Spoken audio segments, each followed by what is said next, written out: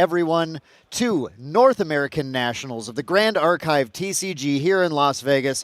I am Main Deck Dan, joined by Valk for our exciting Day 2. How are you doing, Valkyrie? I'm doing great. We are ready and getting ready to go for our Day 2 Nationals, and it's been quite a slog from yesterday. We had 9 rounds of Grand Archive, players fighting tooth and nail to make it to this Day 2, and unfortunately, only a small handful could make it to this day. Yeah, this was one of the most cutthroat fields we've seen in a long time. The list of names of players who are in this Day 2 is frankly daunting. If I were playing in this event, I don't know. I might just leave. I don't think I can win. Yeah, it is insane. Just looking at that player list that everyone's able to on Omnidex, especially after the deck lists have been spoiled, so people now know all your secrets, what you're playing. But we see some of like our world's competitors barely scraping by into Day 2. So they're in like a huge win all the round sort of predicament. And you think these are competitors that have been dominating for a good portion of the last year. Yeah, this is a field full of world's competitors, Ascent top 8s, Ascent champions, players from actually around the world too, despite it being North American Nationals. One of the big breakout revelations of yesterday was Water Aetherwing Diana is back, piloted largely at the top tables by the Apex Players Guild all the way from Singapore. Once again, crushing it and showing everyone you got to respect this deck.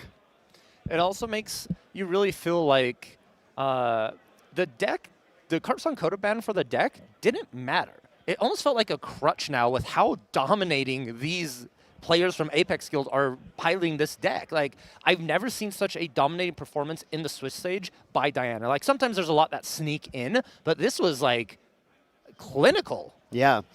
I mean, a lot of this comes down to the fact that going into this event, and I'm guilty of this as a content creator as well, but a lot of players and content creators and everyone in the community was just writing Diana off, saying, look, Carpson Coda is banned. She's just going to be so much easier to answer, to the point where people going into this event just didn't pack as many answers for Diana. And, well, I mean, Diana was unanswered. Well, look at that. If you don't have the answers for the Diana deck, apparently Diana's going to be really good. And yeah, I just think in general, a lot of players may have not expected aggro to be as prevalent because, you know, like, oh, everyone's going to go to level 3. We have so much support, so many cool cards, tech pieces. Everyone's going to level 3. But a lot of these aggro players are just like, well, aggro's still good, even though people are going to 3. Yeah, that's actually one of the remarkable things when we look through a lot of these top cut decks is in a field where everybody expected to play to level 3, the dominating decks then were all of the decks that stayed at level 1 by and large. Now, there's a number of other decks, of course, in there, but if you just look and run the numbers, you see a lot of these Water Aetherwing Dianas. But we can't count out, there's Fire Aetherwing Diana in the top as well. Just the straight aggro, hey, did I win the die roll? Well, I can deal 20 plus damage on turn 2. I'll just take you out. We also had True Champion Cabin showing that new variant of Fractals that eats those level 3 decks alive. Again, a level 1 Dao-Chan deck. And we have to talk about the successful performance of the Essence Crucible, Razor Gale Calling, Arasana decks that, again, like to sit at level 1 and the final round yesterday, Valk, that Terry and I had the pleasure to cast, Protector Raccoon came down on Bailey's side, and the level 3 deck just couldn't beat it. Yeah, it is insane. And it's really cool combinations as well, because you see typical lists like Razor Gale, you're like, oh, it's just Razor Gale Callings and a bunch of cards that filter, cycle themselves. But no, there's cool innovations, the raccoons. You see a lot of like more ally package as well, sort of going towards the traditional first ever Razor Gale Calling when that debuted back in Toronto. And so it's like, you know, these new cards are bringing interesting tech choices to beat the decks that everyone's assuming were going to be brought. And that's exactly what's happened. But don't, like, fret. Level 3 decks are still around, and they're still doing well. They're not knocked out completely. They're just sort of at that bottom half of the day right now. And one of the interesting things just about how this game tends to develop in a metagame from season to season or even within a season is that players will adapt how they try and accrue advantage. One of the main issues with playing a level 3 deck is you play some of the strongest cards in the game, and especially with the new cards like Angelic Channeling and everything, you can play very large packages of these incredible advanced element cards, but you have to get there with enough influence to play them. So it's always a struggle in those level 3 decks to manage your influence. And right now in the current metagame, we look at a lot of these decks and we're seeing things like Gentle Respite turn 1. We're seeing using channeling, just trying to get float, trying to play Fractal of Waves and end up getting to level 3 and popping it there. These are all just methods of managing influence that are being directly answered by those level 1 decks. And it takes a simple shift of saying, you know what, maybe we can't do Gentle Respite turn 1.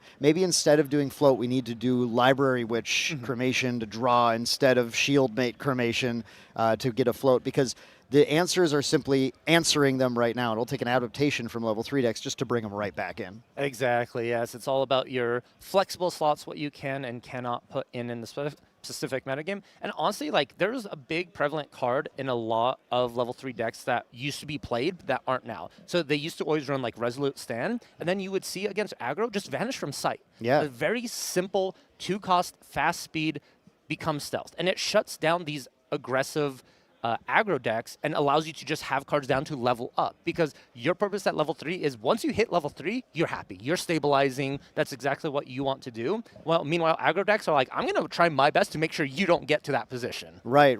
It's I don't want to call it disrespect because that sounds disrespectful to the players, but which I definitely don't feel that way. But it's a lot of in deck building right now.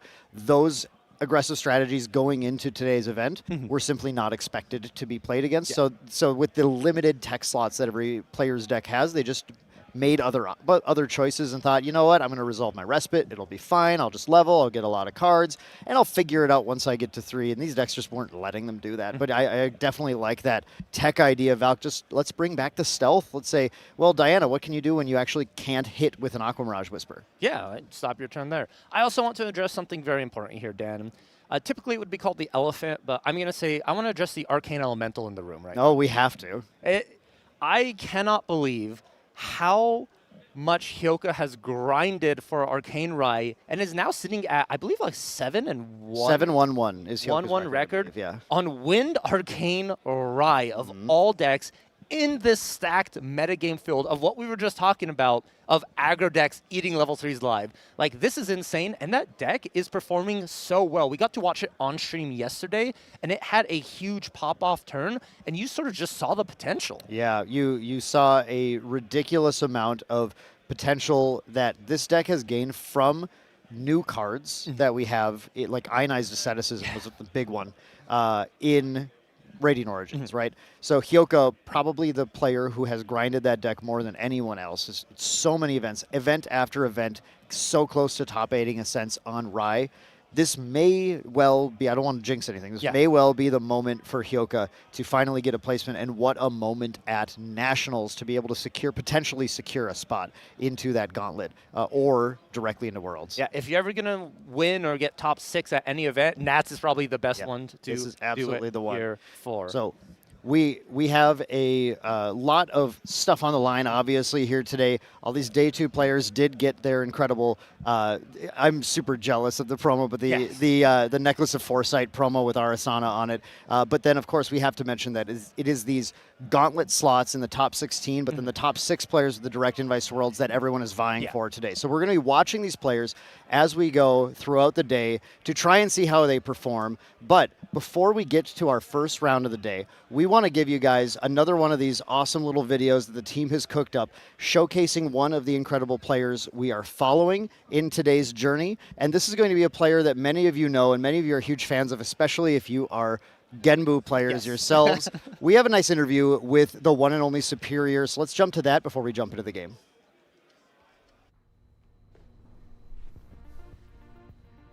Hey guys, I'm Jib. Some of you guys might know me as Superior. One of the few Genbu mains that are left. You know, we're kind of an endangered species, but yeah, I'm also the co-founder for one of these teams that I recently created called Lumia Archive. Coming to this tournament, it's a little low stakes for me just because, you know, I was able to win Ascent London a couple of months back, and that already guarantees my gauntlet spot, so I don't have to stress too much about you know, getting a way to get into Worlds. But ideally I would want to get straight into Worlds, you know, to maybe have my flight paid for, because especially nowadays with, you know, how the gas prices are, it's a little expensive to go out there. But obviously I'm still gonna go no matter what. Definitely want to prove myself, you know, on the world stage once again, or at least try to maybe make it back in. last year.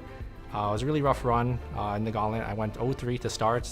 Thought it was all lost, but surprisingly, was able to win 3 in a row and then, kind of draw my last 2 games to get that spot. So ideally, I would want to get that spot just so I don't have to really worry about playing in the Gauntlet again. But, if I don't make it in, it is what it is. I'm just going to go play in the Ascentra right after. That being said, a lot of my teammates are here at the event, and I would love to see them, get some Gauntlet spots, maybe even get some World spots to, come with me to Singapore to see, how many of us can play on the world stage and maybe even take it home winning the world championship.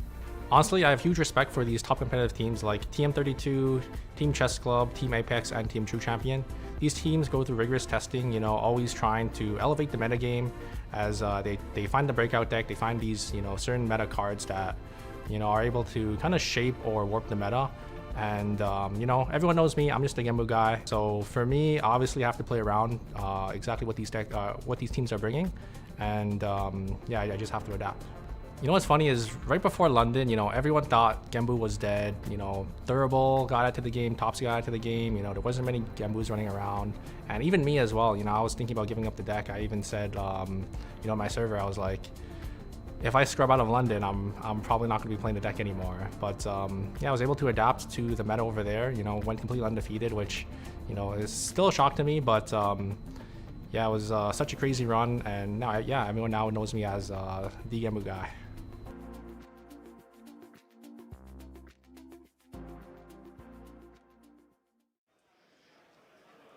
It's amazing to hear Superior talk about his journey so far. Of course, I had no idea that he was ready to actually swap decks, but then that was an absolutely iconic run at London, completely undefeated throughout the event. It's nice to see him sticking with the deck and obviously performing so well.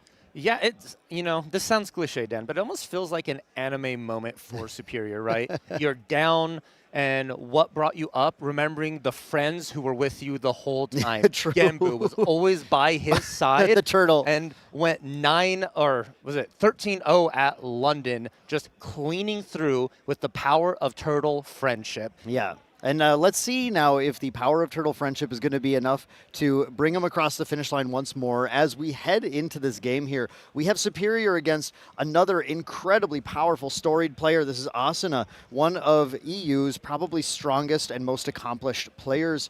Asuna has top-8'd multiple Ascents and has for a long time been known as a Tristan main, but as soon as we saw Asuna swap off of Tristan at main deck, we all said, I don't think Tristan's playable right now. As Asuna today is on that Wind Arasana Razorgale Essence Crucible monster of a deck. It is indeed. And this deck, I'm not surprised to see it here so high with the way Asuna has built it. There's a lot of cool tech pieces in the specific deck to stop the interaction with the Crucible, which is your main win condition. We see 2 mainboard obscure offerings, which a lot of Razorgale lists are putting them in the sideboard. But Asuna realizes how important it is to win that first game and have that protection for the Crucible. So it's going to be really hard for Superior to remove that off the board with just Fracturizes and Horses.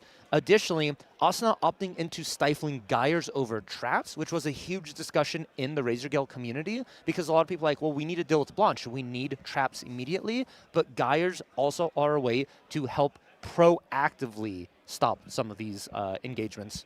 Yeah, I think the combination of Gyre followed by a trap is actually one of the strongest things you can do in the game when the opponent, especially against Dungeon Guide plays. Not something that you'll see here necessarily with the Dungeon Guide plays, but yeah, definitely cards that will come up against cards like Unbroken Mustang that might be trying to answer things like the Censor of Restful Peace that Asuna is running. And I got to point out too with Jim, with Superior, 1 copy of Excalibur Cleansing Light, his lifeline against that Essence Crucible if things get out of control. But let's see how this plays out as Superior with the Superior Seed is going to take the, did win the die roll, I should say, and takes the first turn here with the Fractal of Rain imbued, passing over to Asuna, who gets a Razorgale Crucible as well on the first turn. So really powerful Fantasia starts from both players, as Superior then goes to a traditional Guoja level 1 with the Fabled Sapphire Fatestone. And we'll see, we love our Mill Lotto here in Vegas. We have a Frostthorn Paladin and a Windmill Engineer, excuse me. That's pretty much a push. Yeah. Even both good cards, but then the Fractal of Rain triggering and getting a Fracturized for Superior is a much better mill to see. How many Polar Depths is that? Just one? I thought think just two. I right? thought I didn't want to believe it, but Yeah. I might have seen 2 Polar Depths in Superior's hand, which is a great place to be to start this game off, especially when you then crash in with a Tidestone Bovine, milling at least a refracting missile. A refracting and an engulf, I believe, here. Engulf. Okay, the engulf's not good, but they're refracting another nice float sitting in Superior's yard, giving them a really solid start to this game as they pass to Asana's turn 2. Yeah, and Asuna just clearly knowing what to do against Genbu, opting into the first materialization of the Sensor of Restful Peace, saying, Superior, if you want to be able to play this game now, you're going to have to find an Unbroken Mustang or Fracturize here. And we just talked about it, Dan, but the Stifling Gyre is now entered, drawn to memory, and we get to see what is going to be named here shortly. I'm assuming you're going to name Unbroken Mustang now with that sensor. Yeah, I believe Asuna named it so fast I didn't get to turn up the volume in here, but it's almost certainly Unbroken Mustang.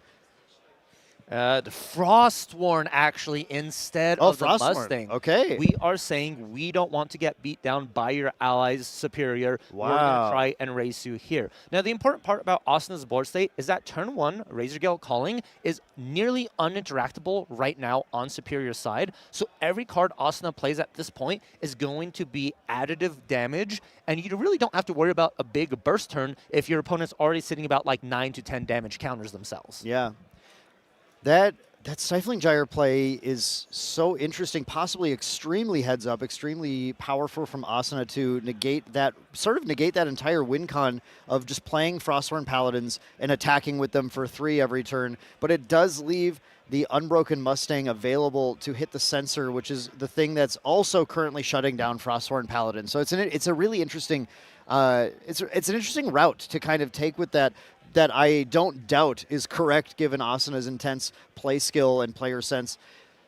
We see the Fractal of Polar Depths being developed here as well, which is, of course, going to be a key card for Superior to go for another win con. This is going to be the ability for Superior to entirely mill out Asuna's deck at some point if we can see a follow-up of 1 or 2 more of these. As Asuna, a lot different than how Bailey played last night, goes to Arasana very early on in the game at turn 3, getting 2 herbs and actually 2 recovery herbs, which is a nice little thing to keep an eye on. If those are certainly going to be brewed, but always if there's a fast aggro start, those can be used to heal as well. Yeah, you love to see recovery anytime, and Felix just playing a little bit differently because the lists themselves are kind of like different shells. Bailey has a lot more allies. Asuna is more focused on just the Razor Gale aspect of the deck itself. So I'm curious to see how this plays because, you know, maybe, who knows, one is better, one is not better, but all we do know is that Asuna has to fight through a Genbu that already has 6 quest counters, Dan. This is going insanely fast.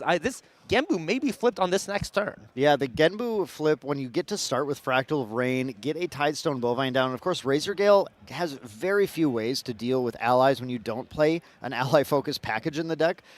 So this has allowed Superior to massively ramp up these quest counters. And now we follow with the Safeguard Amulet, which is a card that against Razor Gale is okay. It buys you a turn, but it's really more like half a turn because the Razor Gale player is able to sort of either respond to the activation of it or go ahead and just simply wait the turn out, and then in your materialization phase, in response to your materialize, they'll just go ahead and try and take you out there instead. So, but it's the only thing Superior really has right now to buy that extra time that they might need. It's false security a lot of the times. You need a amulet and an additional thing to sort of stop Razor Gale, but it's the first part to it here. And actually, Dan, we see it right here. Superior just goes, I'm going to rest my Fate Stone, flip the Genbu. What can you do against a 3/9 turtle that is my best friend?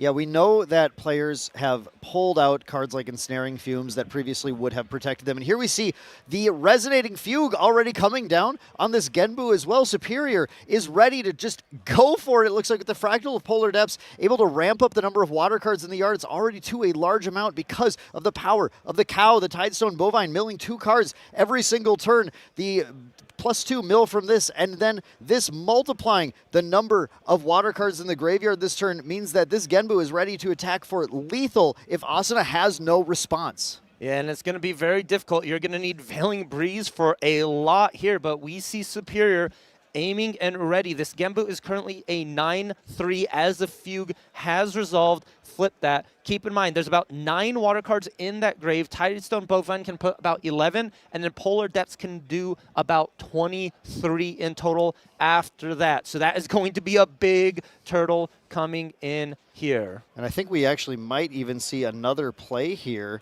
to ramp it up even higher, because the key interaction that the thing about these open deck lists is Superior knows that there are no crazy cards here. Are we playing Spell Shield Wind? No, we're not. We have no way to stop the entire chunk of damage from coming in. It's just like you said, those calming breezes here instead of actually. Okay, we have those plus Veiling Breeze. So Calming Breeze obviously doesn't do anything when the damage is this high. Veiling Breeze can only prevent so much. We get the damage as high as we possibly can, and then that means that we can push through any amount of Veiling Breeze unless Asuna is holding multiple copies. Multiple copies indeed. And how likely is it that you have 3 Veiling Breezes in hand? Even a 3 visits would be helpful to try and recover, but we are out of the range of any Innervate agility. Here comes the swing. The Genbu is attacking in. We have a Fairy Whispers. Asuna is going to dig for response.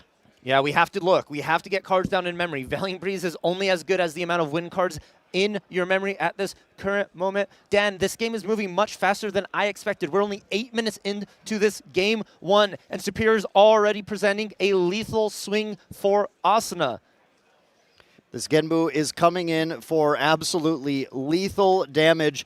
How many Veiling Breezes does Asuna need to survive? If given Asuna's influence right now, and unfortunately playing this Razor Gale Calling and playing this Stifling Gyre has reduced the number of cards in Asuna's hand, I think 30, it sounds like it's a 35 damage swing, I think is what's happening right now, listening to the players. Triple Veiling with 5 cards in memory. This is a 31 damage swing coming in from Arasana.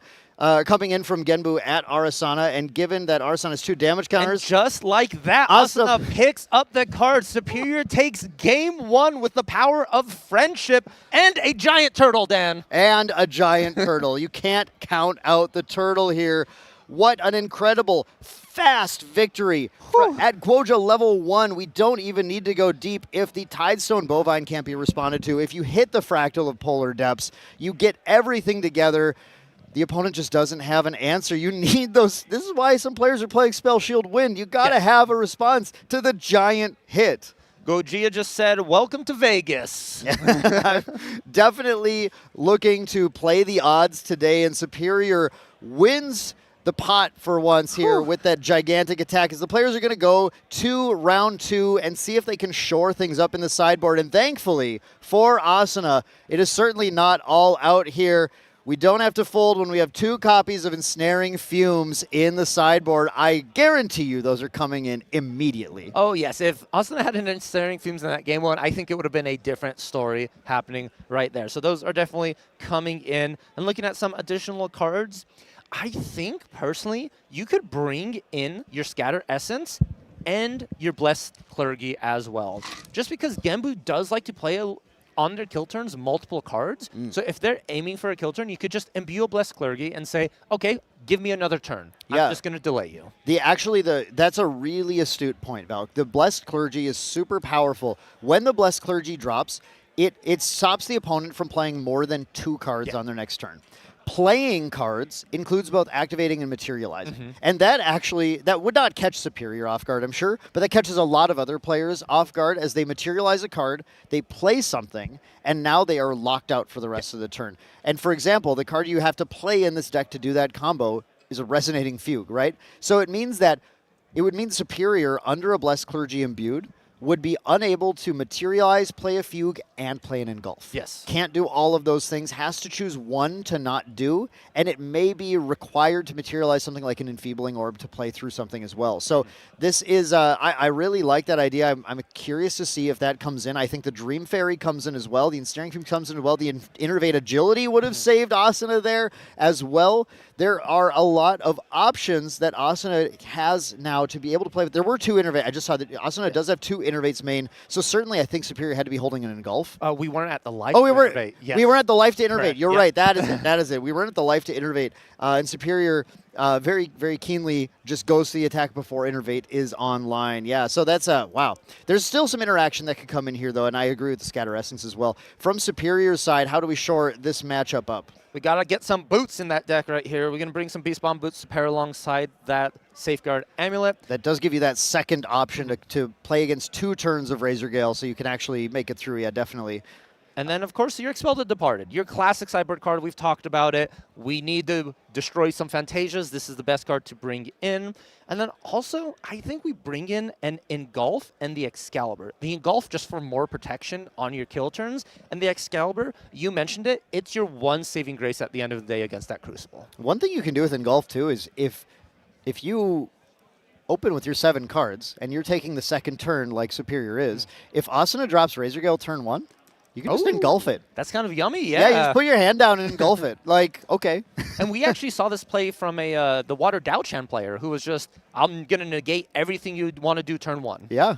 Yeah, I mean, that is potentially an option here as well. But yeah, that second Excalibur to be able to hit the Essence Crucible if the game goes later than this one did, certainly powerful. We do know that Superior plays 1 Shade Mist Priestess in the main board as well, something that they can hopefully find and drop if the Asuna gets a much better start. I have a fun fact about that Shade Mist Priestess. Okay. And correct me if I'm wrong, but I'm pretty sure when we've seen Superior on camera, it has been milled within the first 5 to 10 cards every single game. I don't think he's ever actually drawn or been able to play it. It has constantly been in that graveyard. You mill a lot more than you draw in this deck, so that does make sense. I think playing the odds, that's where it's going to end up. We'll have to see in this matchup, though. It's one that could change the matchup depending on where we get. Looking at Superior's hand for our openers here, I do see some nice stuff. Expel the Departed from the side in Superior's hand, so the answers to Razor Gale are plentiful as Asuna takes the first turn with his Scout the Land, going to set up these top 4 cards of the deck to find a little bit more of a salient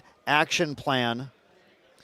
Indeed, and maybe not thinking about, maybe that turn 1 Razor Gale isn't the best option right now. I need to maybe build a larger influence, so in case there is a fast turtle coming at me, I'm able to defend against it a little bit more carefully than what I had prior. Yeah, looking at that, looking at those cards, I see we had a Stifling Gyre available here for Asuna to play, but looking at the top 4, there wasn't a lot that was like crazy. I saw Gale Stream Insight to maybe dig a little bit deeper, but none of the kind of pop-off stuff that I think we're really looking for. Yeah, nothing too crazy. All right, Bovine, Dan, we're attacking in. Bovine into Fracturize. That's such a good Bovine. Top 2. That is a double floating memory mill. Of course, it won't matter as Asuna drops the Censor this turn. And this, I want to point out the Gyre once again, naming Frostsworn Paladin. In this case, boy, with that, we know that Unbroken Mustang's in Superior's hand. I wish this named Unbroken Mustang for Asuna's sake right now, but I still, I agree with playing the odds on, there are 4 Frostsworns and 2 Mustangs. So let's play the one that actually kills me. Yeah, one of the biggest lose conditions for Asuna right now is Superior just going this turn, Frostworn Paladin, eat a float, draw Frostworn Paladin, eat a Paladin float, hit you for 6, and now you can't really do anything about this board state. Yep.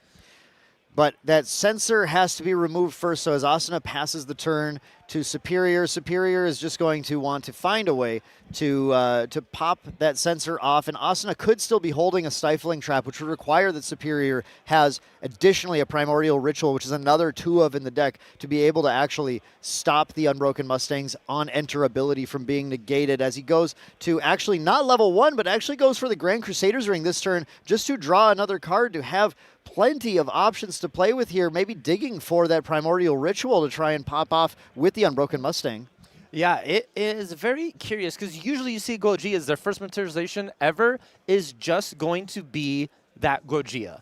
Start the Genbu mill, start getting the quest counters, but Superior clearly playing around something here. We see the Unbroken Mustang activated, and Asuna is going to have to decide, do we have an answer to this, or are we just going to lose our Censor? Asuna looks like if they don't have the Stifling Trap, Asuna likely wants to dig for it and try and find that Stifling Trap with one of these fast activations. There's the Fairy Whispers. Now, we did scout the land, right? So I think we know what some of these cards are. They had to be put back on top. Does find another Fairy Whispers. Looks like 2 to the bottom, 1 to the top. There's the second Fairy Whispers being activated. Asuna is digging to find a Stifling Trap to attempt to answer this Unbroken Mustang, hoping that Superior doesn't have the Primordial Ritual to fizzle the Stifling Trap if he does find it. And we see there's a potion in there that's not useful right now. I don't don't know if we have another way to keep digging. Not looking good here for Asuna on those top 3. That glimpse. I think I see an obscure offering in Asuna's hand. Is this a moment you use that to save your... Obscured Offering only gives Spell Shroud, not Omni Shroud. Oh, that's correct. Unfortunately, Yeah. and the horse is not a spell. As much as I'd like to be a magical horse, this one is just a regular horse. Spell word horse. Stomps on the Censor of Restful Peace, as Asuna is continuing to contemplate how they can possibly get out of this scenario with the Censor of Restful Peace intact. And it's just an Innervate Agility on top, and the Censor is defeated, re-enabling Superior's float. And just like that, Bovine attacks in, and we find the Seaside Ringleader. Which also was disabled prior to the Censor of Restful Peace. Now being defeated, Superior's looking to be in a pretty good board state, but Asuna is ready to answer in kind to the Purifying Thurible as their materialization, putting everything down and banishing all 4. Whew. What an answer. I think you had to do that here. Superior was going to get too much value out of that graveyard with the float, with that Seaside Ringleader. It would have been an insane materialization for Superior at that moment. Luckily, Asuna realizes that graveyard was getting out of control. Thuribles and Superior now just opting into going to Gojira. You have to at this point. Asuna passing the turn indicates that there's still no Razorgale Callings. Stifling Gyre is unique, so you can't have a second one in play unless you want to swap. But you don't need to swap what it is now, though. The Broken Mustang's already resolved. So Frostborn's definitely the best call for that right now. Asuna, I think, just continuing to hold these cards to dig deeper to try and find the deck's namesake cards, the Razorgale Callings, the ability to continue to play. As Superior gets to play a bit more of a traditional onboard gameplay, but did mill one of the Excalibur Cleansing Lights there. So once that Essence Crucible drops, it's getting less and less likely that it's going to get off the board, and a Primordial Ritual for an additional float as well, which looks pretty good. Now here comes the Imbued Fractal of Rain. Superior is getting set up to gain these quest counters fast again to try and get that Genbu flip to take the game out, while Asuna is scrambling to try and find their own game plan. Yeah, it looks like Asuna has a lot of defensive cards in hand here, but we actually see the materialization of Quicksilver Grail. Oh, that is so cool. Okay, we got to see what Asuna put underneath the Quicksilver Grail. Now, we don't get to see this Divine Relic nearly enough these days, but this is one of the most interesting cards in the game, and I was fully expecting Asuna to throw a Safeguard Amulet under this Quicksilver Grail to try and catch Superior on a stratagem kill, but Asuna actually put the Essence Crucible underneath this Quicksilver Grail, which means at any point when Asuna is ready, he can surprise Superior with, actually, I'm going to start brewing potions and go off and kill you this turn while your hand is unavailable. And that is going to be potentially very crazy, as here comes the Scatter Essence as well from Asuna, answering that Fractal of Rain unless Superior wants to find a negate for it. It looks like we are going to be fighting for the Scatter Essence here. The Fractal is rested, Superior putting 2 more down. Is this a title lock? No, that's the Engulf. Oh, the Refracting Missile. Okay. Interesting. Just trying to get that damage in while we can before we lose that Fractal. The Engulf costs 6 still. We're still level 1 because both players have gone so slow with all their materializations this time. Yeah, here comes that Refracting Missile. Just going to get the extra point of damage before the Fractal of Rain is defeated, and that puts the that also puts the Floating Memory into Asuna's yard as well, which is nice. It can pay for the Essence Crucible that Asuna set up with that Quicksilver Grail. And of course, that's also the key. Asuna had no cards in memory, right? Wanted the Essence Crucible, but didn't have anything to be able to pay for it with. And this Quicksilver Grail allows them to still use that float that they were putting in their yard this turn in order to play it. So that is such a solid play, and also making Superior maybe want to even try and waste a Fracturize on the Quicksilver Grail. I think this is the kind of mind game play that can give Asuna a bit more of a leg up in this game that's already starting to feel like it's going a little bit south. It is going south indeed. If we just take a look at the life here right now, Asuna already has 7 damage counters on them, so that Refracting Missiles does matter a lot because Superior is putting in the threat potential, just these small little allies, no Genbu, nothing. Asuna's going to have to find and answer them quickly. We have to point out, too, we did go to Guoja Bless Scion level 2 this turn, which means Engulf now only costs 3, and I believe there is 1 in Superior's hand, so we're looking at a pretty solid control the board scenario where Superior has the better position on the board, will continue to push that damage and make it hard for Asuna to try and answer. What are we thinking? Is this the Fractal Polar Depths? Actually, it might be the Polar Depths coming down. Would that put us...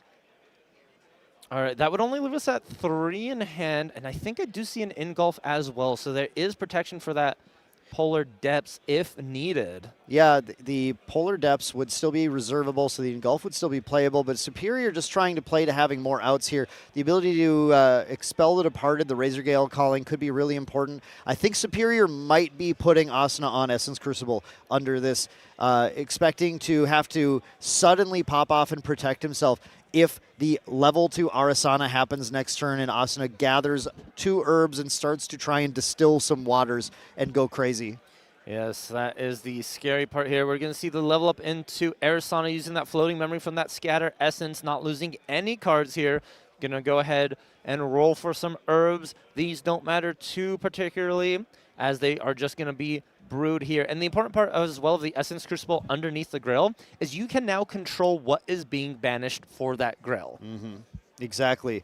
And Asuna is, I think, going to really take advantage of that right now, doing a little bit of math, trying to figure out what can I do? Can I get there if I get the Razor Gale and if I pop off? Now, being that we're a Cleric level 1 now, we have the class bonus on Razor Gale Calling, so it's only a 2-cost card to play. There is a 10 to land in Asuna's hand as well, which is another way to get herbs and try and pop off a little bit more. You know, Asuna wanting to find something like a distilled water and a speed potion brewed this turn that would require 3 herbs to do that, but that would give them a lot of influence that turn, as the speed potion's agility would also ramp up. You'd have 2 counters on the Razor Gale Calling, or 2 counters on the Essence Crucible, find the Razor Gale Calling, pop that off, and now you can activate several cards this turn, dealing 3 damage with every win card activation. If that gets set up here, there is that 10 to land happening for the gather and draw. Is Asuna just going to explode out of nowhere this turn? I think I just saw a hand motion to pass. Okay. Asuna still needs a Razor Gale Calling, so there's no way to do it on Superior's turn, just trying to stay defensive right now. And I think importantly, too, going to this Arasana level 1 did enable the Innervate Agility. We're at 7 damage now. We are at level 1. So Asuna has the ability to last another turn, especially if Superior isn't... Oh, Dan, real quick right here, that Gambu Mill just hit a Razor Gale off the top. Oh, no. That is not what Asuna wanted to see. I just wonder if what Superior is putting on this Quicksilver Grail. It has to be Crucible, 100%. There's, like, these are open deck lists. I assume Superior looked at it, and there's no other card that would be under there that would make sense right now for what Asuna's setting up. Yeah, that very well might be true. I want to point out, too, on the mill here, we lost the 2nd Excalibur. So Superior's answers to the Essence Crucible are now gone. If Asuna is able to pop off on this turn where he materializes the Viridian Protective Trinket, Asuna is now making it harder for the Razor Gales to be engulfed. Now, of course, they still can be, but Asuna needs to put up as much defense as possible as the game is starting to get far out of his control. But Superior just being patient, just pushing small amounts of damage to every turn, milling more and more, but holding on, we know, to that Polar Depths in hand. At any point, if Superior needs to start pulling triggers, he can, but is being very patient, the patient hunter right now, waiting for Asuna to strike so he can counteract and then respond in kind. And here's the Razor Gale Calling. Asuna is attempting to go for it. What will Superior do? Yes, this is the answer for it right now. This is Asuna's turn. And you have to be careful, though, as Asuna. You have an Ensnaring Fumes in hand, so if you try and push too hard this turn and you don't end up taking the kill, you need to be able to keep that Ensnaring Fumes up so you just don't die to the Gamblu on the next turn. They are already at 9 quest counters. That Gamblu is flippable. So every card here for Asuna does matter. There's a Razor Gale Calling in the grave. I believe we do have a Cyclical Breeze. We could bring that back, but is that going to be enough? And no, we're not pushing for it. We are staying defensive. That Ensnaring Fume is our one hope to stay alive, so we're just going to go ahead and pass turn. No need to get, too crazy and just party out, throw everything on the field, and hope you can win this turn. Yeah, that Superior is not as worried about that Razor Gale Calling, which is very fascinating to me here. I know he's holding on to an Expel the Departed, can simply remove it from board. Here comes a Diamond Ribbon, though, to increase Superior's influence even higher. The response chain might be the interesting component of this, though, because if Superior starts to dive, Asuna might try to take him out in response, but that Essence Crucible won't have any counters on it, so it's not going to be viable yet. I think, Dan, we're going to have a fight over this Crucible. Asuna can protect the Crucible, but die to Genbu, and Superior is probably going to be fighting tooth and nail for this Crucible. I see a Fracturize. I see some more negates in the hand for Superior. So we're just going to go ahead and see, like, whoever comes out on top of that activation will probably be in control of the game, and that's why Superior is building up their influence. They want to make sure they could activate multiple, responses to Asuna.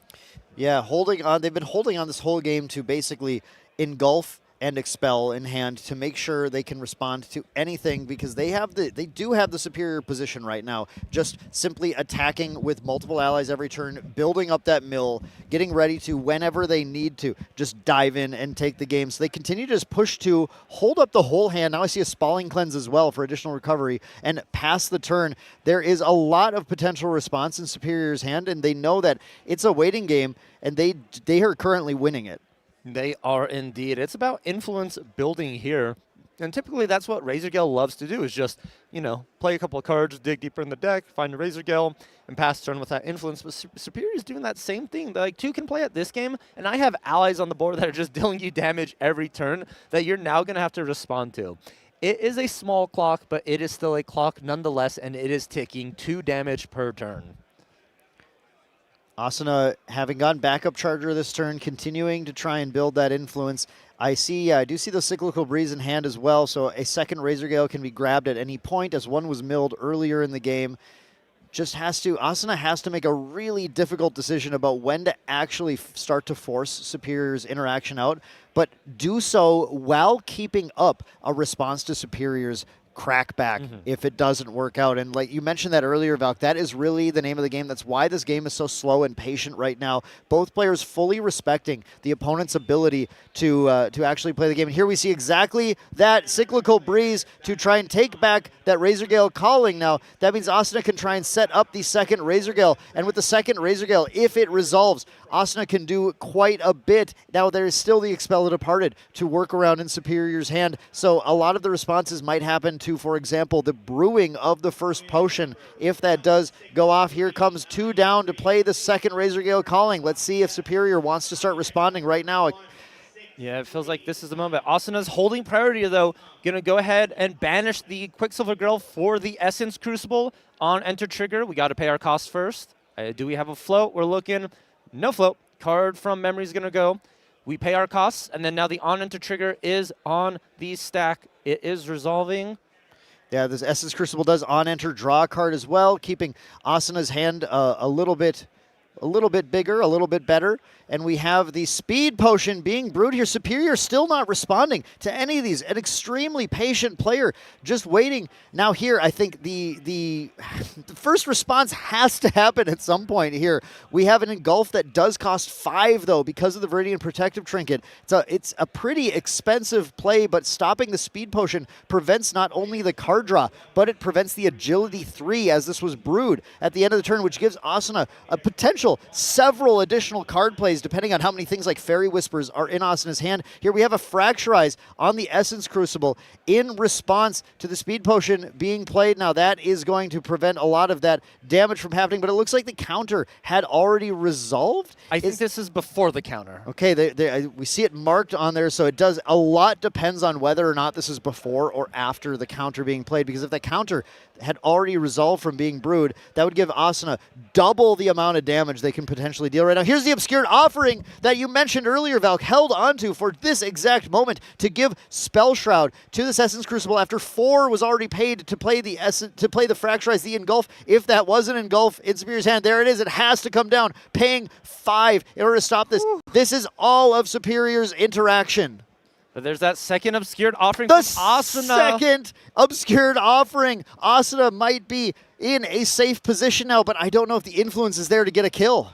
You had to go completely hands down for this protection. We have Crucible, but at what cost? Dan, this is exactly what we are talking about. Asuna had to keep doing this to stay in the game, but the fact that you had to do it means Superior does get one more turn. You cannot die on this turn from Asuna, even with these Razor Gills being so buffed up as they are. Each one of those is going to be doing 3 damage at a time. It's only a couple of win cards to close out the game, but Superior gets one more chance. But that agility 3 from the speed potion, that is the important part right now, as Asuna gets to take 3 cards back from memory into hand, going into Superior's turn with a 5-card hand, 2 counters on Essence Crucible, and Superior basically hands down in the recollection phase. So for example, if Asuna has a Veiling Breeze in hand right now, they are able to play it during the wreck before Superior can respond to it. Oh, speaking of which, how about a 3 visits? Woo. That will actually restore 2 on Asuna and then deal 6 whole damage to Goja. Maybe the kill is here. The kill is actually entirely possible with the Scout the Land dealing another 6. Oh, I think just right here, Tempest Downfall. Yep, that's going to be it. Oh, Asuna takes game 2 single-handedly with double Razorgill Essence Crucible. What a disgusting way to close out that game. Wow. The pop-off from the Razorgale deck must be respected. When it happens, it goes crazy. Both players being so patient, playing the standoff game. Finally, Asuna says, I'm set up. I have the math. I think I can pull the trigger. Pulls the trigger. Superior does everything to respond. Asuna has everything to answer it. Indeed. That almost makes you wonder if you should have played that Expel the Departed a little bit earlier to try and stop that Razorgill from stacking here. But Asuna playing that very perfectly with that opening hand. Both those Obscure Offerings were in that opening hand for Asuna. So just, you know, knew what they had to do and made sure they got to that spot that accomplished it and worked. And for those of you curious why they just showed the Tempest Downfall and Superior started scooping up the cards, the Tempest Downfall would have been for 5 by itself, and then each of the Razorgills would have been an additional 3. So that one Tempest Downfall was 11 damage, which was more than enough to go ahead and deal to Gojia too. Yeah, the amount of damage that this deck can deal on a lower influence than you expect is crazy. It can just pop off. I did not notice the 3 visits had been milled earlier in the game, so the 3 visits being there changes the math drastically. Get the recover 2 and 6 damage for 0 cost is, I mean, one of the craziest deals you can possibly get in the game. It's one of those moments you are thankful 3 visits has been eroded. Oh my God. Can you imagine? Can you? But we're just going to go ahead and get into game 3 here. Both players happy with their sideboards. I don't see any of them reconsidering some of the cards. And I think that's one of the portions, too, about open deck lists at high-level competitive play. Once you side in for a particular matchup, unless it's something like going turn 1, or going first, going second dependent, you just usually stick with that same sideboard plan. Yeah, I have definitely had times where I think I have sideboarded, and then game 3 I went, no, wait, that was wrong. Unsideboarded. But that's because I am not a Nationals Day 2 player anymore. I guess I was at one point, but that was before they banned erupting, and they made it hard for me to win. The game was a lot simpler. we had, was it 3 sets at that time? Now these players have 9 sets to choose from for sideboard. So a simpler time for a simpler man like me. And here we go with Superior, then taking the first turn. Let's see how hot the start is. I want to point out in that hand right now, folks, we see Unbroken Mustang, we see Primordial Ritual. I do not think that a Censor will last any amount of time in this game. It's going to be immediately answered by Superior. Oh, 100% that is going to be answered. We see a Gentle Respite turn 1, something that's not typical for Superior. Usually you see some, you know, a Fractal Imbued or maybe just a Fractal Pull of Depth. So even Bovine was your typical turn 1 plays, but this is going to be a safe level up here. And a Razorgale calling, turn from 1 from Asuna. Asuna taunting Superior, saying, look, if you drew the Expel, good for you, but I'm going to put this here, and yeah, I might just grab it back later with a Cyclical if you do kill it. This is kind of repeating what our game 1 was, though. Asuna also opened up with that turn 1 Razorgill, and we saw how fast that turtle moved. Let's see if Superior has that same speed or if it's going to be slightly slow, which feels like it is if we're committing to a Thronekeeper Bullfrog. Oh, that's interesting, because obviously the Thronekeeper Bullfrog doesn't do anything against Asuna as a taunter. The Bullfrog is simply a setup for Primordial Ritual. Yeah, going to get you that float. Actually, going to provide you that double float that you can instantly go to level 2 if you so choose. And then you get that additional mill as well. I think it is going to be a great spot. And I see a Frostborn Paladin in the hand of Superior. So if Asuna doesn't see that Gyre, Superior may be, for the first time, able to actually get a Frostborn Paladin. The turns simply pass on Asuna's side. Asuna's such a fast player. Every time Superior goes for the Portentous Tongu, getting that quest counter, actually choosing not to use the ritual on the Bullfrog quite yet. But here's a nice pickup. We see we do see the Tidestone Bovine as well. So following this Unbroken Mustang, if the ritual is not needed, and I love this, I love the Superior being careful and saying, I'm going to hold this ritual now that the sensor was played so that I do have the response to the Stifling Trap. And if not, then the ritual can still be used on the Bullfrog later for the additional mill, or that Tidestone Bovine can be played as well. Yeah, this is definitely a do you have it check. And we're going to Zephyr our... Okay. Wow. That okay. the Zephyr on the sensor, another really hot play from Asuna. Again, showing the flexibility of that Zephyr. Asuna is a 2 Zephyr main, 1 Zephyr side kind of gamer as well. Having that answer as an option alongside the 2 Stifling Traps makes it a lot more flexible to be able to deal with that any potential answer to the sensor vessel piece. But we did see the Cerulean Decree in, or the Cerulean Decree milled. We already passed turn, didn't we? Yeah, yes. No, I was like, why didn't it get banished? No, we just passed. These players so fast, they know their game so well, and they know that they want as much time as possible because just like game 2, the game 3 could potentially grind. As Asuna does go to Arasana, Herbalist, Prodigy, getting the Gather twice off and getting set up with already 1 Razor Gale calling in play. Just need to get that Essence Crucible. Essence Crucible is very valuable. I'm trying to take a peek if there's a potion in Asuna's hand. There is. There is. Okay, we may be looking for just fast brew here on the next turn. There's sometimes about Razor Gale where it feels like a combo deck, but if you just set up a Crucible early and just play your turn as normal, you can just win the game. You definitely can.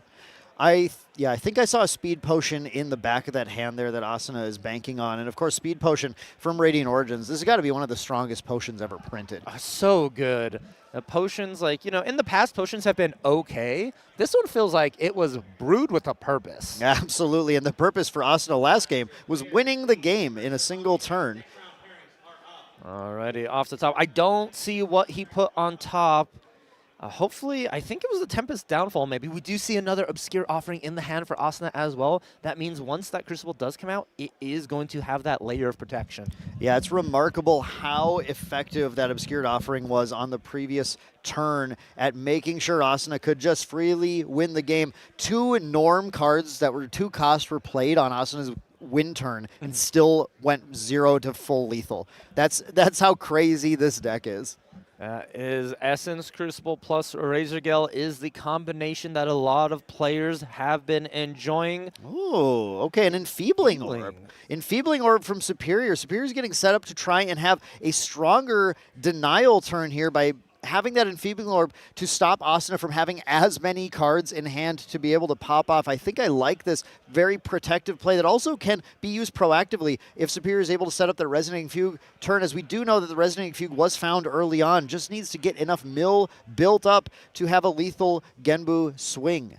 Yes, we do have the key pieces in hand. And I feel like that graveyard is getting kind of out of control. I would not be surprised if Asuna decides to materialize a Thurible on this next materialization phase. Yeah, the Thurible with a full hand down would be pretty effective at buying Asuna extra time. I think the big thing Asuna is hoping to see is no Bovine being dropped. I'm sure Superior is currently considering with those 3 cards being reserved. Yeah, I see that Bovine brought over there to the front. Yes, the reason the Bovine, the reason the cow is so good is it is a consistent mill 2 every turn, and Asuna just doesn't in this deck have a way to answer the ally. There's that Excalibur #1. Again, a card Superior would love to be able to have on any game where they can go to 3 to be able to deal with, and we know that they want it because Superior sided in the second copy.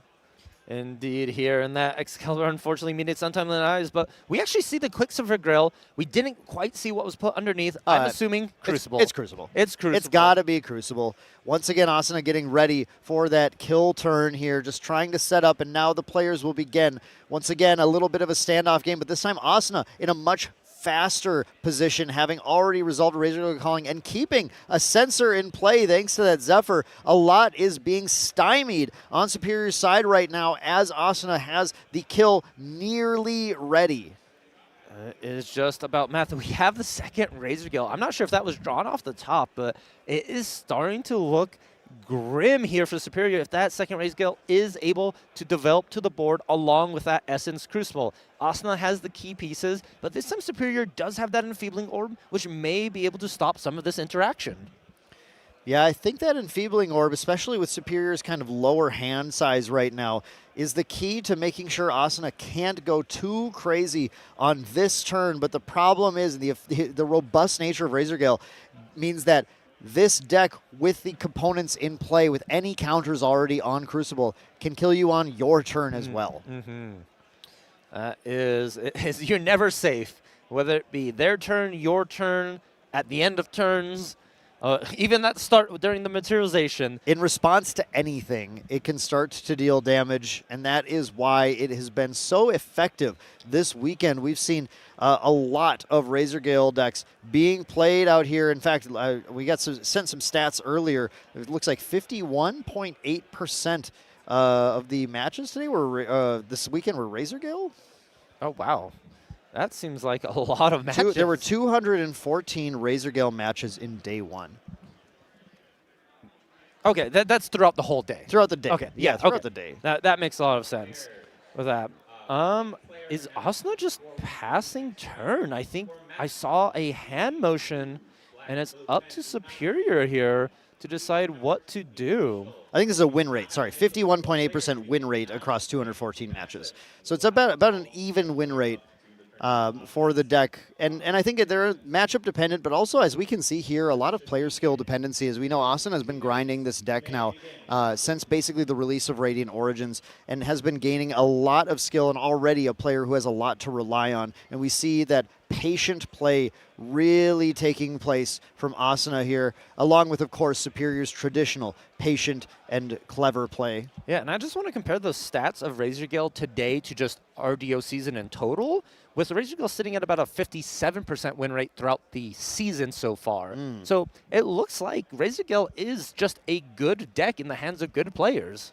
Yeah, and that's kind of expected, because it was this version of Razor Gale presented a new problem for players in the fresh metagame that, of course, was not being solved right away, but then players started to adapt with the cards needed to be able to answer it, as so the Razor Gale started to adapt with cards like Obscured Offering to be able to try and hold off. But you're going to see a natural kind of decline of the win rate to a more sensible position when a deck is presenting such a unique threat that players weren't initially ready for.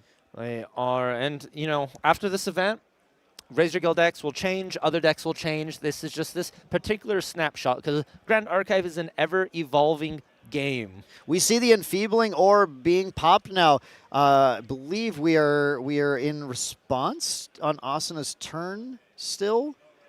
Or end of turn pop? I think it was end of turn. End of turn pop. Yep, I was just trying to make sure the players were in the tank for a while there. Some very, very clutch decisions right now. A lot of this victory or defeat comes down to the exact cards being played and when they're being activated on this turn. So Superior's taxing Asuna's handout, giving Asuna only 4 cards to respond with. Now going into the Guoja Blessed Scion, level 2, having to pay 2 from memory because that Censor of Restful Peace has completely stopped the float from being active. And now we see on Guoja, level 2, of course, why is level 2 important? It's the Engulf. The big Engulf also, it gives you the 2 additional quest counters. Superior was short to be able to get that Genbu flipped on this turn in particular. And I think we're just going to go for a Genbu activation into Fugue. Yeah, what the Enfeebling Orb did is it took Asuna's hand from 6 to 4. And at 4, you can no longer Ensnaring Fumes. That is exactly what Superior's playing around here by taxing that out. That allows Superior now to freely flip the Genbu and push the Resonating Fugue here, as Superior has done the math, has calculated where they're at and what they need to do to win the game. There's the Fugue, and Asuna lets the Fugue resolve, and the Genbu gets activated in Recollect as well. What is the life?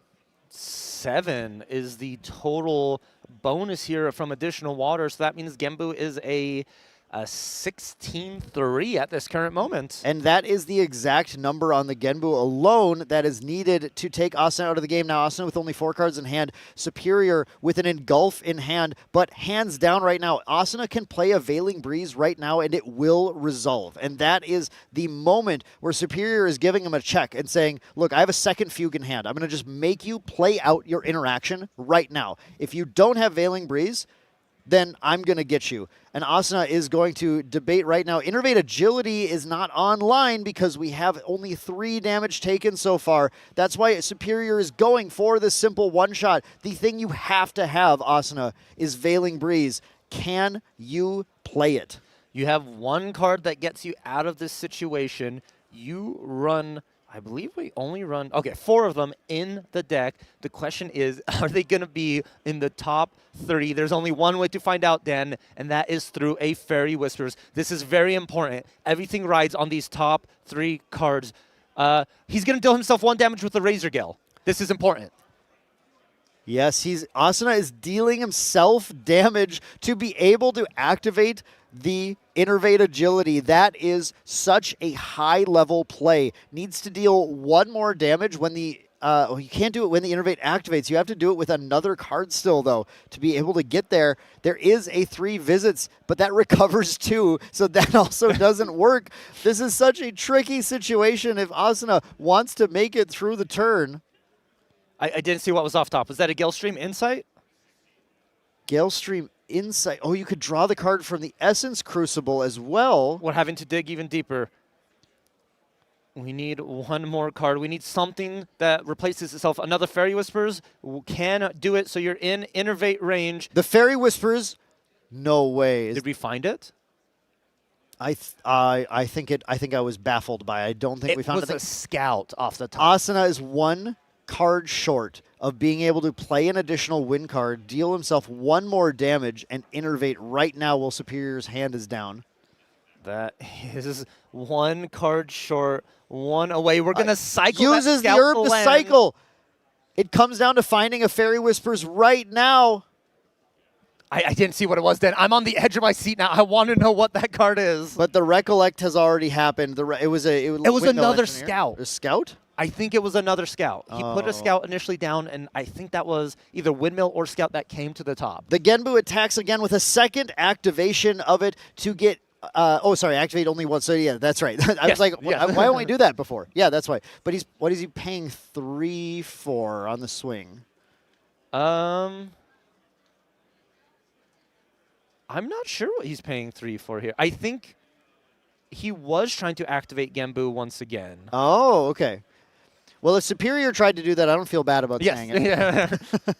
Because that's the only thing I see that you can pay 3 for when you attack, realistically, on the board. Yep. There's no Ducal Seal. There's nothing to worry about. Oh, Superior may be nervous around the Veiling Breeze now. Yeah, Superior just trying to play around double Veiling Breeze in Asuna's hand. That would be the only reason you'd want to be able to activate the 2nd time to be able to push that damage.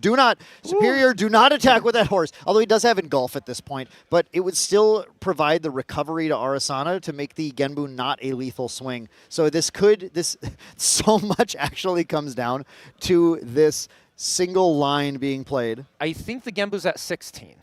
It was 7 plus the 9. Yep, Genbu's at 16. But if you let your opponent Innervate Agility, they're down to 0 out of 19, and you only have 17 damage. You de-level. You de-level.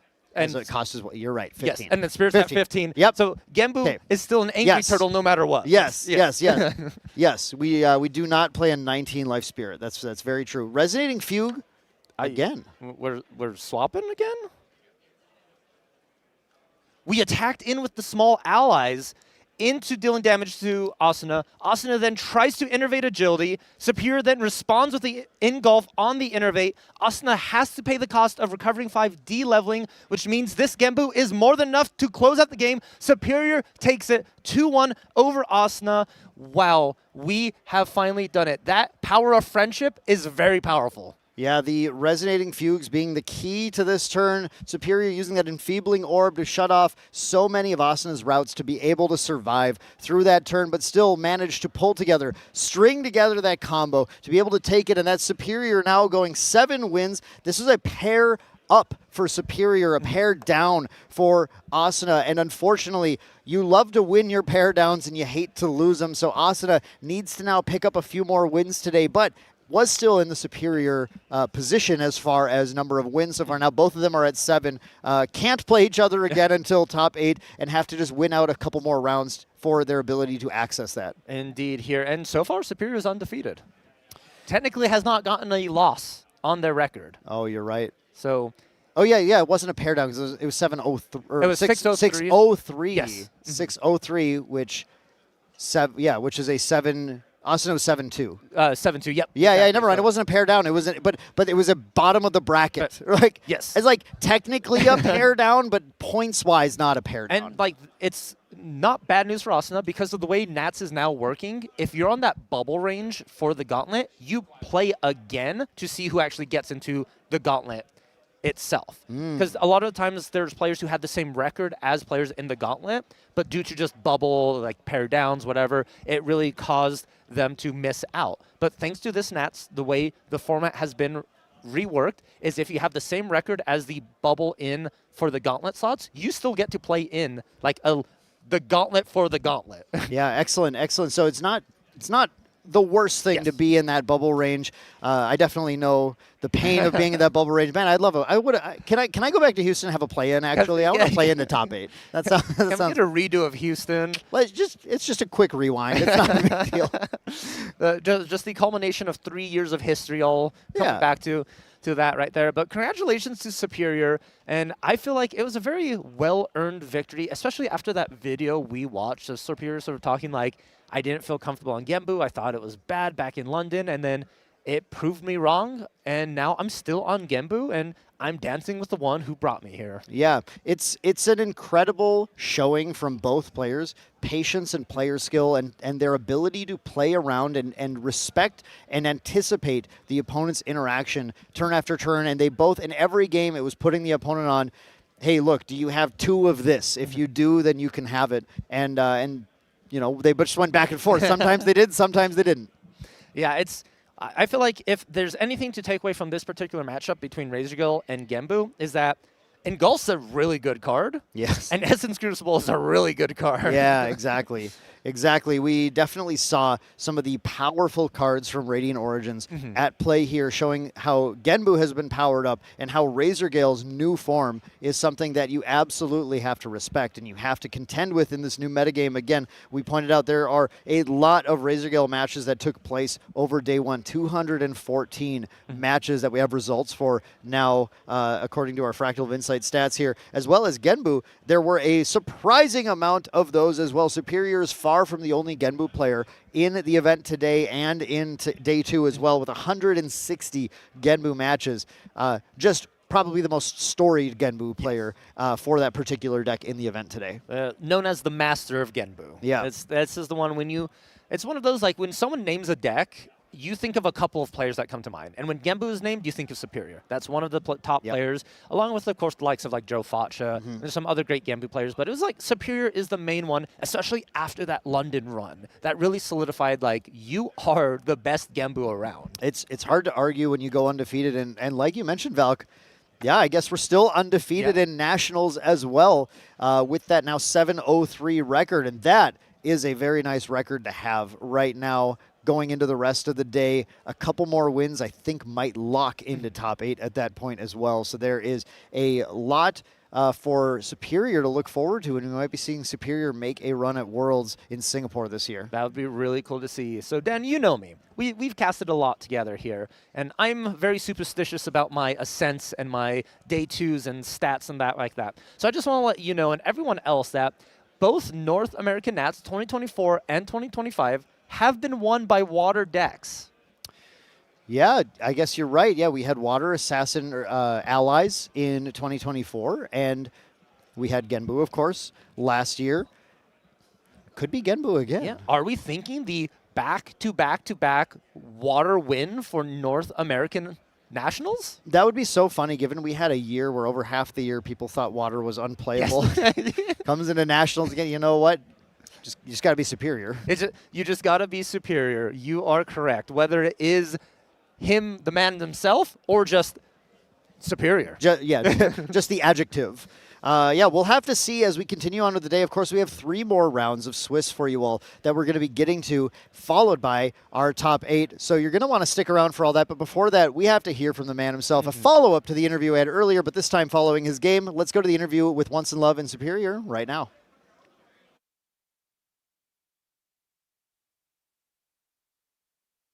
Round 10. Congratulations to Superior. You are the Genbu man himself. It's a wonderful, player intro we had for you.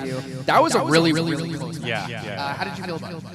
I'm very happy with the win. I'm a little disappointed with how I planned to end. A little sloppy there, with the last sequence. But yeah, thankfully it was a illegal game action because I tried paying for Genbu twice, so I was able to take it back. But yeah, I mean, going into day 2 with the first win is always a great feeling. Yeah, so you've been on stream here multiple times, whether it was intentional or not.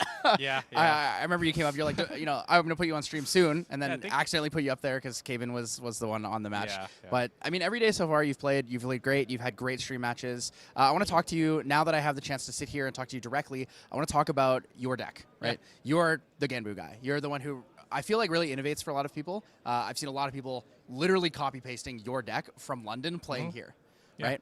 So the main things is that when I look at RDO, there's one main change in the material deck, right? The Diamond Ribbon package. Can you talk a little bit about why the Diamond Ribbon package is so valuable? It's just really good to just build influence, right? Because when you're playing a water deck, you want to hold up a lot of cards, so you could, play your engulfs, play your negates to make sure that your opponent, can't really, interact with your win con. So having more cards is always really important. And even the bolts itself, it's a level 2 fast speed. It costs 0, so you're just able to just dump it if you want more water engrave, or you can just ping like an ally off. Yeah, that definitely makes sense. So when you look at matchups like this, being able to attack the wind or ping the windmill in response to an escape the wreckage or something, you get a lot of value out of that. But the one that I didn't actually think about at all was when you said an extra water card engraved. It's literally just one out of hand. Yeah, it's old Boston pot essentially for your fractal polar depths or for your Genbu effect. Yeah. When it comes to looking at your main deck, obviously the big thing with RDO, you basically changed nothing. Except with the addition of the new Shade Mist Priestess. Yes. And that one's definitely for Razor Gale, right? That's a one-up for Razor Gale, and maybe like allies, but there's not too many people playing allies these days, except for Wake Up, but yeah, so it's just there for Razor Gale. And then obviously you're missing the 3 engulfs, right? The 3 engulfs. Yeah. You're right. Yeah. The 3 engulfs is so good. Engulfs is so good, so. Yeah, I mean, in the second game there, you had it was the Fracturize into the engulf, because you knew he was going to have one obscured offering. You're like, yeah, he has 2 in main, so I didn't play it if he has it, he has it. I don't. It's kind of like a risk you have to take, right? Because if there's only 2 of a certain card in the deck, you kind of just have to go for it, right? Because he only probably looked through 40 cards, not 40 cards, but 20, 30 cards. So the chance he has 2 is really low. So I just had to check him for it. And then on top of that, even if he does have it, right, he needs a speed potion, needs to have exactly 2 1-cost cards. Yeah. And he'd already played a whole bunch throughout the game. So I think taking a calculated risk like that, a lot of people would be looking at that and be like, oh, why would you play around that and not expel the departed thing? Exactly, but no, I think that makes a lot of sense, right? You play for what your best out is, because next turn you just win. Yeah, exactly. Absolutely Exactly. win there. Going into the rest of this, so the big thing was you already have a guaranteed gauntlet spot with your win at Ascent London, right? Mm-hmm. Do you feel like with where you're at right now, being 7-0-3, essentially 8 wins, what would they, X2, how do you feel about maybe securing top 8? That would be pretty good. Flight costs are pretty expensive these days, so getting one to Singapore, I think it's maybe 2,000 to 3,000 for me, Canadian. So. Oh yeah, true. Our currency is worth nothing. I forgot. Someone hands me $10 USD. I'm like, oh my god, my whole paycheck. Yeah, so ideally, I would want a top 8, but even top 16, getting one of those 3 hearts, it's really, really nice CPR. Would be kind of nice. True. All right, I have one last question for you. There was something in your deck list specifically that is different from your previous list, especially from your London one. You're playing 1 Delusional Vapors. Yes. I have no idea why. I need to know. That is a tech card for the Genbu mirror. Because I was expecting maybe some Genbus. So you just, if they tabula, you just Vapors, and then you mill out the last 5. So it was my specific tech card for the mirror match. Oh, after tabulating, that makes sense. Yeah. That makes sense. So I guess I have one more question then. As the Genbu main, a lot of people get milled out with the fractal polar depths. How do you feel about Chime of Endless Dream as a card that came out in RDO? It's a pretty good counter to Genbu, but you have to protect it because Genbus have Mustang, Fracturize, and obviously the Excalibur. So what will happen is, you mill them out, they're going to pull out to the Chime, and if you frack, if they don't have an answer to the frack, or maybe even 2 fracks, because you could hold up 2, they're just going to lose. Yeah, makes a lot of sense. Well, I hope you guys at home had a great opportunity to hear some of the insight here from what I consider the best Genbu player in the world. So again, congratulations, 7-0-3. You're that much closer to your goal, right? Yeah. Good luck in your next round. Thank you. Thank you guys so much for joining us for the end of round 10 here, and we will see you guys soon for round 11. Take care.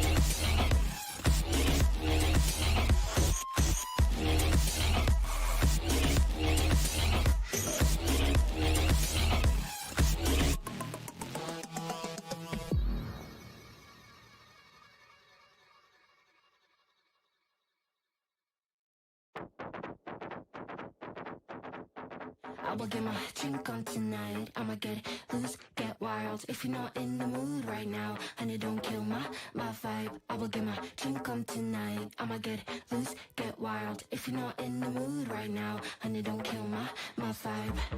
I'm gonna party until I drop. When I begin, I don't know how to stop. I can party on till the morning comes, till the sun goes up. We don't stop, no.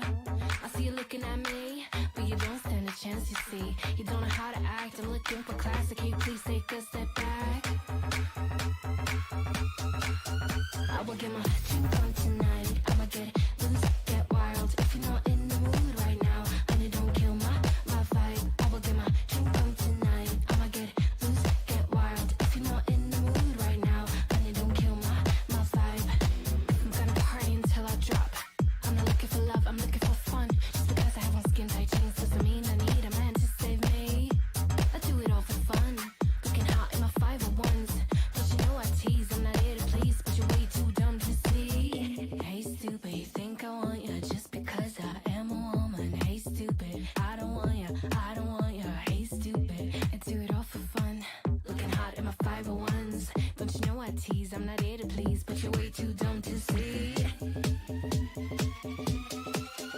I will get my drink on tonight. I'ma get loose, get wild. If you're not in the mood right now, honey, don't kill my vibe. I will get my drink on tonight. I'ma get loose, get wild. If you're not in the mood right now, honey, don't kill my vibe. I will get my drink on tonight. I'ma get loose, get wild. If you're not in the mood right now, honey, don't kill my vibe. I will get my drink on tonight. I'ma get loose, get wild. If you're not in the mood right now, honey, don't kill my vibe. My vibe. My vibe. My vibe. My vibe. My vibe. Hey stupid, you think I want you just because I am a woman. Hey stupid, I don't want you, but you're way too dumb to see.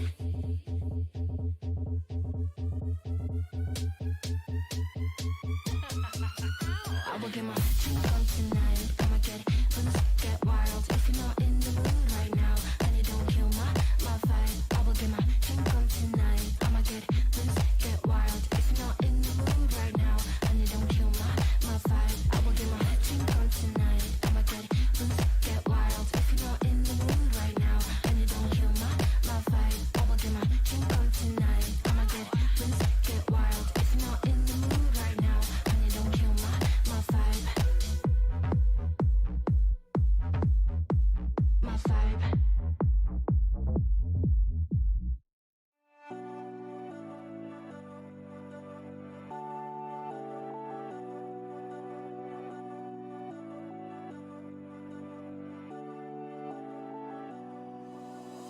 There's no denying what we want. There's no denying what we want. Playing games now. There's no denying what we want. There's no denying what we want. Playing games now. There's no denying what we want. There's no denying what we want. Playing games now. There's no denying what we want. There's no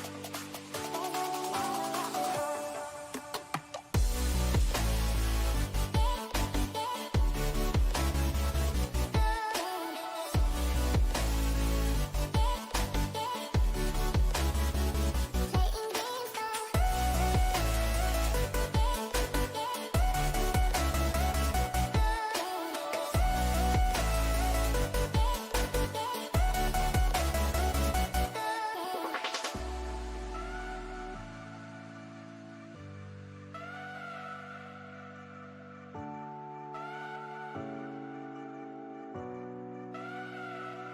games now. There's no denying what we want. There's no denying what we want. Playing games, no. There's no denying what we want. There's no denying what we want. Playing games, no. There's no denying what we want. There's no denying what we want. Playing games, no. There's no denying what we want. There's no denying what we want.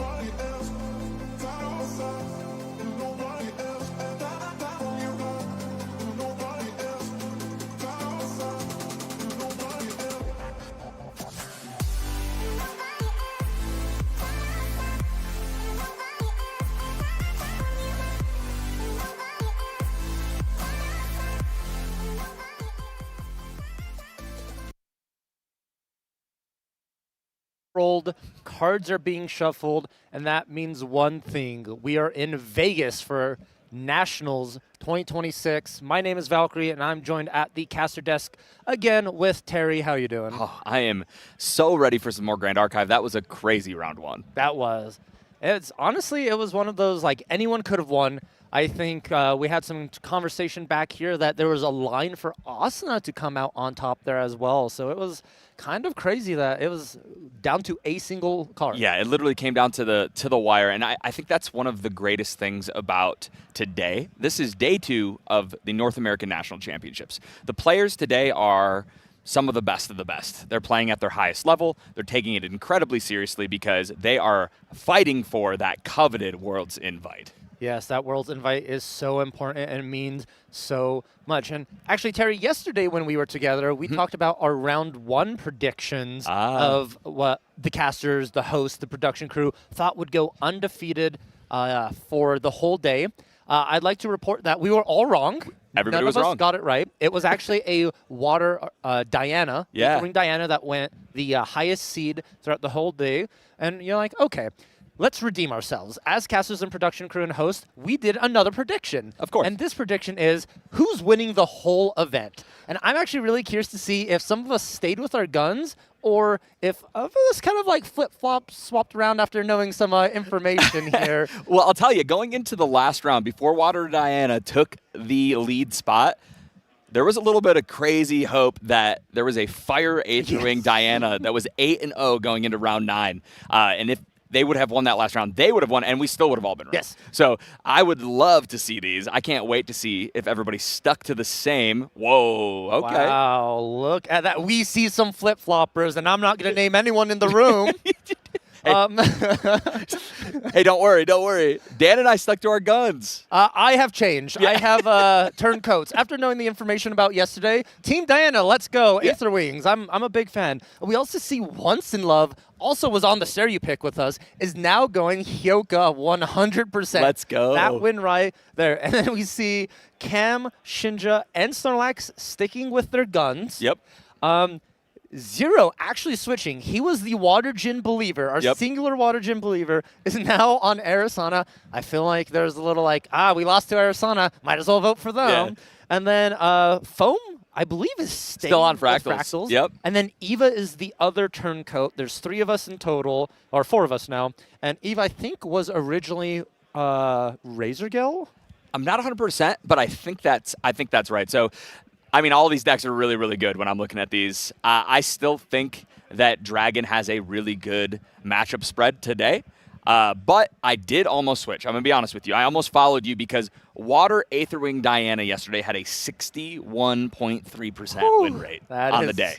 Insane. Above 50 or 55% typically is where it starts to get into like, that's kind of good. Yes, turns out that is a crazy win rate on a day, especially with how many skilled players are here showcasing these different decks. But yeah, with those, I'm still on Dragon. I think that it's actually really well positioned against these Aetherwing decks. So if they end up finding those opponents, I think that those could be the ones. I know we did not have as many Dragon players as we thought we would yesterday, but the ones that are still left, very, very talented players, and I think that they also feel very good about those Aetherwing matchups. Yeah, indeed. It's just curious to see, but a lot of these Aetherwing players are running away at the top of the table while the Dragons are sort of like middle of the pack, Yeah. so they're going to have to really climb their way up.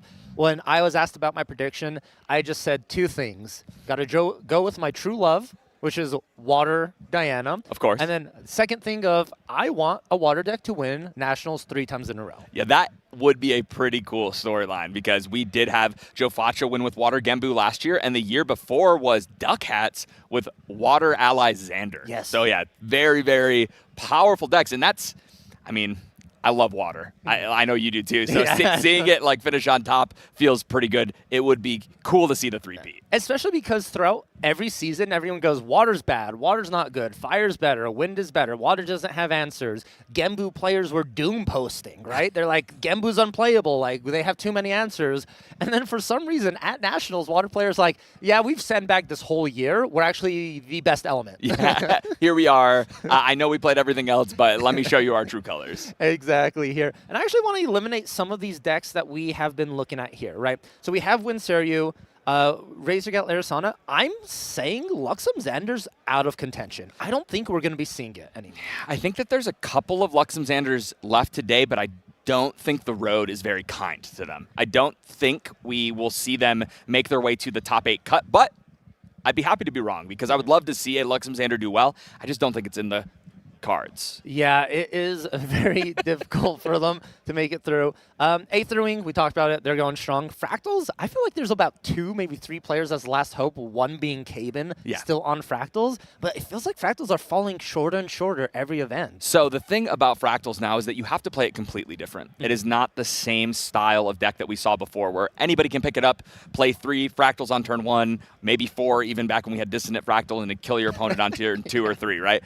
That used to be it, and it was an incredibly potent, aggressive combo deck. Well, now it is completely different. If you happen to catch Caben, he showed a masterclass on how Fractals needs to get played today, which is this very grindy, controlling deck that just chokes out your opponent's advantage using things like Topsy Decree, Fractal of Intrusion, right? All of these cards to rip cards from your opponent's memory or hand, and then keep your influence going up using those Zhang Zhaos and just Fractals in general that replace themselves by becoming reservable. Yes, and it's like, you know, if I'm at low influence and my opponent's low influence, but I have 5 reservable Fractals, I'm ahead of the curve. 100%. And that's the biggest thing about it, right, is it takes a lot to play this deck on that level, on this stage, to continuously win. It has probably become one of, if not the most unforgiving deck now. It used to be very forgiving. Yes. It used to be, oh, hey, I messed up one thing, but oh, wait, I just got it. This burst asunder, and this, I guess I just got out of it, right? But now it's, if you make one wrong decision, if you play one Fractal out of tempo, out of time, it might just cost you the entire game. Indeed, it does. I'm going to go ahead and rapid fire these a bit here as players are starting to get ready. Oblation, I think same story as Luxem Xander. They are hanging on by a thread right now. They are just trying to survive. Toolbox Coop CL, a deck that we saw was pretty popular, gone. I think it's finally that ban list hit them. Yeah, Grim Pastiche just put the nail in the coffin of that deck. I do not think we are going to be seeing a Toolbox CL. That is correct. Water Gambu going strong. And Jin, I think that was the discussion, the conversation, but I'm not sure Jin made it, you know? It's tough because it kind of became the, as we saw on stream, kind of like a new mill deck, right? And the thing about this weekend is I think that Genbu is doing it better still because it attacks more potently from other angles. Jin obviously has a very scary attack angle, but there are a lot of steps to get to the point where that comes live. Where with Genbu, as we saw in the last, I think we saw a turn 3 or 4 kill by Jim on game 1, where he just went, oh yeah, I just have it here. Are you dead? And there he was. He was dead. So that's a lot faster than Jin can do it. Yes. Yeah. 100%. That is, you know, it's that early game that really counts. And then we have Fire Aether Wing Diana, which was doing great. You talked about it. You mentioned it. And then Wind Wake Up. I believe there's 2 Wind Wake Up players out of the whole day 2, and they're on like top 16 right now. Yeah. They are going strong. That is a deck that if you know how to play it and know every matchup, you are insane. And then to follow it up, Fire Suzaku. I think we underestimate this deck slightly, and we actually are going to be seeing the last beacon of Fire Suzaku on stream here for this round. Oh, man, I can't wait. So that is a deck that me personally, I never count it out. I have a couple of friends that religiously play that deck. They love it. So I always get to see just how powerful it can be if it's built correctly. It is one of the most resilient aggro decks. It has huge kill potential with combo kills. At the same time, it can pressure incredibly well with more residual damage that goes in, and then you don't need a big swing for 12, right? You don't need to do that. But you can. And if you're behind and your opponent does not have the answers or the ways to respond to that big last play, you just win. And that's something that you always have and that you're always threatening. Yeah, Suzaku is that double threat. You got spells, you got allies. You got a whole bunch of tools. I really am excited to see it, and I'm going to be relying on a bunch of your knowledge for what's going to be going on here. And then, of course, we have our honorable mention decks: Slimes, Horse and Taxes, Wind Astra Arisana, Wind Shadow Strike Tristan, Fire Aggro Lorraine, and you know, some people may be unhappy, but I'm very happy. Merlin has not made it here, and I feel like this is worth celebrating for all of those players who have been beaten down and bruised by Merlin.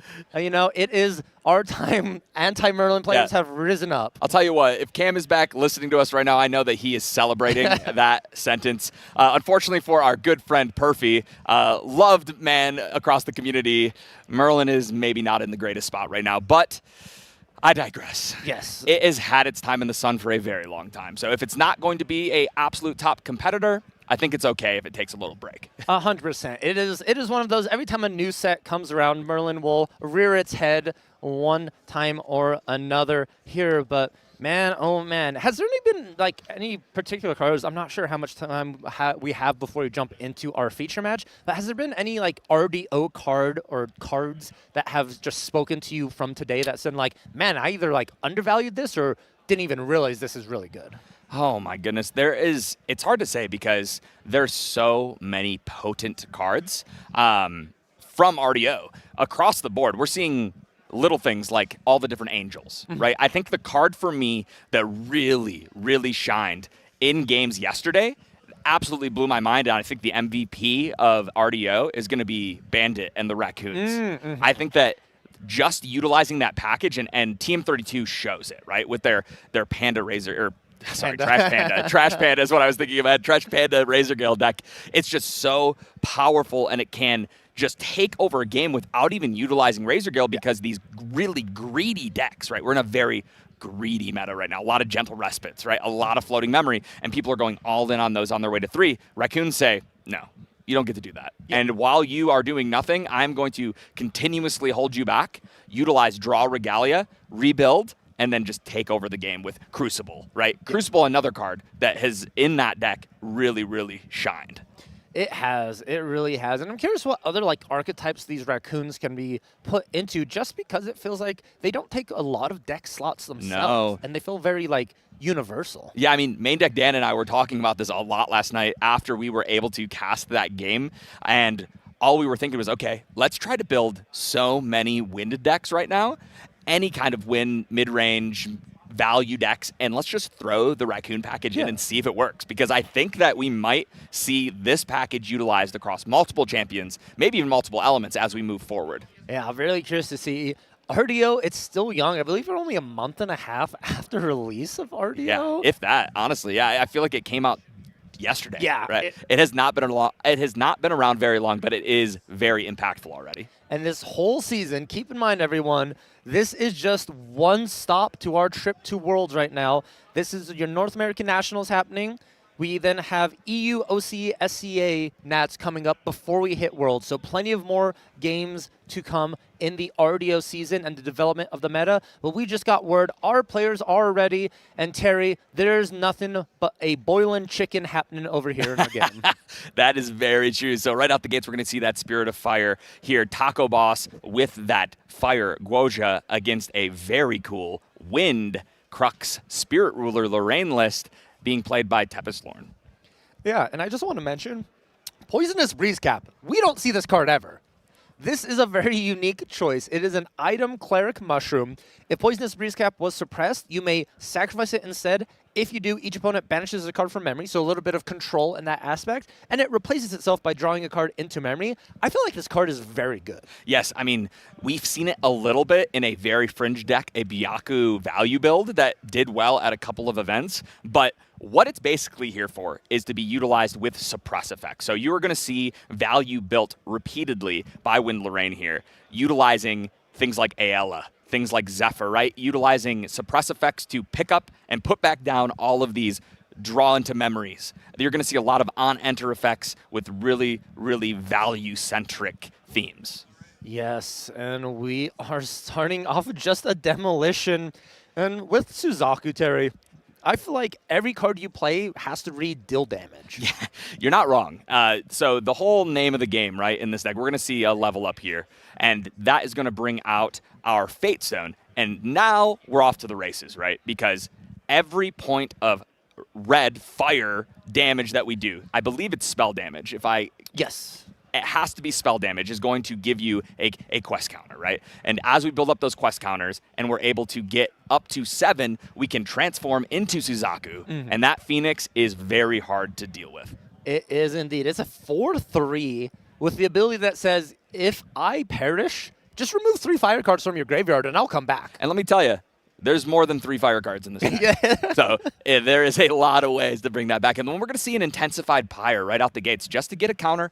We're not doing a huge hit here utilizing the second mode where it does 6 damage if they have 8 or more cards. But that 2 damage, get a quest counter. We're already here at 2 because that Fate Stone is going to do 1 damage to each player at the beginning of every rec. Yes, and keep in mind, everyone, we've been watching a lot of Genbu. 9 counters for Genbu. Suzaku only needs 7, less greedy. Yes. Yeah. It is definitely easier to get it out in that essence. Obviously, Genbu, scary fast though. Sometimes that can come out. Suzaku does take a little bit of work here. And let me tell you, a Clarent Reimagined makes it a lot harder to get those quest counters. It does indeed. One of the best Proxy Vault cards that have come out for Lorraine. They really put her back on the radar for a lot of players.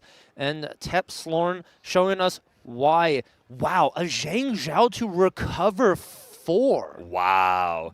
So this is, again, as we talked about earlier, we're looking for strong, powerful, value-oriented on-enter effects, right?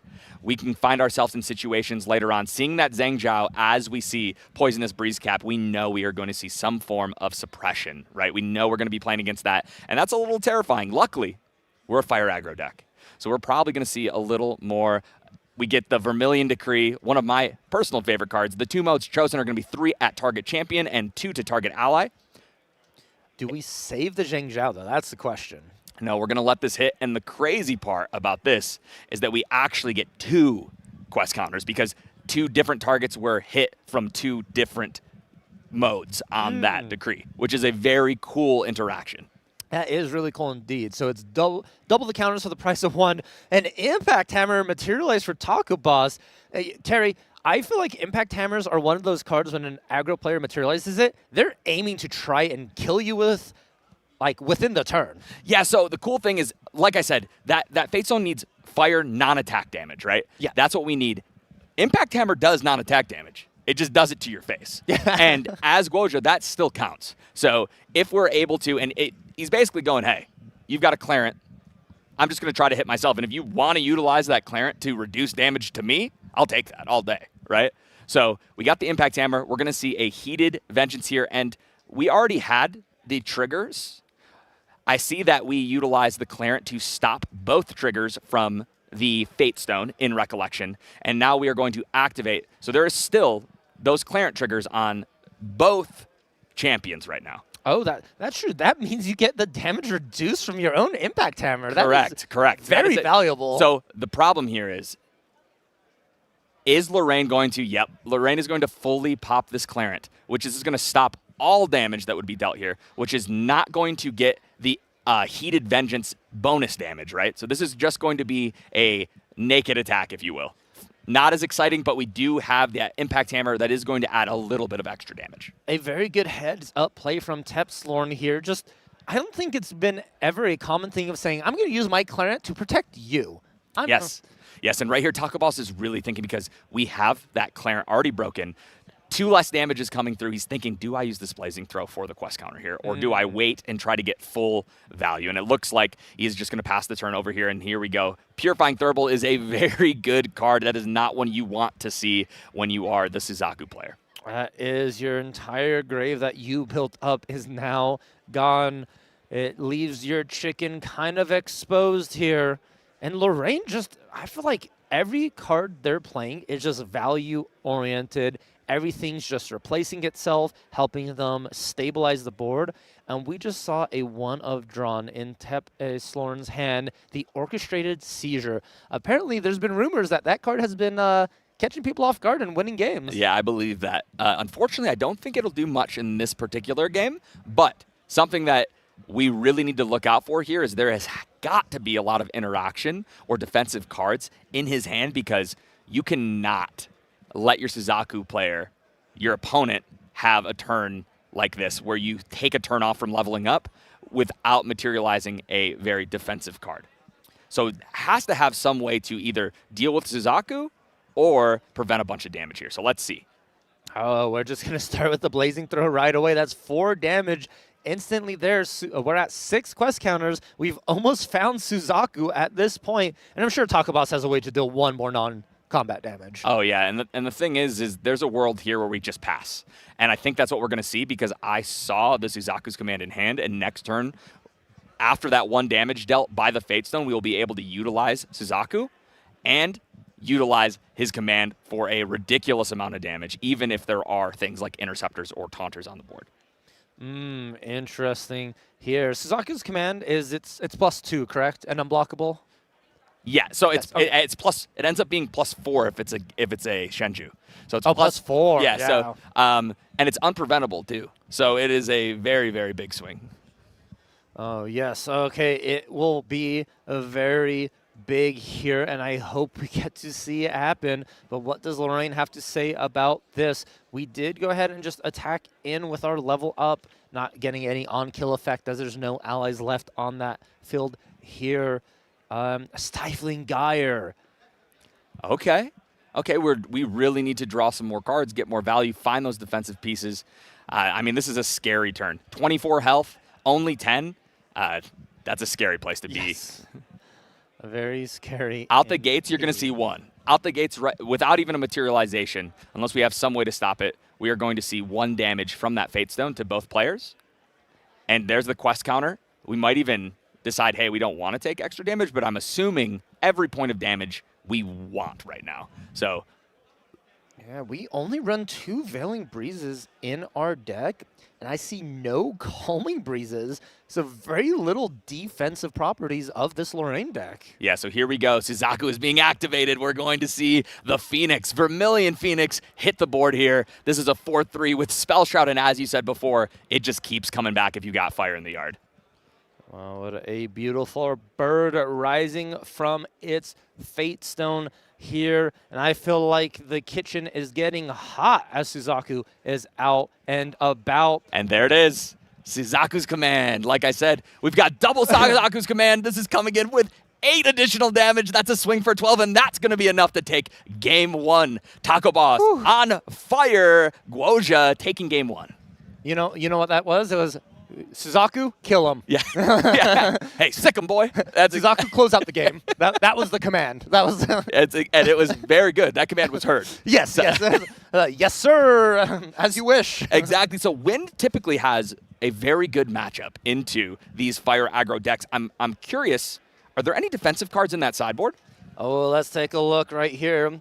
We actually do have our defensive options, and I feel like this is where, maybe it's rewarded them, maybe it's kind of hindered them, but you have the 2 Calming Breezes in the sideboard, along with a Temptuous Seraphim. And now this is one of those cards that came out in RDO. A lot of people sort of underestimated or not realize how to play it. It is a 3-cost fast-activated ally that, on enter, as a spell, deal 4 damage to an attacking ally. And that can clear so many big allies that a lot of board states struggle with. Yes. And your opponent is caught off guard. Yes. Because it removes their ally. They thought it was safe. You then develop your own ally, and then you could use that to clear something eventually as well. The problem is that as a spell, key when it comes to dealing with the Phoenix himself, right? But we could see that Peppered Chef combo, and if we do, this could deal with at least that portion. I'm not sure if it's strong enough for that skinny of a margin, right, to just kill that when we might just want to add, I don't know, a little more consistency. I'm thinking, looking at this list, we were not anticipating playing a deck like Suzaku. Yeah. Mm-hmm. And then on the other side here, Taco Boss got a couple other cards here. We've got a Nullifying Mirror, Viridian Protective Trinket. Probably not going to see those. Gilded Pyre, that's actually a pretty cool one. Intensified Pyre, Restorative Flame, Shatter the Brittle, and Sparkle Light. Sparklelight's a pretty interesting one because we already saw all that prevention from things like Clarent in that game, right? So this is yeah. unpreventable. So that is a great, probably going to see that come in. We might just want to see more fast action, non-attack damage. Yeah, I really like Sparklight. The unpreventable really helps you get that quest counter in. It also sets up for some unique situations as well when you're trying to, bait your opponent into getting to that lethal range and then go, okay, I'm going to have to Veiling Breeze. And then you go, okay, in response, I'll just Sparklight you or Sparklight you on top of the Veiling once it resolves just because it doesn't matter. Exactly. Very, very cool. I love that spell. I've seen it for a long time. That's been around since the early days. Yeah. So a very cool one. We don't get that mage class bonus for the extra damage, but the 2 is enough. Yeah, I've like 2 unpreventables great. 3 unpreventables just Wild. value. Yeah. That is insane here. But it looks like we are done sideboarding and getting ready to go into our game 2 between these 2 powerhouse of players. Keep in mind they are 8-2.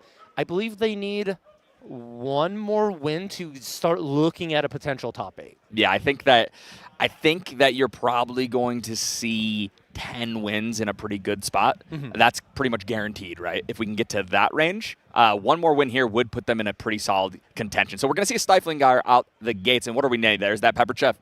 We want to keep that bad boy unusable if we can. And I honestly, looking at the list, I don't think there's any other ally with an on-enter effect in this list here. So that is the only option to name with Stifling. And honestly, it's good.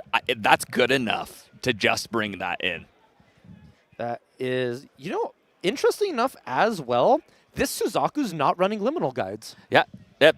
I love the non-liminal guides. I think that version is very greedy, and this one's more consistent. So we're going to see an Ignite Fate here. Very, very cool. Doing 2 damage to both players, both champions here. Purifying Thurible is going to eat that float, though. That is unfortunate.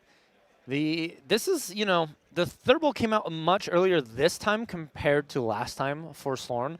I wonder if it is just like, okay, I got to rework how I'm going to do this matchup because they pushed through all my defensive options I was keeping up originally. Yes, and we need, so the biggest thing here, right? If you are the wind player, you have to keep tempo. You have to keep your fire opponent on as little influence as you can, because the more influence they have, the more non-attack damage they will be able to do through actions, spells, skills that end up giving them those quest counters. So if we can keep their influence low, the less amount of damage they can do in a burst. And that is exactly what we're looking for. We want to continue to use as much, I should say, as least amount of influence on our way up as we can, while making our opponent use as much as they can. Yes. Yes, it is that influence game, and that is very important to play in Grand Archive itself.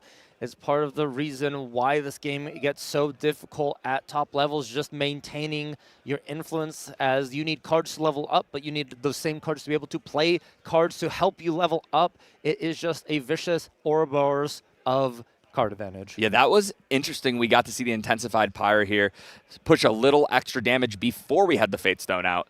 We are going to level up, hit another Ignite Fate, it looks like, so that's a great one to hit. It already did its job.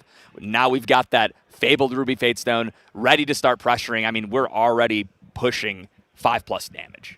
Yeah, I'm really curious why we intensified Pyre prior. I think maybe to see if there's any reactions, and that might have changed your materialization at that point. But curious to see here. Looking at that hand, we have some just Peppered Chef, some Cinder Geysers, and Ember Crypt Burn, it looks like, as well. That's a good card against these level 3 decks that are trying to level up as efficiently as they can.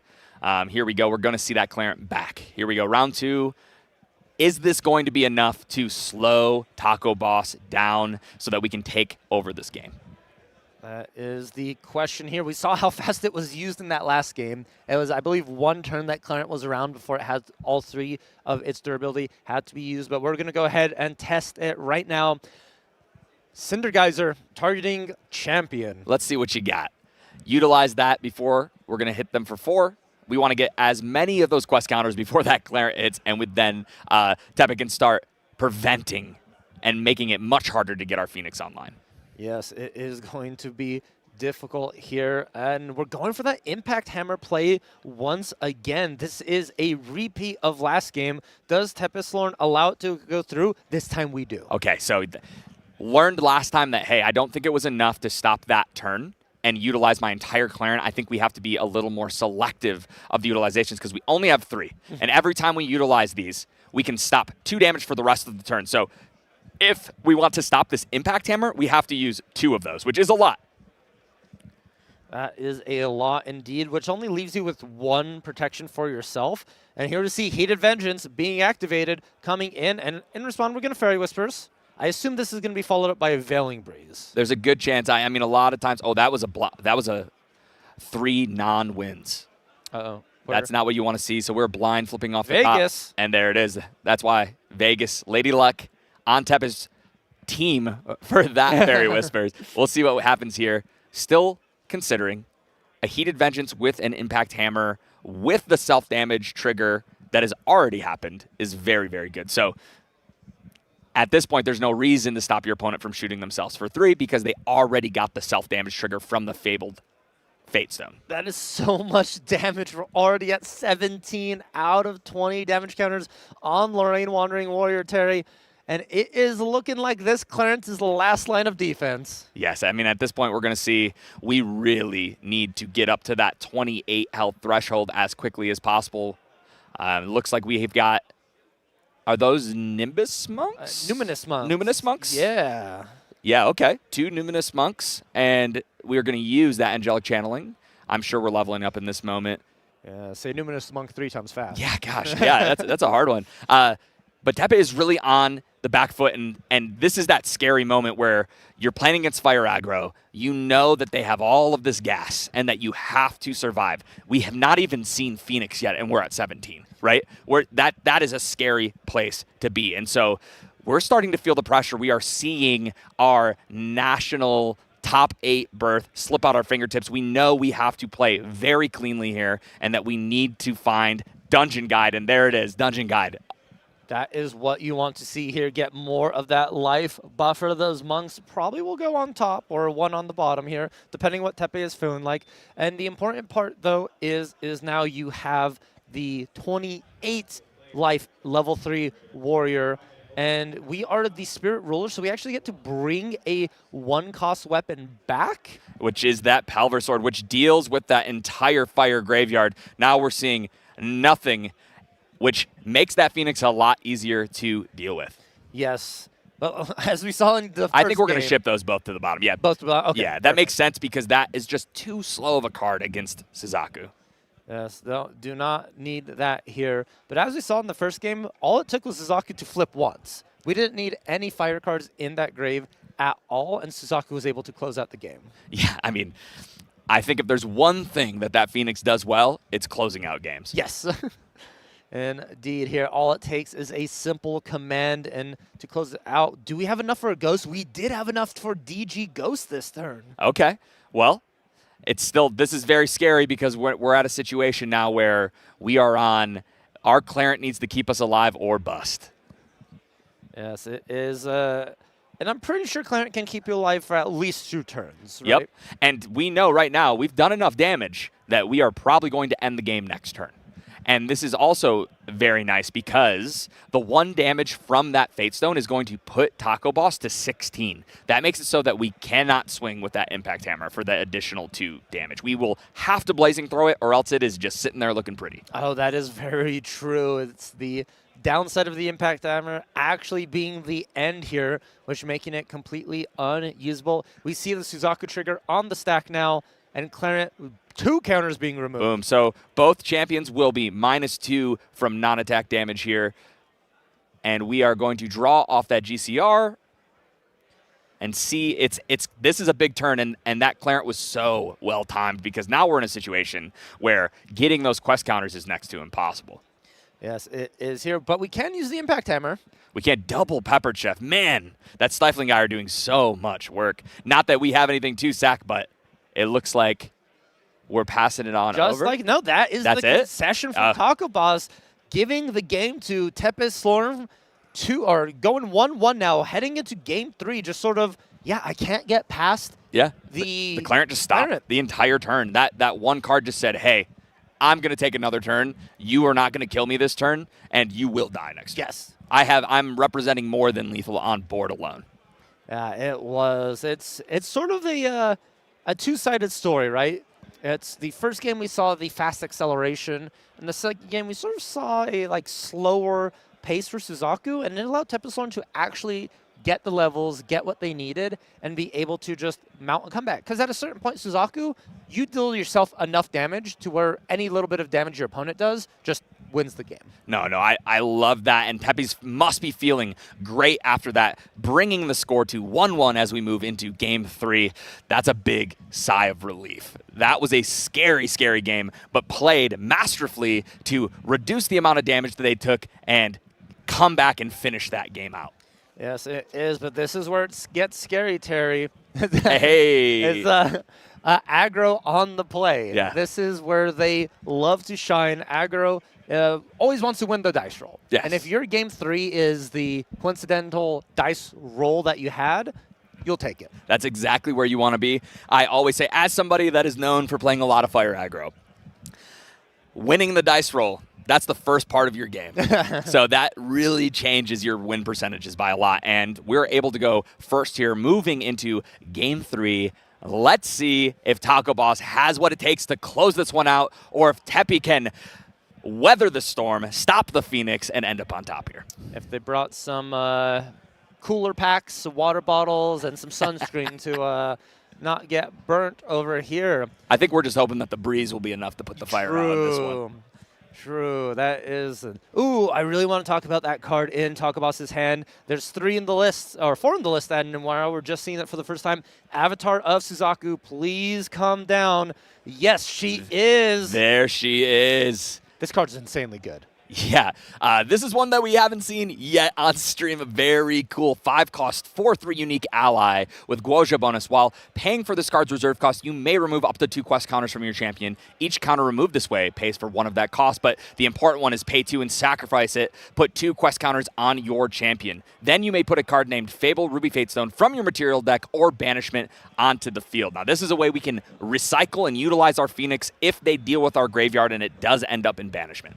It is true. It's also quest counter acceleration. Yes. Because this can attack in for 4, and then at any time 2 can be paid, and it can be put into the grave for 2 additional quest counters, which, that sort of accelerates Taco Boss by 50%, and that's an extra turn. No, that's very, very good. But, Fluffy Shopkeep was a great response to this, able to weather a little bit of that damage, slow Taco Boss down just slightly, hopefully. But let's see what happens here. The only new card we see, we've got that Null Mirror in the list. Everything else looking pretty static. Mm-hmm. Everything is the same, just that one change. Guoji players are very used to just telling the opponent what did change, so they're not spending doing the find the difference puzzle, looking at 12 cards every game. So here we go, the heroic Fluffy Shopkeep. Preventing 4 damage, that's pretty big. That is indeed.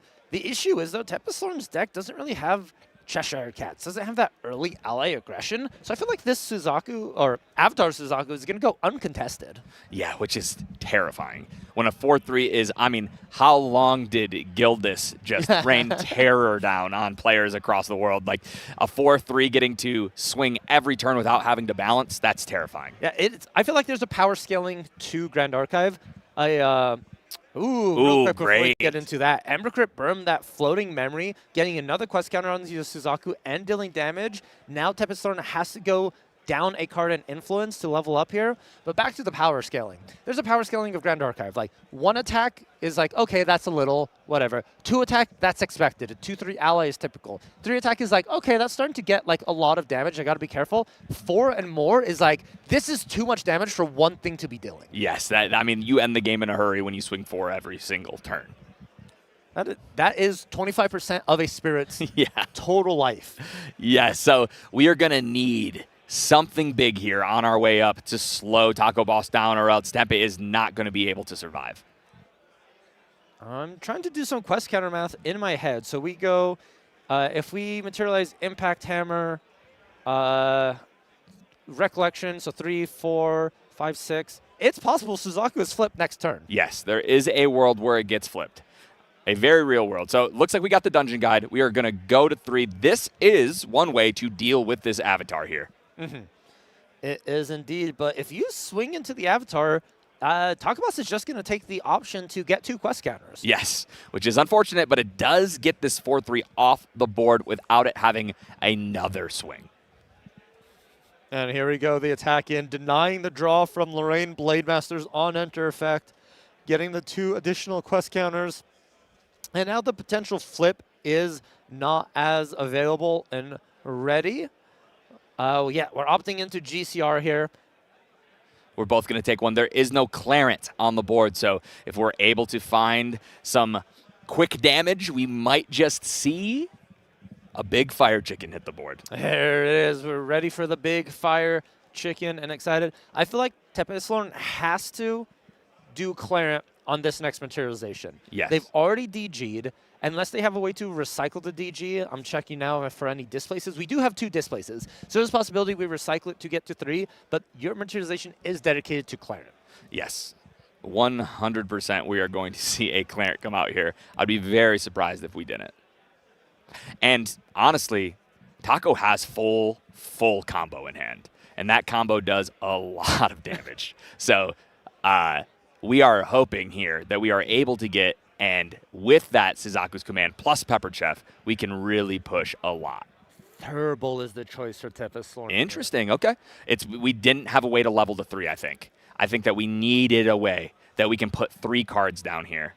And we're going to see a little bit of push here and say, okay, you have to do 20 damage this turn. Show me what you got. Well, I'll tell you something. It might be possible. Yes, I was going to say 20 damage seems like a lot, but for a Fire Suzaku deck, we call that a Saturday. Yeah, that's just an everyday thing. So right here, we might see that decree come down, maybe in Recollection, maybe at end of turn, not 100%.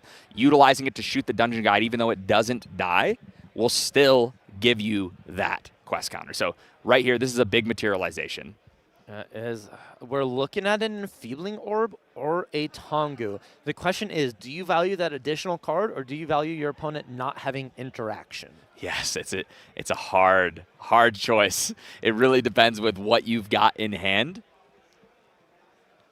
And there is a lot of good cards. Creative Shock, Restorative Flame, Peppered Chef, Command of the Suzaku, Blazing Throw, I believe, peeking in the corner. Oh my goodness, yeah, this is a crazy turn. This turn could do so much damage. I think right here he's deciding if he wants to bring out the Nullifying Mirror. Oh, to stop any of the Veiling Breeze. Yep, but it looks like we might be more on the Enfeebling Orb plan. Alrighty. So we're going to, the 1 damage is going to come through. That's going to take us to 6 quest counters. We are 1 away. There has to be something happening pre-rec here for that quest counter, I'm assuming. Yes, I mean, Enfeebling Orb first, there's no reason not to in this world. That's going to make 2 cards go into memory. Pretty scary. That's going to leave a lot less interaction, and it doesn't, unfortunately, I'm seeing Dream Fairy and a couple of cards that I'm not sure will be able to stop a huge damage swing here, but Creative Shock to start it off. Let's see what we find. Another Creative Shock and a Demolition. Demolition looks really good right here. Demolition is the play. We're discarding Creative with the Creative, and then just pre-rec Demolition? Yes, 100%. You're going to see that here.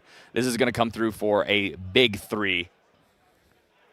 Big 3. Oh, the Enfeebling Orb as well stops the Thurible from eating every fire card in the graveyard. Yes, and as we move up now, you're going to see more. In order to do the full peppered combo, we're going to need 1 more fire card. So you are going to see a Phoenix followed potentially by a Suzaku's command to put the 6th fire card in the yard. How much damage is that, Terry? We have 4 from the Phoenix plus 4 from the command. That's 8, and then 4 from the Peppered Chef. And then you got to remember the last 4 from the Phoenix coming back. Then 4, so that's 12, and then Chef is 16 by itself. I think that's 24. Perfect. That's perfect lethal if we are able to do exactly that here. So let's see. We're going to bring this out, really thinking through here. I think you need to play the command first. That sequence is very important. There it is. He sees it. That was huge because if he doesn't there, Thurible is able to deal, and then we have to play that card with no plus, right? We don't get the bonus damage. So this is great. You're going to see Boom, here comes Peppered Chef. We are about to see, and that is it. That is the concede, the fist bump. Suzaku taking game 3. Taco Boss moves to 9-2, moving into round 12. Wow, wow, wow. What a way to close out the game, seeing the actual KFC combo coming through at the very end. And we talked about it. That turn, they had to deal 20 damage. They got there perfectly, and it doesn't even feel like they extended a lot of resources. No, this deck is made to push that much damage. That full combo is everything we want to see. You love to see the Peppered Chef come out, cook the chicken up, and just push so much damage. That is indeed, and just like that, there's another deck in contention for the top 8 that we weren't expecting. No, you love to see it. I love when fire aggro decks kind of slip under the radar. I was so excited when we heard about the fire Aetherwing Diana that was just shredding your opponents. And now here is a Suzaku player that is also showing that fire aggro is not dead. We want to come here, be the beatdown, and win some games. Yeah, sometimes the best way to play Grand Archive is playing the fastest Grand Archive possible. And that's True exactly that. what these aggro players are out here to show. It's like, you want to play a long game? Well, I'm playing the short game. And I'm pretty sure my short game is better than your long game. Yeah. Hey, it's basically just, hey, I'm going to sit down. I'm going to try to kill you in 4 turns. That's usually where you want to be. And then if you don't, your opponent might. The coolest thing about Suzaku is that you actually have so much sustain because of that Phoenix. So even if they're able to stop your initial onslaught, you still have that huge combo turn potential. You do. As long as you have a graveyard with fire cards, that Phoenix is unkillable. It will keep coming back. And then as long as you have a command in the back end, they cannot play Catons, they cannot play Interceptors. He will just keep finding a way to get you. Yeah, man, that was an awesome game. Both players played incredibly well. That was a tough matchup for Tepe, I think. When we were looking at his deck is very cool. I think this deck does a ton of powerful stuff, really, really abusing some of these new RDO cards, which you love to see, right? Like Ayala in this deck seems terrifying. If we would have seen one of those come online, just the amount of value, the amount of things that you would be able to do, crazy. Crazy, yes. Yeah. You are right, and that's the story. Level 3 decks needed to get to level 3 to do their thing. Turns out, you always got, I mean, I coach this all the time. I tell people when we're building decks, you have to respect aggro. Yeah. It's something that it's just religiously that I do. I'm always prepared because people are always going to be showing up. It's a tale as old as time in any card game. Aggro decks are going to make it to big events because they give you the fastest path to victory, right? The least amount of time where we are utilizing and abusing our brain, right? We know we're playing a 13-round tournament. Why not cut the amount of time we're playing in half and play an aggro deck, right? Exactly here, and it's also like Grand Archive is a card game that you play, but also a mental game you play as well. If someone is playing Luxem Xander for 13 rounds, I guarantee you they are way more exhausted mentally and physically than someone who played a fire aggro deck for 13 rounds. Oh, 100%. And that is just sort of the part of the strategy and preparation for deciding on a deck to bring to an Ascent, to large events, to nationals, is not only is this deck good in the room, but can I play this deck at a consistent level long enough? Yes, that is huge, right? Yeah. And one of the biggest decisions when really strong players decide that aggro is the right call usually comes when your opponents, and you've realized what's been going on in the meta, is people not respecting those aggressive decks, right? Because typically, these aggro decks have a slightly lower ceiling, a little less skill expression from the player. It's more so you play what you draw, and that's pretty much it, right? You hope you draw everything you need to do the amount of damage to kill your opponent. Whereas something like a Luxem Xander that you were saying, or some of these other decks, even this Win Lorraine, there's a lot of skill expression. The ceiling is crazy high. The amount of things you can do utilizing the stack, utilizing on enter, utilizing sequencing is crazy, right? And right now, people are not, as we saw there, not respecting aggro maybe as much as they should be. Yeah, 100% there. It's one of those, I wonder how everyone's testings at home went, right? Yeah. I wonder if they tested aggro and fell out, or just sort of thought aggro was gone. Yeah. Just because of it. And, I think me and you can both agree, we have always enjoyed a just turn 1 Arthur and pass. The staple Such a good point. aggro of most decks. It's just great play. We didn't see any Arthurs here in this Fire Suzaku list because they have plenty of tools on their own to just take care of things, but I'm hope we see Suzaku later in the day. Yeah, I mean, he's very close. Taco Boss is getting right into that place, that really, really premium spot where you lock yourself in a spot for that top 8. I'd love to see it. I guess we will see. Tepe not out of it yet. Tepe still has a chance if he's able to continue to play well and take down some of his opponents in the next few rounds. We still have 2 rounds today. Yes, 2 more rounds indeed. But let's go ahead and hear from Taco Boss on how that game went and their thoughts on it. We have an interview standing by for you.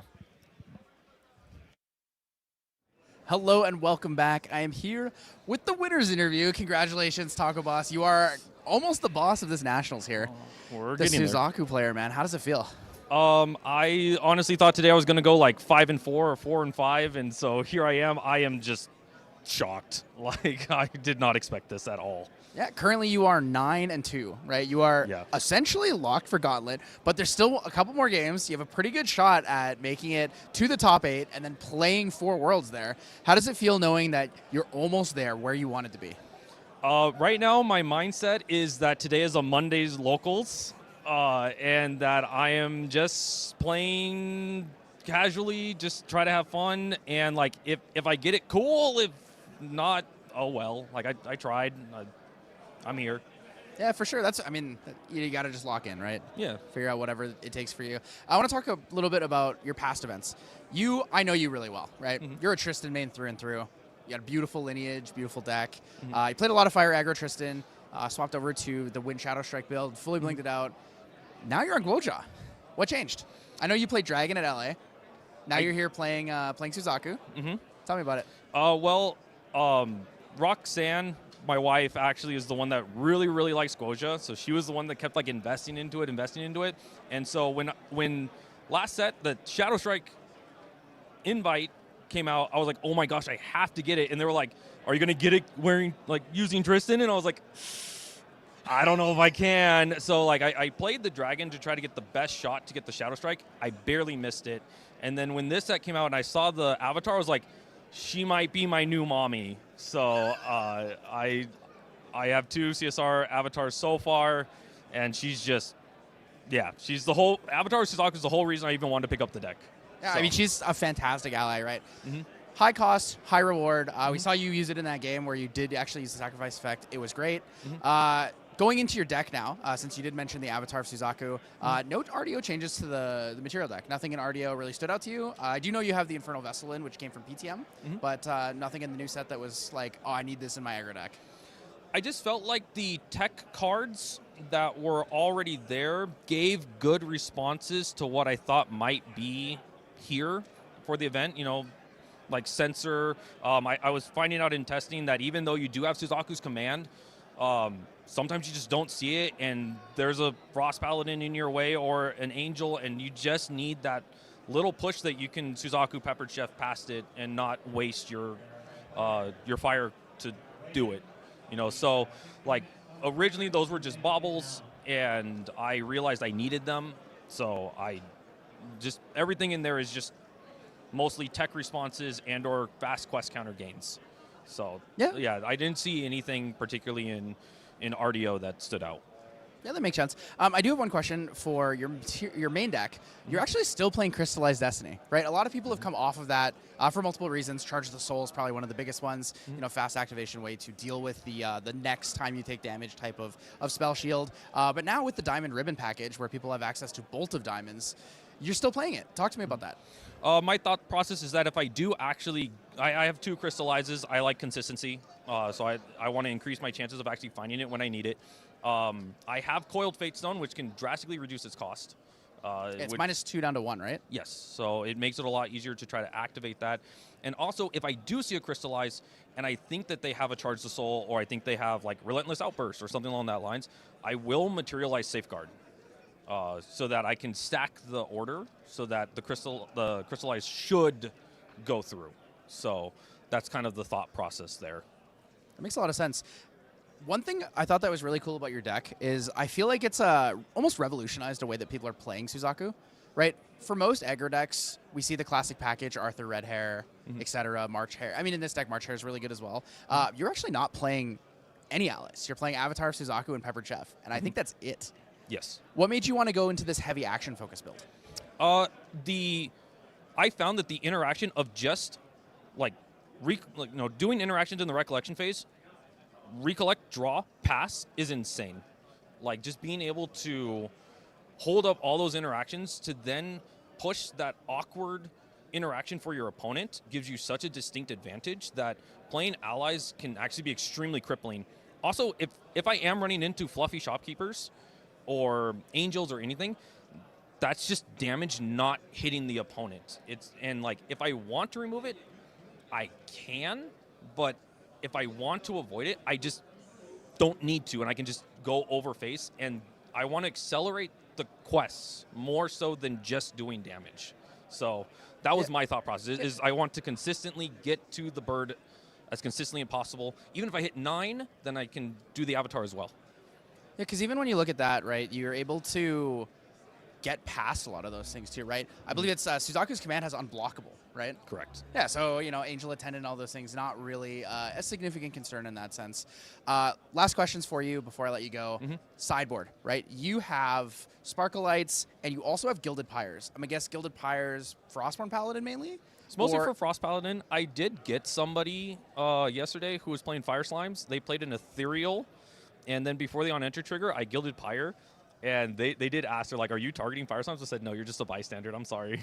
That's crazy. So it does help with Fire Slimes. It is mostly there for Frost Paladins. And also, like, if I am going into an interaction where the deck that I'm playing against is extremely slow and I don't think I need Restorative Flames, it just adds one more damage opportunity. Yeah, 4 more quest counter gain. Yeah, it helps you push. And then it was the Sparkleites. Is that for Imperial Countermeasure? That is to help if if I don't have Suzaku's command and they do crystallize me, that I can Sparklight through it. It is also a way to get quest counters through Clarent. True. Clarent, that's the big one. Like, and we saw it in that matchup. I'm terrified of Clarent. Like, it is the bane of my existence right now. Again, congratulations. You are now 9-2. It's huge. Good luck in Crazy. your next 2, and we'll see you guys pretty soon.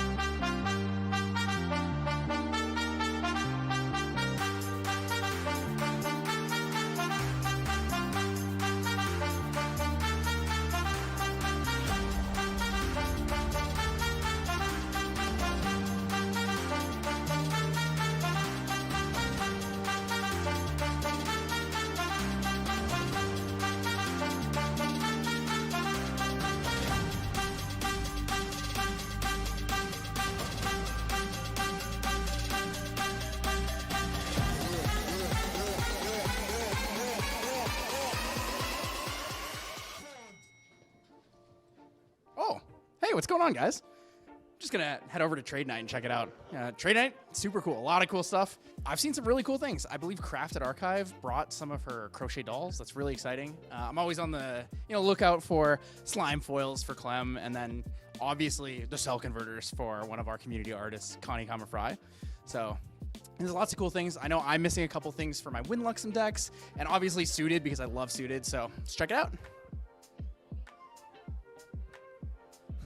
Dude, it's popping in here. Holy. Man, I see binders. I even see people playing the Booners. I see some Pantheon games over there. Yeah, I'm excited. Whoa. It's good to see you. How you been? Good. It's been really busy. I love all your work. It's so cool. Do you want to tell us a little bit about who you are and what you do? Because I think your work is really cool. So great to see you. It's been a while. You want to tell us a little bit about what you do here with Grand Archive? Yeah, so I'm Kelsey, also Crafted Archive. I like to make dolls based on the GA art using crochet.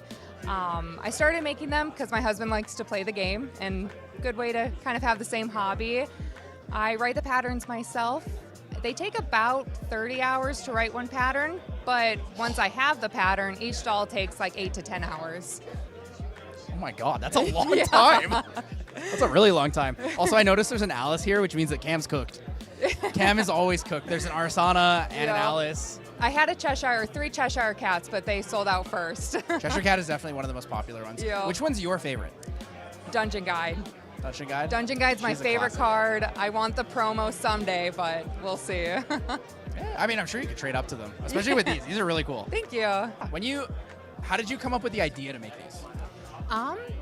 So I've been crocheting for about 10 years, and mostly just blankets and stuff, but then with reading books, I want to start crocheting book characters. And then once Jake, my husband, started playing the game, I just was like, I really like the art, so I want to try and bring it to life. And started with Merlin's Marketplace, one of their content creator drawing contests. I remember that, that was awesome. But they opened it up to more than just drawing, so I started with Ari Santa is what we called it, because it was like Arsana, but a Santa version, and then just kind of escalated from there. Cam is giga cooked.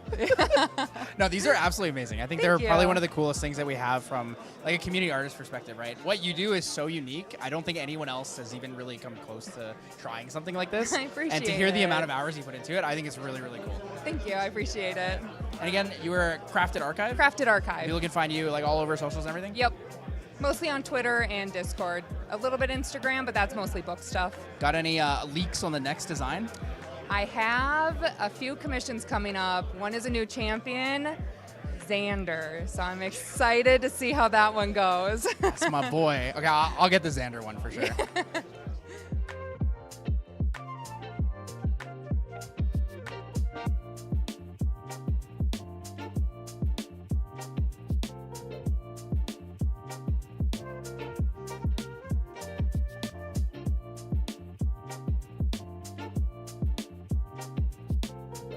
What's going on, guys? I'm here at Trade Night. So we bumped into a good friend here, Mr. Head Judge Ian. You just told me that you empowered for like 20 something. Yeah. They let you play this game? Occasionally.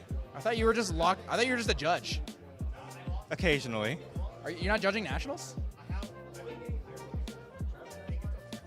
Sorry, what was the question? You didn't judge nationals?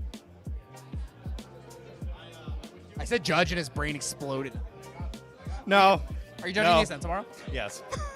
Exciting. Unfortunately. What did you play today? What I played today, I played... What did they let you play today? I played Scorching Knowledge, Empower, Fire, Aggro, Rye. Fire Aggro Rye. Dude, this is... You didn't play Fire Aggro Rye. This is an arcane card. You have any arcane cards in your deck? No. He's fake. I took it out. He's fake. I thought about having Shattering going to 3, but no.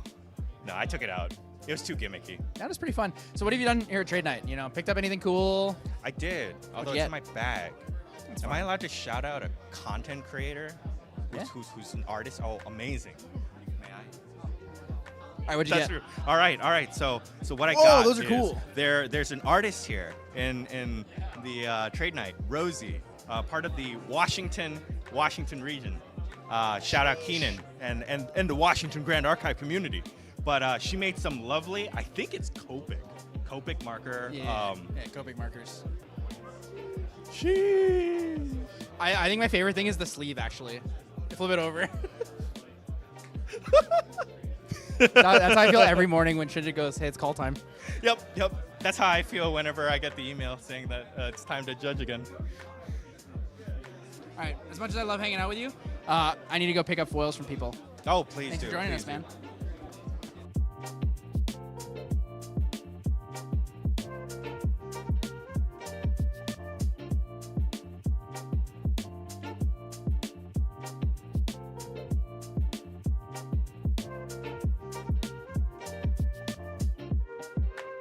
If you could pick one specific Terrafoil, if this airs on stream, maybe someone will be like, oh my god, I have that card. What is it? That'd be probably Full Bloom CPR, CSR. Yes.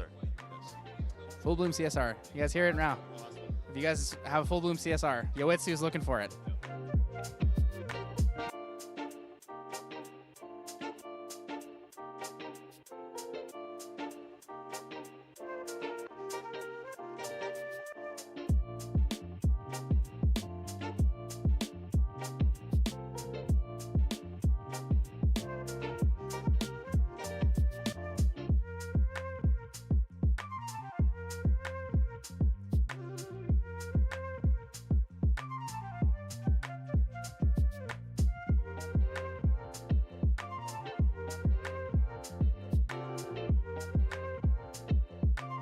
Oh, well, trade night's still going on, and I want more things, but I do have a job to do. Otherwise, I'm going to be eating instant noodles for the rest of my life. So let's get back to the venue.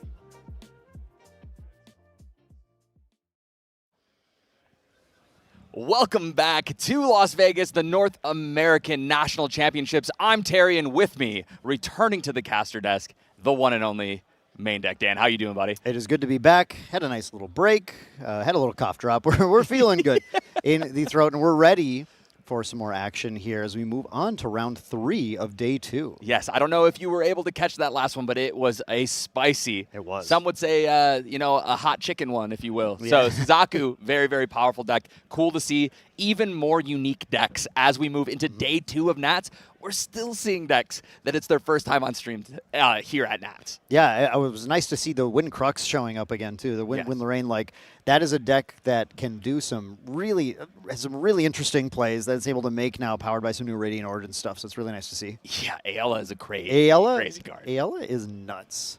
Yeah, so I want to throw something out there. I am curious. You got to walk around last round, eat a cough drop, take a breather. You got to see some of the decks, some of the people playing. We've got Ascent going on as well now. Tons of decks in the room. How are the main deck guys doing out there? They doing all right? Yeah, I checked in with a lot of our Ascent main deck players. There were a number of 1-on-1s. You know, it's a pretty open field. It's pretty crazy out there. Just a matchup lottery happening, and a couple of 2-0s as well on the team. So they were grinding it out going into the round that just started, and then our Nationals competitors all live still. Let's the go. Good news. So we got I think we have main deck Tony, who hopefully we'll get to see on stream sometime here today. Is I think going to be making it a gauntlet at least at this point, doing pretty well, and the others still having good rounds. We love to see. So you and I were two of the only people. When it came to, we had a lot of people flip off of Wind Dragon. Yeah, when it came to people who thought we're going to take down this event, but you and I, we stuck to our guns. Yeah, I see where you're going with this exactly. And this is exactly why I had to stick to the guns, right? Yeah.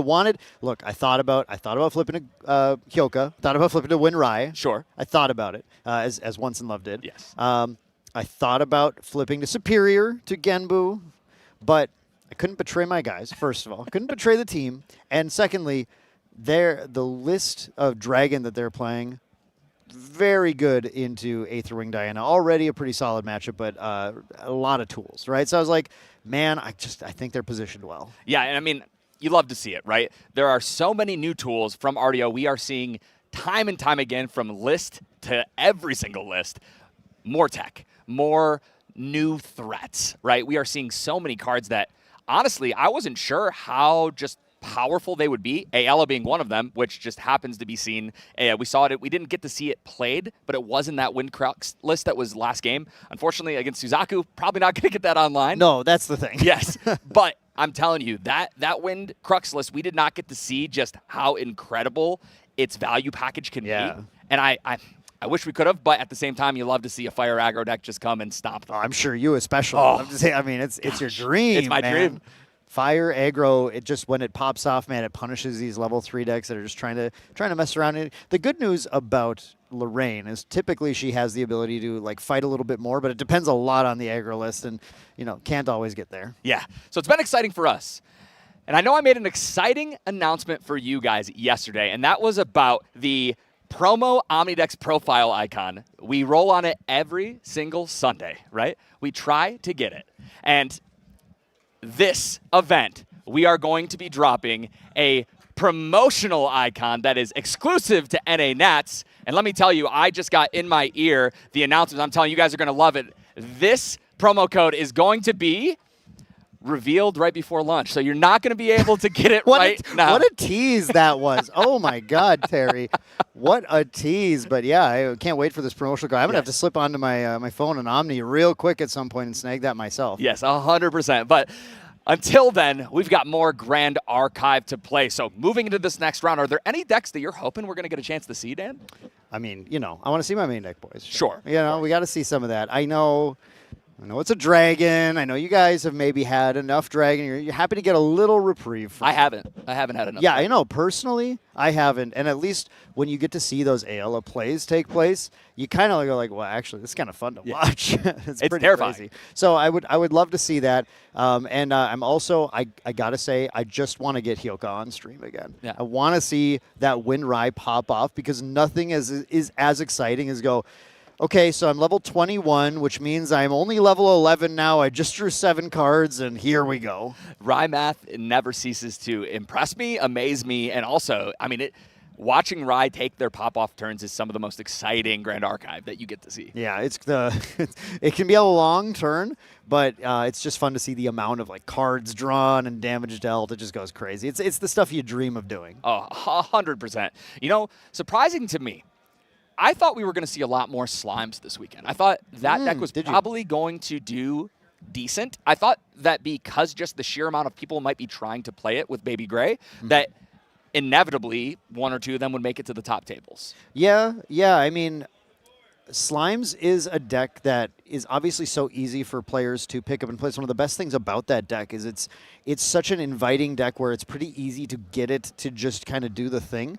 The challenge is always getting it to do it at the Ascent level. And the game has escalated a little bit since the game came out, since Slimes came out.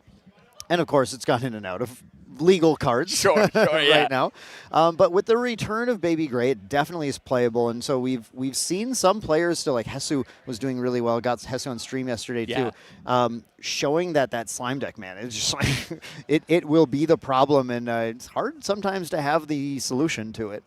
But yeah, it's one where I think a lot of players gravitate towards some of the newer things that have some more overt kind of power to them, and so. Yeah, I would have liked to see a few more as well, I think. Yeah, I love a good mid-rangey deck like Slimes, right? They have so many options, and at the end of the day, the inevitability, as Valkyrie said, Storm Slimes, they're inevitable. You can't stop them, right? And when you see one, you see lots of them, and they like to end the game quickly. So we did get to see it happen on stream, which was great, but we've seen so many unique decks. I'm trying to think if there's anything that we actually didn't see.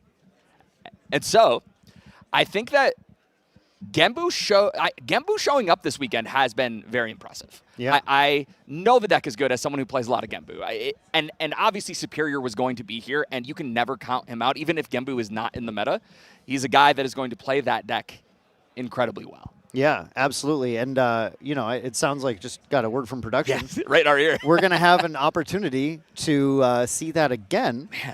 This is going to be really fun because if you all tuned in for round 1 of day 1, you got to see this Genbu versus a main deck member on Seryu, and unfortunately ended in a game loss from missing to remove the Arcane Blast, going fast. A little bit of an issue there as Bobo was just getting warmed up for the day. Now we're going to go into a day 2 match of Superior on Genbu versus main deck T-Lux, Tony, on the exact same deck. And I'm positive that Tony is warmed up and is ready to not shuffle Arcane Blasts into the deck. Yeah, this is going to be a great game, a battle of Guojas, Yes. if you will. Different Fate Stones, different pathways, but at the end of the day, we are going to have a Tamer mirror match. Yep. Tamer.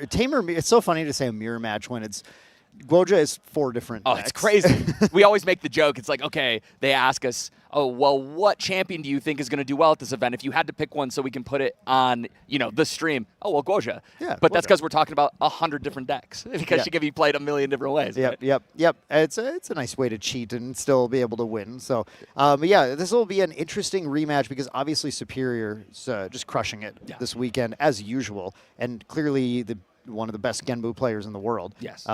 And it's kind of a chance for main deck with the Serialist to try and get revenge. Avenge Taylor's loss earlier, but can he do it against the overwhelming might of Superior? I don't know. We'll have to see. Yeah, I mean, this is going to be a very cool matchup. I'm excited to see if all of the tech that main deck packed into their serial list, a very, very unique Dragon list. If you haven't got a chance to check it out, you're going to get to see it in action right here again. But a lot of really cool tech pieces that, honestly, probably going to work pretty well against this Genbu. And we'll see Superior, obviously, as you said, one of the not just best Genbu players in the world, but arguably, if you walk around and talk to people, he's in a lot of people's discussion for currently the best player in the world. Yeah. And honestly, he showed it this weekend. He's been on stream. He's played against a lot of Titans and done very, very well. Yeah, we've had him on stream probably more than any other player this 100%. weekend. I keep walk by too and see he was in the backup match for various rounds too. Like, what's going on, man? Superior just lives on that stage this weekend. But yeah, I mean, one thing that we can kind of prep to look forward to in this matchup is that we know the list that T-Lux is playing is exactly the same as Bobo's list. And what that means is that from what we saw in round 1, the main deck against Genbu, we're not really teched, right? Not really as much tech. Can it get there? Sure. Genbu can miss a high roll and Seiryu can high roll and it can get there. When we go to the sideboarded games that all of the sideboard tech comes in. We hit the Psychopomp Scales, right? We had the Nullifying Lantern. We had the items that are going to slow down Genbu's ability to kind of advantage out the game and put Seiryu player into the control position. And that can be the big difference maker. So we'll have to see, whoever game 1 goes to, that's going to be a bit interesting to see. It's be a bit decisive because then you got 2 more matches and you just need to find the sideboard tech, right, to make it work. Yes, and a lot of times in these matchups, you get 2 Shenjus staring each other down, and the game does kind of slow down. And in that world, Genbu typically wins. Genbu loves when the game slows to where they just get to do whatever they want and eventually polar depths you, even if you have a complete board stall, right? But this serial list has a lot of other ways to pressure, a lot of ways to gain advantage and utilize what they have. Obviously, you still have Arcane Blasts. Turns out blasting for 11 is pretty good. It hurts. Yes, it hurts pretty good. But a lot of very powerful cards in this new variant. Yeah, and one card that I want to keep an eye out for too, Bobo did play it in the matchup. This card, though, is a potential game changer when it gets played. It's called Optical Control. It's a Luxem card from Radiant Origins that I think a lot of players maybe overlooked. Looked at it and thought, yeah, Pantheon. Yeah. It's in the Pantheon deck, so maybe you think it's a Pantheon card. But this is a 2-cost Fantasia that says when it enters, you name a card type. And until, while this Fantasia is in play, cards of that type that your opponents play cost 4 more to activate, right? So it's a huge tax on often action cards, especially against Genbu. You're going to name action most likely. You can name Fantasia, though. But that lasts until your recollection phase. Then it sacrifices itself for the next rec, and you draw into memory. So this is a really cool card in this matchup because a lot of that protection or a lot of those kill lines are going to be things like action card based. So by dropping that, you can force out things like Engulf, right? Like, we got to engulf this because if you don't engulf it, Engulf costs 7. Yeah. Turns out an Engulf for 7 is a little hard to pull off. Yeah. And there's another cool piece of interaction with this while we're talking about that card, just that if it goes in play, for your opponent's next turn, obviously they're taxed. It goes to the recollection phase, and then it triggers to sacrifice, and you can respond to that trigger by continuing to play cards, and it's still in play while that trigger's there. So you can play your fast speed Seiryu, use command or something, and they still cost 7 to engulf it. Wow. That is actually insane. Yeah. That is such a cool way of utilizing the stack, but also just triggers in general. And now we are here seeing there is Superior getting ready here, trying to get into the zone. And we are going to get to take another look at these lists here. I know we got to see Superior round 1 of today, didn't we? You and Velk got to cast his match against Asuna, if I remember correctly. And now we're taking a look here. This is a pretty standard Genbu list. We do have the Diamond Ribbon tech, very, very cool. And we've seen a lot of that in water decks. And then we also see main deck Excalibur, not obviously going to deal with a dragon, but a nice catch-all that you can utilize. But I think a very important card in this matchup is going to be that Engulf, like you said. Those Engulfs are going to be huge. Yeah, I think so too. And I have to point out too, well, we're just talking about this sort of Luxem on Luxem violence happening here from Genbu. With those Excaliburs, there is also always kind of an interesting out if the optical control does drop. If there's any route to try and Excalibur it, then it's off the board. So, for example, T-Lux could get in a situation where the out that he's trying to play around is double Polar Depth. So name's Fantasia. Then the Excalibur hits the optical control, and then you just go ahead and drop everything. So this is going to be has the potential to have some serious back and forth action to it. No, I'm very excited to see what happens here. We're seeing some cards that, honestly, as far as Luxem goes, we haven't seen in a while. One of them being Uther, Illustrious King. Very, very cool tech. That is a very cool card in this matchup. That's a cool piece of tech here because, again, this deck's reliance on Ayla for value in the late game. You can Uther, with his ability to banish something on the stack, suppress him with Ayla. And then he will leave. The on-leave will resolve, doing nothing. And the on-enter will resolve and banish permanently anything. It's a very cool interaction that can happen when you have those triggers separately like that. Yeah. Very cool. Very, very cool. Yeah, so it's, I think, obviously the team's been very happy with the performance of this version of Seiryu this weekend. And at this point, there have been a lot of the tough matchups for it have been eaten out of some of the day 2 slots. But it's the player skill. It's the big concern, right? We go into Superior, and anything could happen at this point. So we're going to head over to the game now. The players are ready to get jumping in and playing this Guoja versus Guoja matchup. Here we have main deck Tony T-Lux on the left, Superior, the probably number one Genbu player in the world on the right in a serious showdown. Superior, I didn't know yet. Superior continues to be technically undefeated with now a 7-0-4 record. That is an undefeated record. What a way. Superior is winning his games or he's not losing his games. Yeah. And that's where we're at. The key is just don't lose. Yeah, right? just don't lose. Just don't lose. So yeah, players are going to get shuffled up and get ready to go. We'll have a die roll to decide who goes first.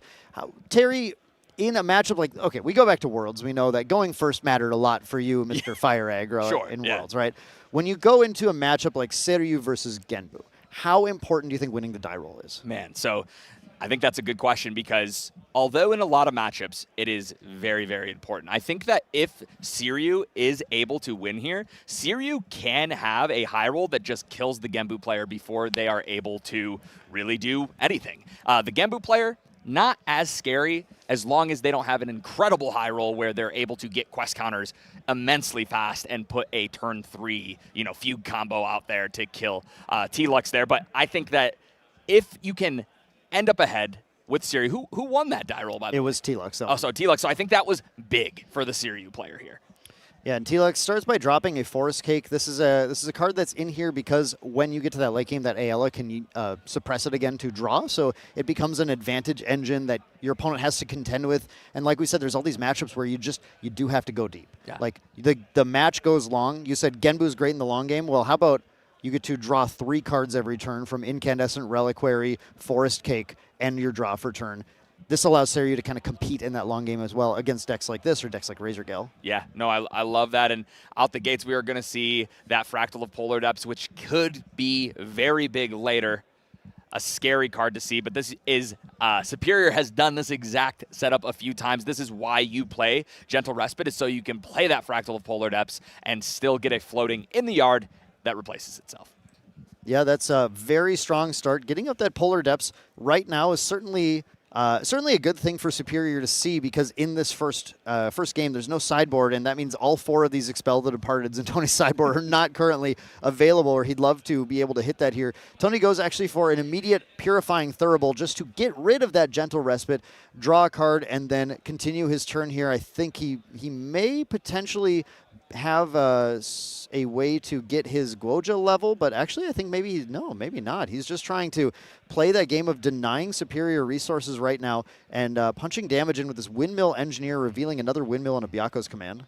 Yeah, it's a good decision as far as the tempo play goes, but it's always unfortunate when you don't get your Fate Stone online right away, right? But we did have the Ace and Protector, so that is what Tony was seeing, was a nice Windmill, Ace and Protector, 1-2 punch combo.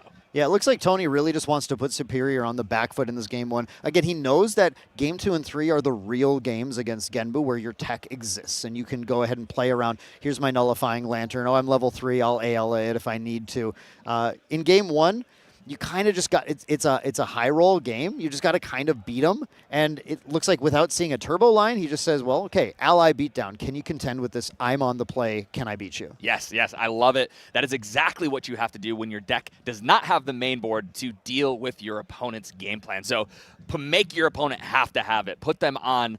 Hey, I've got to play perfect. Hey, I have to draw the exact pieces I need to make my way up, and we are seeing Superior take a turn off as well with that GCR.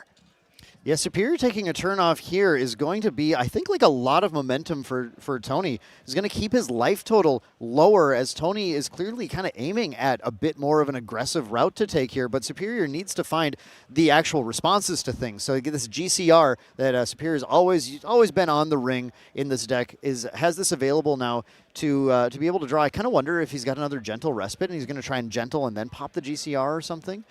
Yeah, he's got to have either some kind of defensive play or a way, like you said, to just utilize value the best that he can. And we're waiting on this GCR. So as you said, okay, here we go. It's a Fractal Rain. This is exactly what you want there's to see. the other Gentle. Yep. So he Fractals to drop his influence even more and able to potentially get that. No, never mind. He just decides to draw. He's like, wait, I'm still down even when I pop this GCR. Let's just play it and see what T-Lux is going to do. Because you want to find as many options as you have to deal with things. So getting this Fractal of Rain allows him to mark 3 damage onto that Ace, and it should be a 3. We have a 2 mark there, but it doesn't really matter because it's the Frosthorn Paladin coming in to eat the Ace and Protector. So Superior firing right back and saying, all right, hang on, I don't want to take all this pressure. I'm going to go back into the board control position. Yeah, that was a great play by Superior and an interesting choice. I'm not sure if a lot of Genbu players would do that. They might just force their way up and start trying to get their mill engine on, but Superior, being a very, very skilled and seasoned Genbu player, knows, hey, if they don't have answers to what I'm doing, I need to control the board. Yeah, some of this does come down to the fact that if Tony... I think Tony might have been banking on the fact that if Superior doesn't see Frosthorn Paladins, sometimes you just don't. Yeah. Then his board is entirely uncontested for the bulk of the game. Superior did have it, of course, though. You always got to have it, and he sure did. And now Tony's got to kind of, I think, adapt a little bit and go, okay, fine, time to level, time to actually play a Dragon plan. Yeah, see your 3-4, raise you my own 3-4, and deal with yours, right? Yeah, so exactly. We're moving on here. It looks like we have, that is we've got some good cards in this There game. is a D-guide there. Yes. So Tony is likely going to be thinking about it on the next turn because Windmill revealing Windmill on the Imbue, swinging for 1, continuing to put a little bit of pressure in on the Spirit of Water. And I think he might just be passing the turn here, pretty traditional, to then get the trigger on the Fabled Sapphire Fatestone to be able to draw a new card into hand and play everything at fast speed. Gets rid of that Innervate Agility, which is interesting. It is one of your protection pieces against the Genbu route, but it was drawn by the Windmill. Yeah, I just realized, I went through it. Wait, we saw the 2 windmills. Yeah, so that's unfortunate. Yeah, of course, the one card that gets hit at random is the one that is your defensive piece you may need. But on the level up, we're going to see that Cerulean Decree get banished, and the Genbu trigger is going to hit a float. Also hit a very cool card that some of you might not know. That's the Fatestone of Heaven. Yeah. This version of Seiryu runs 2 Fatestone of Heaven in the main. So Tony still has another one, but that's very unfortunate for Tony because the Fatestone of Heaven is such a powerful control piece in conjunction with Ayla at level 3 to just keep the board exactly the way you want it to be, which is clear of any threats, interceptors, blockers, anything like that. Yeah, so here comes the Frostborn coming in, trying to clear that windmill, but we do see a reclaim from Tony. This is kind of the bread and butter of wind decks. Yep, exactly, Tony. Just continuing to gain advantage from that. Superior, of course, being such a floating memory dependent deck, doesn't really have a way to get rid of that reclaim on his own. So it's going to be a plus value for Tony here for sure. But Superior wants to answer in response with his own continued plus value with the Gentle Respite. Yep, and that's going to put the second floating in the yard for Superior. So if he chooses to, and those are still there when it moves to his materialization, he can level up for free.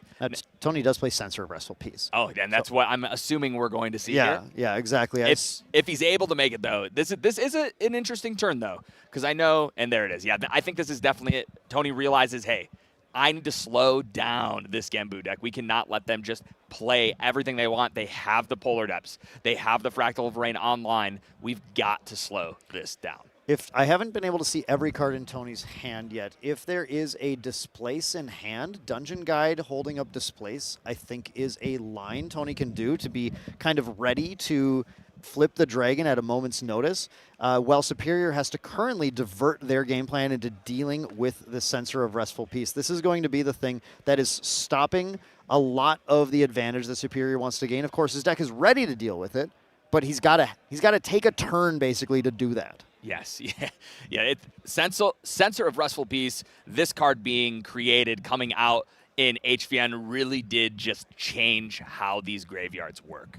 Very cool card. Yeah, it adds this wrinkle to every game where it shows up against, especially a water deck like this, where now we don't just go to our normal like solitaire game plan. I'm going to combo out. I'm going to level to 3. Now we have to suddenly get super interactive. And we see here is the Beseeched Fatestone. So this is going to be Tony's chosen route, actually, to go to this level 2 Guoja Blessed Scion. And he's going to be able to banish a couple of cards here. And I would predict take the quest counters here because he needs to start to develop those, get to the point where level 3 gives the full 5, or it would be 6 in this case, to get that Siri online, but he actually takes the card. Taking the draw here into the Siryu trigger will make him have 5 influence when he moves to end. That's enough to put 2 down to flip this stone, and if he does have that Displace, he can hold the Displace to flip that Panda and get another materialization at fast speed. Yeah, that's very true. That is definitely an option for him to take here. And additionally, I just realized doing the math a little better, or a little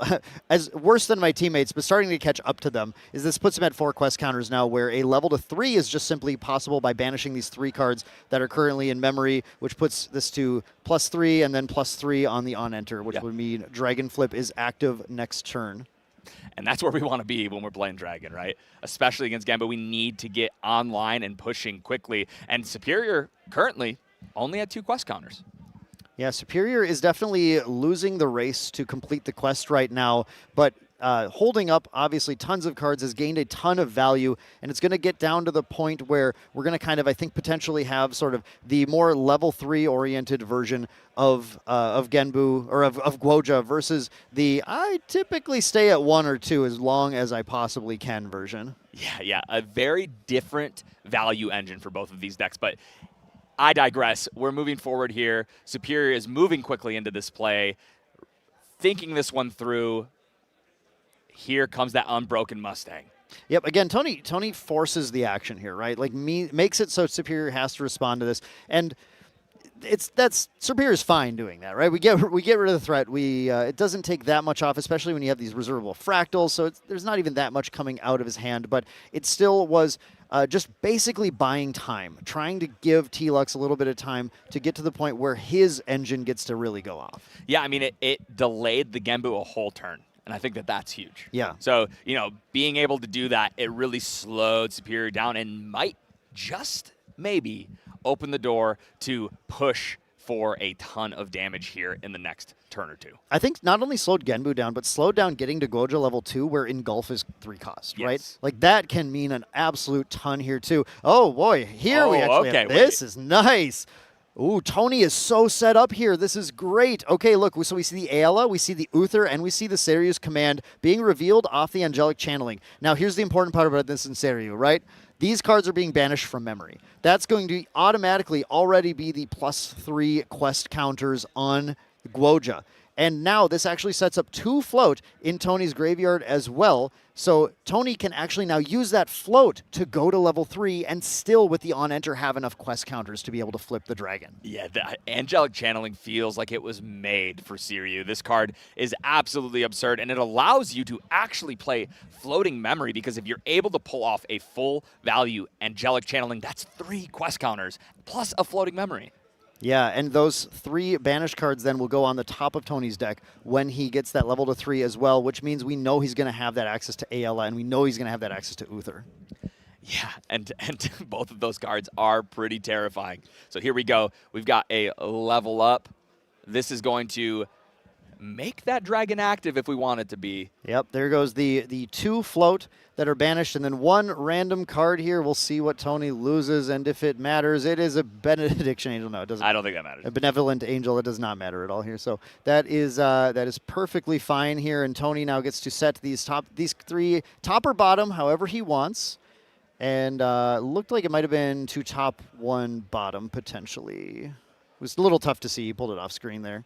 Yeah, and we should have, I believe, a few more quest counters right now from that on-enter. Oh, and this is a great play from Superior, though. This is crazy. The Primordial Ritual being played to sacrifice the Unbroken Mustang, targeting Tony with the Mill 2, which is going to actually mill that Ayala and Uther right off the top before he has the opportunity to draw them. Yeah, and this is what I said. There's did he use the on? He used 1 counter from. He got the 1 counter from leveling up. He used 2 floating, got the 1. That should have taken him to 8 after the angelic channeling, and then the on-enter would have taken to 11, but he did miss it. I think we are getting that declared as a missed trigger.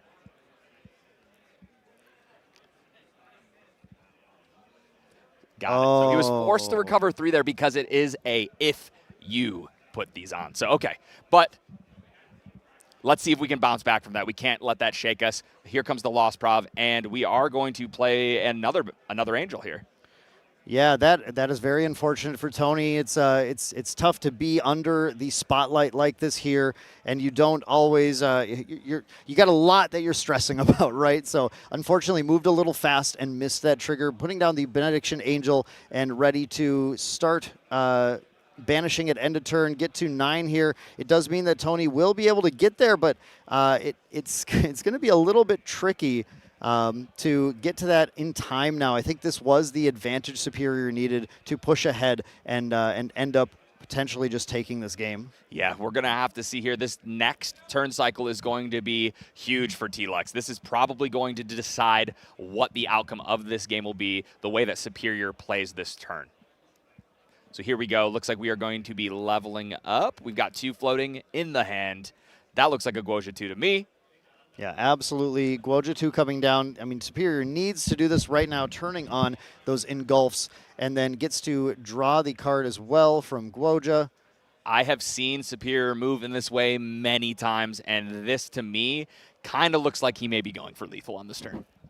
Yeah, this is a situation that Superior, I think, wants to take advantage of, right? His opponent made a misstep, and now it's time to capitalize on that with that weakness shown and try and take him out of the game before he can recover from it. Yeah, so right here, 3 cards in hand. I can't tell for sure. There may be a Fugue in that hand. If so, you might see that utilized here. That would add another water to the yard. I think that he needs to hit a lot of water. There was a couple Norm cards, but I think they were floating, so that... Okay, we're just going to activate Genbu right here. Let's see what happens. Any responses? Are we just going to see the turtle, the black tortoise grace this battlefield? Looks like we are going to here. This is almost a situation where Tony almost wants to just concede and get time back for game 2 and 3, if given that the dragon is still a ways from flipping. Yeah, so here we go. We are going to be milling quite a few cards here, getting a lot of water in the yard. Genbu is going to gain 3, 4, 5, 6, 7, 8, 9, 10, 11, 12, 13, 14. That's not quite, but with that Frostworn Paladin, are we going to be able to push enough? Let's see here. Tony has no way to innervate agility right now either, even if that is in his hand, because he's at 0 damage counters, unable to pay the recover 5 cost. Here comes the Frostworn Paladin for 3, opening the door. And this is going to be a Fugue, which is going to be a very large attack. Yeah, 2 down for the Fugue. Hold up, engulf, back up to potentially negate something that hits here. Man, I know Tony well enough to know right now he is kicking himself so much. I know he's I can tell by his mannerisms he's ready to pack it up there. Yep. He wanted to see the opponent show it to me right now. Let's sideboard. Let's try to pull this back together in games 2 and 3. Yeah, when something like that happens, though, you got to shake it off, right? You're playing at the absolute pinnacle of Grand Archive. You need to take a deep breath. Go, okay, sure, I punted that, but I know that my deck and my sideboard is going to help me take down game 2 and 3. How is T-Lux going to bounce back after that little mishap there? The bounce back's going to come entirely from bringing in the sideboard to put Superior under a lot more control than he was being offered before. So we have the Nullifying Lantern coming in from the side. 4 copies of Expel the Departed coming in from the side as well. These 2 copies of Psychopomp's Gale also very huge. I mean, honestly, I look at this board and there's almost nothing that I think is not useful in this matchup. Tony could nearly do an entire side, like just full side in if he wanted to, because there are arguments for every single card in here. Yeah, I mean, a lot of very powerful cards that could, depending on the situation, really be backbreaking if played at the right time. Yeah, exactly. So I actually am not even totally sure what our sacred texts say for what you're supposed to side in for this Genbu matchup, other than I know that all of those cards I named, those are the really, really huge ones here. We look at Superior sideboard now. I think we've talked about this in the past, but there are definitely some plays like Bespawn Boots to stop the Arcane Blast line from being active. I don't think I would bring it in here, but it is worth noting that Orb of Sealing is a card that can reduce the Empower if you let Sarius swing a few times. Yeah, yeah. You generally just don't want to Yeah, let it's him usually do that, a little though. too slow, but... The Unbroken Mustang, another way to deal with those sensors, and the eventual Nullifying Lantern coming in here as well. And Song of Frost, right? That's a big one against Seiryu because you can use that in response to the on-attack trigger to banish the on-attack trigger from the stack and end the combat. Yeah, very, very cool interaction there with Song of Frost. And then lastly, I think we might see this Regal as well. Yeah. It's just such a powerful card when Seiryu has everything in hand, their full kill combo. It's a lot of damage. So being able to say, hey, do you have it? Do I need to play around some kind of defensive card that I'm not thinking about in the moment, right? Just a very good catch-all. Yeah, absolutely. I think it's that's a card that can just completely shut down the held up like Byako's command or something. Forces the Byako's command to be played because often in some of these matchups when you're trying to push damage but also you're afraid of some gigantic turtle or something swinging back, or it happens a lot in Diana cracking back for a ton. You actually hold up that Byako's for a bit of a defensive play and try and catch them off guard on the next turn. So forcing your opponent to have to play kind of all their stuff and then discarding anything else that you want to, very powerful. Yeah, Regal, we've seen just how good that card has been in other matchups as well. So we'll see if it does make its way in here. Right now, Tony's going to shuffle up before we start this next game. Looks like Superior as well. I think that although that first game did not go Seiryu's way, you cannot count out the Dragon. Absolutely. We saw this already in game 1 of day 1, right? Round 1 of day 1. Bobo in that game 2 suddenly just controlling the entire board. Nullifying Lantern has to be dealt with constantly. And this deck has ways, like with the Beseech Fatestone, to get out multiple pieces of tech as fast as they want, or as we saw in game 1 of this, get out a piece of tech and then still level and still advance that game plan. Yeah, it's one of the best things about playing this Wind Dragon list is that your material deck is basically all answers and ones that you're guaranteed to have every single turn because your main win con is your Fatestone. That's what we're doing. So the rest of our material deck is going to be cards that we can utilize to either push us for that lethal or make our opponent not able to push us for their game plan, right? Right. Very, very cool here. So as we finish this up, the guys are going to do their last second shuffles. You're going to see probably present here. We are ready. Last second change, one last shuffle, and then we are going to get moving forward here. I'm curious here. Do you think that Tony keeps in Blanche Sheltering Saint? Blanche is an effective card at holding off stratagem slightly. Sure. It can be something that comes up, I think, but I see Superior hitting the stratagem kill so rarely. Yeah. I guess that if you need to remove things, I'd probably put it higher on the list to pull out. If you just need to fit in some of these other tech, the other tech just seems a lot more relevant. I agree. Blanche, obviously a very good getcha when it comes to non-attack damage, but here we go. Looks like the guys finally resolving the on-enters there of their spirits. And I see another Gentle Respite. Tony getting the first turn of the game once again. I see the dungeon guide, and hey, actually, your question's answered, Terry. Blanche is still in the deck. I think that's a Fatestone of maybe not. I see a Reclaim in his hand. Oh, interesting. It looks like we might have a little bit of an Might be a awkward. Fatestone. Oh, there we go. A classic a wind Fatestone. is play that there, ally. Doesn't really matter what it is because we've got that reclaim, right? Right. Yep. He's going to play the Blanche just to be able to reclaim it to get that floating memory in the yard. And here we go. We've got the Fractal of Rain revealing another Fractal of Rain and saying, hey, I've got my kill piece. You know it's here.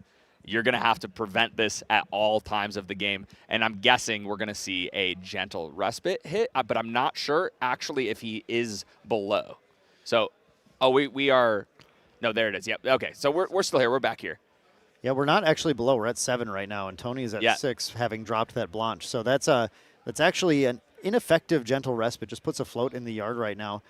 Yeah, I think Superior might have miscounted there. Probably still going to have to play the Gentle Respite here because we do not want to banish that Fugue. But playing the Gentle Respite opens it up for Tony if he wants to just bring up the Censor right now and force Superior to have to try and potentially banish that Fugue if Superior wants to level. The Purifying Thurible, another option here as well. You're going to just reclaim, by reclaiming this Blanche, we are setting up still to go to that Guoja level 1. Yeah, exactly. You get the Guoja out here, putting out that Fabled Azure Fatestone, and confirm that the Nullifying Lantern was added to the material deck as well. Yep, there it is. That is a card you do not want to see if you are a Genbu player. It's very hard to deal with. Obviously, Unbroken Mustang is your ideal way, but Fracturize isn't going to cut it. So Stifling Trap can stop an Unbroken Mustang. It can.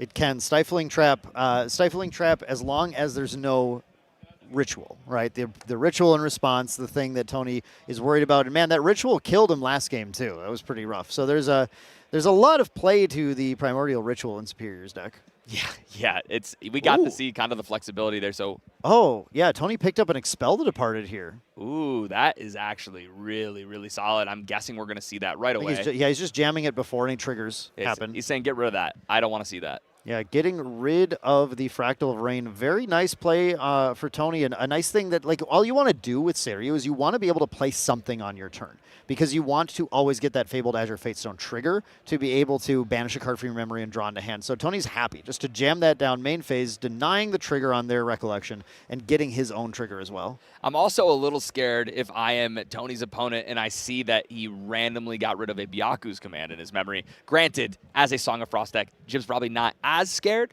but you always have to respect those giant combo swings. Yeah, you definitely do. I think Byaku's command is a card that you want to have a copy of later, but it's not one of the sacred cows that you just have to make sure you never get rid of, right? Yeah. But here we go. It's going to be a pretty easy play the Fractal of Rain pass. We've got a Tengu in, going to give the quest counter. Tony's going to pop, draw another card, keep that influence growing, which is right where Siryu wants to be.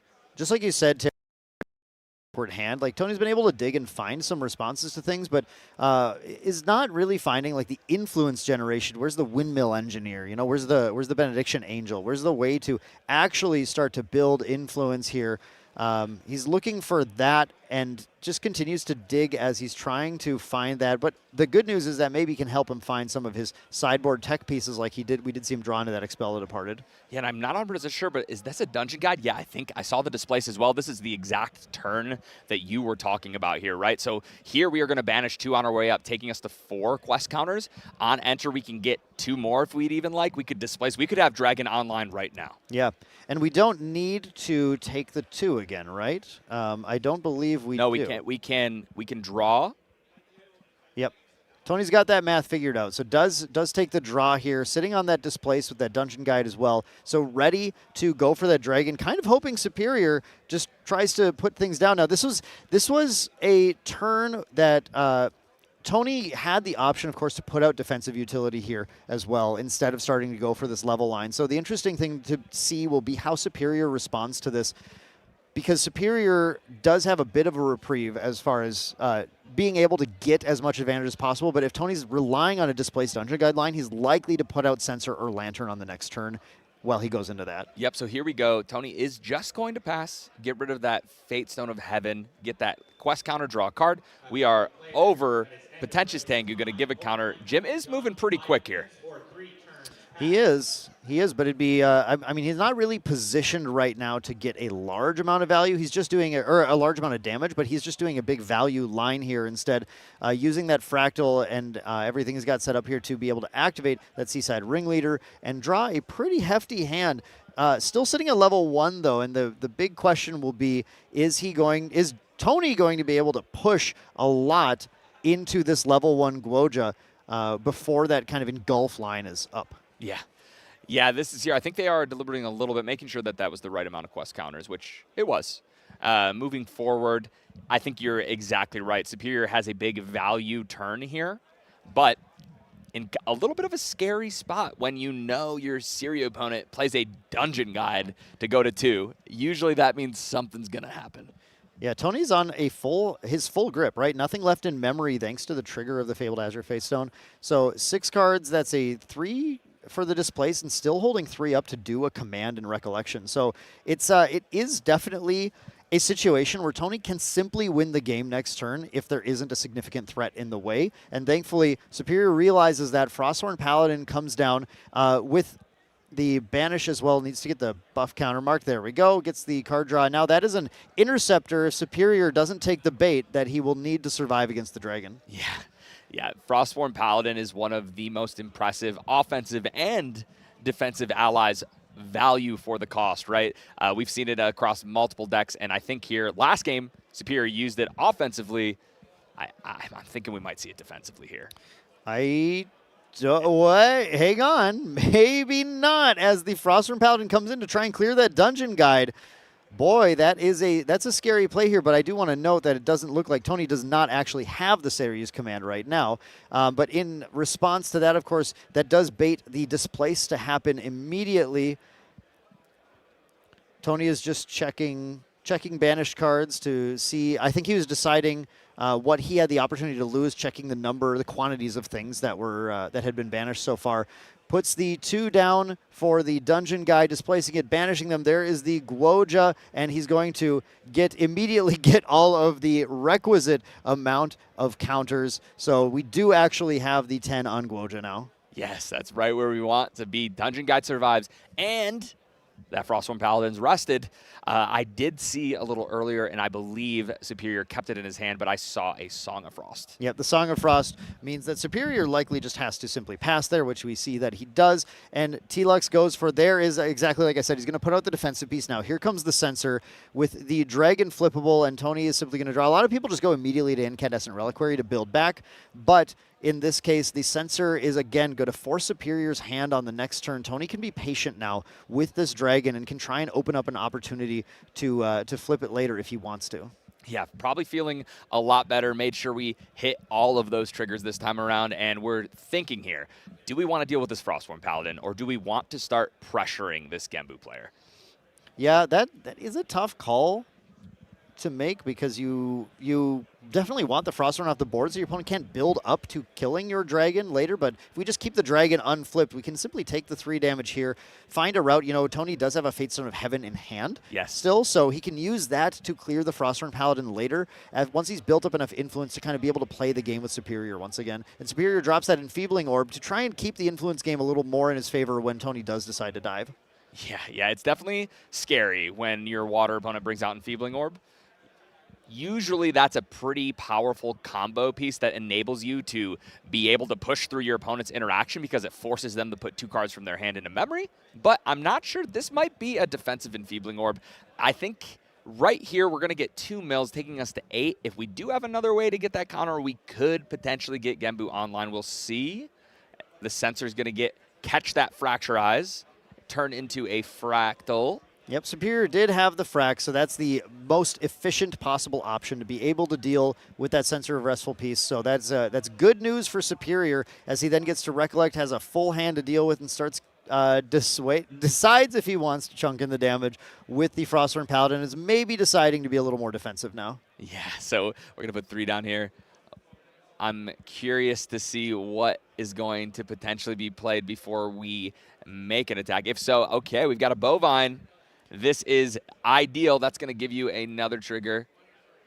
Yeah, that mill is going to start coming very fast for Superior now. And now, of course, he's also getting very close to being able to flip that Genbu here with 7 quest counters. Kind of set up to be able to get it next turn guaranteed during Recollection, or it will only not get it if Tony's able to answer both the Bovine and the Fractal of Rain on his turn. And then it still comes down to, do you have a Conniving Plans in hand or something to be able to get there and get that Genbu flip? Yeah, it turns out that the Water Genbu deck plays a lot of ways to mill cards. So there's a good chance there's something there, and we do see that Fugue in hand that we were shown on turn 1. Tony thinking diligently here, because this is a big turn. Yeah, I know. I saw him looking at the Nullifying Lantern. It looks like he's deciding between Lantern and Purifying Thurible, which is going to hit the best right now. And with his current influence, Thurible is not effective enough to completely deny Floating Memory. So I think he wants to get that Lantern set up now and force Superior to have the Unbroken Mustang. And doing this does deny things like the Deluge on Conniving Plans and the Genbu, obviously, the giant life buff that he can get. Well, Tony starts to build a little bit more of a hand, and thanks to this Fractal that he has now, he has a kind of a good amount of cards now to be able to play something like the Fate Stone of Heaven to start to clear things off of the board and still keep up a few cards in hand, but that Enfeebling Orb is a bit of the problem. Yeah, and here we go. You're going to see that Fate Stone of Heaven. Haven't seen this one hit the board many times, so let's read this one to the viewers. This is going to be a 3-cost Tamer Fate Stone. On enter, destroy target non-champion object with memory cost 1 or less, or reserve cost 5 or less. But then the Guoja bonus is pretty cool. You pay 3, reveal all cards in your memory. If 3 or more Luxem Element cards were revealed this way, you can transform it into a threat of its own. Now, I think the transformation on the Fate Stone of Heaven is not something that this deck actually not tries this particular to do. deck will be doing that, no. But it's that on enter that can even hit things like Essence Crucible. Yeah. That makes it such a flexible removal piece. And here it looks like Tony targets the Fractal of Rain to get that off the board, denying one of those mill sources to Superior. However, the Bovine is almost guaranteed to last unless Tony wants to flip a dragon to kill a cow. But usually sending your dragon after the cow is a little bit overkill. Yeah, I mean, taking a dragon to make a cow go out the pasture is pretty intense. And right now, that means we really show our weapons if we do that, right? We don't want to bare our fangs just yet. We want to make sure that when we do, we are prepared to try our best to end the game in a hurry. Exactly. T-Lux does go to the end of turn still without that dragon. Now he gets the Fabled Azurite Fatestone trigger, banishes a card at random, and does draw 1 more, which is actually important because it means that even through an Enfeebling Orb, he has something like Veiling Breeze up to try and prevent even a little bit of damage. Yeah, a lot of defensive options in a wind deck for sure. One thing I do want to say that I noticed is the way that T-Lux is playing this game is very methodical. That bringing out that Null Lantern, a lot of players might have just brought out an Incandescent Reliquary there to try to draw more cards and build your influence, but instead really taking his time to make sure that he shapes the turns that he needs to get the win here in Game 2. Yeah, he is trying to take the very surgical approach, the same thing we saw Bobo doing in round 1 of day 1. This is the unfortunately less effective than Bobo's game 2 was at doing that, but he is still doing his best to try and keep Superior off of having significant action. And now it's just about, for T-Lux, it's about trying to rebuild that influence going into the next few turns here, assuming he has them. And the question is just, when is Superior going to be ready to pop off? Yeah, and that is scary because we do have a dragon, right? We do have a potential taunter that we can do at fast speed, but timing is everything in that sequencing. And we're going to see here, there's another mill trigger. We are going to be able to get another one with this bovine, which will bring us to that magic number 9. Tony did mill a dungeon guide there, which I'm sure he was relieved to see taken off the top of his deck from the Fabled Sapphire Fatestone. Here comes that Tidestone Bovine, of course, going to target Superior. Milling 2 more. That's Float, and that's Frostsworn.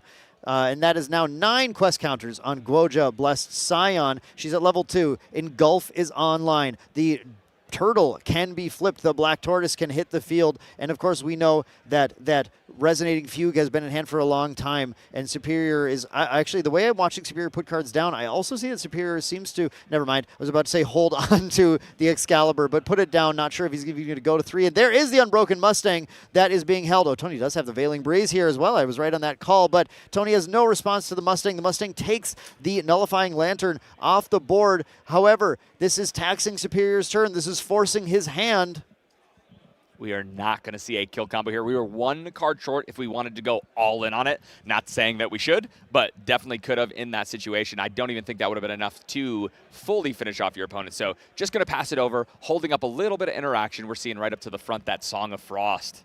And here we have the Purifying Thurible from Tony. He's going to put 4 down and cause 4 cards to be banished from Superior, which seems like, oh, it won't matter. He won't be able to have to banish the Float, but this does reduce the count of water cards in his graveyard a fairly significant amount. Still a good chunk there, which means the Fractal Polar Depths that we see Superior clinging onto gets a little less effective at closing the game. Yeah, you need a little bit more. And something to remember, too, something about the Siri players is they do have 25 health, which is kind of crazy because a lot of times they feel like in a very aggressive deck, but they are a level 3 champion, and you do need quite a few water cards to get Genbu pushing that kind of damage in one attack. Tony's still holding off on that Incandescent Reliquary, the card that everybody puts out immediately the turn after you level here, but that Thurible does the same thing effectively this turn, just drawing a card here, but starts to deny Superior as much advantage as he can, and now Tony is in the main phase debating how to play this. There is the Dream Fairy hitting the Interceptor, the Frosthorn Paladin, getting it off the board. Yeah, this is cool. Obviously, Dream Fairy, a very potent answer to Shenju's on their own, but we play a lot of suppression, a lot of fast interaction that could let us utilize this at fast speed or, at the end of our opponent's turn. So we're going to see here, try to get rid of this Bovine. I love this play. We get to get rid of not just the Frostform Paladin, but also deal with that mill engine. We've been able to deal with every engine piece that Jim plays. Yeah, and here, Telux just, again, getting to take advantage of not flipping the dragon, continuing to get an effective agility 1 every single turn. And here we see it actually drew him into a very, very powerful piece from the sideboard. Again, the second Expel the Departed that he's been able to find, which can help him if Superior starts to die for like a double Polar Depths combo. Responding to the second Polar Depths by trying to destroy the first one can prevent a key amount of mill that Superior could end up relying on. Yeah, it's a little tough there because on Polar Depths, I believe that sacrificing is part of cost. So when so they can sack it, obviously, but it stops like the double exactly. depths. Yeah, right? which is pretty cool. So slowing that down is nice, right?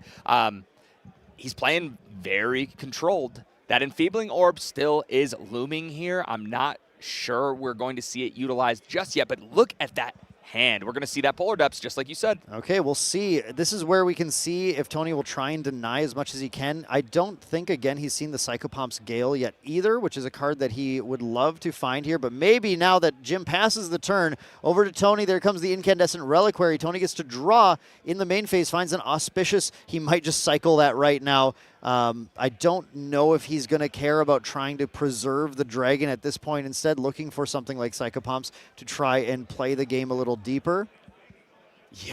Yeah. So that turned the reason if some of you thought, well, hey, why didn't the Genbu player go for it? Well, we're looking at a Dream Fairy, and something to remember about the lineage release of Guoja 2 is you can't release if you are level 2. Right. You need to get to level 3. So, but the Dream Fairy's in play, so how can that hit? What does that matter? Displace is a cursed card. It is a very, very good card, and that would have been an absolute blowout and ending the game. So Superior, very importantly here, is going to and respond to that Expel the Departed here. Right. Get a little mill in.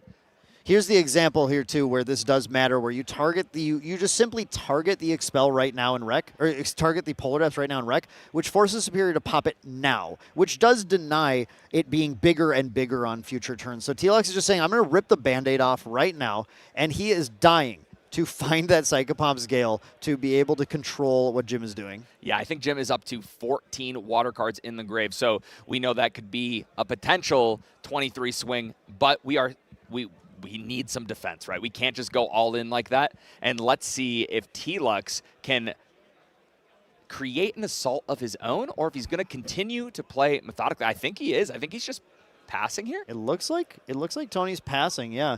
I see him do that motion a lot when I play against. He spreads his hand out and says pass 7-up or whatever. You know, he'll always say how many cards he has as he spreads it out. It looks really cool. I'm always just jealous of it. I can't do it as smoothly as he does. Sure. If you play on cloth playmats, it becomes just something you do regularly. It's a very cool motion. Oh wait, is that Psychopomps? Wait a second. I think that is. I think he actually found it. We might see a very, very cool chain of events here moving forward.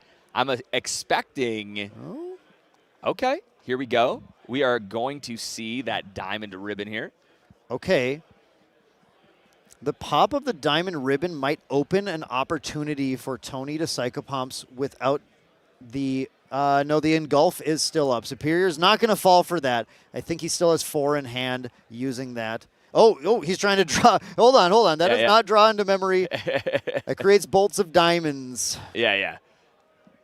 There we go. We're able to catch that before we made it a little too far. Thank goodness. But we are still drawing that 1 card into memory regardless. You like to see it. We're wrecking and drawing. That is quite a grip of cards. Yeah, Superior's got to have just a few too many cards here. Did he generate the bolts? I don't remember seeing him. Yeah, I think he did at least. I thought I saw it.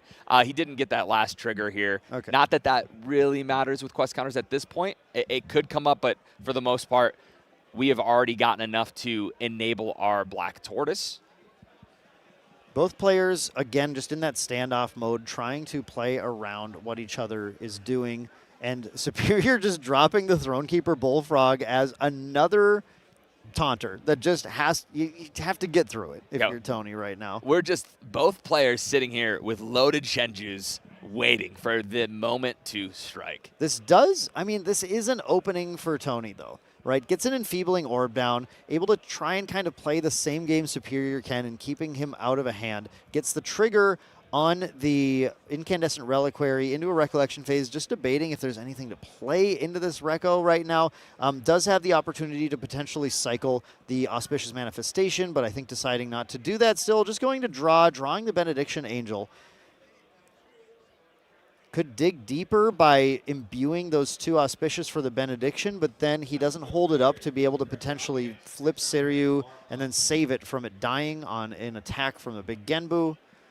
And we're just going to pass. Yeah, I mean, you have to, right now with these players, you have to be looking ahead, and you are calculating, like, it's so easy to say, well, you just look ahead to the next turn. But the next turn is like 20 different potential routes that your opponent can take, and how do you play around that? And there's 2 Enfeebling Orbs in play, and when do you pop those to drop the cards? It becomes so difficult to actually gauge where do you actually find the opening. Yeah, just the amount of sheer decisions and lines there are available right now is wild, especially with Influence starting to grow like that. Both players' hands incredibly healthy.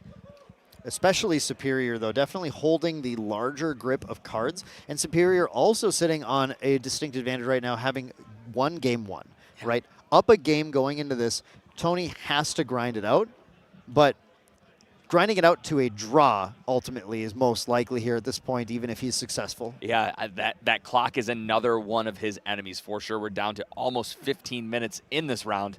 So here we go. We're going to get a mill again. Harness Lightning into the yard, as well as a Primordial Ritual for Superior. Another floating memory. Up to 13 counters on that Genbu. At some point, Superior, there's a distinct advantage that the Genbu deck has, but Superior does eventually mill himself out, and then he gets to materialize Tabula. And by materializing Tabula, set up a perfect set of cards to win the game. So again, like you mentioned earlier, Terry, that long game, definitely favorable for Superior. Yeah, we are going to need to see Tony figure out the line to start pushing and creating some pressure here. Superior hasn't even felt the need to go to level 3 yet. Both players appear to just be waiting and trying to figure out when the opponent is going to strike, try to get them to pull the trigger first. Here comes the Expel the Departed. And yeah, Tony being level 2+ now. Only 2 to activate that. Very cool. It's interesting that he didn't use his fracturized sensor for that, so he could perfectly control what's being lost to the end of turn trigger on the Fabled Azurite Fatestone. In response, a refracting missile, just trying to get extra damage and actually, I think, take out that Dream Fairy very likely.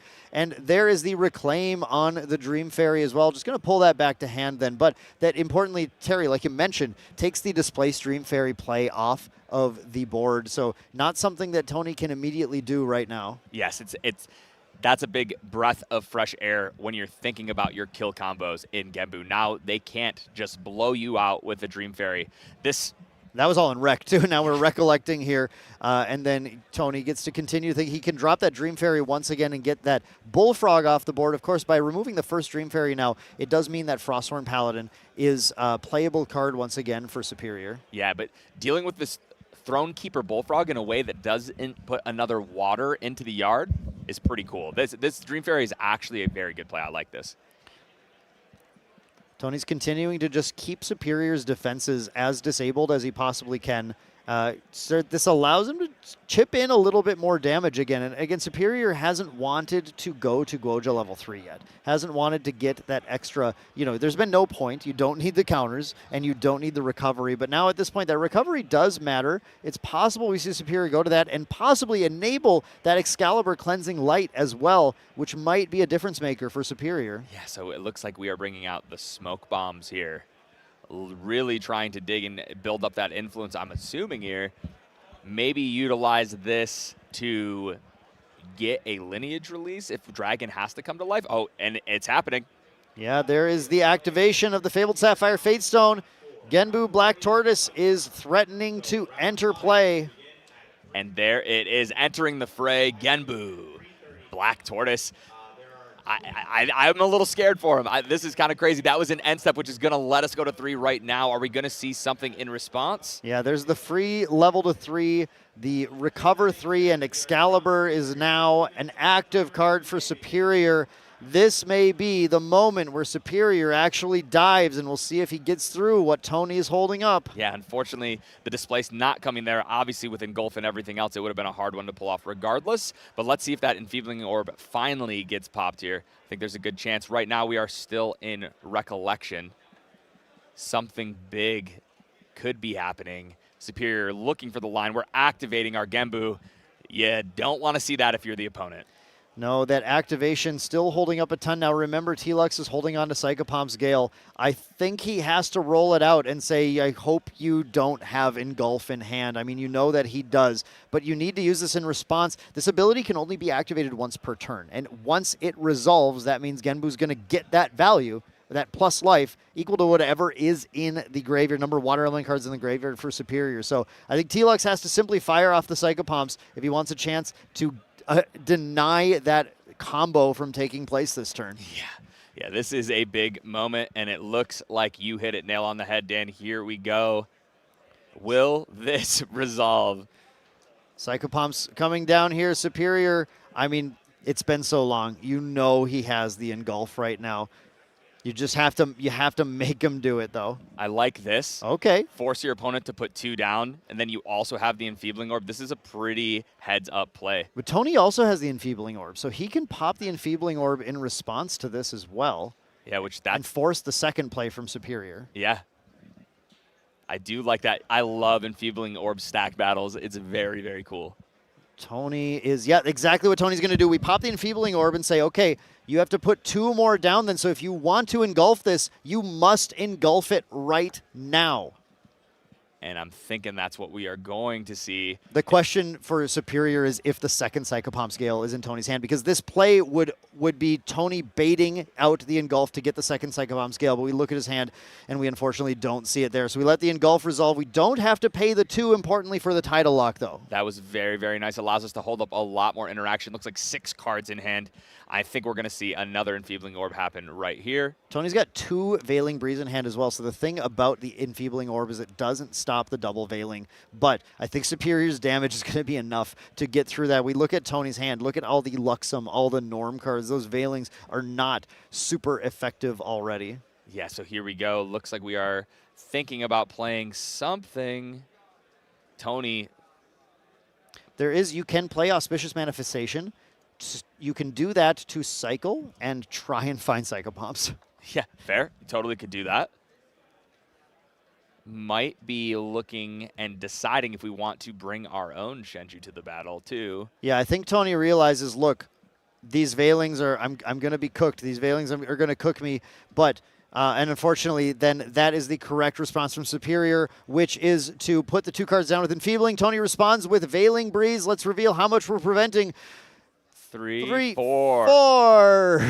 Okay. 4 damage prevented. Genbu is likely swinging for 30 or 40 this turn. So I think with Tony hands down and Superior getting ready, it's just about execution at this point. And unfortunately, I mean, there might be some timing here. You might have a way to live, but well, now, you do have a way to live. It's Flipping Dragon. Yeah, but unfortunately, the attack has already been declared. The attack has been targeting. We needed that dragon out a little earlier. Yeah, you're right. Sorry, we are definitely in the phase now where the dragon is already, the tortoise is already attacking, so the dragon flip's not possible. That said, the dragon flip also would have been answered. Well, the smoke bombs could have been negated by the Guoja. There's so many back and forth items here to try and keep track of. These 2 players clearly in a position where they can do their absolute best to defend, but not in this case. Tony ends up getting crushed by the 27 damage turtle, taking him out of the game, and that is game 2 going to Superior once again, continuing to be undefeated in North American Nationals 2026. Man, moving to 804, that is a great record. Tony, great game played. Still going to have another round to try to get that win and see how he does. But Superior, that's 201, I believe, today, I think. So he is still undefeated, really trying to lock in that top 8 spot. Yeah, absolutely. It's great to continue to see him hit the field here. Every time we get him on, I learn new tricks that Genbu does. I see new ways to play this route, to play this deck out and achieve victory against basically everything in the field, or at least don't lose everything in the field. Don't lose everything in the field. That's an important one to remember. Yeah, I mean, Genbu is just such a versatile deck, and in the hands of someone who has played so many games with it, it's terrifying. Yeah, I mean, Superior is probably one of the most terrifying players to sit down against. A lot like seeing Hyuka Rai, nobody knows this deck like the back of their hand, like Superior, finds the routes, knows when to be patient, knows when to wait, and it was really cool to see that endgame battle back and forth. I'm proud of Tony. He played that last out the best he possibly could, trying to get that Psychopomps Gale to resolve. Very well played. If only he had the second one. Yeah, and unfortunately, and in that last, that would have been an incredible blowout. But when you're looking at Genbu with 21 cards in hand, right, it's pretty tough. They probably are going to have the interaction, but played incredibly well and had a chance to dig for the card, right? Very, very cool. Nothing to hang your head about. This is still an incredible record here at Nats. Hopefully can finish out strong. Yeah, we do have one more round of Swiss that we're going to go to before we do get to that top 8, that top cut. And as a reminder of what our players are playing for today, we have Gauntlet and Direct Worlds invites today. Now, what's the Gauntlet, Terry? The Gauntlet...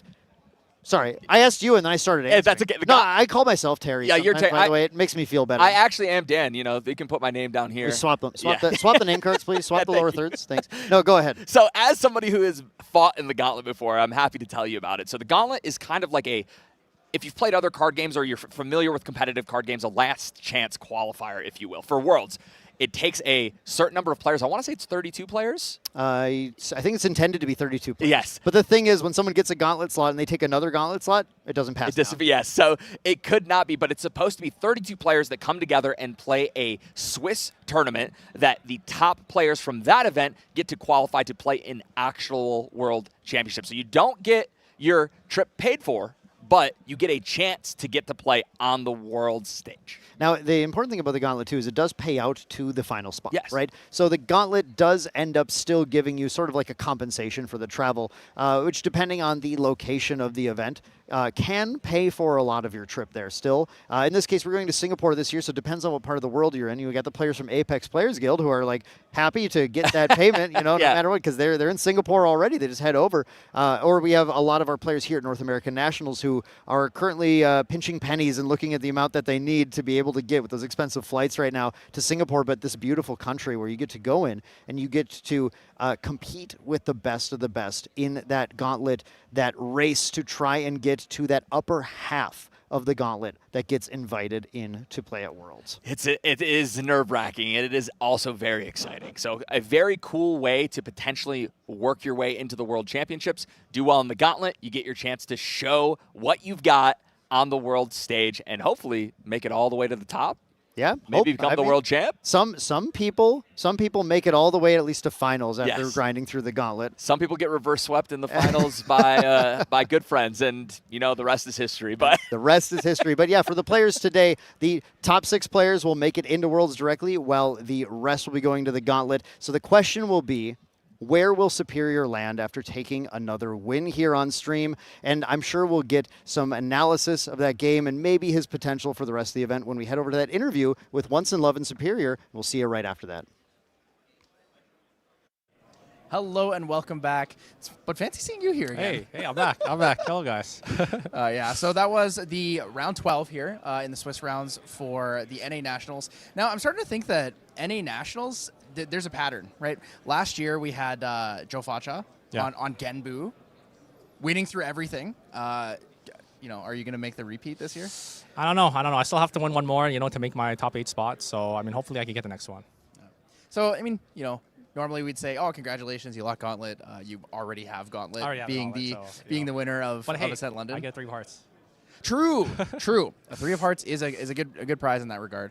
Talk to me a little bit about the games there. Did you feel like they were close? I thought the second game was really tight there. Yeah. I think the second game we were just posturing, so it's kind of like the Seiryu versus Genbu type of matchup that you guys maybe saw at London, where you just have a lot of cards in hand. We're kind of just trying to play around interaction, right? If he sends it, if I have a Song of Frost in hand, then he's all down, then I could go for it. So you kind of just have to play that back and forth type of game to see when the window is there. At least for game 2. I think for game 1, I think the turning point was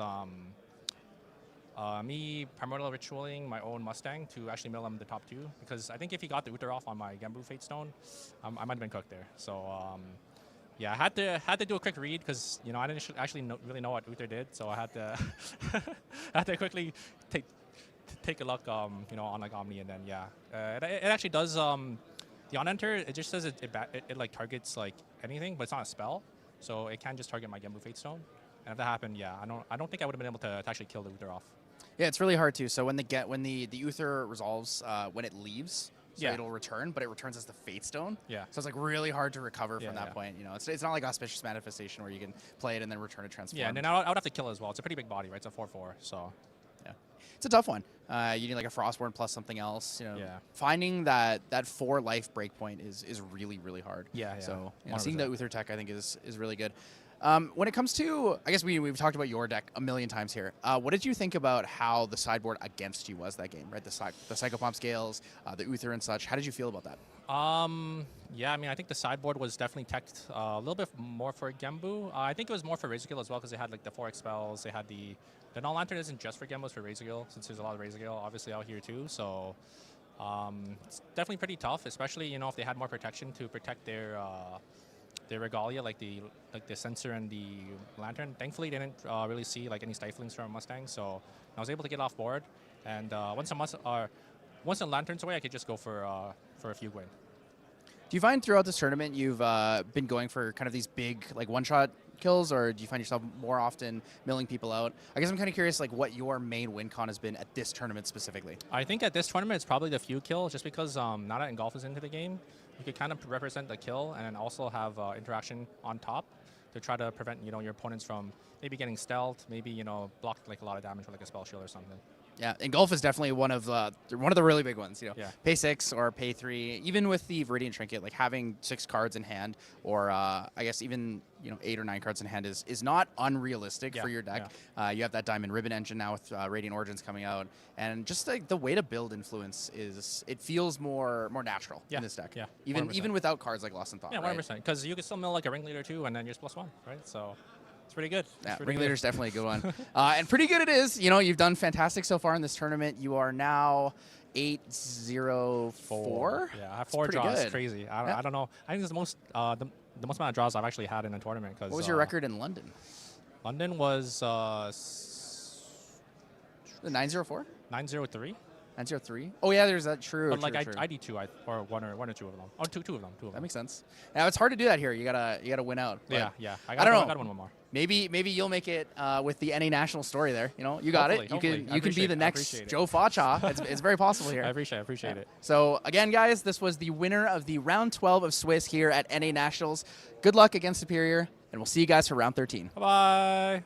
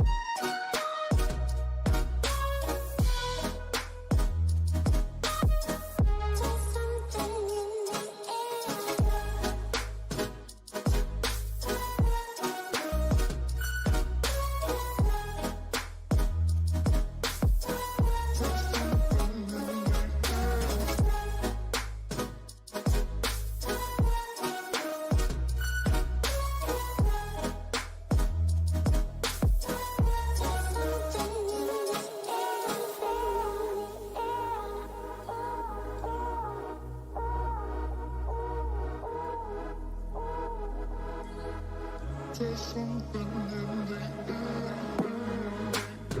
air. There's something in the air. There's something in the air.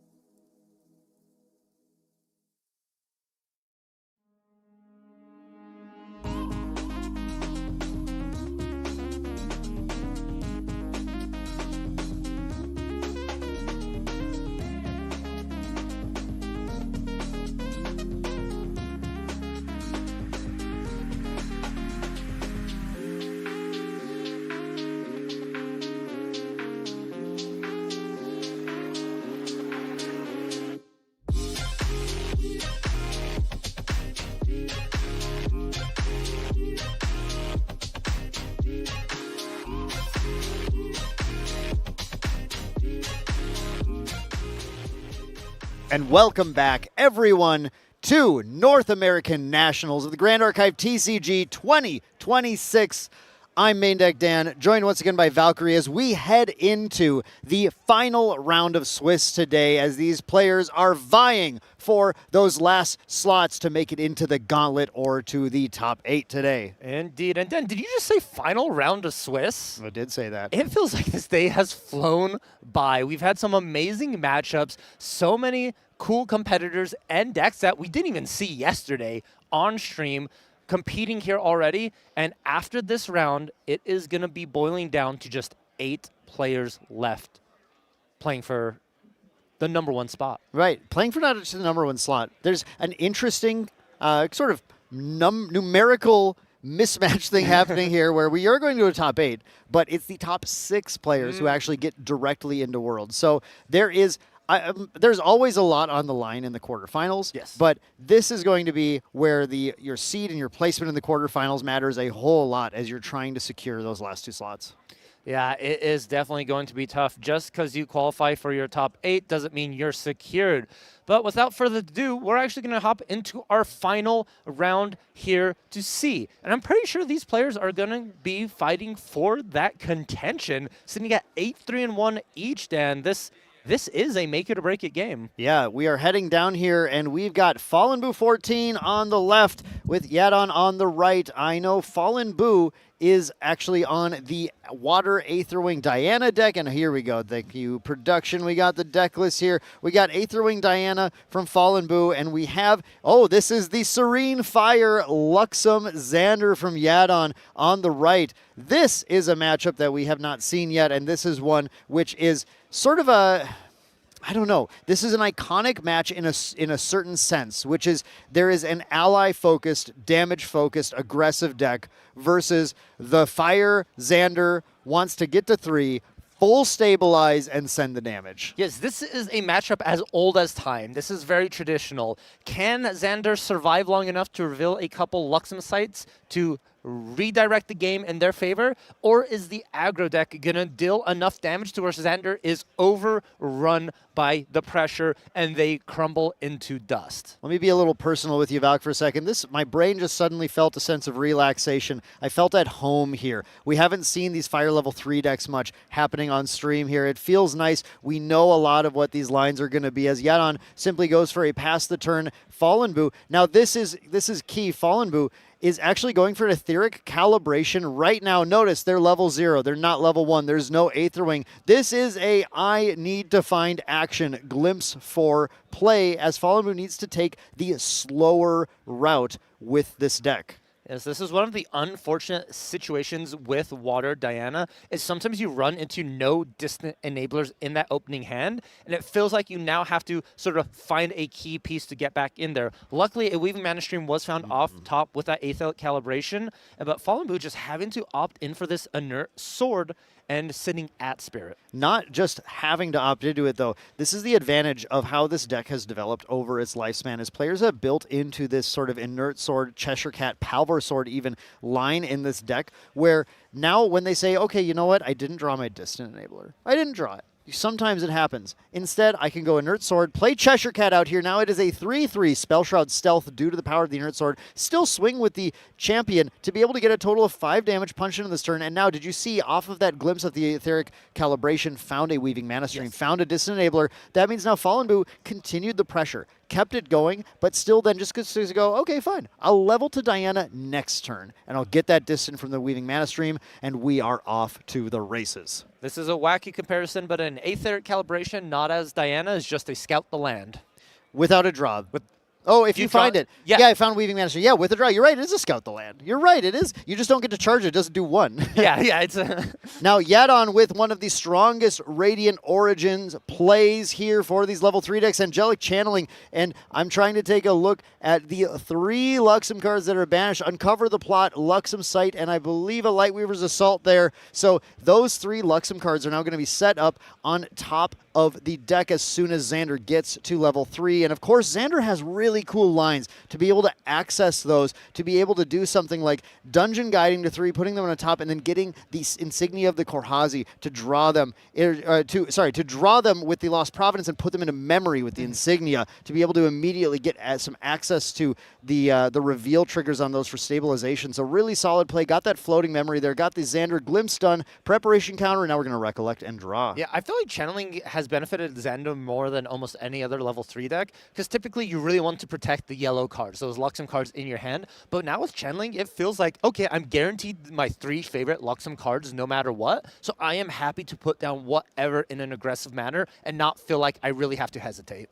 And here comes that Diana. Level 1 dropping out, and actually we don't see the Weaving Mana Stream played, but we see the backstep, or sorry, a reposition coming down, a reposition getting a float in the yard and distancing Diana in response to this. Now there's an important thing to note here, which is that there's only 2 cards left in Fallen Boo's hand, and this is where Yadon goes for it. Looks like the Incapacitate coming down, negating the reposition, which means Diana is not going to be distant unless a second reposition is in Fallen Boo's hand, and that will deny the ability to get out that Aether Wing, and there also comes the planted explosives to deal with the cat as well. That is a good old 2-for-1 that Yadon has shown us, and that is one of the beneficial things about or unbeneficial things about Diana, is if you don't get distant, you lose a lot of your power immediately on that level up turn. It was just such a decisive play from Yadon to negate a ton of the pressure coming in from Diana, which is going to allow him to preserve potentially a Spirit of Serene Fire another turn or 2 here as he's trying to set up to get to level 3, but it only is going to take a level to 2 next turn and a Dungeon Guide to already start to be able to get set up for the insane Luxem plays that will get Fallen Boo nearly out of the game, as it's possible for Yadon to full heal every single turn when enough yellow cards are found. And man, like you said, Valk, that channeling, it sets you up. It really does. It allows you to make these plays that you're seeing with Yadon doing. You wouldn't just put multiple cards down in memory, because some of those would have been Luxem at this point. But thanks to that channeling, they're safe. They're banished. One thing to keep in mind, Dan, Fallen Boo is running the Mad Hatter in their list. So there is always that potential of a big burst before Xander does get to 3, or if Yadon decides to take, like, I'm safe, I've kind of gotten rid of the cat and stuff, there's really no pressure, I'm going to take a quick off turn, and then all of a sudden Mad Hatter comes in, grabs Boots, 14 damage, and closes out the game. Yeah, you're right. You can't ever count Diana out, because that damage can come very fast. But here we are just going to debate. We got the Frosthorn Paladin swinging in, dealing 3 and getting that pressure on, and just a pass turn for the rest of the turn for Fallen Boo as Yadon goes to the level 2. banished an Excalibur, but not something that you're super concerned about. You really want the reveal trigger yellow cards to be shown instead. And Xander Deft Executor comes out with that on enter, taking the planted explosives back into hand. Actually, interestingly, not the incapacitate, but I think the planted's better at actually dealing with the allies. That is what Yadon's more concerned about, which I think is very, very astute based on what you just told me, Valk, too, with that Mad Hatter line. Yeah, it's, you know, at first thought I saw the planted explosives. I'm like, why not Incap? This is so good. But you're right. The only way to deal with this Frostwind Paladin right now is a planted explosives. And luckily enough, we always have one prep counter left over from that Xander level 2. Sometimes you have everything here, and there's the dungeon guide activated again. A Frostbind would have been absolutely decisive from Fallen Boo in this case, but Yadon said, you know what, you got it, and you do not have it, I think, and we're going to go into the Xander Blinding Steel right now. Only a little bit of influence left, but Yadon will pick that back up very, very quickly. Yes, indeed. Here, I wonder how you're going to stack it, right? You have a choice now, and it was a Luxem Sight, Lightweaver's Assault, and Uncover the Plot. Do you value that heal more than the damage? If so, you could probably put Luxem Sight, then Uncover, and then Lightweavers, or do you want that damage first before your heal? I think in this matchup, you want the healing more than anything right now, especially given that, oh, actually, we did banish the planted explosives, so Yadon does not have that anymore. We do have to have Fallen Boo materializing the Aqua Mirage Whisper, unable to get it for free from the Diana level 1, and then goes to Prudent Knock in Recollect to set it up. Now, Fallen Boo wants to come right back into this game with a value engine of their own, swinging in, starting with the Frostborn Paladin, just going to clear that Dungeon Guide off the board so the additive damage doesn't end up eating the Frostborn Paladin, and then swinging in with for two, because we're not distant. The 2 damage swing for a Glimpse 3, finding that float, desperately needed here, put 2 on top, 1 on bottom, and then we're going to mill it. Of course. And keep in mind as well, everyone, that Xander has 10 damage counters, but that's false. Because we have that Serene Spirit in that lineage ready to be released at any moment to recover 6. So theoretically, we are sitting at 4 damage counters for Xander, which is still a pretty big hill for Diana to climb. The Frostborn Paladin definitely is going to be helpful, but the lack of distant for Fallen Boo is really starting to take effect. Yeah, exactly. And the players are just, I think there was a little bit of confusion about the amount of damage dealt. You're so used to shooting for 3 with that Aqua Mirage first time every time. As the judges making sure everything is done correctly. And then we do mill the refreshing charge there off the top, following it up with that Frosthorn Paladin, banish the float, get the counter, draw the card here. Diana's doing Diana things. You can see her already starting to kind of pop off and punch that damage in. And the key in this matchup for Fallen Boo is to be aggressive. Be aggressive. Keep pushing that damage in and try and get Yadon off kilter before the stabilization occurs, finding enough Luxem Sights. Yes, you have to deal more damage than what your opponent is planning to recover.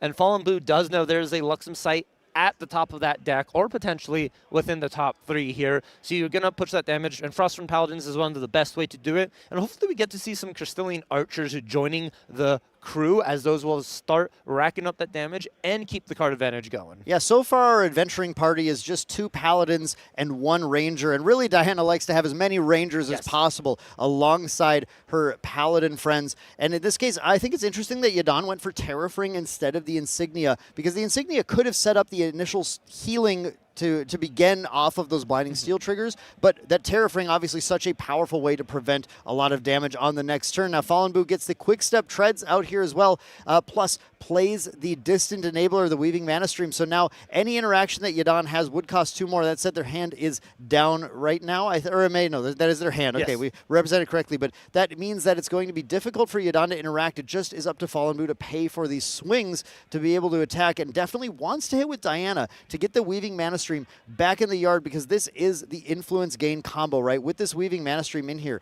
anytime Fallen Boo pays the cost of a one of the 1-cost regalia in the deck using that Weaving Mana Stream, it just simply reloads into here, then gets shot over here, and then goes back into here for our nice little combo that continues to get value as those draw card regalia get played. Yes, it is. Weaving Mana Stream makes this deck. It is one of those cards that I feel like if Water Diana didn't have access to, it'd be just slightly weaker. The fact that you have an infinite recycle for as long as you're materializing cards, and those cards also then generate an additional card you draw, keep the engine going. How about when you have 2 Weaving Mana Streams? That feels pretty good, although the regular Diana build like this isn't built to use multiple at once, right? That's more the level 3 decks that can kind of do that.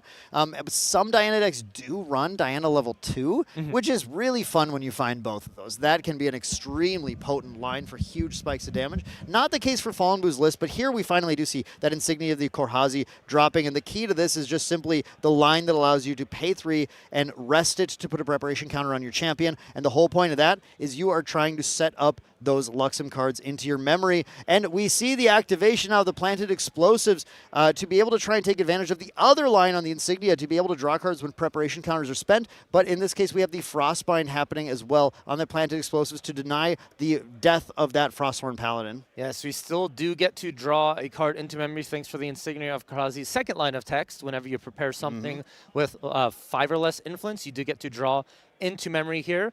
And it looks like we drew a Lightweaver's Assault into memory. So, oh, that was the one off the top. We knew it. Yes, we knew it was happening. I was going to say that was a lucky draw, but no, we knew what was happening here. You don't need luck when you have Angelic Channeling. That is true. Uncover, going to be a Lightweaver's Luxem Site, recover another 3. So this is where the stabilization starts to occur, right? You get the reveal on Blinding Steel, get those reveal triggers. Then you get the reveal on Uncover the Plot, get those reveal triggers. In this case, by incrementing that damage from the Lightweaver's Assault, it was 2 to this Paladin, 2 to this Paladin. Now that's why there's no Paladin here. It's just X's. And Luxem Site recovering 3 twice as well. So a lot of the damage dealt already been sort of negated by Yadon just going for this looping of revealing triggers. And it's going to get worse and worse as Yadon's influence builds and more yellow cards are found. Yeah, it is. It's kind of scary because we went from 3 to 5 influence. Now next turn, if it's like 5 cards being revealed and there's additional yellow ones, it's just going to keep going up and up. And every time there's a Xander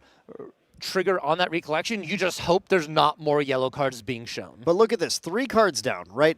We have Quick Step Treads. We just put out the Ranger Strides. We still have this Frosthorn Paladin, which is dealing 3. And Fallen Boo, healthy influence here. I want to point out, Inert Sword still in play. That means Cheshire Cats are still 3/3s when they get played. There are a lot of routes for Fallen Boo to push a lot of damage, including Distancing Diana, which is going to shut off effectively any possible interaction due to that Quick Step Treads, which is going to allow big spikes to happen right now. Yadon is stabilizing, but is Yadon stabilizing fast enough, Valkyrie? Oh, that is a good question here. If one of those cards is a Resolute Stand, I think they have that stabilization needed. It's just one more reveal of this Luxem Site is what Yadon is looking for. You don't want to have to be forced into using the Spirit quite yet, but Fallen Boot is going to try and force everything they possibly can to get Yadon to Lineage Release. Yeah, here is the reposition. Distancing Diana. By distancing Diana, this Quick Step Treads turns on, and now it's +2 to play anything, which means a Resolute Stand is unplayable once the distant resolves on this Diana, and then she's able to get the Strides pop and a huge damage spike, forcing the Spirit of Serene to be popped, and that means that Yadon is going to immediately go for that Incapacitate to try and stop the distant from occurring, giving Fallen Boo the opening now to do whatever he wants with the full hands down from Yadon. Yeah, the end cap, once again, very timely, hitting another distant enabler. That does matter a lot to Fallen Boo here. Diana, I believe we only have 3 cards left in hand for Fallen Boo. I'm not sure if you caught that there, Dan. Yes, 3 cards here. No other way to become distant, so we're just going to go ahead, swing in for 2 with the Aquamarge Whisper. It is now broken. We only get to glimpse 3 this time. Kind of small, sad glimpses here. Oh, I think we might have looked at an additional card too many. There was that was a glimpse of 4. Yeah, and we were not distant there, so I wonder if we'll have to take a look at that here. And we looks like I think Fallen Boo started packing it up, thinking it was over, but the Spirit of Serene Fire still could be popped. I'm curious to see what is happening here. A little bit of confusion here coming. There was an Archer that came into swinging in. Yeah, it looks like the players appear to be packing it up, though, which would indicate to me that enough damage was dealt on the Xander. Oh, the Archer popped at the strides is the damage. So there was an extra glimpse there. There was an extra glimpse there. I was waiting to see if the judges caught it.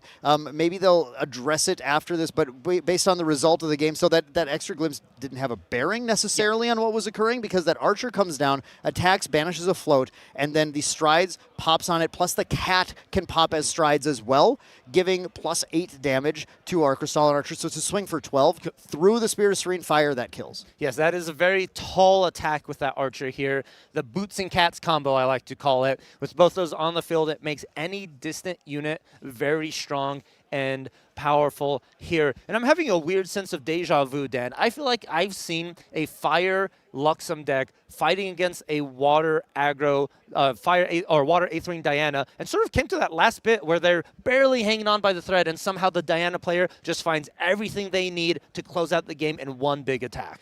Yeah, and I mean, that is something that tends to happen due to the fact that Diana does get to glimpse on actually a pretty remarkable amount. Just like you pointed out right away, Valkyrie, even when you don't have the perfect hand, you don't have the ability to distant Diana and get out the Aqua Mirage Whisper, by simply playing cards like Etheric Calibration, you can just, it's a Scout the Land, like you said, but it's actually better than a Scout the Land because it's a Glimpse 4 draw, not just a look at the top 4 and rearrange draw, right? So starting off that game, Fallen Boo had a Glimpse 4 draw. Then when they got at the Whisper, a Glimpse 3, a Glimpse 3, a Glimpse 3, able to just keep digging and finding all the pieces, find the cats, find everything that you need, find the Archer finally, and punch that damage through. This is why this aggressive deck is really standing at the top of a lot of aggressive decks in the metagame, because it is not as prone to just not finding the things it needs. It finds them. Yeah, it's an aggro deck where you can actually set up what you draw for turn instead of just hoping there's something good at the top of your deck. And I think the pivotal moment for Fallen Boo was the double Frostborn Paladin. It is seeing those against any level 3 deck really shores up the matchup and makes it feel so much more doable, because they are hard for the level 3 decks to remove, and they're just consistent, lots of damage. 3 every attack adds up. Now, there are going to be a couple sideboard cards that we might see pulled in from Yadon. The Smokeout is a way to deal with Cheshire Cats, so we're likely to see that come in. The Crystallized Destiny, a way to hit those tall attacks. But honestly, that's kind of the end of it for what's in Yadon's list. Yadon just, I think along with a lot of other players here, wasn't ready to necessarily fight as many Aetherwing Dianas as are being played in the top 8, or at least expects just to get better starts, faster starts. But he does have a Smokeout main here as well, I got to point that out, to be able to just stabilize a little better, and maybe it was just the fact that Fallen Boo just found what they needed, was able to play through everything here. So we'll see if some of that comes in. Well, Fallen Boo likely to bring in things like Snow White, Weiss Queen again to, actually a runs 3 main, goes to 4 just to prevent Yadon from leveling as efficiently. But Yadon is going to resolve the Glimpse here on the first turn, and then gets a gentle respite paid, passing the turn, and then, of course, Fallen Boo on Diana passes the first turn as well, where Yadon then uses that in order to level up to Xander Prepared Scout, and is once again passing, going to Fallen Boo, going to Distant with the Tactical Retreat in order to set up to level. And we're just going to banish another Tactical Retreat. So this time around, Fallen Boo having more than enough Distant Enablers in that opening hand here. And here we see the tried and true part of Diana. On enter, if we are distant, we get the Aqua Mirage Whisperer, not having to waste the materialization to bring that out separately. And just instantly, again, that Frostborn Paladin, Dan. It's so good. And I have to point out, too, this is going to keep, obviously, Fallen Boo's hand nice and stocked as they're committing threats to the board and putting pressure on the opponent. But in addition, Fallen Boo sitting in a hand that this time does have the Frostbind. Last game, a Frostbind might have just sealed the coffin on Yadon early on that dungeon guide. And we'll see if Yadon goes as low this time to be vulnerable to that Frostbind. But in response to that trigger on that Frostborn Paladin, Yadon wants to actually resolve the planted explosives using the preparation counter on Xander to prepare it and take it out, and setting up, of course, to have 2 cards in memory to be able to banish, level, and take that planted explosives back into hand on the Deft Executor. Ooh, such a good play here. We're going for the backup charger. But actually we won't. Yeah, we won't level quite yet. Just taking a little time. I think one key thing to note as well is Fallen Boo didn't seem to have an Aether Charge for that turn. Yep. You're absolutely right. You definitely would prefer to have found it there. Actually, no. There's a Charge the Soul in hand, I think. Interesting. So they're opting not to take advantage of it, possibly just setting up for the value with the Weaving Mana Stream.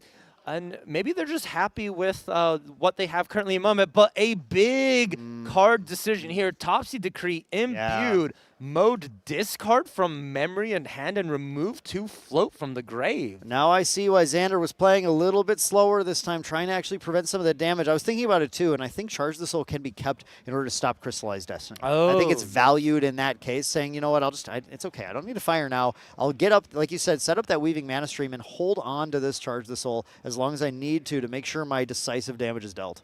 Yeah, it is in any matchup with Crystallized Destiny or any way to prevent a lot of damage. It's your way to get through that here, as Diana doesn't have a lot of fast speed damage deal. It's mostly attack based, so you really covet the Charge the Soul in this aspect. Now we're going to level 2. Yeah, I mean, this is crazy, though. It was just another pass from Fallen Boo on their side this time. That's really, they're not getting the pressure that they need for this game. It's a lot more slowed down, as Yadon seems to be taking control of the game. Fallen Boo may be falling right now to the clunky nature of this deck sometimes when it finds like all distant enablers and not enough Aether charges, or not finding the allies to actually put the pressure on the board. And just like this, Yadon putting 3 down. There's a Dungeon Guide. He's coming out to play. And that's 3 in hand, right? 2 Frostbinds would be required for Fallen Boo, but I don't think they have them, as the Dungeon Guide on enter resolves, banishes 2 of those, and that means we did lose an Uncover the Plot, but that's a fine loss in this scenario. As we get to Xander Blinding Steel, Yadon immediately, instinctively reaches for the material deck. Let's grab the Lost Providence, set it up here, and looking like after the swing from Dungeon Guide, passing the turn with 3 up, a possible Incapacitate, and setting up to really take control of this game, as Fallen Boo just wants to draw a little bit, get out of the clunky hand with that Power Cell. And just a little comparison from game 1 to this game 2. The last time Yadon was at level 3, they had about like 16, maybe 17 damage counters on their champion. They're now at level 3 with 0 damage counters. Yeah, exactly. It's a completely different world. It is. This is no longer, oh, I really need to stay alive. This is like, oh, I have a turn or two to look for what I need, draw some cards, and, interact with Fallen Boo. And here comes the Ranger Boots, a distant enabler, comes in hindered, but it is another way to spend your Weaving Mana Stream to be able to get a card draw off of it. And then although actually the Weaving was banished, right? So yes. Tack Retreat being used in this case. And then there is finally the Charge the Soul being used. Look, I got a glimpse. I got to get into this game. We see Fallen Boo just getting ready, I think, to fire off, try and get a glimpse of 2, and try and start to find more of the action that will allow them to play into what is already an extremely precarious and scary position in the Xander level 3.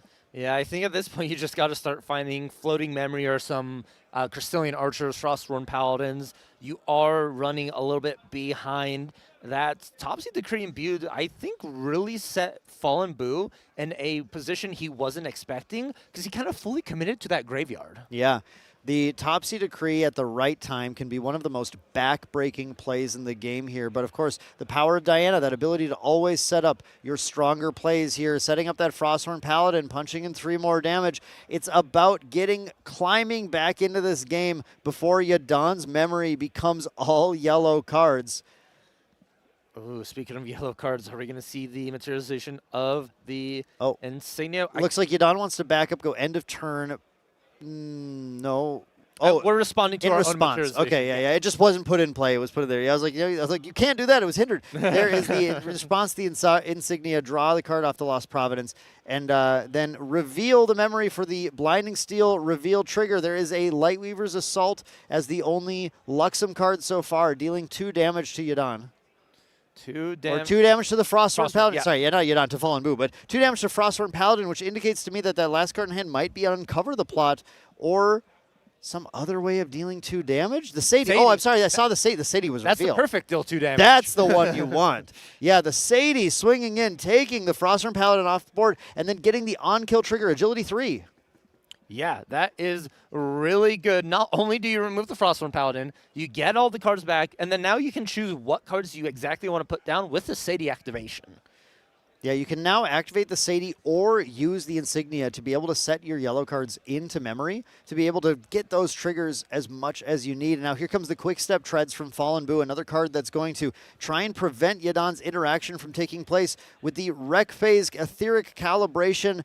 Another Glimpse 4. Fallen Boo needs to find a way out of this mess. Looking at that hand, though, oh no, I don't think any of those are Aether Charges. I think this Backstep and Reposition and a Crystalline Archer. A backstep, 2 repositions, Crystalline Archer. All your distant enablers, but no of your Aether Charges. You can put all 4 on the bottom and blind reveal the top to try and get the value out of this, or you can choose to keep whatever you think might be important here. And of course, that Archer is definitely an important card, but that does mean, unfortunately, going down a card here. Fallen Boo really wanted to find an Aether Charge there. Recollect and draw with that Crystalline Archer. How many cards in hand right now? It's 5. We do have Quick Step Tread. So as soon as Fallen Boo activates any distant enabler, it will make it very hard for Yadon to interact, but just swings in for 2 using that charged up Aether Wing, and then a Glimpse 3 taking place as well. There's our Aether Charges. What the? Yeah, prudent knock in there. Everything sort of reverse glimpses, right? If you could have swapped those around, you would have really preferred it here. But we're going to put that reposition into the grave, get a float for that. All 3 on top, though. Wow. All 3 on top, yeah. All 3 on top. Fallen Boo is indicating that those are the cards that they want to have to get out of this game. It was interesting because we're not seeing Cheshire Cat, right? We're not seeing like the Mad Hatter. We're not seeing the pop-off stuff. We're seeing Prudent Knock being put back on top. Fallen Boo just wants to continue to grind that damage in because, of course, no Luxem site has been found yet. That is true. We've only ever seen a Lightweaver's Assault revealed, so there is a possibility Fallen Boo is banking that Yadon is not going to be able to see any of these value yellow cards, Luxem Sight, Gleaming Cut, and you can outrace just one Lightweaver's Assault being revealed. You absolutely can outrace it. It's just that at some point, Yadon will find them. Yes, yeah. It is one of those, like, how much time do you actually have? You're on a clock, but there's a possibility it's much longer or shorter than what you're actually considering here. You're done thinking about what to materialize here. Taking a look at, I know a lot of these decks have changed. Well, we have Primsire's Scepter to help draw into memory, which I think exactly what we're doing here. Yeah, that's a great card here, just to get 3 cards into memory before that reveal trigger takes place. And Fallen Boo kept a lot of cards in hand, of course, to be able to put some down to Blinding Steel. I kind of wonder, I keep thinking about this, I wonder if the Prudent Knock is put back on top to be able to Etheric Calibration into it or something. I can't see if there's a calibration in hand. I don't think there is, though. So just guaranteeing you hit on a future Etheric Calibration doesn't feel too terrible. I want to point out as well that we still have the Ranger Boots in play, and as long as the Ranger Boots and the Quick Steps are out, the Ranger Boots can be activated at any point to turn the Quick Step on Fallen Boo's turn. So when Fallen Boo is ready to dive, there's a lot of protection. And there's the reveal, the Lightweaver's Assault, just a single Luxem card, which means only 1 card blinded on Fallen Boo's side, put down into memory, and then another 2 damage just dealt this time to Fallen Boo's face. Yeah, it looks like Yadon's seeing the non-Luxem portion of his deck. Another Topsy Decree drawn into hand here. Trying to get a quick look at the shuffle. Yeah, it looks like we have 2 Topsies, Gentle Respite, Planted Explosives, that Lightweaver's Assault, and nothing more going on. Sort of a nothing burger of a hand. So Fallen Boo actually going to Fracturize the insignia of the Korhazi, trying to prevent Yadon from having the access to putting cards down.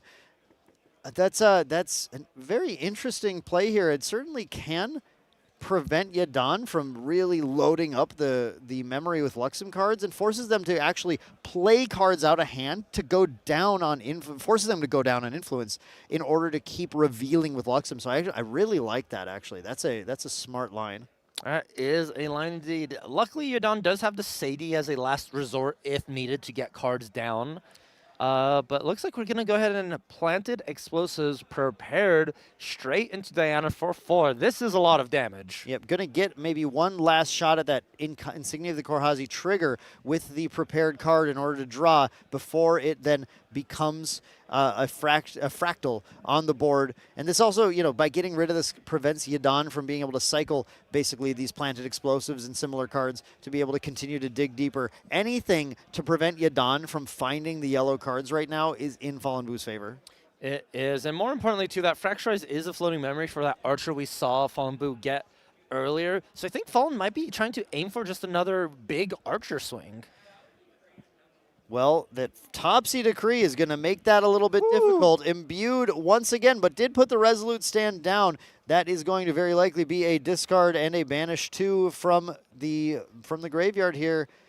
Fallen Boo wants to respond with a take aim. No, Frostbind. Frostbind. I was like, isn't it? I don't think you can do that. Respond with a Frostbind instead on the Topsy Decree. That is a very, very effective Frostbind there, keeping the float in yard. This is the opening Fallen Boo might have been looking for. That is. What is the damage we're looking at, though? We have 1, 2, 3, 4, 5 cards, or 6 cards, I'm sorry. Total influence here. We can get an additional card. I think it's actually an opening to kill the Sadie, though. Now the Sadie can't be activated and be healed, and sorry, can't be activated and be returned to hand, which means that we can shut off a lot of Yadon's ways of actually just getting free influence, or free cards in memory, I should say, in order to keep getting those triggers. So I'm really curious to see if Yadon fires off something at that Sadie, and of course, oh yes, sir, that already happened. Did fire at the Sadie with the Palvor Sword actually coming in. That's cool, and also has now upside down to the memory. We flipped over, the graveyard. Flipped over Yadon's graveyard, dropping a Frostborn Paladin, banish a float, and more damage coming in. More damage to stabilization for Fallen Boo happening. Frostborn Paladins is a great way to start. Yadon, though, I think, all right, Terrafring. You got it now. Yeah. It's at that point where Fallen Boo is hitting a critical mass of Regalias that will all work together to stop you from actually interacting. Yep. So you need to get your interaction out now before it's too late. Yeah, Yadon needs right now time. This deck has not been kind to him here in Game 2. Not finding any of the gleaming cuts. Where's the additional uncover the plot? Where are the Luxem sites that are needed? And here comes the refreshing charge. Actually, I mean, it's important to point out that still damage has been being dealt every single turn to those Lightweavers triggers on the Diana, and it is 19 life in order to kill this Diana here. So that recovery is going to help quite a bit in just stabilizing, as Yadon is now starting to find things. The Gleaming Cut reveal, draw 2. That is what we needed here. Build up that influence.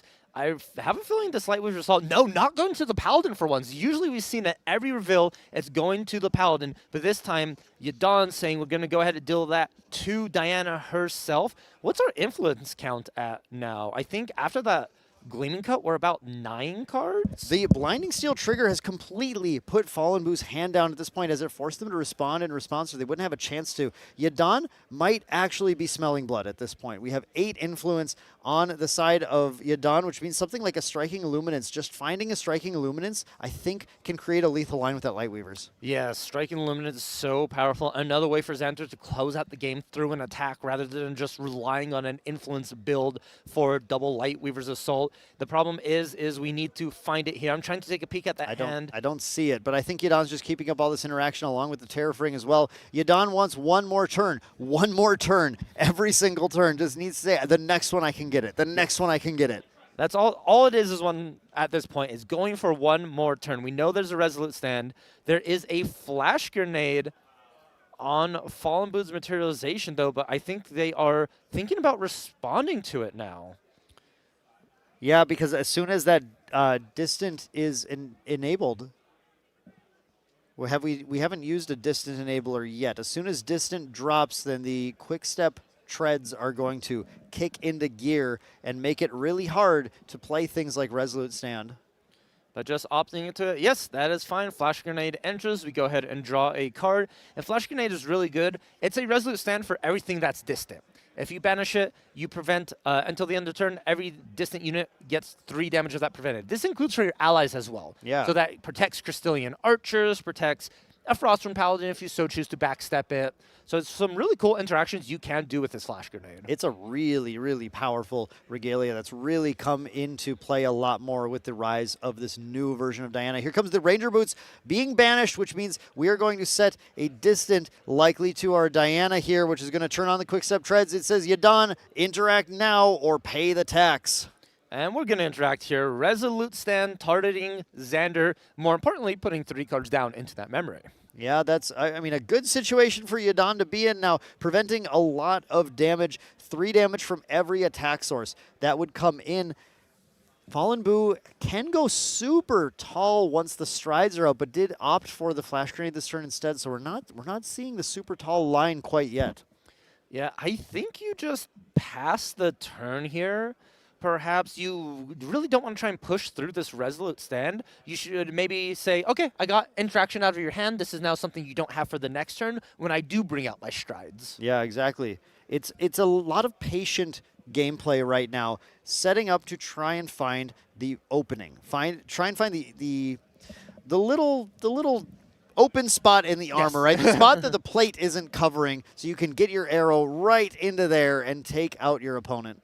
And that's exactly what's happening here down in Fallen Boots, saying, I can't commit any resources. I got a card out of your hand. I'm going to be happy with that. Pass turn, and Yadon goes ahead and materializes the Lexeris map. This is sort of wishful thinking, right? This is I materialize it now to hopefully get it on the next turn, but is that just a double Lightweavers being revealed? The double Lightweavers being revealed, Valk. Double Lightweavers being revealed. Those triggers are all going to Diana's face right now. It looks like 2 from each, I think. 2 from each, yep. I think, yeah, I mean, I don't know why we would send any at the Paladin unless we're trying to play a Sadie right now. And I think that puts us to a 9-card influence for Yadon. That's 1 card short of the double Lightweavers play, the decisive play. However, are we counting the fractal for the influence? I was not counting the fractal for the influence. You're absolutely right about that, Valkyrie. So it is possible to play the double Lightweavers line right now. I think the flash grenade is the saving grace, maybe, but actually there's so few life left on Diana. I think it's lethal anyway. Yeah, I also think you just respond to the becoming distant with your Lightweavers, right? When they try to do it, you still can't use that. So this is that moment right here. 2 cards in hand, trying to become distant. If Yadon wishes to, he can choose to Lightweaver's Assault, hold priority, Lightweaver's Assault, and Diana can say nothing about this. Yeah, with 2 cards left in hand, there actually isn't a response. If the math is correct, double Lightweavers would be 7 cards in influence doing the fractal. That's going to be 7 damage from each after the flash grenade, or if this is a reposition, you can still use the flash grenade there. But even through that flash grenade, that's only going to prevent 3 from each Lightweavers. That's going to be 4 and 4, and that is going to end up being lethal if Yadon does the math here, I think. Yeah, just enough, right? Putting them at 20 here. But we're actually going to exploit vulnerability, the Frostborn Paladin. Okay. This is interesting. Unless my math was incorrect, I think we do have a line even through a reposition as the last card there, but I certainly could be forgetting about something. Just a single Lightweaver's Assault being revealed, going to the exploit is, I don't think, doing anything other than getting the card in influence. Oh, there. I see exactly what's happening here. In response to that, so real quick, Yadon takes game 2, just single-handedly after a couple reveals on this Fire Luxemzander. So what happened there was Yadon put 2 down for that exploit vulnerability, drew a card, and then Lightweaver's Assault, putting that second Lightweaver's down. So you get the reveal trigger from the Lightweavers for 2. Yep. And then you get the 6 that was in and memory. then the main trigger from the 6. Yeah, that does get there, and it does work in the case of not having the other reposition there too. And I'm sure he is keeping an in cap up because he had 2 cards in hand and the fractal still. Oh, and if that keeps your in cap up, then that is a safer line. Yes. Yeah, that makes sense. Okay, of course, the Luxem Master has the better line than I was figuring out. I did the basic baby Luxem line, but of course we'll let Yadon take the reins on that. Going into game 3 now. Somehow was able to pull that out. You know, we were looking at that hand earlier. Just a single Lightweaver's Assault. Like, how do you get out of this? How do you push through Diana? But you grind. Honestly, it was a single Lightweaver's Assault into finding a Gleaming Cut into that second Lightweaver's Assault, and that's all you needed. Yep. Those 3 cards closed out the game. 0 Luxem sites, 0 additional draws. It was just the fact that Yadon was able to stabilize so early. Now, in this game 3, we really need to pay attention and focus on when does Yadon hit level 3? Is it with 15 damage counters on their champion, or is it back at a healthy, stable life total? Yeah, that's going to be the question here. Fallen Boo, though, an advantage as they've lost that game, getting to take the first turn. Is in Diana fashion, I assume this is going to be a pass turn. It could be a huge turn. But it's probably a pass turn. There's 2 avenues. It can be a lot of things going on or nothing going on. I'm almost positive we're going to look at our hand, find, yep, a distant enabler is indeed there, and pass the turn. Just looked at the hand and said, yep, you got it. I love playing Diana. You just don't have to think too hard on the first turn. You look at your hand like, oh, there it is. Cool, pass. Sometimes people forget that they are going second, so they try and become distant at the end of their opponent's first I've done turn. that one time, and I felt really dumb, and I never did it again. But luckily, Fallen Boom, not falling for that. Not fallen for that. The Undercurrent Vantage being our disenabler of choice this time with the Glimpse 3 and then Distant Diana. Now it's, again, that's so strong. It's a setup class bonus float. What do you think of that setting up, Valk? What can we possibly do with class bonus float now that we've become a ranger? Oh, I don't know. There's a card called Frostthorn Paladin. I'm not sure if you ever heard of it. I haven't. No. I know. I literally don't know what that is. Oh, yeah. The Etheric Calibration coming down in Recollect. I'm sure we'll see it soon here. Once again, the Etheric Calibration coming down in Rec. And in response from Yadana, Frostthorn, nope. You got me tricked. Creative Shock. I don't. My brain just kept that pathway going. The Creative Shock coming down, draw, discard, putting a float in yard. And importantly here, Yadana has 4 cards, and one of them is a Topsy Decree. It's possible that we see an imbued Topsy Decree again to stop Fallen Boo from being able to get that advantage. Did Fallen Boo whiff again?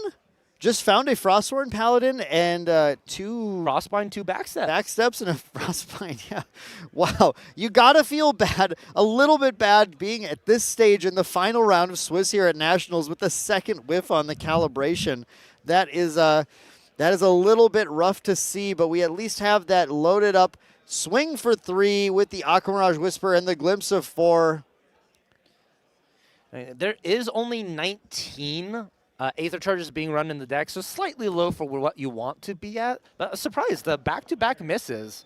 You know what, though? I don't feel so bad because you look at that next Glimpse 4 and you find the Weaving Mana Stream, right? This is one of the strongest cards in the deck. That is Frostthorn Paladin. And Yadon just going to go ahead and go straight into Frostthorn Paladin. Or, I'm sorry, Yadon's not going to opt into the Topsy Decree for this Frostthorn Paladin. Just going to go ahead and allow it.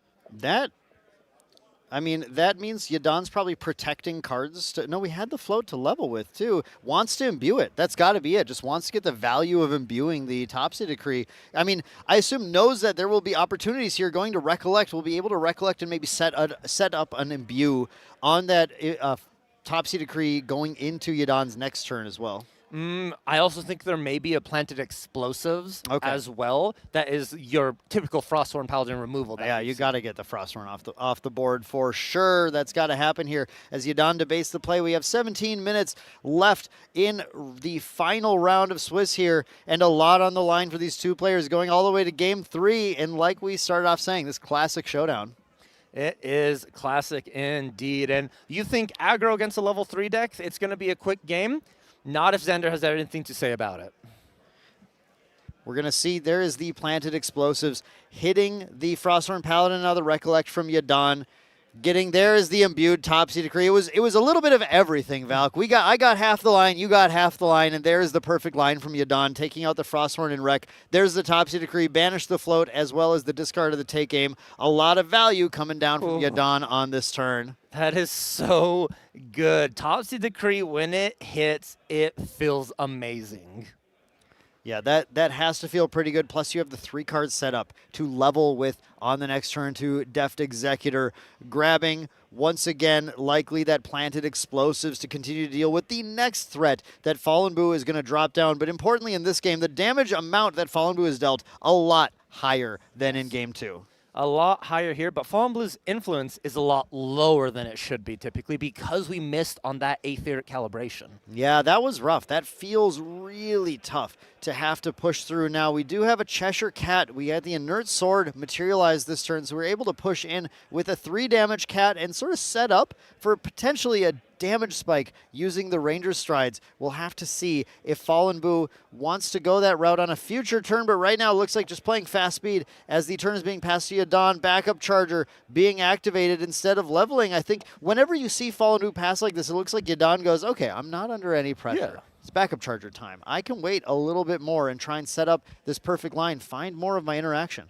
Yeah, if you want to take an off turn, I'll take an off turn. I'm more than happy to do that. We are in a position where it is going to be easy to trade. You're already low on influence. I'm winning the influence game, so might as well just keep beating you if you're trying to build influence. We see that Cheshire Cat now developed to the board. That is a 3/3 cat. That inert sword is out there pumping up the cat. Kitty's got claws at this current moment. Yeah, those claws are going to be pretty vicious over time. Again, the planted explosives will be able to potentially be grabbed back to deal with again, but you have to just keep throwing these threats on, force your opponent to continue to respond to them turn after turn. That's the Diana way, as you're punching in damage, taking advantage of the fact that allies get to attack the turn they are activated. They do indeed. We see Yadon going for an exploit from ability and then into a channeling. What yellow cards are we protecting here, Dan? Really good ones here. Woo. We do see a Luxem Sight as well as a Gleaming Cut, and then the Excalibur as well, just to be able to deal with more of that incoming damage. A solid 3 cards for Yadon to be able to stack on top of the deck once that level 3 is reached, which could be as soon as this very turn, as the channeling is used as float, and a card banished from memory to be able to go to Deft Executor. It just takes a Dungeon Guide held in hand to get Yadon there. Yeah, oh, the in cap. Ooh, that's not exactly what you wanted to lose there, but still, Deft Executor hitting the board, and I guarantee it's that planted explosives coming back into hand. There it is. The anti-cat. One of several anti-cat cards in Yadon's deck. You know Yadon hates fighting the cats and has plenty of ways to try and deal with them. I think that is a Dungeon Guide in the hand left for Yadon, so we are going to be able to hit 3 here. The question of the day is going to be, can Fallen Boo push through that damage? 11 damage counters, that is a lot to have already. Feasibly, we're at 5 with the Serene Spirit, but we saw Fallen Boo can easily attack for 14, 18. Yeah, you just go high enough and then that recover 6. It doesn't matter anymore. Yadon here going into that after hitting level 2, recollect, draw, and just debating. How do we spend this turn? How do we play this out? Is that the yes? That's the Dungeon Guide. Wanted to decide what to risk in those last 3. No interaction from Fallen Boo with enough cards in hand to pay for a Frostbind. 2 of these banished.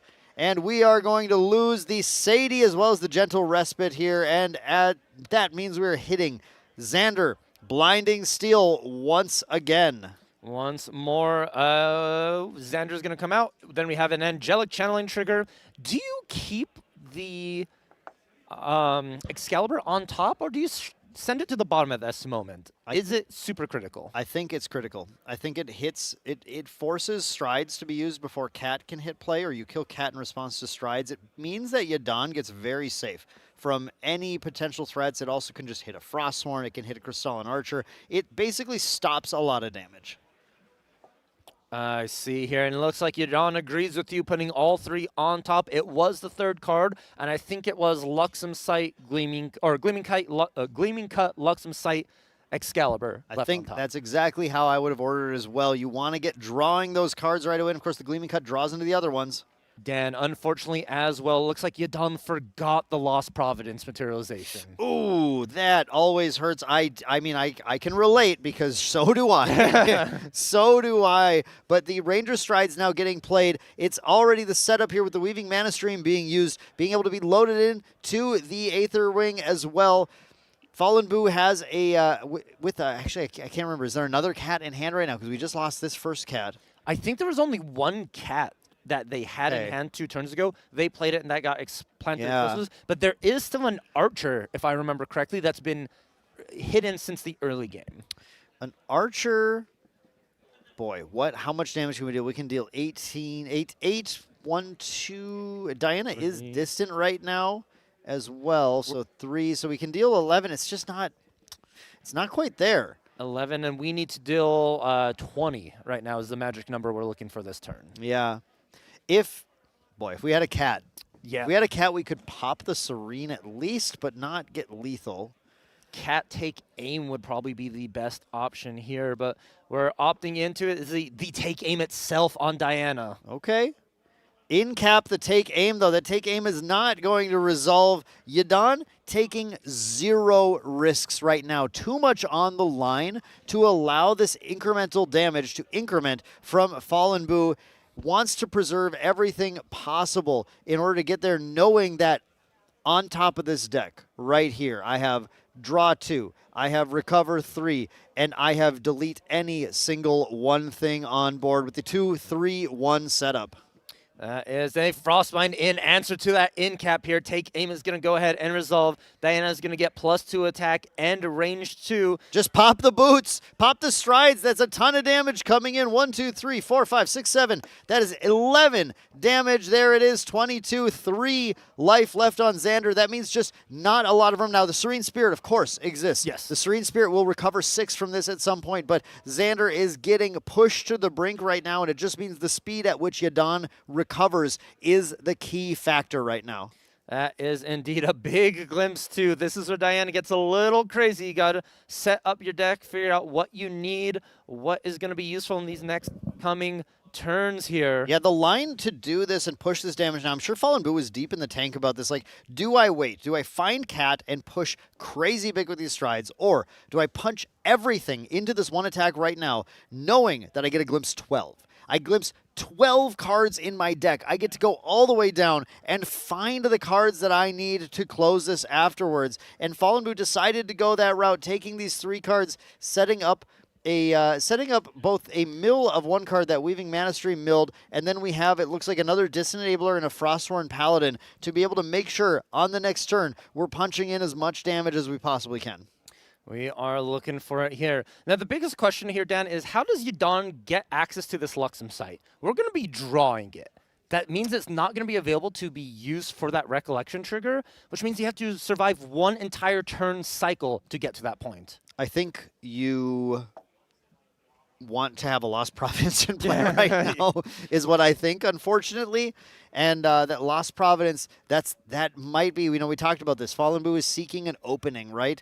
That is indeed an opening. However, with the amount of damage dealt, Yadon has something a little bit spicier right now with the Chalice of Blood, able to be used to get a draw 2. Fallen Boo pushed him 3 damage too far to prevent that from happening here. And now suddenly Yadon draws all 3 of those cards and gets those set up. There's the Lost Providence, not forgetting it this turn. Not going to miss that. And just the question is whether or not, if Yadon had to uncover the plot right now, we might be okay, right? We might be starting to chill. But we don't have that. What can we use with our 6-card hand to survive 1 more turn? 1 more turn indeed. Here we've used boots. We no longer have access to boots and cats combo. So it's just going to be very traditional attack in with some allies, and Diana has a sword. So Resolute feels like it's going to be strong enough here. Whoa, we actually see a main phase Topsy being played from Yadon here as well, just to delete, not even imbued, just delete the Weaving Mana Stream. Make sure that if Fallen Boo wants to materialize anything, it has to be from a card from memory. If they're looking to get another card deeper here, they're going to have to make a decision now about risking these cards. Risking the cards indeed here. This is getting down to the wire. Fallen Boo, I think, only had a total of 5 influence, which if you have to use a card to materialize, you're not netting anything at this point. Since most of Diana's Regalias do draw a card, they cycle themselves, but you're at 5, you materialize, you stay at 5, so you can make a play at best, maybe 2 plays, depending if it's like a reposition Aether Charge. 9 damage is what's needed to be found by Fallen Boo in order to secure this, the final game of the final round of Swiss here at North American Nationals. It's the Quick Step Treads coming out. Like you said, Valk, we're going to banish a card from memory. We're not going any deeper necessarily into a better influence position yet. Going to end up recollecting, getting 6 cards in influence to find 9 damage. Losing that Weaving Mana Stream means that our Aqua Mirage is not loaded. This is the only, excuse me, do we have an Inert Sword still? We do have an Inert Sword to attack for 2 here as well. So Diana's still able to pull off a 2 damage attack, but still needs to find 7 damage from a 6-card hand. Raw like that, that's going to be tough. I think the out is double Crystalline Archer. Double Crystalline, but we don't have float. You're right. We just ate the float. The Yadon seeing this play with the Topsy Decree was very critical then, because there's 2 floats, and that was the out that could have foreseen. But we have 1 float now with a back step. Reposition Archer. These are the cards that Fallen Boo put on top of the deck when they did that gigantic glimpse. In response, Yadon says, not taking any chances. I'm going to pop the Spirit of Serene Fire right now. Fire is no longer an option for Yadon, but a lot healthier there. That reposition is eaten, and here comes the Frosthorn Paladin attacking as well as the Distant Diana attacking with that Ranger Sword for 3 more. But still, that was only 6 of the 9 dealt. That puts Xander at 3 life remaining with yellow cards in memory. Can Yadon restabilize and come back and take this? Still 17 to deal to Diana. This is where it gets scary, sitting at the brink of life and death for Yadon here at this current moment. Terrafreeing, please help us here. He is saying, I need you to protect me from this Paladin and Diana. Lost Providence being popped, then 2 down. There's the Excalibur. The Frosthorn Paladin is off the board, and what are we revealing to the Blinding Steel trigger? There are just the 2 we saw. I was hoping he found something else, but the Sight and the Gleaming Cut still drawing deeper, recovering 3. That's putting the win farther and farther away from Fallen Boo here. The stabilization might be occurring. The Terrafreeing might buy another turn. And just the past turn, I was kind of wondering if we saw an Uncover the Plot and was going to deploy that immediately for that Luxem site, but nothing of that nature, just passing turn and hoping what they have in hand is going to be enough paired with his Terrafreeing. Ooh, the draw of the Cheshire Cat right after the Inert Sword was used. You gotta be kidding me. That is the exact wrong thing. Fallen Boo has nothing really to commit to board right now. Keeping up this hand to be able to play through the reveal of whatever yellow cards are here. You're right, Valk, though. Finding the Uncover the Plot, finding more Luxem sites. These are the keys to being able to fully stabilize. So Fallen Boo can't get out of this. The exploit vulnerability, drawing a card, just getting deeper, activating this Insignia of the Korhazi, getting the card from that. We're going deeper and deeper and trying to find as many yellow cards as we can. Now going to the Blinding Steel trigger, revealing, oh, we found a Lightweavers That's too. a good yellow. How many are 2 down now? Just two down, keeping enough cards in hand for Fallen Boo to use this refreshing charge. Do not, we've said this multiple times, do not count Diana out. Yes. She can claw back in any way, shape, and form through damage, through recovery, through game actions the player can take. It is not out of the woods quite yet, but this recovery feels quite nice. We are now distant. This is where it starts to get scary. Anytime Diana becomes distant, you know the damage is going to be coming in. And that's going to be the float used with the Distant Diana for the flash grenade, setting up a little bit more defense again, getting to draw another card now. We're getting that advantage, and then the refreshing charge is playable in Recollect as well. Or the Fracturize the Insignia, but I don't know. That feels a little too risky right now. Let's just go for the refreshing charge. Recover 3, setting up the Aqua Mirage Whisper to be able to fire one more time with that Distant Diana. Punch a little bit of extra damage in. All right, what do we see? A Charge the Soul as well. That is going to be very helpful. That is going to be beneficial. Is that double Charge the Soul in hand? It might be. I think I see it here. Double Charge the Soul would get so close to lethal, though. You'd think it would be played here with the Distant Diana making Quick Step Treads active. It's so hard to respond to everything that Fallen Boo is doing. We're going to just get that glimpse off of that. Now, Fallen Boo does have an additional... wait, actually, Fallen Boo does not have an additional Aether Wing in here. That is correct. That is just a sword is the last option to attack with Diana now. The Palvor Sword. Now, of course, you still can take aim with a distant Palvor Sword attack. You throw the sword at your opponent and deal some damage. But here's the Crystalline Archer secured the game last time. And finding that Crystalline Archer very big. That's a big 4 damage attack coming in. Yadon must respond, but Diana is distant. Quickstep Treads makes this an expensive play. Yes, but I feel like an expensive play is exactly what Yadon is wanting with his Lightweaver's Assault. You're more than happy to put more cards down in memory here. Is this a defensive Lightweaver's Assault being played? Like using up a win condition card just to get rid of the Crystalline Archer. You don't need a second Lightweaver's to not have to target the Archer with it. You do get to recover 3 as well. You do get to recover 3, yeah, but I mean...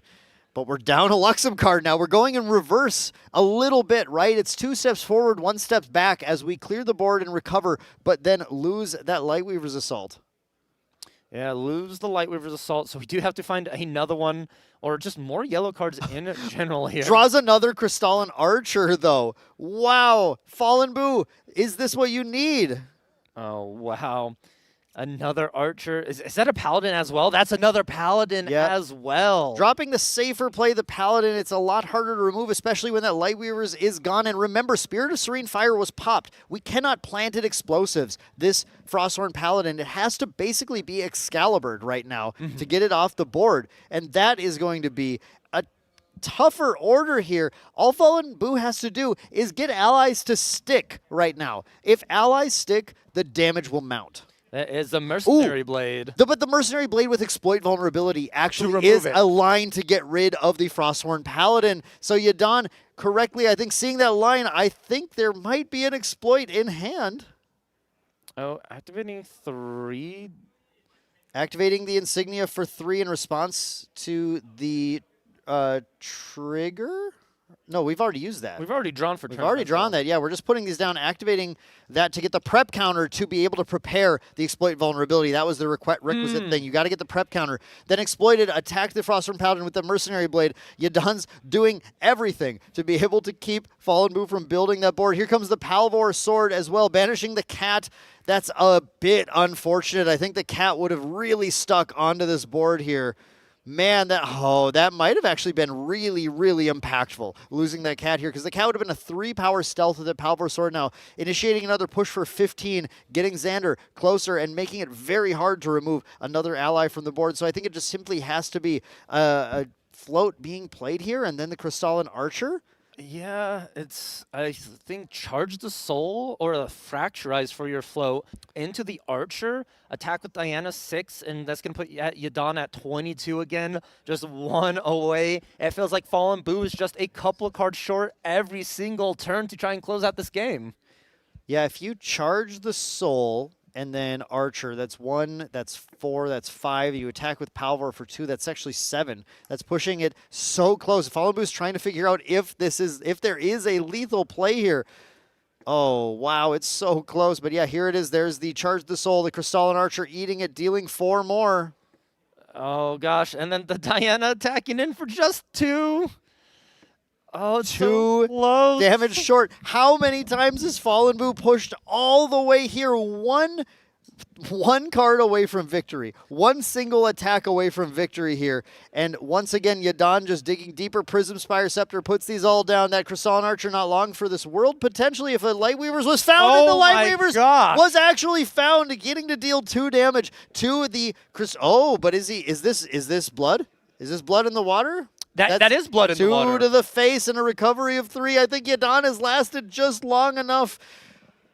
There's 1 from the dungeon guide, only 8 needing to be dealt. And I tell you what, Yadon knows their math here. There it is, putting the cards down, just making sure 100% can we do this. There's nothing in hand for Fallen Boo. Just make the numbers line up here. There's the Sadie coming down. That's 2 more.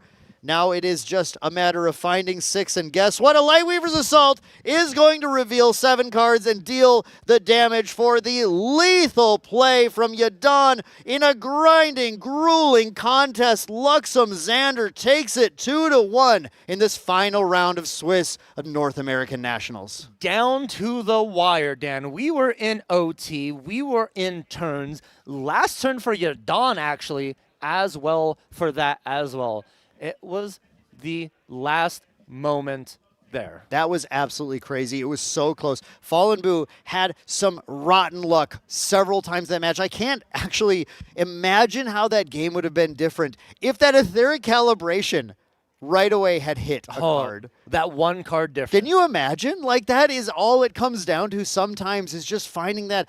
So many plays made just to try and get around a little bit of that rotten luck. Fallen Boo executing so well, said, look, it just sometimes you miss it, right? But I have to try. And so close. 1 turn, 3 damage off. 1 turn, 2 damage off. Just keeps pushing 1 card away from being able to make it there. Unfortunately for Fallen Boo, not able to land it, but Yadon showing the resiliency. Yadon, we got to say, yes. Was Yadon's luck great in that game? No. No. Seeing 1 Luxem card in like 9 draws was not the best. that was from both ends. It was both players saying, look, I got to take what I was given right now, and I have to make the best of it. Yeah. And it just, both of these competitors were fighting tooth and nail to get there, and barely scraping in is Yadon with that lethal line at the end. He did indeed. And Dan, it's really cool because if you can, anyone at home can, they can follow along these players' routes on Omnidex, right? You can look up Omnidex, look at these players, sort of see who they played against, what their records is. And the cool thing about Omnidex is you have profile pictures. That is true. You do have some really cool profile pictures on Omnidex. Now, you get to roll for a free one every week, which is really nice. But sometimes if you're in the right place at the right time, you actually can get a special profile picture of your own. And audience, if you'd like to know how to get one of those, we actually have the big reveal and the information for you right now about how you can get, yes, this is the Necklace of Foresight, the promo from Nationals this year. You can get this profile picture of your very own. If you head on to Omnidex right now, go to the profile picture section by clicking on your profile picture after logging in, and then enter code Vegas26Stream, omni.gatcg.com. Get that profile picture. This will be for a limited time. It'll actually be up for the weekend. So it's not like right this hour, this second, you have to get in there. But do not forget to get your profile picture, your special profile picture on Omnidex anytime this weekend. Log on to Omni, punch in that code Vegas26Stream, and that very adorable picture of Arasana can be yours. Yes, your exclusive promo profile icon of the Necklace of Foresight, which is actually what these Day 2 Nats competitors won by qualifying for Day 2. Exactly. I already have some of the main deck members saying, like, hey, Dan, you want that, right? I'm like, yeah, I do. Of course. What kind of question is that, right? Yeah, I just have to spend money on it. But yeah, this is an awesome giveaway for everyone if you just want to get a cool profile picture showing that, yes, you were here for Nationals. You witnessed the stream. You have maybe even played in the event, but most importantly, you've been playing Grand Archive. At this time, one of the, I mean, I keep saying this, but the game gets better and better every time, so it's always the best time to be playing Grand Archive, but right now it's a special time to get that profile picture. Yes, it's a way to say I was here watching Nationals, the 2026 North American Nationals, and Day 2 Ascent, of course, because we have that coming in tomorrow for us. And fun fact, this code, as Dan said, is available until this weekend. Yeah. So might as well, if you can't do it today, do it tomorrow. But right now, if you want to stick around, we are going to have an interview with the winner of that game, Yadon, who I'm sure is just wiping the sweat off of his brow right now as he's getting set up with Once in Love. So you're going to head to that, check that interview out with Tyler, and then we're going to go on a break, and we'll be back with more action after that. Hello and welcome back. We are here with the feature match winner, Yadon. Congratulations, you've made it all the way up here. You are now, I believe, secured Gauntlet, or maybe playing the asymmetrical match there. But how did you feel winning that match? Very difficult because Water Ethereum is it plays against Luxem is very good deck. It have Snow White and Paladin and Archer that I can fix the problem. Yeah, the damage is too high, and the Snow White can stop me level up, so it's very hard to play. Yeah. Yeah, for sure. I noticed when you were playing, the planted explosive was really important for your matchup. Yeah, very important. In every game, you used it to clear a Cheshire Cat. Do you like having only 2, or do you think maybe you want more in the future? Oh, so I get 2 planted explosive and one smoke out. Yeah, I put 1 smoke out in my main deck and 1 in my sideboard. Yeah. So why are you playing more like smokeouts instead of only playing planted explosive? Is it because if you don't have the prep counter, you need a smokeout? Yeah. Yes. Okay. It's the main reason why. Yeah. And 2 planted explosive is very useful when you take out the Kohazi in level 3. And you activate the planted explosive and you draw 1 card and deal 4 is very powerful. Oh, true, with the insignia of the Korhazi trigger. Yeah. It draws the memory. I see, that makes sense. So, you are a Luxa main. I've seen you play at a lot of events, Ascent Taipei, and then Ascent Akihabara, and then Manila. So your ranking has gotten better every time. You've gotten way better, and now you're here at North American Nationals here in Vegas, and you are about to play to get into the Gauntlet. Yes, very happy about that. Very happy about that. Sorry. Through all those times playing Luxem, do you feel like right now Luxem is strong, or is it not very strong? Of course not very strong. You can see the Day 2, only 1 Luxem, yeah. Very hard to play because in RDO we only get Angelic Channeling is the best card, and the Luxem card, the new Luxem card is hard to play, only for Pantheon, yeah. Makes sense. Boon. I love Pantheon. So I do have a question. You talked about how there's not that many RDO cards that are good for this. You're playing 2 cards from RDO that I thought were really cool. One of them is Void Cloak. You're really scared of Regal, right? Yes, very scared of Regal. Yeah. So, we have things like Incapacitate, but having Void Cloak out just means that they can't even like activate it to target you. Do you feel like you needed the Void Cloak a lot this tournament? Not very useful because the strongest player, like the Celu player, I have no time to take out Void Cloak. Celu has the Regal, right?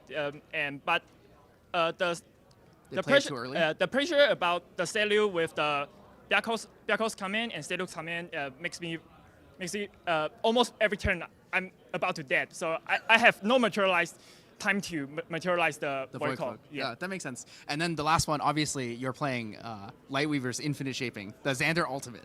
Did you play it any time this tournament? No. It's a playing about to against the Regal deck. Have some deck with 4 Regal and the ULT will active with one Lightweavers? One Lightweaver and deal 26, right? So it's play against the Regal deck, but I didn't met this turn. And the most Regal deck is the CO deck, but I think CO is not too well this time. Yeah. Yeah, I agree. So you're saying Water Aether Wing is the scariest right now? For Luxem or another? For you. For me, Reckless Light and Water Aether Wing is the same. Okay. I see. That makes sense. Well, again, huge congratulations on winning the match there. That was a really big one. It was close, but now you gotta fight through the last bit. So again, big congratulations, guys. That was the end of round 13. We're gonna send you to a quick break, and then we'll bring you the bonus match after that.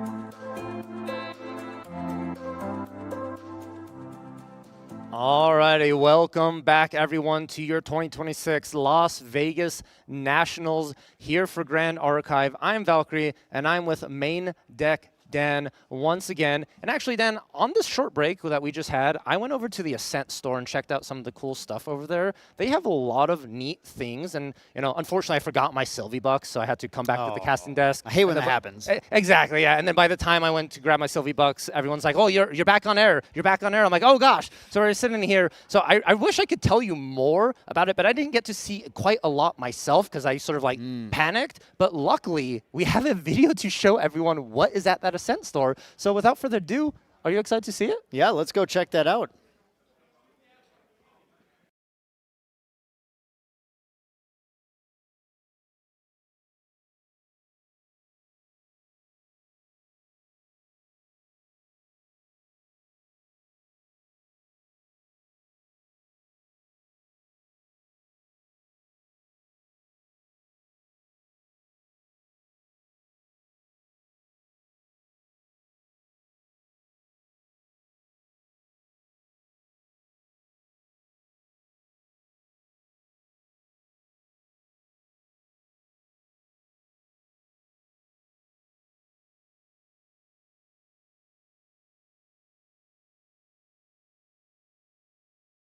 What's going on, guys? I just got these 6 Sylvie Bucks or Ascent store tickets, so we're gonna go see what we can get with them.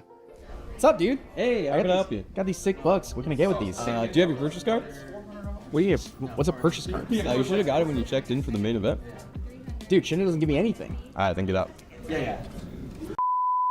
All right, dude. I went to the help desk. I got a purchase card. Now what can I get? Okay, so with the purchase card, there's the event limits and the daily limits of items. You have 600 Sylvie Bucks, correct? I have 800. Oh, 800. So 800, you can actually get some sleeves for 150 tickets. That is once a day. And then there are the champion-specific playmats for 400 tickets each. And then if you wanted to, you can get 3 RDO booster packs for the limit. 3 of those. I like the RDO. All right, let's do 3 RDO. And then with the remaining number, we do have other booster packs that are 50 tickets each. No worries. And you could just gamble that way. Superiors might go. So maybe I do ALC so I can get Nico because ALC? he thinks she's hot. That's fair. All right, so you're just gonna spend the remainder. All right, so we'll do 2, 4, 6, 8, 10 ALC packs. That happens.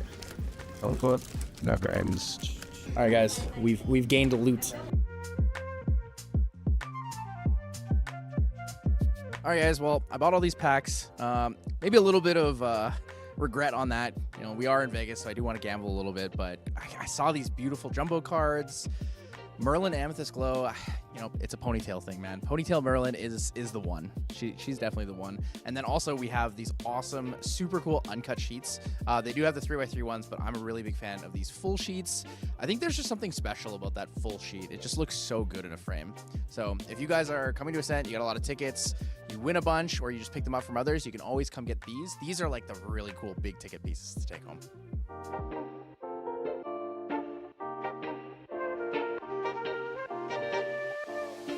Man, I really like these designs on the Grand Archive shirts. They're really nice. Sylvie's so cute with all the slimes.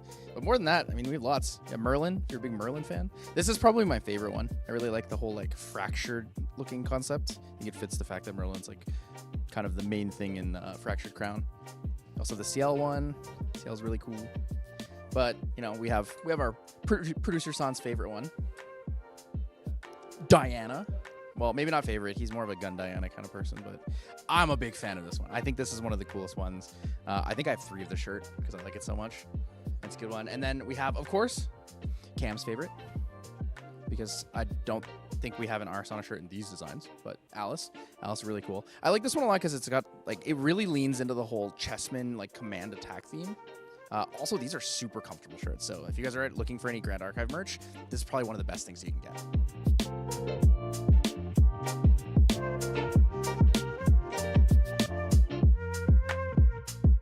Well, I got my packs, guys. I'm done here at the Ascent store, so I'm going to make like Vegas, do a little gambling. See you later.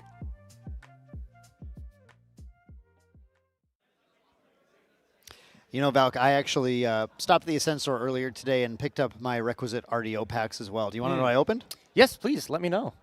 Nothing cool. Oh. but I'll try again soon, very soon, because of course we are in Vegas where we're going to be gambling. But before we get to my ability to go buy some more packs, we have one more round for you guys to watch. And we're going to head right into the table and go to our bonus backup match here with some really well-known members of the community. Let's hop right into this. We have Chem Collapse on the Wind Dragon Guoja deck, Wind Seiryu, and we have, if you have used Fractal of Insight, the website, to ever find out any information about deck lists, about results, well, you're going to want to thank this guy, MDuo13, on the Genbu deck. Another Guoja v. Guoja match. It's a Guoja v. Guoja. Who's going to be the better Guoja? Is it the turtle from the sea or the dragon from the heavens? There's only one way to find out, and that is staying tuned for this matchup here. We have Chem Collapse on the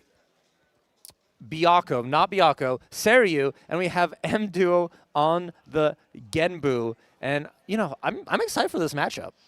This is one we got to see earlier today, and we got to see it yesterday as well. We've seen these Guojas fighting each other quite a bit. And this is going to be just a little bit different, obviously, because this isn't Superior once again against the same deck list main deck brought. Actually, though, I have to give props to Chem Collapse here on a list that has a lot of similarities in the way that it's approaching that end game of Byakko, but a lot more advanced element cards I'm looking at here in the list.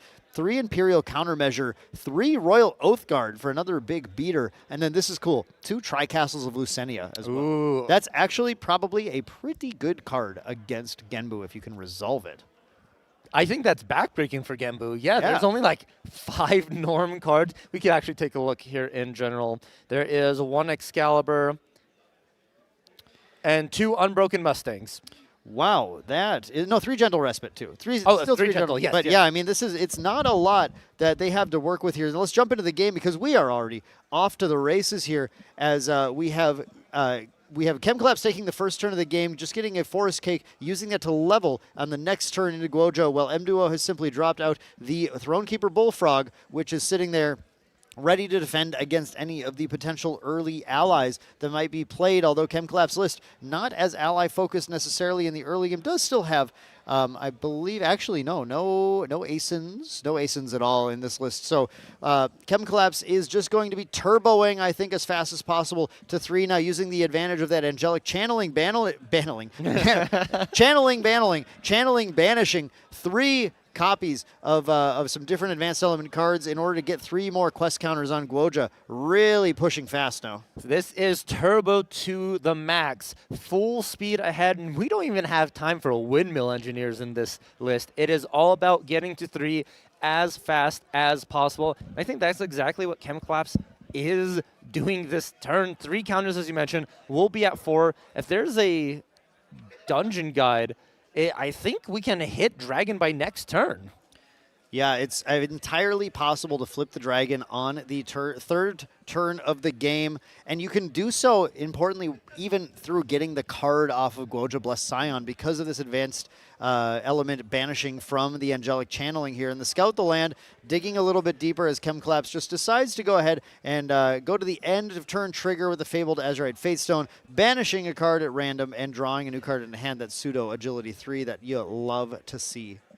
Oh, there's a dungeon guide, but it was just banished off the Seiryu. All right, so Chem Collapse has more dungeon guides. I can assure you of that, my friends. MDuo's turn now going to the Guoja Chosen Disciple as well, getting the Fabled Sapphire Fatestone out. And as we're in Vegas, you all know we love to see who wins. The gotcha pawn flips at the top of the deck from the Sapphire Fatestone every single recollection phase after Chem Collapse has finished taking a quick little peek at these cards just to remind themselves of what's in there. Again, these are open deck lists, so the players do know what's in each deck list, but just going to take a peek and actually got the pen out. I think maybe wants to probably ask for an autograph, honestly, by MDuo. Said, can you go ahead ahead and sign my material deck while you're at it? No, I think he's just writing down so he doesn't forget. Well, yeah, what's in the material deck? Now, you're not allowed to bring outside notes into the game, but now since Gojira does reveal to you the material deck, you can take your notes of what exactly you're dealing with.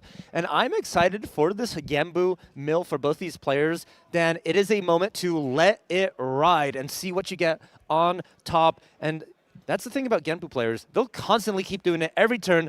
Unbroken Mustang versus a Scout the Land. Oh, wow. M-Duo lost that one. Yeah. I believe I would definitely say that. I would say that. But there's just the sensor. Well, yeah, it's just the sensor. Yeah. But the sensor still does matter, although that is fracturizable. But yeah, we don't have a Nullifying Lantern main or side in this deck. So that is potentially something that can really come up and matter here. But that said, not a big deal either way. I mean, you're going to mill cards. You're going to still find plenty of float. M-Duo just has to activate some more of those cool little mill cards that are the deck is known for. That is indeed. And I'm curious about this Genbu start. No Ritualing the Frog. I kind Yeah. of expected maybe a Ritual the Frog even could have done that at the end of turn, potentially as well.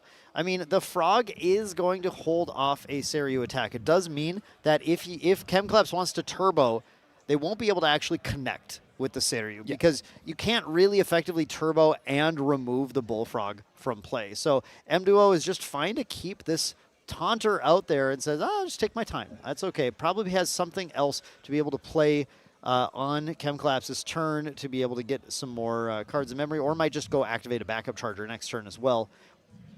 Just to get just a little bit more increment value, but there's that second Dungeon Guide, Dan. You said it when we saw it was banished. Of course, Chemclaps will have another one, but is M-Duo going to let this slide?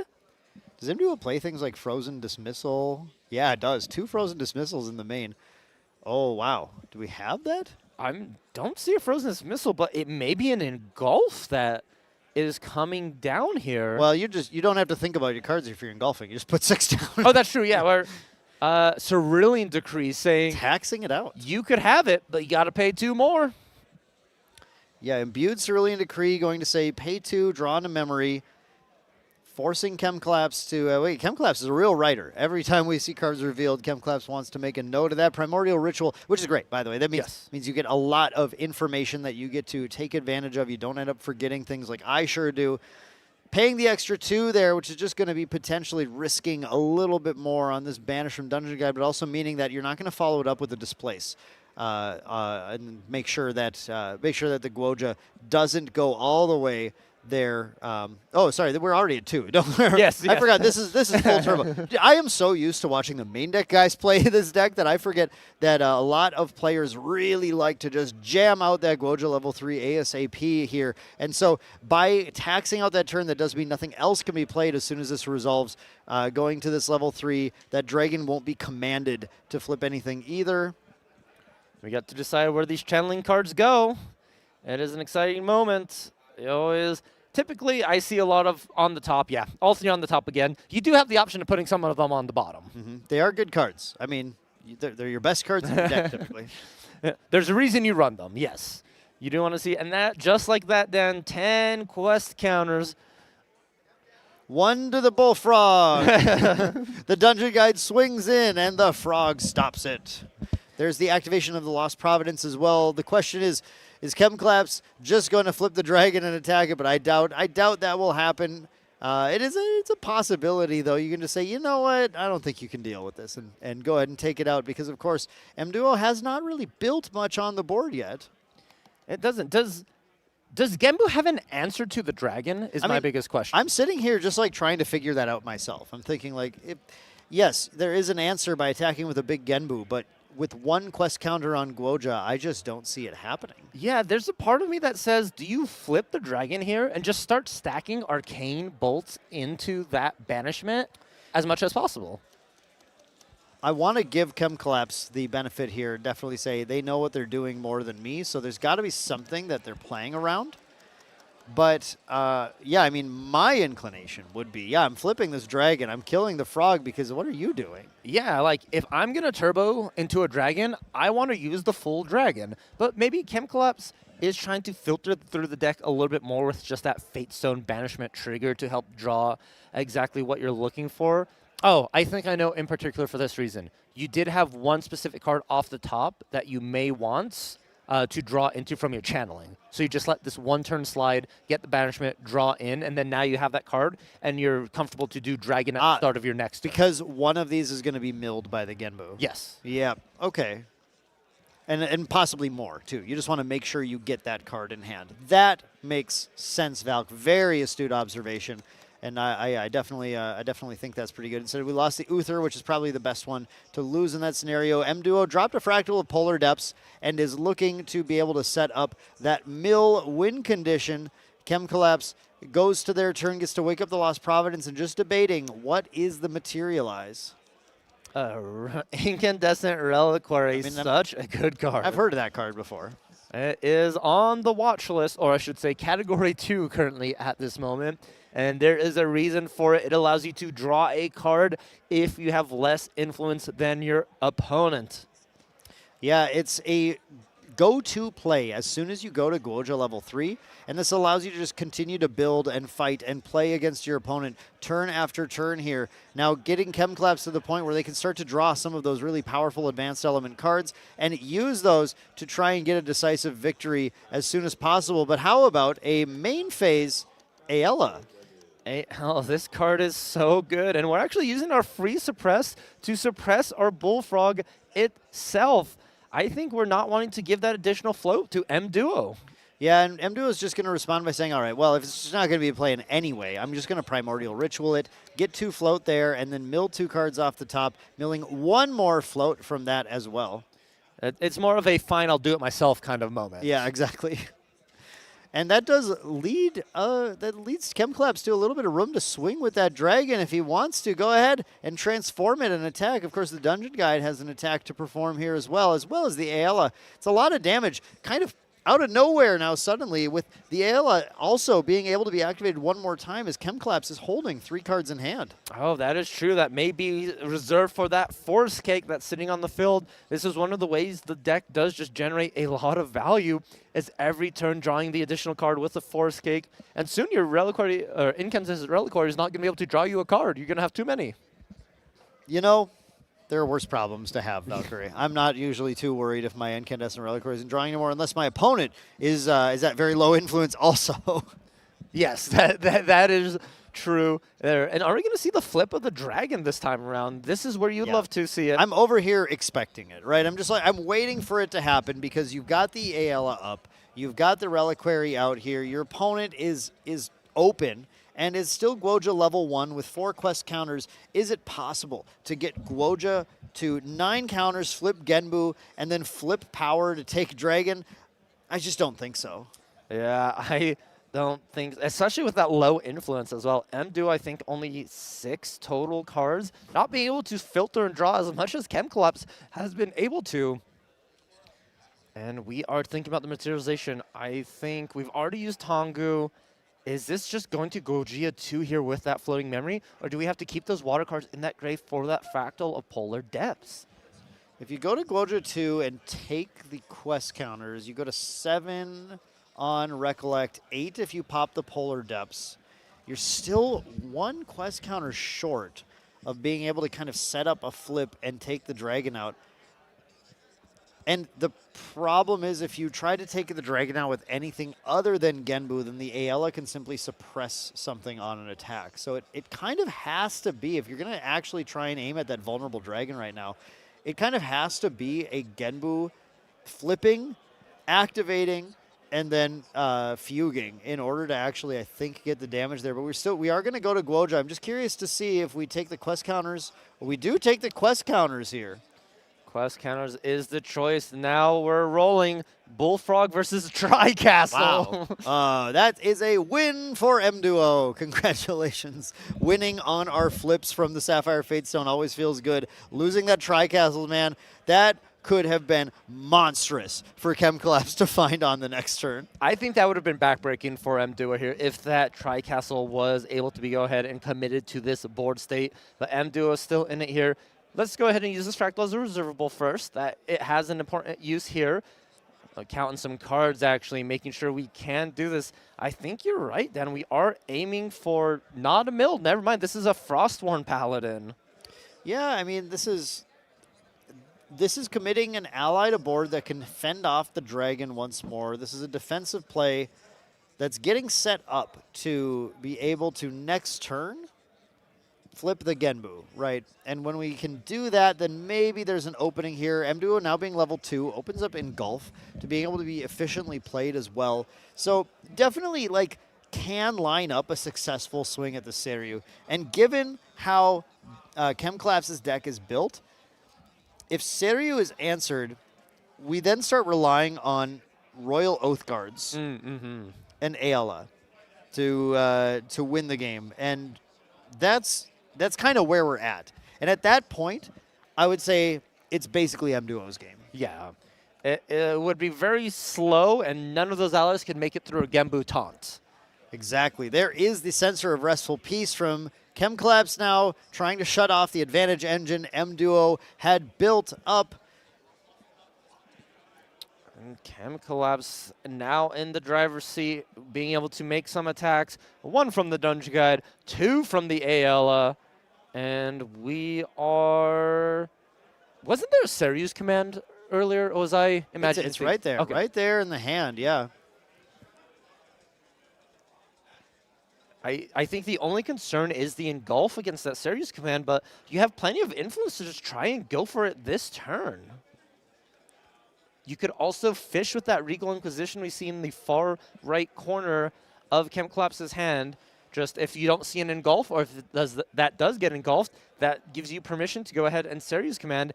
And that is going to be a lethal attack line if and only if Mduo doesn't have any answers. Yeah, the Engulf is the big thing that you have to play around right now. You really see the power here of Ayala. Oh, wow. Okay, well, let's play around it.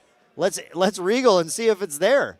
Yeah, this is a check. You can either engulf this Regal, or you can show me your hand, and I will remove your Engulf from your hand.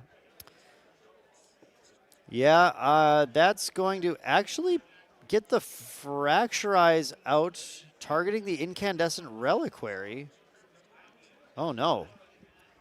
If that's the play, then I think that Seryu's command is going to be lethal. Yeah, I think it would be lethal here. 2, 3, 4, 5. Yeah. If that is all you have to do is see if Mduo has... Okay, so Mduo is holding multiple Song of Frost. Oh. So there are 2 Song of Frost and Resonating Fugue here. So what happens is Chemclaps has to basically choose to pitch the Song of Frost to get the lethal attack to land. And then it's down to whether or not Mduo draws another Song of Frost. There is a third one in the deck. So it is entirely possible. These 2 Song of Frost get discarded by the Regal Inquisition, and on the 2 draws that Mduo gets, 1 more Song of Frost is found. You can decide to hit anything in the memory here too, but you know this is lethal. If this resolves, all you have to do is get the attack through. Mduo don't draw a Song of Frost, and Chemclaps takes the game. Refracting Missile, and that is a Fractal of Rain. I think the way is clear. Chemclaps, I believe, still has 3 influence. Yes, 3 influence indeed, but nothing There it is. stopping this right now. Seryu's command. Dragon, I command you to attack. And just like that, Chemclaps takes game 1 on the Wind Turbo Seryu against Mduo. And what a way. I like the way you put that. I command you to attack. And the dragon did just that. No survivors left behind. Blasted. Absolutely gone. Absolutely gone indeed. Dan, just like that, we saw Dragon turn 2, and then, or I'm sorry, turn 3. Turn 3 Dragon. Yeah, come on now. My apologies. I'm so used to Dragon coming out faster. Yeah, oh, wow. Who do you play with? Jeez. And, now let's look at the sideboard. Is there anything that speeds up our game plan, keeps it the same, or do we want to slow down against the Genbu? You don't want to slow down against Genbu, I think. I think you want that exact speed to happen once again. If Mduo, again, it's just the race is in Mduo's favor the slower it goes.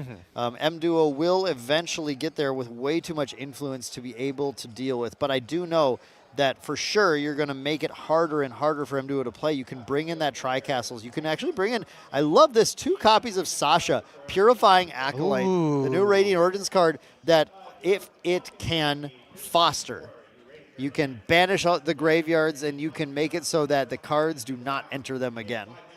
That's pretty powerful. And in addition to that, we have Scatter Essence, Noble Dissolution, ways that we can deal with the fractals, and the Blanche and the Topsy Decree. Man, this is another, like, you can kind of bring in the whole Yeah, board. this is here, honestly. anti-Genbu sideboard. The Tempestuous Seraphim can actually be used to imbue to kill off the Frosthorn Paladins when they swing as well. And the Sunblessed Gazelle is just another blocker for the Genbu. I mean, like, I have successfully argued into playing every single card in this sideboard, so I'm curious what Chemclaps actually decides to bring in. Yeah, and look at the cards being put down right now, Dan. That is a lot being swapped out. Yep. So I think Chemclaps agrees with you on that aspect. Now, M-Duo has a sideboard for themselves. We're taking a look, and I see some of the likes of Regal Inquisition. Yeah. That fourth Song of Frost is going to be Definitely really bring good. that in. And, oh, interesting. Submerged Faithstones in the side. I've been seeing some of that. That's, I believe, in Superior's list as well, and that's the minus level. Minus level, Fatestone. yeah. Yeah. Submerged Fatestone is a good card in the mirror. The whole idea is that you're going to minus level your opponent's Goja, and their engulfs cost 6 and yours cost 3. Oh, gotcha. Yeah, that's a mirror play. So not something that we're going to see come out here. It's not going to be relevant in this matchup. I think the Song of Frost is big. I think the Regal is reasonable, although I don't think it's big. I think it's a reasonable play. And I think Terrafring is going to come in over something. I just don't know over what the something is necessarily. I could see smoke bombs. Yeah, You have no other way to really target. So, like, the Lineage release just negates your smoke bombs in general. Now, we do know the Royal Oathguard is known because these are open deck lists. So you can still smoke bombs the Oathguard to find a lethal line if that's the way that Chemclaps is going to protect themselves. So it's not like it's a dead card here. Safeguard will prevent 4, maybe 8 on some crazy turn, but at that point, you're probably not surviving still anyway. So I think it's possible to Terrafring over Safeguard. But I don't know. It's a choice you can make. I don't really like taking anything else out, though, I think. We're also talking about multiple materializations. I feel like MDO only had 3 materializations that game. Well, yeah, in that case, you know, the big thing is that this is the turbo deck, right? And so it's like, if the deck turbos, then I think they kind of win. I think as Guoja, you need to assume you're going to have more materializations if you're going to have a chance to win this anyway. This is what sort of we've talked about. Genbu loves long games. Yeah. They really shine in those long, grindy games. Suzaku is, I'm a very fast-paced Gojia deck. And then Seryu sort of sits in that weird, I can be really fast to try and beat my opponent, or I could play that slightly longer game, but it's like you're not as fast and strong as Suzaku, you're not as good in the long game as Genbu. You're in that in-between them. Right, exactly. Yeah, and it also kind of depends on the build of Seryu as well. Seryu decks can kind of they can kind of go in a number of different directions, but we definitely see Chemclaps aiming towards the faster version of that here, and that's going to, I think, pan out again if he can find that really nice start. Obviously, that's what he'd like to do, but now backs it up with a bunch of control pieces, right? And a lot like we saw in some of the previous matchups of Seryu versus Genbu. After this sideboard, the Seryu player with the right opener can actually take the role of the control player in the match instead. It can just say, okay, fine. I'm going to make sure that even though you want to go long, you're not getting any of that advantage that you're trying to get turn after turn. That is true. Here, now the question is Chemclaps going to have an insane start again? Or maybe MDO is going to get a little bit of that high roll going for us, because we've seen how fast Genbu can flip thanks to Superior. Yeah, can we get a double Fractal of Rain for M-Duo here, please? If we get a double Fractal of Rain, M-Duo is going to probably feel pretty solid. I see 1 Fractal of Rain. I do see 1, yeah. I think unfortunately 1 is where we are stuck at here. But that Fractal of Rain, definitely want to get those resolved because they are going to turbo out those quest counters a lot more, increasing the rate at which you gain them by +1 per turn, plus finding potentially a lot more float to play with. It is, and I wouldn't be surprised if MDO just opts into Gojio 1 on their next materialization here. Chemclaps, well, you don't have a lot of turn 1 plays like Seryu decks typically do with Windmill Engineer, but Scout the Land. This is what we saw last time. We'll see it again this time. Also, I really like the combination of Scout the Land into Angelic Channeling. Yeah. Because you know what cards you're going to be drawing into your memory from that point. Yeah, here's what I think the line is right now. We use the Scout the Land and we take a look at what our draws are. Based on our draws, we can figure out, okay, if we put out a sensor, can we protect it, right? Or we figure out, hey, look, there's a channeling or there's an advanced element, certain advanced element cards. Look, if I just channeling right now, I can level channeling, get the quest counters, and the turbo line might just be completely live. This Scout the Land lets you find out which route you need to take. Do you turbo or do you play control now that we've sort of adapted the deck?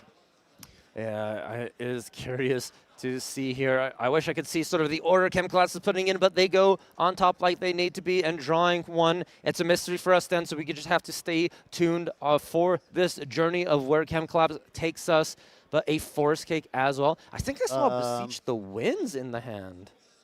Yeah. Yeah, I mean, I think this is getting set up with a Beseech the Winds to potentially just go for that turbo line here. That is a possibility. M-Duo going to go ahead and level up into Guo Gia 1 Scion's Disciple and get that Fate Stone, the Sapphire. All right, here we are, Dan. The big reveal. Song of Frost and Bovine. Okay, yeah, M-Duo shortcutting a little bit there, milling the 2 there. We do need to get a mill from Chem Collapse on their side as well after they're done taking a look at this. But yeah, we... getting the Bovine is definitely nice to find, but the Song of Frost, not what you want to see. And there's a dungeon guide milled from Chem Collapse as well, which they did know. They had it set up there. Hopefully Chem Collapse was considering the fact that one card was going to be milled when they did lose that card as well. Yeah, that is something to consider. But a Tidestone Bovine as well. All right, we have a sort of a fast mill plan. Bovine into horse. The big ol' M-Duo with the graveyard of farm animals at this point. It's an entire farm being developed by M-Duo here. Unfortunately, only one of the cows is alive. The others are dinner. Well, this is what happens when you try and raise animals under the water. Yeah, I mean, I personally could have told you that wasn't going to work very well, but now those 2 cows were submerged, but now they have been purified. The water's been purified by the Thurible here, banishing all of that float, drawing a card for Chem Collapse, as they are still taking the slow control route, I think is what we're seeing. But I think the Beseech now is the play. Beseech into the Guoja level 1, get set up for the continued activation of your Tamer class bonus cards. You can now get that Angelic Channeling if you want to get that online and get those extra quest counters, plus you get the trigger at the end of turn from the Fable Azurite Fate Stones. So this is a very common play for these Guoja decks. Yeah, it is a great position to be in here. And is this one of those, do we Dungeon Guide here as well just to keep going? We also have the potential for an Angelic Channeling. Trying to take a quick peek at that hand. I see a couple of advanced element cards, but maybe nothing of note here. My thought is you typically don't Dungeon Guide to 2. You want to be, unless you're going to get to 3, with a displace or something immediately after. Like, you don't start committing to lose extra cards to level until you know it's the advantages I'm getting to level 3 and I'm going off. Instead, we can activate this Angelic Channeling here and really set up with this really solid draw of these advanced element cards. I see a Fate Stone of Heaven, an Uther, and Royal Oath card. That's Royal Oath card, yes. I'm working on it. Like, is that Tri-Castle's Oath card? That is the Royal Oath card as well. So now that does mean that with the level up, we'll be able to set those up as well. Plus, there's a float in the yard now to be able to use, as of course, Chem Collapse hasn't committed the sensor quite yet. So this is setting up for Guoja to be able to easily Dungeon Guide to 3 on the next turn, have the Dragon available, and have access to some powerful cards. Indeed, here when we go, Materialization of Tengu for M-Duo. The mill triggers off of Gambu and Fractal Rain. It looks like Force Cake against Stratagem, and then a Primordial Ritual as well. So 1 float, not too bad. There is no sensors, so a Frostborn Paladin may still be able to take advantage of that. M-Duo is holding a Song of Frost. We have at least one nice protective card here, and of course the advantage is this Bovine has free reign. Rich milled 2 Fractal of Polar Depths for M-Duo. Wow, that's a bit of the opposite of what you wanted to see. Whose team is this Bovine on? Yeah, I'm not actually sure. Which Guoja does this cow work for? Who do you work for? Maybe there's a reason the other two bovines did get sent to the graveyard by this one here. It is looking like a little bit of mutiny here for M Duo. Or could we say mutiny? Mutiny indeed. If this bovine keeps acting up, M Duo may just give it a primordial ritual. I don't think farms typically raise frogs, but M Duos does. This is one of the educated frogs. Oh, of course. I wasn't aware. I wasn't aware of this frog's game. Indeed. Guojia 2 here for Chemclaps. Do we go for the quest counters?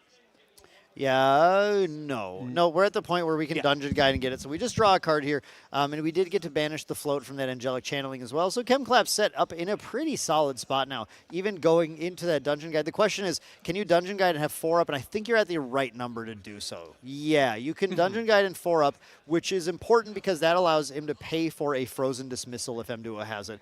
That's like kind of the magic number going to this matchup. And of course, M-Duo has it, but has to make Chemclaps do it. Do you put down the 4 or do you just level next turn? And Chemclaps says, I will put down the 4. Put down the 4 indeed. So then this also begs the question here. If you put down the 4, are you going to flip Dragon then immediately because you committed to this turn hard commit? Or if you don't flip the Dragon, why did you pay the 4 when you could have just leveled up on that next turn?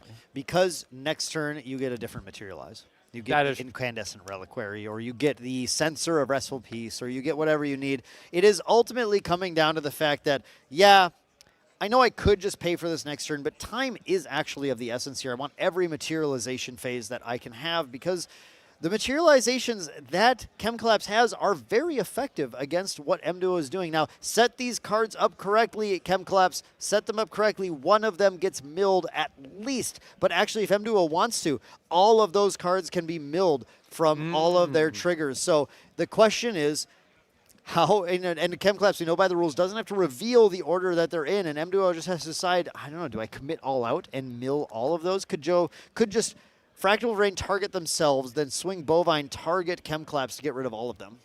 Yeah, that is true here. And I'm counting influence. I think it's 5-5 currently for both these players. So the big difference is one is at level 3 with the full amount of quest counters. The other one only at level 1, but 7 quest counters much faster than that previous game. Definitely. Will have the quest counters on the next turn, which is why I think you do not flip the dragon right now. Because it is entirely possible on the 6-card hand to go Polar Depths. No, you can't activate as well. No, you still with the hand down right now. There's no world where I think an activation occurs unless I'm not thinking about a materialization line, because you need to pay 3 for Polar Depths, then use the Polar Depths and 1 more card to play a Fugue. And then you're short for the Gembu himself. I think so. Yeah, I think so. Interestingly enough, a lot of Gembu's material deck cards aren't instantaneous draw cards. Yeah, we don't have a lot of those in Genbu these days. Really just playing a more methodical game plan, but something like that right now could get you pretty close, actually, to being able to just take the dragon out if it flips. But regardless, Chemclaps going to play a little bit more more cautiously. But like you mentioned, Valk, you had the really astute observation here in the last game of by not flipping dragon, we actually get to draw the setup card with channeling. At least one of those gets drawn before M-Duo has any opportunity to mill them, which means that M-Duo now has the option, though, of going target Chemclaps with the Fractal of Rain. So you get the mill from Sapphire, the mill from Fractal of Rain, and still swing with Bovine. Mill self gets to the 9th counter and still has a Genbu flip available. Still has it and doesn't theoretically waste 1 mill that M-Duo really wants to look for. Genbu loves having water cards in the graveyard, so you don't want to miss out on any of those if you have a chance. Quicksilver Grail, though, is the materialization. Quicksilver Grail with, boy, what predictions? What's underneath that in the Genbu list? Possibly Terrafring may be the option here, or the Safeguard. I mean, the Safeguard could still be there, yes. I mean, it's Enfeebling Orb, actually, is kind of spicy. Ooh, Enfeebling Orb under Quicksilver can surprise the opponent when they think they've left the right amount of cards up. So, yeah, I mean, I'm I'm very interested to see what M Duo ends up having put there. Now, does decide to not target Chem Collapse with any of the mill. It looks like all of it going to M Duo, getting this as high as possible now because, of course, there still is always a big win con route available with all those cards down from Chem Collapse. What can we do here as we flip Genbu? The Genbu has been flipped. 1, 2, 3, 4, 5, 6, 7, 8, 9 total water cards. So that means Genbu would be a 318. 19, 20, 21. It's so remarkably close, actually, already. Double Fugue. Double Fugue wins on Frog. No, Frog dies. No, Frog dies. I was so close. Frog, yeah, you have to buff the Frog. There's no way to buff the Frog. Frog dies if you do that. You would have, if you activated a Seaside Ringleader, had the Frog with it as a 1/5, you could double Fugue and swing with Frog. Wait, how many? We're 2 damage short? We're 3 damage short, I believe. If we Fugue Frog, let Fugue and Frog go to the grave, would we have enough to Genbu activate and Fugue for lethal, right? So that's plus 11, then Fugue, Frog. 24 plus. Oh, that's interesting. 3. Actually, I think we're short on cards. No, we're not. No, yeah, we're short on cards we're to do short. that. We're One on cards to short. do that. One short on card for that. If you Ritual Frog, you can Ritual Frog, right? No, that's 2. No, it's still the same. We're so close Yeah. every time. You have to be in M Duo's position. You have to be so just slightly annoyed right now, unless M Duo was an ultra genius. Hold on. If you put Smoke Bombs under Quicksilver Grail, you can get an extra card. Oh, that is true. Yes. Okay. that is something. That is old school Quicksilver tech. That's old school Quicksilver tech, baby. That would allow the number of cards in hand to get just one higher and potentially turn on one of these routes to get the extra damage to be lethal. You have to start that line, I guess, by swinging with Genbu to prevent the dragon from flipping and taunting. Wait, hang on now. Happening hang here. on now. What are we doing? This is going to be. There's the Fugue. Oh my God. Is he actually going for this? This would be 200 IQ, 300 IQ play if this is a Smoke Bombs underneath that Quicksilver Grail. That was just a Fugue for 9. It was just a Fugue for 9. Okay, Yeah. MDO just taking. I was so excited. I wanted to see the craziest line of all time with that Smoke Bombs drawing into being able to play a Primordial Ritual, being able to activate the Genbu. Oh, that would have been spicy here and would have been really cool to see.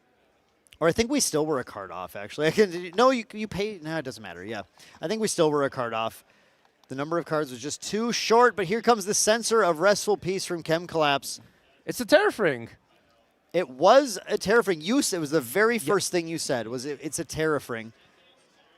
It sort of gives the feeling of, like, the reason for Terrafring is your opponent needs to materialize, and then you can respond with your Terrafring if you feel like they're trying to push. It's getting the opponent to commit to a materialize. It's something you saw a lot against, like, Tristan, where you would wait to see, okay, they're going Shadow Dancer, they're lining up for, like, a Slice and Dice line. Surprise, it's Terrafring, your turn's dead. When they might have just gone for Influence instead. If you knew the opponent had a Terrafring, you would rather draw a card than try and push for the game. Now here comes the Uther, Illustrious King, coming down on enter, resting Uther. When you do, banish another target, non-champion object, and that's going to get the Genbu out of there because Guoja is only level 1. That actually just straight deletes Genbu from play. Whew. That turtle has been dealt with. I'm surprised Uther doesn't say as a spell. Because typically cards like this would have that sort of line of text. That terminology did not exist in Fractured Crown. Fractured Crown is when Uther came out, and as a spell was added in either ALC or MRC. We saw the first use of that terminology. So things were they were either spells or they weren't back then. In this case now, Uther should be rested, correct? Should it be the Vigor trigger at the end? Oh, Vigor, yeah, we passed turn. Okay, gotcha. Still not swinging with Dragon. Chem Collapse taking this slow and steady as we head into potentially pretty powerful spot to be in for ChemClubs, having actually gotten rid of that fabled Sapphire Fatestone entirely now. Yeah, I'm very curious how you're able to just get this back. If that Uther just stays in the back under some protection, I guess Frostborn Paladins are the 2 Frostborn Paladins coming in. Well, you can only intercept for the champion with a Frostborn Paladin. You need to basically use the dragon to protect the Uther in a worst-case scenario. The Safeguard Amulet does come down, kept in the deck by M-Duo. So brought in the Terraforming over something else. I wonder what he cut, actually. I'm really curious. Maybe you were right. Maybe it was the smoke bombs. Yeah, it definitely could have been the smoke bombs there. But yeah, M-Duo just getting that out now. You needs to find a way to get rid of the Uther, to get the Sapphire Fatestone back. And when that happens, of course, entirely possible to build up those quest counters once again for Guoja. It's a lot easier than it is for Seiryu. For Seiryu, the Dragon's basically never flipping again. For Guoja, we can get the quest counters back. Yeah, you almost have to rely on 10 turns of the Emerald Fatestone, or I'm sorry, the Azurite Fatestone trigger here. And here we have the Tidestone Bovine attacking in and intercepted by Uther, who then retaliated, taking the Bovine off play with 1 damage marked on it. That's a dangerous spot because it's 3 damage is findable here, but of course the sensor is shutting down the ability for Frostborn Paladins to do it on their own. So that is it's a situation where looking at M-Duo's hand, I'm actually seeing mostly reactive cards like Song of Frost, but not enough proactive play available. Not enough proactive indeed, and I feel like this is sometimes a problem with this Genbu deck is sometimes you see just reactions and nothing to truly advance your game plan. And finally, the Incandescent Reliquary dropping, giving ChemClubs the opportunity to get some extra card advantage here. I was actually wondering, I was kind of expecting an Enfeebling Orb, and then I look at the list, and actually Enfeebling Orb isn't in the list. Not. Yeah, no Enfeebling Orb there. But that said, of course, we're going to start drawing cards now. It can draw into all of these spicy little actions. It only really takes a single Byaku's command to start to really put the pressure on to M-Duo, because even through a Song of Frost, that Byaku's command will force the second Song of Frost to drop. But there's the sideboarded card, Sasha, Purifying Acolyte. This is a position now. This is where Sasha is effective, right? M-Duo not putting any significant proactive game plan forward, not putting pressure back on ChemClubs. The Dragon is available to flip. The Genbu is gone. If the Dragon flips to taunt, then the Genbu can't punish and kill the Dragon. I think it's almost impossible, given M-Duo's hand, to take the Dragon out. So the Dragon almost ensures, outside of a stray refracting missile, that the Sasha is going to foster on the next turn and delete M-Duo's ability to have a have any sort of graveyard while the sensor is still out there disabling the floating memory. Yeah, I feel like if this Sasha does get fostered, this spells the end for Genbu, as you rely so much on your graveyard. Here we have the Dragon to protect. I wonder if we're going to see it flipped at the Recollection here just for the big taunt. Did have the Byaku's command too. Definitely could have gotten a little spicy with that Dragon if ChemClubs wanted to, but is deciding to play, like we said, switching to that control game plan, right? This is the game plan that enables the Seiryu to say, I'm not letting you play the game because I know how to hit your Achilles heel every single turn. Every turn indeed. We see a Shade Miss Priestess here. I don't feel like this is going to do too much against a Arcane Blast if it would come on top. Yeah, this is only going to give M-Duo a little minor buffer to be able to recover a slight bit as the attack come and do things like disabling the dungeon guide from being particularly relevant. As ChemClubs just puts a smoke bombs out now as a way, I think, just to simply cycle cards, because there is nothing right now that the smoke bombs needs to give stealth to make it unable to attack, but also it can protect something like the Uther. This is another key source of making sure the Uther stays alive, as well as the Sasha staying alive. So there's actually a lot that the smoke bombs does protect. I kind of went through a train of thought with you all as I thought, maybe this isn't relevant, but actually maybe this is quite relevant. Yes, it is for one side or the other. Foster has now occurred. Sasha is safe and at home. No graveyards for anyone anymore. Yeah, with that smoke bombs now, Sasha has made it so M-Duo's deck cannot function. Yes. I mean, simply cannot function. Anything that gets milled, anything that enters the graveyard from anywhere, everything that gets played now gets banished. It can no longer exist. A zone has been deleted theoretically. And the Ayala drops. Now another source of protecting, preventing, removing the flexibility of Ayala. Look at this end game being played by Chem Collapse, systematically shutting down everything M Duo is capable of doing here as M Duo concedes, and the game goes to Chem Collapse 2-0 on Win Seryu. A surgical removal of every option that M Duo had. All right, that was such a clinical moment there. But everyone, that was an exciting game. We're actually going to go to a quick break here as we get ready for our quarterfinals already. So stay tuned, stay with us, and we'll see you in just a bit. See you then.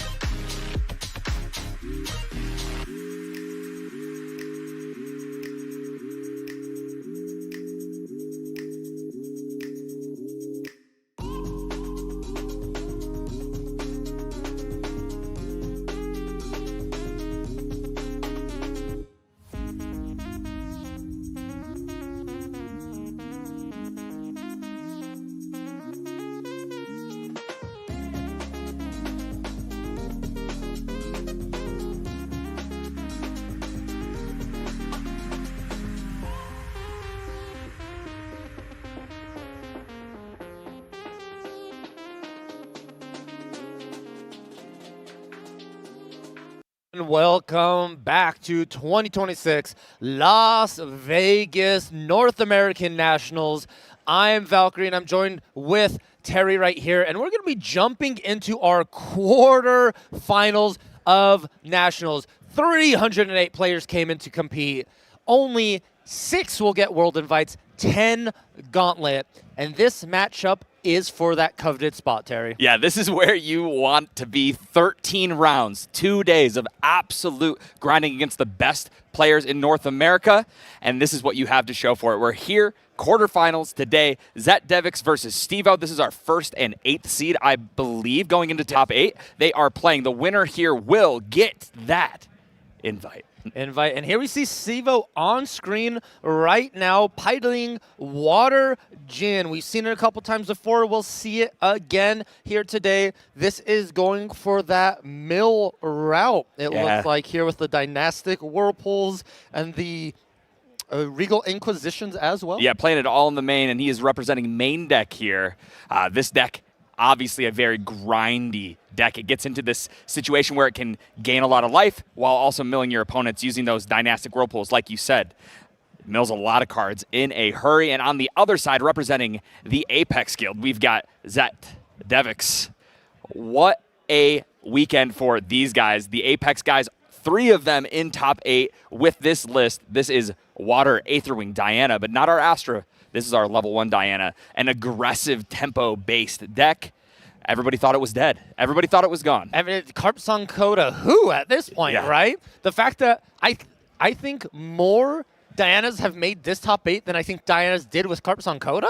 Honestly, yeah, this has been a great weekend for Diana, and we are going to see if that continues. We're going to jump right into this, and Zet being the first seed is going to get to decide going first or second. It looks like he will be going first. Yes, this is the start of our quarterfinal. Zetvix on Water, Aethering Diana against main deck Stevo with this Water Jin. The match is about to begin. And keep in mind, everyone, this is untimed. There's no timer on the screen right now for us. And that is going to give these players plenty enough room to think through all these decisions, and it really matters. Yeah, everything matters at this point, right? It's the difference between potentially missing out and just making a gauntlet or having your entire trip to Worlds paid for. So right out the gates here, we're going to see that backstep. This is the ideal. After that fortuitous, whoa, we've got a Spirit of Fortuitous Water on Stevo's side. Very cool to see that here in the top 8. And then backstep, this is kind of just the ideal play when you are Aether Wing. You really pass on turn 1,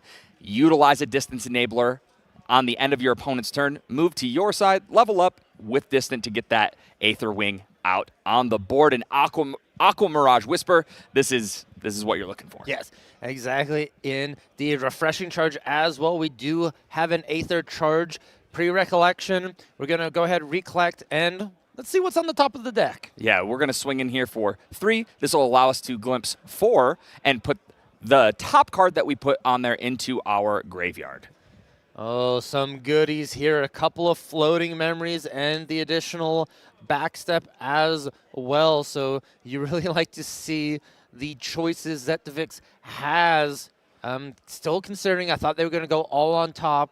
Take a look at that hand. That hand seems really weird. You have a lot of take aims in the Crystallian Archer, but you don't really have everything you need with like the Cheshire Cat for the boots. Yeah, I mean, I think we still have a decently aggressive hand here. We've got the Frostworn Paladin, right? Able to draw and continue to keep that pressure up because we are going to have to in order to stop this Jin from getting to level 3, if possible. If we can take him out before he gets there, that is what our ideal play is as Diana, because once he does have that immortality, it is a lot harder to finish him off. It is a lot harder. Indeed, this is a race. Can Diana deal enough damage before Jin hits level 3? And keep in mind as well, Diana did lose Carpsong Coda, so you can't do end of turn deal non-combat damage to Jin to kind of catch him off guard. So a lot of times you have to be careful at how much damage you're actually going to deal to Jin at that level 3. Yeah, it's going to be really hard once we have those.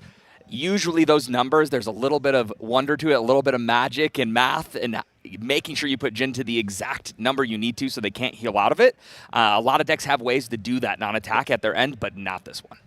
Not this one. I really like the Fortuitous Water. You sort of, Jin doesn't really have turn 1 plays anyways, so you just draw into memory, get your free level up, and then now you have a whole plethora of options to do on your next turn here. But Stevo just opting to pass. Yeah, and then weaving Mana Stream from Zet, that is everything you want. Getting this into the graveyard is step 1 in getting the win for yourself. The amount of value that this card generates every time you use it for floating, you get to load it into an Aether Wing weapon and then utilize it again, and it will go back to that graveyard, so recycling itself over and over again. It is such a good card. The key component for Water Diana here, but Stevo may have options and responses. Keep in mind, he does have a full grip of cards in hand. Influence of 7 or 8 actually going here, so Zetvix has to be careful. You are against Water. There are negates, Frostbind, Cerulean Decrees, Engulf, so many things going through your mind. Yeah, there is a lot that could potentially be here, obviously with a full grip from a Water level 3 deck. Really thinking out, like I said, and as you said, there is no timer. No timer. Because we really need to make sure that we are optimizing our plays and making the right decisions as we go every single turn. And a Regenerate, Terry. This is a card that it feels weird because it's pay 2, draw a card into memory, damage 10 plus, you get the recover. Yeah, so we did not get the recover, unfortunately. Did not recover, but importantly, it does put cards in memory for your level up. Diana's just dealing so much damage here this turn. Yeah, we're just pushing through. Here comes another 3. We're going to get the Glimpse 4 here again. It looks like we've got I think maybe another, was that a Mana Stream? Cerulean Decree is what it was. A Fracturize. Yeah, those are interesting. Fracturize could be a very potent piece of interaction. Jhin does have some of the strongest regalia in the game. Once they get to level 3, every materialization is just an absolute haymaker. Fracturize can deal with one of those. Yeah, Terry, you are correct. What out of these material deck slots do you think? Is it Berserker's Plate or Shuangji is the scariest one you want to get rid of? Honestly, I think it's got to be Berserker Plate. Berserker Plate is giving a lot more health, making it harder to kill Jhin. And then on top of that, I know Shuangji, obviously, that's how they're going to kill you, and they're going to turn and just one-shot you if you can't finish them off. But we do play things like Tactful Retreat. We're not as scared of the attack, right? So if we can soften up our Jhin opponent by dealing with Berserker Plate, I think it just makes it easier to get to those lethal lines. And here comes Kristalline Archer. This is an ally-based board state, and allies are what help close out the game fast against almost any deck here. 16 damage counters already on Jhin. Keep in mind, he's a warrior. He's sitting at 20 total. And another Frostworn Paladin coming down. There's an additional float. Azul going to be eaten, getting a buff counter. If Stevo does not have a response to this Paladin. This is going to put him to 19. He needs one more damage, and I saw the Charge the Soul here. Is it going to be enough? Do we have any interaction? Or is that going to take game 1 here? And that's going to do it. Zet takes down game 1 with Water Aetherwing Diana.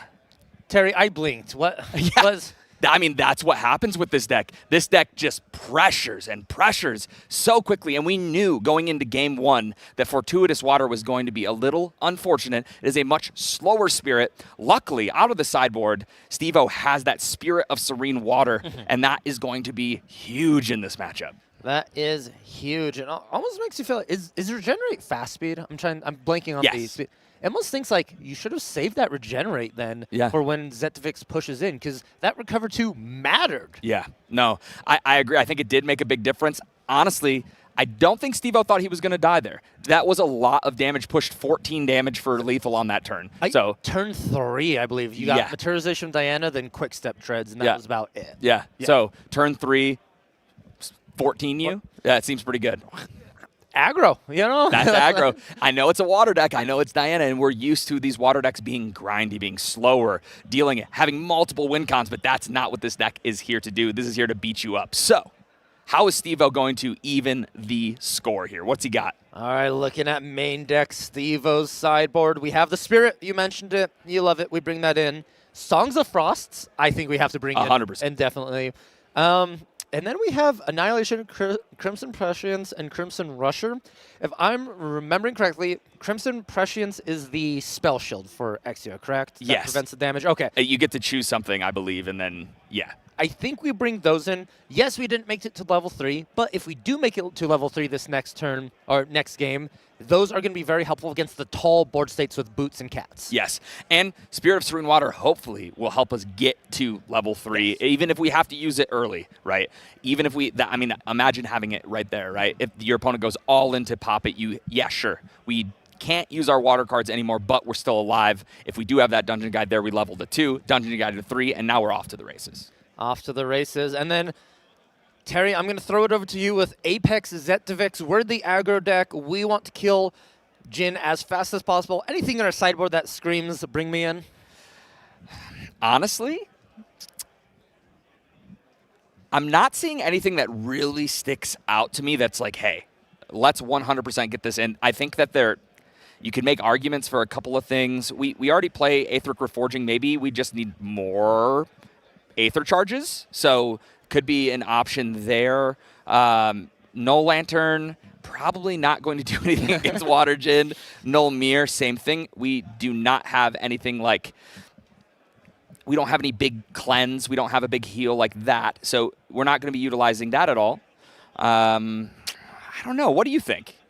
I'm with you there. Nothing's looking quite good. Like, yes, you know it's open deck lists. Everyone knows each other's. We do know that there are fractal of no fractal waves, actually. Yeah. Am I reading that correctly? There's no fractal waves in this Water Gin list. Nope, there are none. Nope. I think every card in this sideboard is dead. Yes, I agree. I just don't think that that is what we need. So probably, I mean, you could, any kind of ally, any damage, I think that's what we're looking to do here, is just do some damage. So here we go, back over Steve-O. Hey, there we go. That's that Spirit of Serene Water. That's looking a lot better than the Fortuitous here. Unfortunately, down in influence, but we have access to that Lineage Release Recover 6. All right, Terry, we are starting our game 2 of Zetovix versus Steve-O in our quarterfinals. Did Steve-O? Okay, Gentle Respite. Perfect. I thought he was still glimpsing for a second. No. This is the ideal turn 1 here for Steve-O. He wants to keep that influence the same, put a floating in the yard. This is a great way to +1, if you will. And obviously, it's Diana. You know they're passing turn 1. Yes.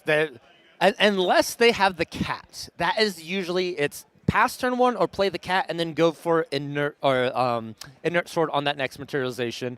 Taking a look at Zetovix, his hand, we see some distance enablers. We see some Aether charges. Hey, if it's not broke, don't fix it. Backstep at the end of Steve-O's turn. Going to give himself distant. Level up here from memory. 1 card up. Random. Charge the Soul is taken out, but that card seems pretty strong. Won you the first game. Yes, but it is a floating at the end of the day. So if you are going to get rid of a card, it still did its job, right? It used itself as a memory to bring out one of these materializations. And Diana, one very important hint. Hey, there's another one. Right? All right, so Charge the Soul here. Ping 1. We get to load that here. That's in Recollection. Moving to our turn, we know we're going to see a nice little swing here. Coming in for an easy 3. This is a huge thing that Diana does on their first turn. They want to be attacking. They hit you for 3. They get the glimpse 4 and set up the next couple turns for themselves, which is exactly what they need to do, right? They need to know, hey, do I have the pressure? Can I go aggressive because I know that I'm going to refill my hand with fuel? Or, hey, is that reactive piece that I need one of these top 4? Perfect. Let's make sure that we're going to draw this. And Frostworn Paladin to follow it up. Yes, I believe in Zetovix. That glimpse initially they did in game 1 caused them for that crazy win here. So I feel like they're just following it up again. Same play pattern, everything glimpse into Frostworn Paladin, into draw, attacking in. The pressure is not stopping, Terry. One after another, thing after thing. Yep, and 7 damage on this turn. See if we hold up a little bit of interaction here or if we continue to press this onslaught into Steve-O's turn. Oh, I'm seeing some Distant Enabler and Frostbind perhaps, along with some Aether charges. So we do have an interaction piece, if I'm seeing that correctly. But the issue with Steve-O is, what can you do against this Frostworn Paladin? Yeah, it's really hard to deal with, right? What do they have any early Not really, right? We can't really fight for board early on. We are just trying to get to level 3. Yeah. That is the game plan here, is survive at level 3. We see the Enchanted Fet coming in here, recover 3, draw a card into memory, and that is just what you need to help your level up game plan. Yeah, so here we go. We are going to level up to Jin 2 after that little recovery, back to 4. I mean, honestly, this is a lot better than last game for Jin. We've made it to level 2. Yes, perfect. So here we go. Regenerate Regal.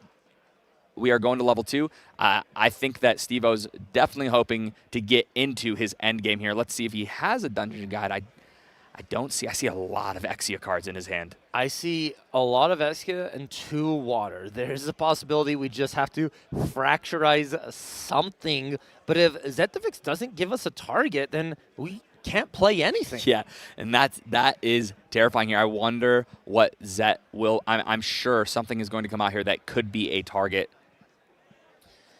Did you see if that other water card was Engulf by chance? I couldn't tell for sure. I think it was either an Engulf or a Dynastic Whirlpool. I couldn't tell for sure. So we are going to bring out those Quick Step Treads.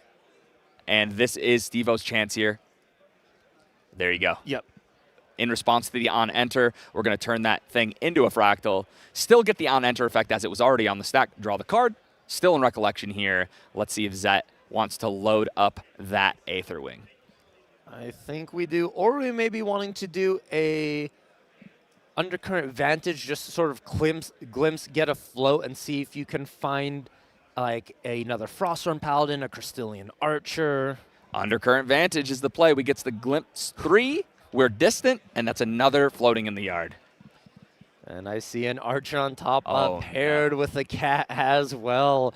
Zetovix is just finding everything they need in this game. Yeah, that's a lot of really powerful cards. We keep them both on top. The ally beatdown train looks like it will be continuing. It is going to be indeed drawing a card. We're distant. We're attacking in for 3. 24 is the number now this time, plus a Serene Spirit. So yes. I feel like we're making it to level 3 for Steve-O no matter what. Yeah, I do not think we are going to be pushing through. Oh, we ate the float. Oh, no. Wow. That was huge because now Steve-O doesn't have cards in memory to level up. We are stuck here. He is going to have to materialize something like a backup charger to utilize at the end of Zet's next turn to put down and level up because his hand is filled with advanced elements. That just feels crippling here. Losing that float you were counting on. Zetovix found that Aetheric Reforging. Only 2 in the main board, possibly 3 after side. So not a very common thing to see here. Yeah, and here's that Archer, right? Here, catch this. Here comes 4. I get to draw a card. And we get to continue on and hold up interaction here. Last game we saw like another Froststorm Paladin come down. This time Zetovix kind of pumping the brakes here, just saying, all right, I'm happy with the position we're in. We'll go ahead and pass, and you clearly can't level up. So you see, you call it, Terry, backup charger was materialization. Yep, this is it. And unfortunately, I mean, obviously, these guys are very excited to be in top 8. They know for a fact that they are at least locked for Gauntlet, but we really want the win here to get that invite. And Steve-O right now, I know that he is feeling the pressure. He knows he is seeing that invite, that guaranteed invite slipping away. He's going to need something here. He has to not take 16 damage on this next turn. 16, yeah, it's rough. And another red card drawn off the top of the deck. Yeah, just filled with advanced element cards here. So what, let's see if Zet wants to do anything crazy. I mean, he doesn't need to, right? The deck so far has just done everything he wants it to. It's ran incredibly smooth. He's had everything that he needs. He's kept the pressure on. We already have a Cheshire Cat.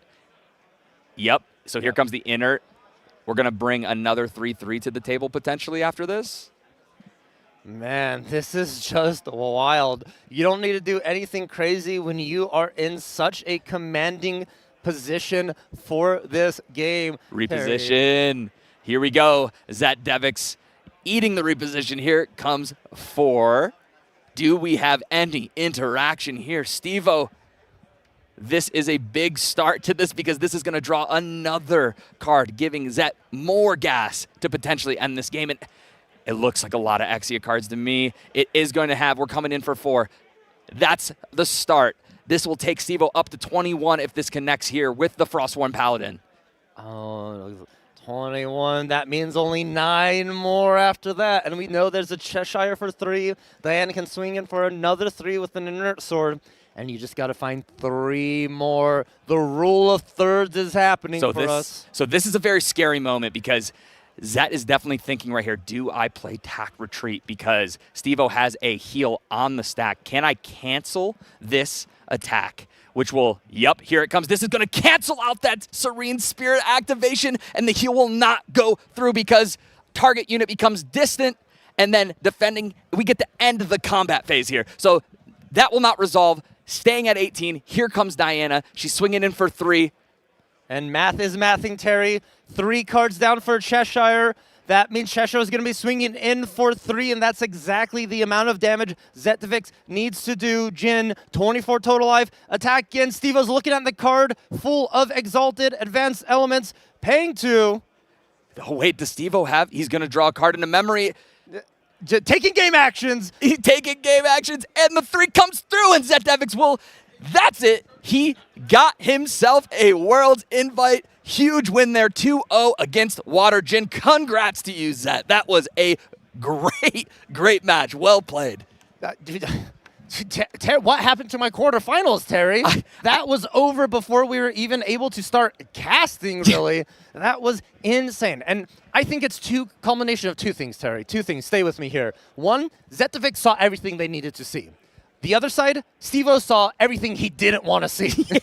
That was just crazy. Zet literally drew everything. There was not one thing out of place. All the glimpses looked great. We were able to grab every card we needed. And unfortunately, on Steve-O's side of things, it was kind of the opposite, right? We got the Serene Spirit, which gives us that heal, but the issue is the timing, right? We know that Tactful Retreat can get it out. Steve-O had to, in that situation, go, okay, if he's got it, he's got it. Here's my heal, right? Because he wasn't sure if he'd be able to push it, but he could. So, unfortunately, maybe fortunately for Zet, we were able to get that retreat. Very masterful gameplay, understanding the game rules and understanding how to utilize the stack and all of the cards in your deck. Man, that was exciting. Yes. I feel like you said, we blinked. We blinked and it was over, but that was one of the most hype sets that we have seen all weekend. That was indeed. Even though it was fast, it was exhilarating. It had twists and turns. And I have a question for you about that game. Okay. That particular, the lineage release of the Serene Spirit. There is a world, and I just want your confirmation to see what you would think, lineage releasing at the activation of the Cheshire. Yep, that was your only time. It was that because at first, we saw the inert, right? There was probably a world where we lineage release right away and just go, obviously you don't want to because a huge part of this particular Jin list's win con is utilizing that water element, right? So that's a tough loss for him. So if he gets rid of it, it's going to be a lot harder to win the game. We are banking on our Shuangji kill, right? That's the only way we can win at that point. So with that in mind, we want to keep our spirit. So I know Steve-O, very seasoned player, very solid player, wanted to wait it out, hoping that he wasn't going to have to use it. And unfortunately for him, he did, and the Tactful Retreat was incredibly timed. It was indeed, and Steve-O had the way to get to 3 that turn 2 with that backup charger. Yeah. Everything was lined up. Steve-O, they could have made it. Everything would have been playable. They would have been fine, but unfortunately, in the end of the day, there's a winner and there's a loser. Yep. And unfortunately, Steve-O did not make it. Did qualify for Gauntlet, though. Yes, well, he still has a chance. They do have to play for 5th and 6th place, so he's not dead yet. So, oh, that's true. Yes, they still has a chance. So this was not the end. This was just, hey, this isn't guaranteed anymore, right? Because now we know we're Gauntlet. Everybody here is Gauntlet that's in top 8, right? So we do know that. But 2 of the top 8 will only be receiving a Gauntlet because the top 6 get it, right? So quarterfinals, the winners all go to the semis. The losers all play against each other to see who gets 5th and 6th. This is crazy. It's like a gauntlet within a gauntlet. Yes, it is. It really is. And so I know the pressure is heavy, but Steve-O knows he gets one more chance. It's not over yet. This matchup is probably one of Watergen's worst matchups. Yeah, I could see why. It is definitely a deck that wants to do everything in the first 2 turns and a deck that wants to do nothing on the first 2 turns. It's very aggressive. It gives you a ton of pressure. Then on top of that, if you're trying to, survive and then bring out that Shuangji and just push through damage and kill them on the crackback, well, they have ways to end combat, right? Tactful Retreat. I mean, I got so even tongue-tied at that moment. I was so excited. I haven't been that stoked for a sequence of events. Like I said, that was an incredible match. I love seeing this game played at the highest level, and that's exactly what we got to see. Yeah, I'm with you there. It was great to see. And, I'm going to push a little bit of something in favor here. A Water deck one step closer to closing out Nationals. There was a 100% chance from that match that Water deck was going to make it into the semis. Now you know my secret. That's unfortunate. You caught me there. But yes, no matter who won, I would have been happy. Yes. That pushed us one Water deck closer. And I'm actually curious about the bracket here for our top 8, because there's 3 Water Diana players. Yes. And I want to see where they lined up on their top 8, because if they're going to have to either face each other now or in semis, right? Yes. One of those is going to have They to happen. all dodged each other. It's all the Apex players. They Teammates. all dodged? They all dodged Wow. in quarters. So I believe they're 1st, 3rd, and 4th seed, something along there, fourth. They all dodged each other. That's all I know. So going into semis, this is when they would have to play each other if we see 2 Apex members win. So Apex probably 135 is the best assumption here. And then we had Water Jin, so that's 4 of our decks. And then I think we have a Genbu and we have some other decks. Yes. But we'll find out later because we actually have an interview with Zetovix coming up right now. After that, a very quick win. Welcome back, everyone. I'm here with the quarterfinals winner of North America Nationals 2026. Congratulations, man. You've now qualified for Worlds. How does it feel? Thank you so much, man. It still feels very unreal for me because this is my first time qualifying for Worlds. Last year, I barely made Gauntlet, and I lost in Gauntlet, and I couldn't make Worlds. Yeah. So it feels very great now. Yeah, congratulations on your achievement. So last year it was Win Luxem, I believe, in Oceania Nationals. Yes, that's right. Got you into the Gauntlet. You took that wonderful Prismatic Merlin. I personally loved the deck you played. I thought it was really clever to bring it into Genbu. A couple unlucky matchups, didn't quite make it. But now you're here coming back with a vengeance, right? A set, Worlds is in your home country. Yeah, that's you got to right. represent. You have 3 of the Apex members here in the top 8. I mean, it's got to be an amazing feeling, right? Yeah, of course. Because the deck that we chose was also because of Pro-An. He brought it to Ascend LA. He managed to top 8, and then he keep testing the deck out, even with the new ban list and stuff. It feels very good with the deck. So we just, might as well bring it here, right? Yeah, for sure. Let's talk about the deck a little bit. You said Pro-An was kind of the one who brought it to LA, and then post-ban with the Carpson Coda change, they brought it here again with a couple updates. Talk to me about why you go 2 Aether Wings and 2 Swords. So the reason why we went to Aether Wings is because we felt that we need to use Seeker's Aether Wing to counter some innovative agilities and stuff so that we don't have to play tech cards like Reveal the Hidden, for example. So we can just also clear Dream Fairies. Because if you play out a Cheshire Cat, usually people will answer that with Dream Fairy. So you just answer them back with Seeker's Aether Wing, 1 arrow, hit it, and you can play Cat again, and you just roll them with Cat, Boots, and the 2 swords. So the 2 swords are also for the Cat itself. The more swords you have, the stronger they hit. So yeah.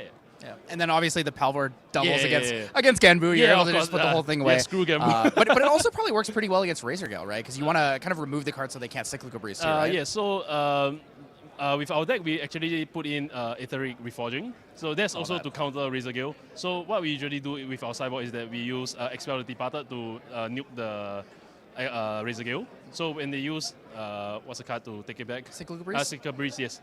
They have to target the card. So then we answer it back with Reforging to banish it, and they just wasted the card. They don't have a Razor Gale.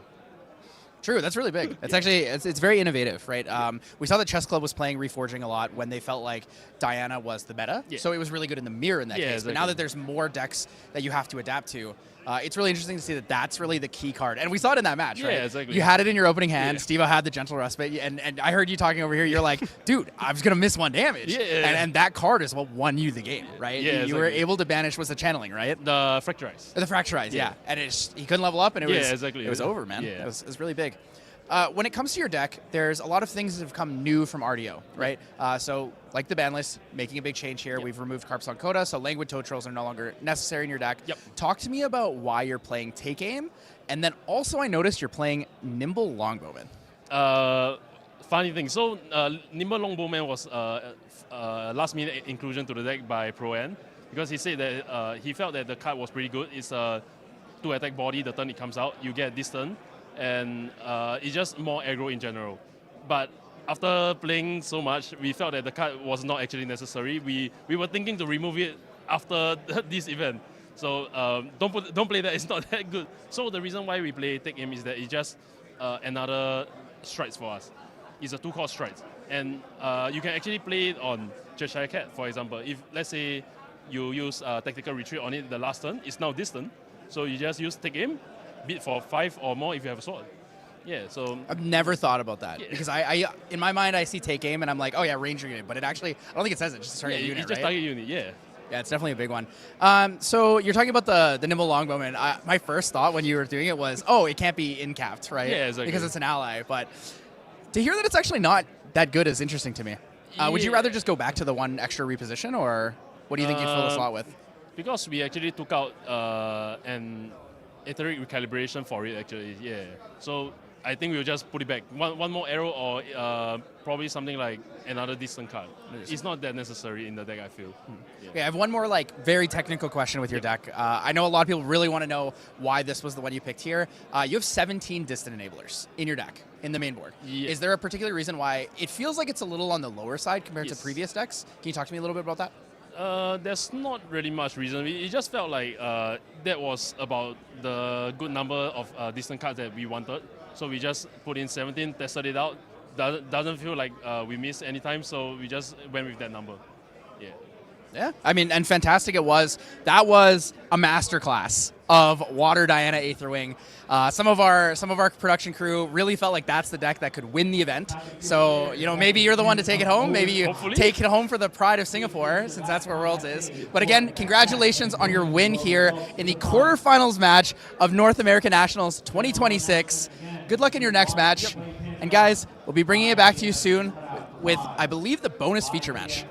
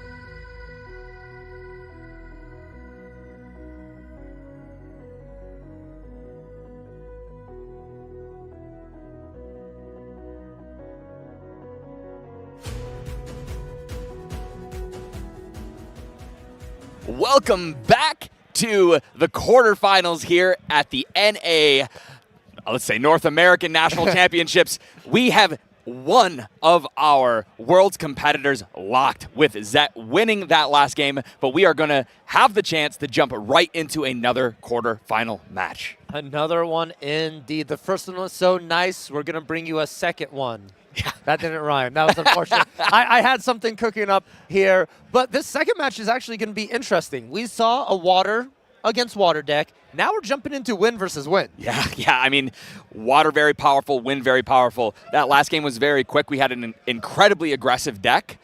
This matchup not going to be that fast, I do not believe. What are we looking at for this game? We're looking one side. In one corner, we have the Seryu. And this is not your typical Seryu. This is that Chem Collapse Turbo Seryu making it in. And it is being fought against, paired up against that Arisana Razorgale, piloted by Ollie, which both these players we've seen on stream prior. Yes, we've seen them both. Very savvy players of their decks. I think that this is going to be a obviously all of these matches are very high skill, but this one particularly, this is going to come down to the wire. Every decision is going to matter. The micro decisions, I think, will decide this game. Yes, indeed. Micro decisions. That's my favorite word you said, Terry.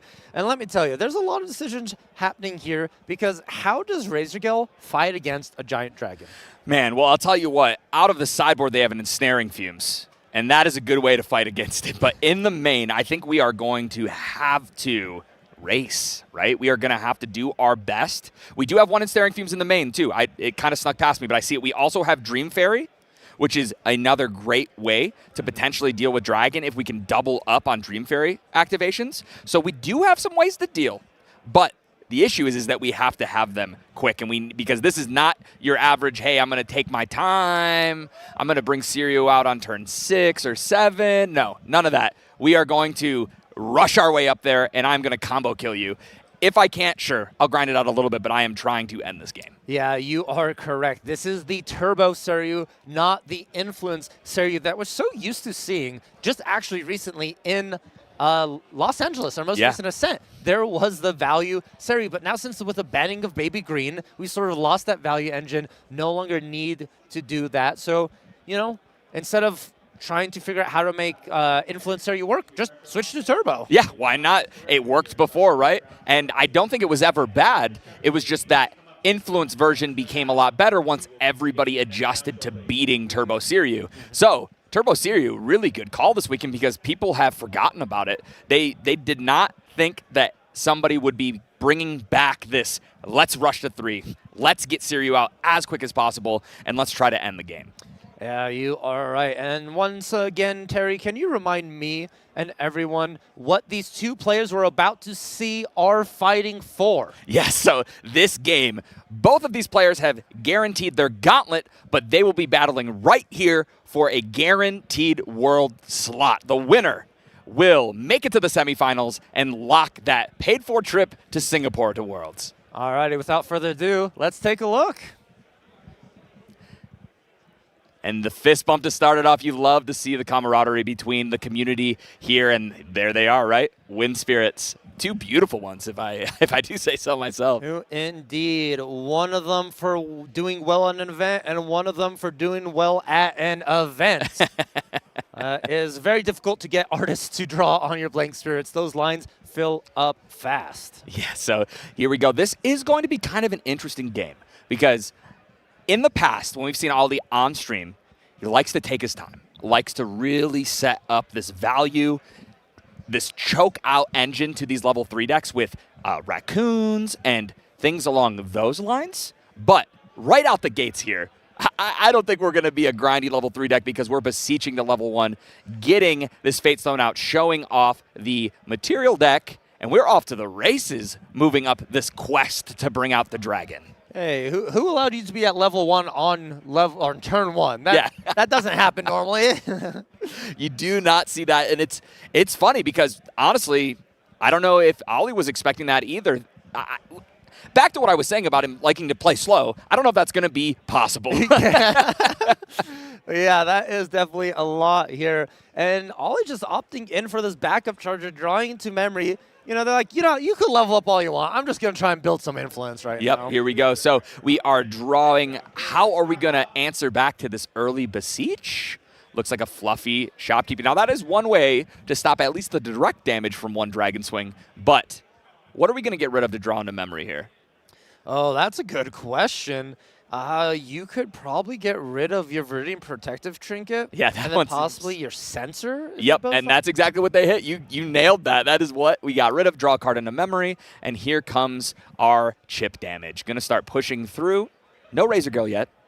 I know that Jet likes to take his time getting those out, but I don't think I saw one in hand. I didn't see one either. Granted, a lot of the win cards do blend together. That's fair. They are. This is also, keep in mind, everyone, this is our Raccoon version of the Razor Gale list. So we're going to have those 4 Bandits and the 2 Protector Raccoons as well. So this deck does love to play it slow, as Terry's been telling us. And I think Terry's going to do a good job at updating us throughout this game. Sort of like a check-in point with Ollie where they're at. Yes. So this is that was a crazy recollection step. A lot of game actions. Kem was able to really cycle through, get a draw from that Tengu. We're at 3 quest counters here. Probably looking to either dig for some ways to cheat our levels up. We're going to start here with a Scout the Lands. Do we? Oh, I see a Dungeon Guide. Dungeon Guide is a card that we love to see when we're turbo. I also see a Byaku's Command. So those are 2 very good cards in this deck. Those are indeed here. And with the Dungeon Guide, it's possible. I've said it once, I'll say it again. The Dungeon Guide can lead into just a dragon on this turn. Yeah, it's kind of crazy when you watch a double level up. You know, it depending on hand, and if we're able to kind of abuse that on-enter effect, we might be able to do something crazy.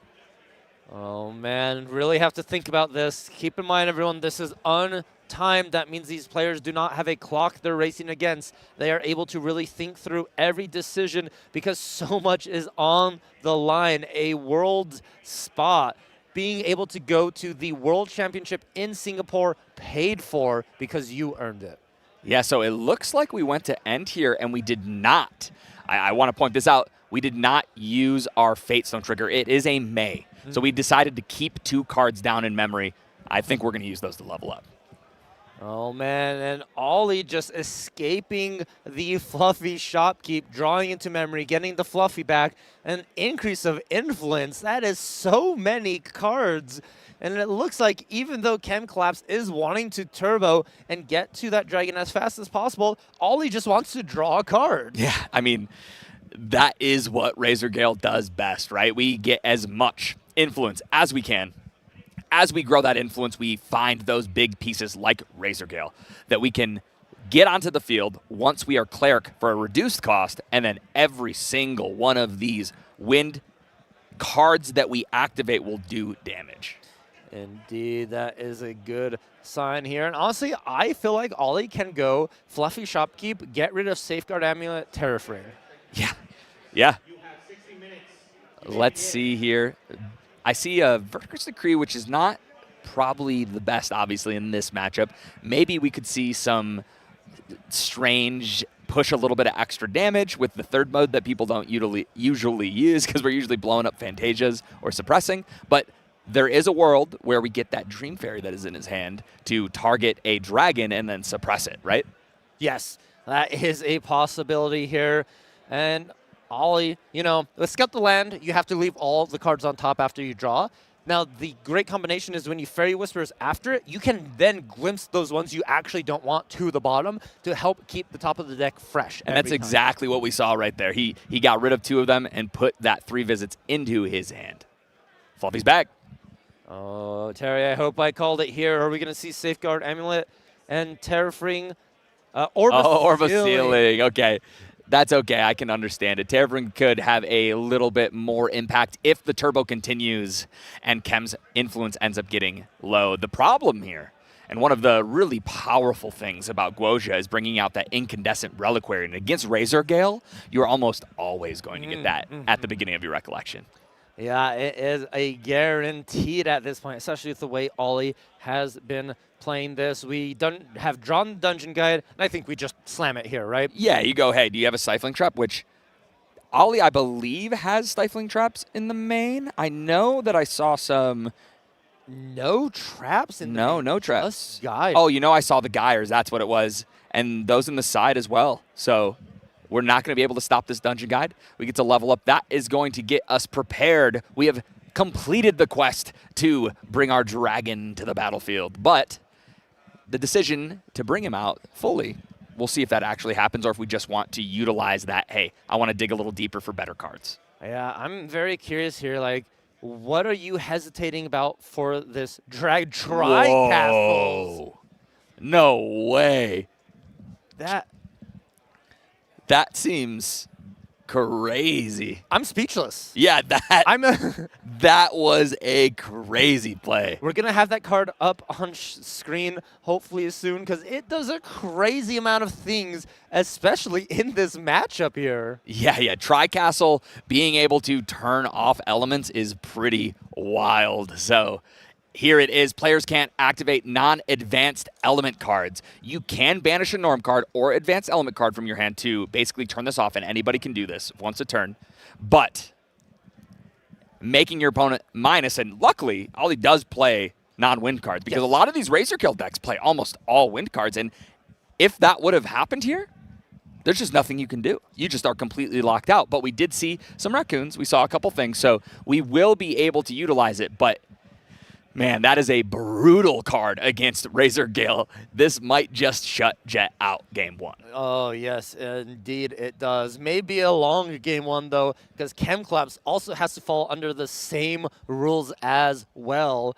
And, luckily he does run some advanced element allies. But Ollie really has to consider now, is it worth getting rid of that fluffy shopkeep? We just returned back to the memory in order to start playing some more cards. If you're able to just, banish the fluffy, activate 1 or 2 Razor Gills, and then just be happy with what you have on the field, and then every time you draw a norm card, be able to just cycle it sort of like that, is a good position. But you're locked out of the game, Terry. You mentioned it. Most decks are just pure wind. Ollie's is no exception. There's only very few cards that they'll be able to actually banish in order to start playing stuff. Yeah, this card feels like it was made to beat Razor Gale. This card actually shuts them out because we see that Protector Raccoon and that Fluffy Shopkeep. So we will have 2 instances where we can take a turn and actually play spells from our hand at this match. And we can't, the crazy thing is we can't pressure the Tri-Castle right now because we have nothing on board. So that is terrifying. This really does hurt. There it is. Have to, right? We have to make some game action. So we're going to get rid of that Protector Raccoon so that we can put some things on the field. Let's see what we do. Maybe a Razor Gale, maybe digging for more norm cards, which seems crazy to do, but 3 down. Usually when you play Razor Gale, you play a Fairy Whispers. Oh, hold on real quick. I'm going to cut myself off Bandit. This is an important norm card to be playing. It's going to find another Raccoon, which it finds a Bandit, meaning Ollie has another additional sort of way to get around Tri-Castles. Yeah, so we were able to activate this here. A little interesting, because currently we have not played. We were able to activate this card because we discarded a Raccoon. Here we go. Luckily, it replaced itself with another norm card that we can ditch. We're going to start damaging this Tri-Castle. The Raccoons here are usually here to eat cards in the graveyard, but not in this game. They are here to poke down that Tri-Castle and try to get it off the board. Yes, that is the choice here. And Chem Corps can always choose to just flip Seryud to be an infinite taunt for the Tri-Castle. You have to be afraid at ensnaring Fumes at that point. Yeah. But it is a way, it's almost a complete lock. Yeah, we've got the Razor Gale, so this turn we want to try to get a little value out of it if we can. We're going to get the Reclaim, Razor Gale trigger, get that Bandit back so we have access to another norm card. Now we have 2 Bandits in hand, so we know a Fluffy Shopkeep and 2 Bandits. So we have access to being able to play cards for 3 turns if this Tri-Castle stays on the board. Yes, that is the choice here.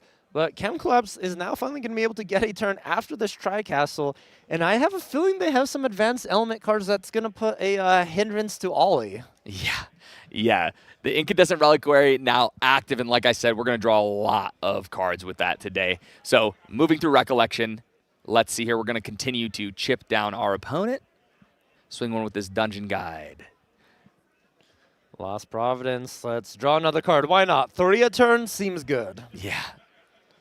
It looks like in Ollie's hand, he may have a Veiling Breeze. I can't tell for sure.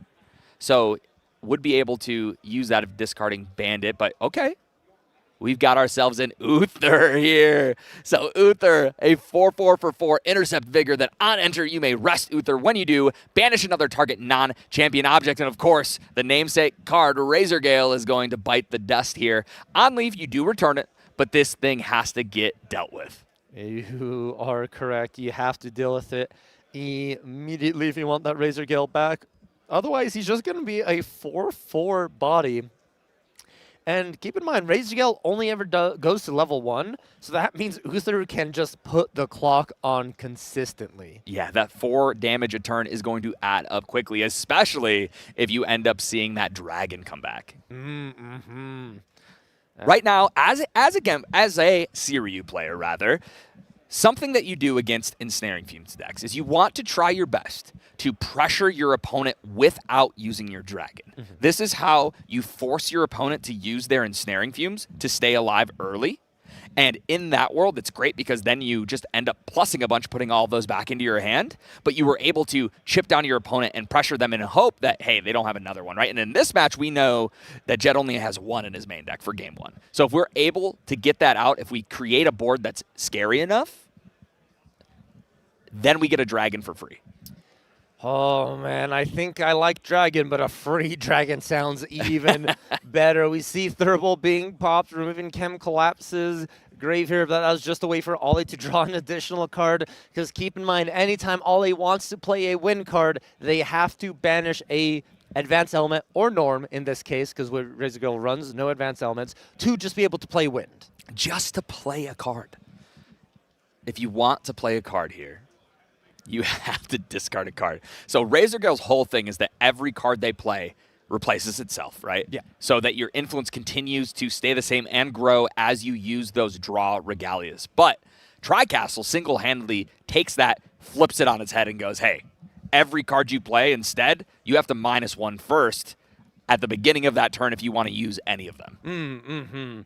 You are correct on that. But the issue is like, you don't want to banish a bandit because you want to play the bandit to find more raccoons and get through that deck, sort of help in that aspect. So, you know, you either play the bandit, commit to it, or you keep everything and pass turn and then banish the bandit for reactive to be able to play on Chem Collapses. Yeah, so Jet did decide, hey, I'm just going to pass it over. Chem's going to bring out a Censor here, draw a card from the Incandescent Reliquary, and we are now in Recollection. Let's see if it's time to push any extra damage. Looks like he's considering something here. Is this the Aella that I saw in head? It is. Oh, it is the Aella. And because it is Exalted, that is an advanced element, we're able to play that. So here we go. Dungeon Guide in. Aella in. Uther in. That's 7 damage. That's a big push. That will end the game incredibly fast if it's not dealt with. Yeah, I think that's just the end of the game next turn, especially with this Royal Oh Oath my card gosh. developed. That's another 3/4 coming in. Look at this beatdown train. This is very impressive. This is with no dragon. I want to tell you that. I know we're playing Wind Dragon, but this is just Wind Beatdown. Yeah. All Dragon has done is allowed, well, not even that. We've just got to 3, and then we played a Tri-Castle and locked our opponent out of the game. Dragon has done nothing here, because I was going to say we got the free materialization of Goja 3, but that's not true. We never even had a Dragon. We had to DG into it. Yeah, but I mean, hey, we didn't need Dragon this game yet. So this is going to be a very tough turn for Jet. Not a lot of materializations left because we played a fluff twice, right? In the situation here, how are we going to continue to not only just stay alive? That's the thing here, right? we can't just play to stay alive because we are going to eventually fall behind. Our opponent is playing advanced element card after advanced element card, and those cards just pound for pound are more strong than standard element cards, right? So all of these cards coming down, and they have just better stats, better effects, and then on top of all of that, if you do find a way to deal with all of them, then you got Sirius staring down your neck, right? Then you do indeed. It looks like Ollie is saying, I got to banish a card to just disable this ability because I need to play things. You see an imbued skirting step. I'm not sure where we are in the turn composition. I think the Royal Oathguard needs... There we go. So this says at the end of turn in response to the Vigor triggers. Got you. So that's what we were seeing here. All right, we are going to get another Sirio trigger. Keep that hand healthy. Cycle through. Looks like a Beseech Fatestone, I believe, hit the bin, but that's all right. Now we got 4 cards in hand. We've got interaction potentially, but the one thing, that Ayala is just staring down, right? We've got this Ayala sitting here. Here we go. I think they are deliberating about something here. Not exactly sure yet, but at this point, I mean, for game 1 specifically, it really does feel like the writing is on the wall for Jet. I think finding a way to not only stabilize this board and deal with something if you can, you also have to find the way to actually end the game. And this is one way to start. We're going to gather. Obviously, if we can find a way to get Razor Gales online and get that Crucible going, then maybe we can push damage. But there's already so much pressure, and we only have 8 life left. Only 8 life, and you know, I'm not very good at math. I've said it a lot, but Terry, there is a 3-4, a 4-4, a 2-3, and a 1-3. If we add those together, I think we get 8. Yeah, that is enough damage to push through. But we are going to see that Crucible come out right here. We're going to wreck and draw. Do we have a way to get some Razor Gales online with this Crucible? Let's see. Yeah, we have the Ayala to just get rid of the Crucible. Utilize the ability here, which is pretty terrifying. That is terrifying, and I really like how it was in response to banishing a norm card to deactivate the Tri-Castle, saying, okay, if you're trying to brew a speed potion, I'm going to make sure you can't. Yeah, that was brutal, and we still have access to another Ayala trigger. Let's see, the Dream Fairy looks like it's targeting Uther.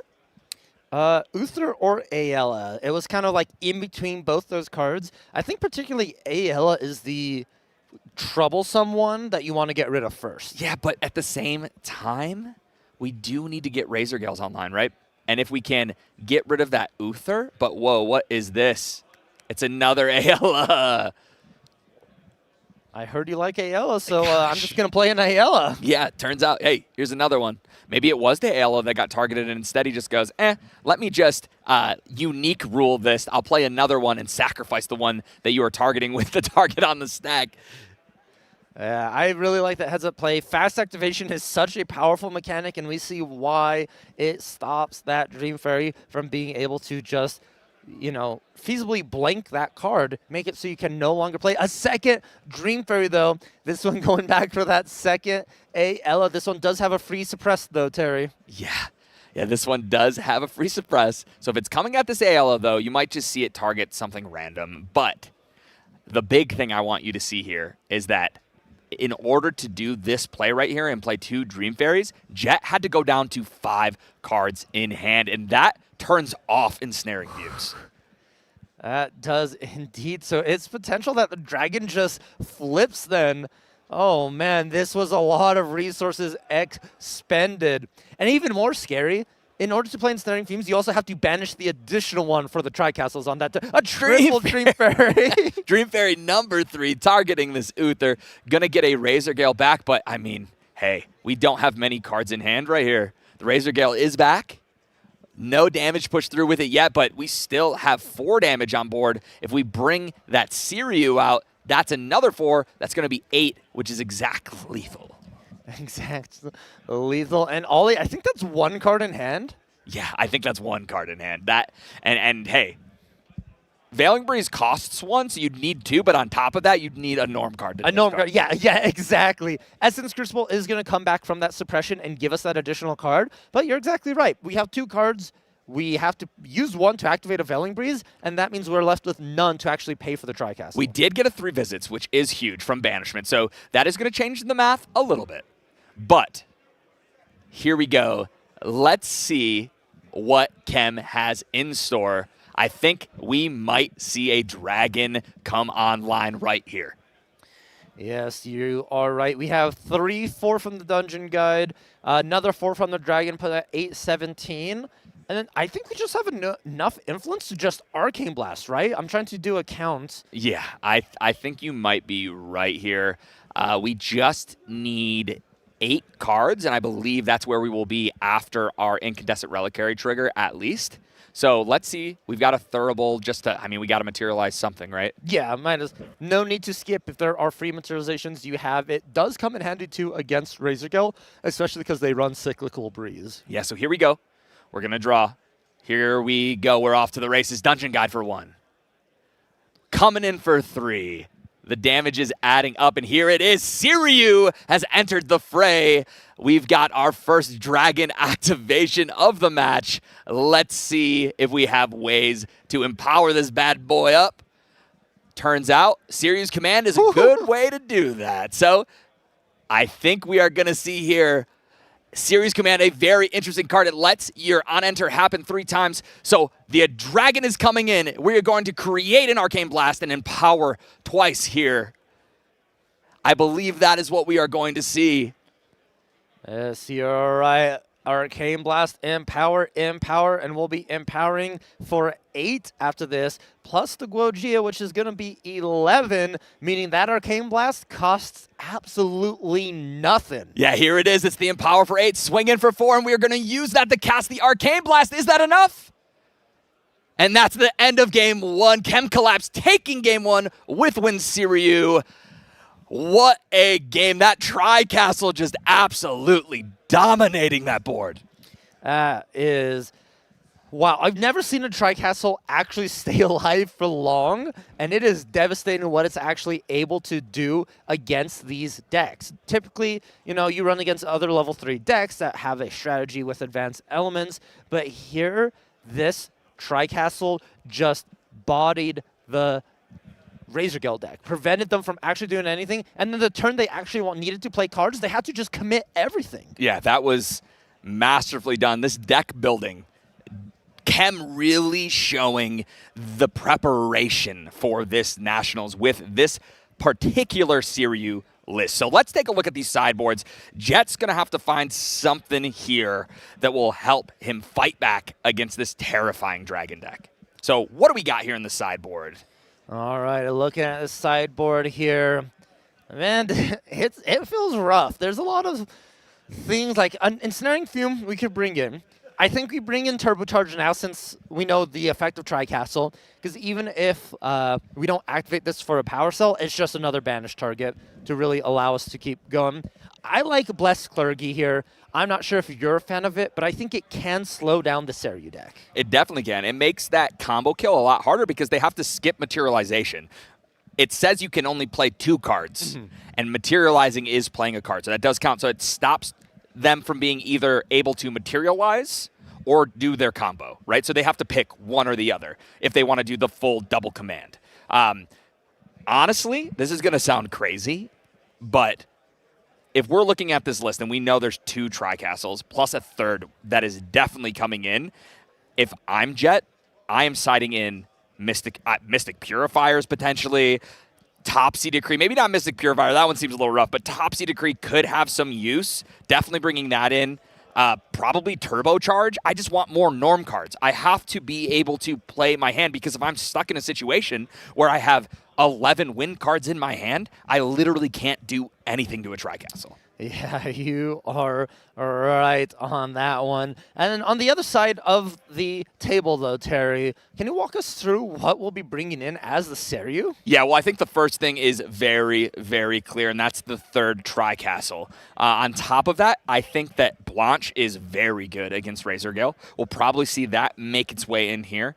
You could potentially see Topsy Decree make its way in, just another way to gain Spell Shroud, which can be very good because Razor Gale triggers have to target. And so if you're able to give yourself Spell Shroud before they start popping off, then they can't play spells, because if they do, if they play any cards, activate any cards that trigger Razor Gale, they have to target themselves. So that's pretty good here. I don't think we've got Scatter Essences. Oh my goodness, I didn't even see those. So more ways to deal with Razor Gale. You could even see an argument for Sasha if we bring in Scatter Essence to blow up Razor Gales, foster her, and then get rid of them so that they can't bring them back. Oh, you are correct on that one. They are gone for good. And Razor Gale without the namesake card in the deck doesn't feel like it can actually win.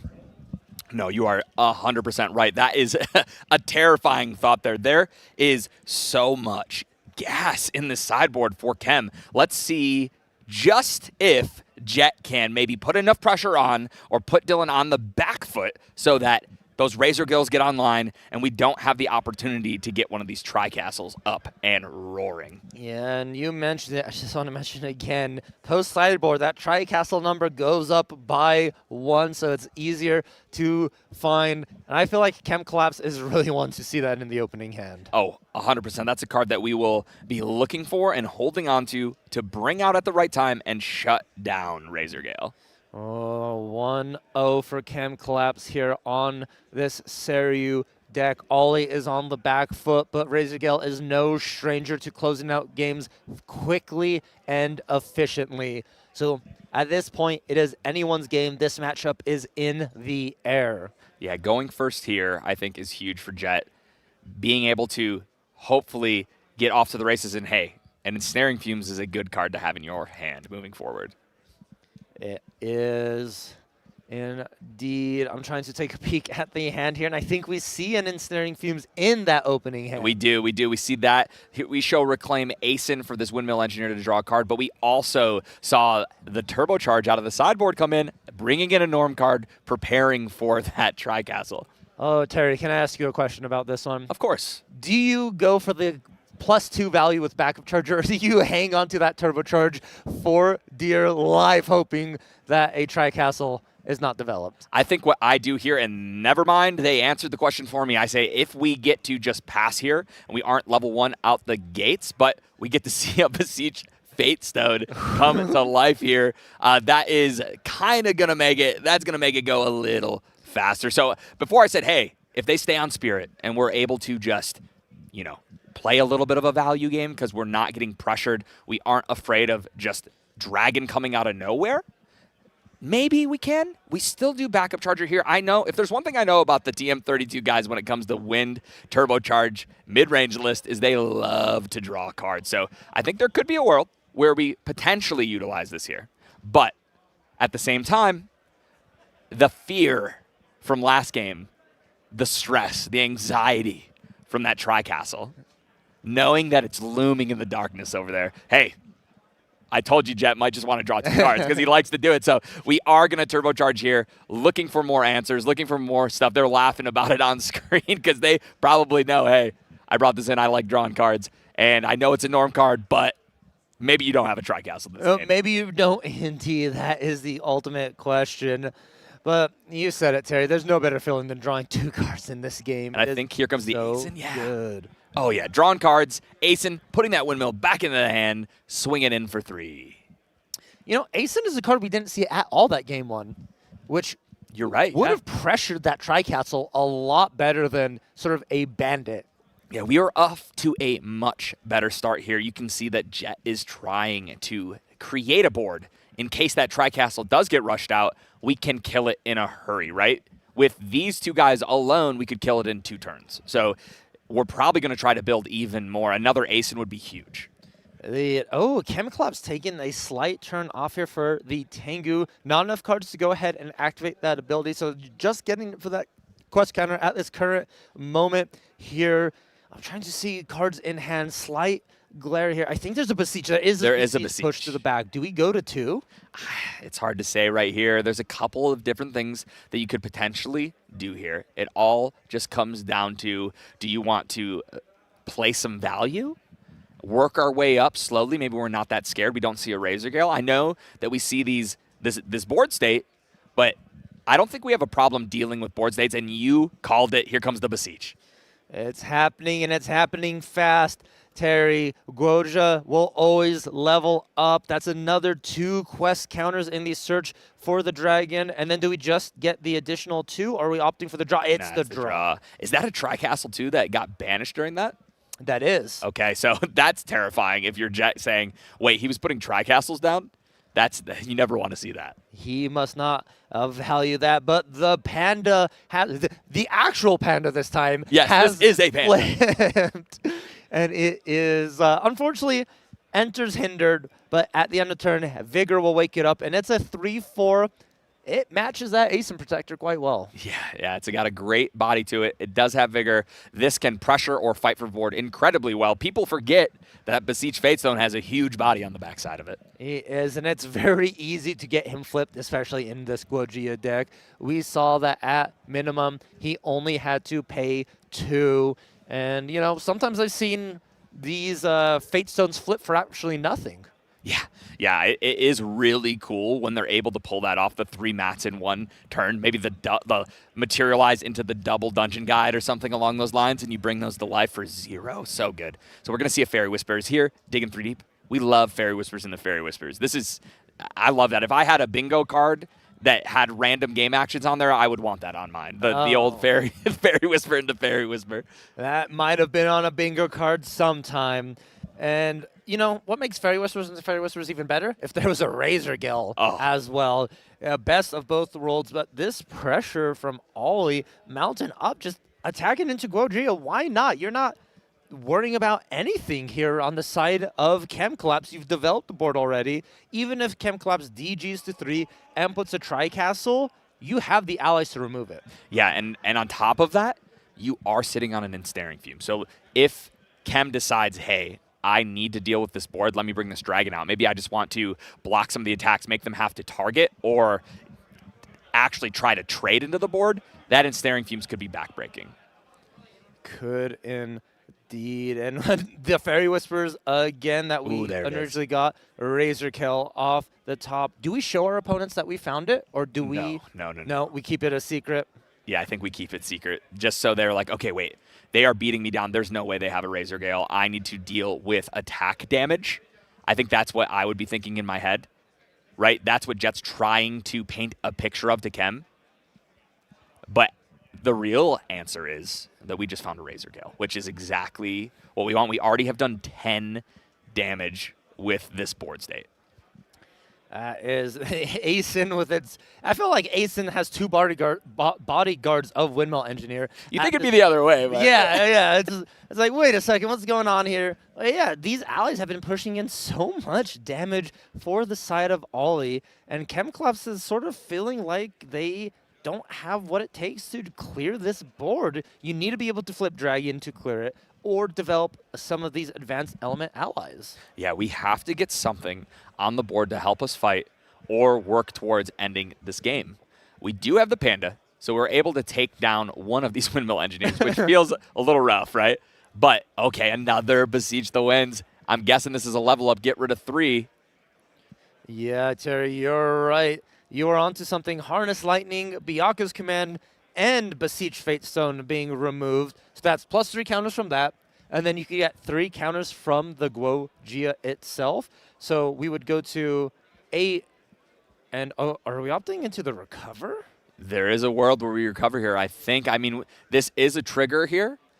You may put 3 quests. If you don't, recover 3. So has to decide. If he just doesn't, if he misses this trigger, then he would just heal, but it looks like we are hitting it. Okay, cool. So we are going up there. Heaven's Favored goes to 11 quest counters here. That's enough for a dragon, but with that many cards in Jet's hand, it is a little bit of a liability to bring out the dragon right now. It is indeed. You never want it to be met with an instant ensnaring fumes. And we've talked about it before, but Chem Collapse does, if they lose the dragon, only really have Ayala and the Royal Oath Guards to close out the game. And against Razor Gale, basic 2-3 allies or 3-4 allies isn't going to be enough. Yeah, it's going to be pretty tough if we're on that. I really think we have to buy our time and get to a point where we can get that dragon on. We need to figure out a way to stabilize, but it looks like we are just going to ship it over, and then an end step Jet is going to have a couple of reactions here. We got to reclaim. Very good. That Windmill Engineer getting some mileage and usage out here. We're rolling a 2 and a 5, so that's a recover herb.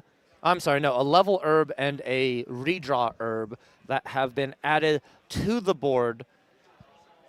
But it doesn't really matter most of the time because those herbs are used for brewing some concoction. Yeah, I'm sure we are going to see those pretty soon, probably here in the next turn. But this Scout the Land's showing another Razor Gale, and we do not have to show this one. So that is great. Now we have access to 2. We are really set up here. If we are able to bring out that Crucible next turn and brew a potion, we are going to start hitting incredibly hard. Oh, Terry, I am excited and ready for what is about to come here. Oh, man. Asen, make sure you get your licks in with that first, though. Deal 3. Already at 13, 12 left. Chem Collapse really not having any way to recover besides the Innervate. No, but hey, the namesake card of this deck, Razor Gale Calling, has entered the fray. Now, every wind activation is going to, yep, here we go. That's going to put one on the stack. 1 damage pointed up at Chem. Now we have 2 Razor Gales. And hey, 14 damage. Razor Gale can do 11 damage in a hurry. Oh, yeah, it can indeed. 2 Razor Gales are multiplicative. They add so much damage so fast, and it gets out of hand. Chem Collapse with the materialization of the Incandescent Reliquary. You know, you mentioned it before, but you're always going to be able to draw cards against Razor Gale. They have too many cards in hand to even compete with your influence, so you'd be more than happy to do it. And why not? Let's activate Third Full Pre-Recollection as well, removing 3 cards out of the graveyard. Curious if you could have done more just to get it all, so any Cyclical Breeze couldn't have gotten back those Fairy Whispers. Yeah, sure. I mean, there's probably a world where we do it, right? Just because we want to get rid of any wind cards in the graveyard. But this is, I mean, this is a tough spot. Jet really has applied so much pressure, and Chem knows that that Crucible most likely is going to find its way onto the battlefield here very shortly. What is the play here from Chem? Oh, I see another Uther. Going to lock down a Razor Gale by chance, but it was good when there was only 1. But the fact that there's 2 now feels a little... It's not as exciting. It definitely does not have the same pizzazz that getting all the Razor Gales off the field does. But this is a very big turn for Chem. So taking time, doing a little bit of math, seeing how are we going to deal with what we are looking at and how are we going to win this game. We haven't done any damage yet. Luckily, Arasana only has 19, so a lot less damage to do. That's a very easy combo kill if we're able to do the combo, right? But with an Ensnaring Fumes looming, it's scary. It's hard to make that commitment. I mean, there is a world where you think you're just dead and you just send it to see if it works, but Regal, oh my goodness, that was huge. Important card. Yeah, oh baby. Regal, this was perfect timing because now we get to take a look and say, hey, I see your Ensnaring Fumes. Get rid of that. I don't want it anymore. Yeah, this is almost perfect information for Chem Collapse. You get to see everything they're working with, and even if you discard anything, you get to see what they draw, so you exactly know. I know Chem Collapse is a note taker. I'm curious if they're going to notate every single card here or not. Yeah, it's hard to say. I think when I'm looking at this from his side, obviously the Ensnaring's got to go. We're going to see that hit the yard. I think there's a world where you can argue Dream Fairy, but at the same time, you do not want to draw too many cards to Jet because you don't want to end up giving them another Ensnaring Fumes, digging for them, right? So this is big. This is big, and it is a huge decision as well, right? It's tough. This card is incredibly powerful, and it lets you open the pathway to victory by taking away either all of the interaction your opponent might have to deal with what you're doing, or if your opponent is holding on to cards that are going to help them win the game, you can completely mess up their game plan. Is I wonder if you just discard the potions as well, right? Because those are very finite resource for Arizona, and you can't get them back from that graveyard. So if you just get rid of it and eliminate Crucible as a win condition. Yeah, I mean, it's not a terrible idea. I think you could definitely make an argument. That I know this is a hard regal because it's really hard to decide if you want to get rid of things like, I mean, if you get rid of that Dream Fairy that's in memory, it allows them to draw another card, right? Which, I mean, all these cards go to hand as well. So you never want to let your, yep, you were right. You don't want your Razor Gale opponent to get more cards in hand so they can make more game actions, right? That is the last thing you want for them to do, because even without Crucible, we are threatening a lethal turn here very soon. A free pseudo agility at that point if you do hit anything in the memory here for Ollie. Yeah, this regal is tough. Really having to consider it. Every card you choose is another card deeper they can use to find another Razor Gale or an answer to what you're trying to do. Yeah, this, every second, you know, these are the decisions that I talked about at the very beginning before we got into this, right? I talked about these micro decisions were going to be the factor, right? It's what's going to change the outcome of this match, and these are the micro decisions I talked about. These decisions could change the entire outlook of this game, and okay, looking like we might get rid of a skirting step as well, or we're at least taking notes, right? We see the pen come out. Kem is doing exactly what you said, right? We need all this information. We want to make sure we're not missing anything, and hey, it's not timed. So we got the time, right? We've got the opportunity here to take our time and really write everything down. We don't even have to abbreviate things because we got extra time, right? We can actually write the full name. Yeah, there's no such thing as slow play when it comes to the information you are note-taking here, because all of it technically is very important. It totally is. I do like the little Protector Raccoon sitting in the hand as well. He can be activated at any time. Although it feels less good against Serio in particular, it felt better against a bunch of the other decks. But the fact that Protect Raccoon is here, I like. Oh, joined by a band. Terry. Oh, my. That ensnaring was discarded for the other ensnaring. Oh, you hate to see it. You hate to see that happen, right? But I guess at least you saw it, because that could have been the first card that Jet draws next turn and you have no idea it's in their hand.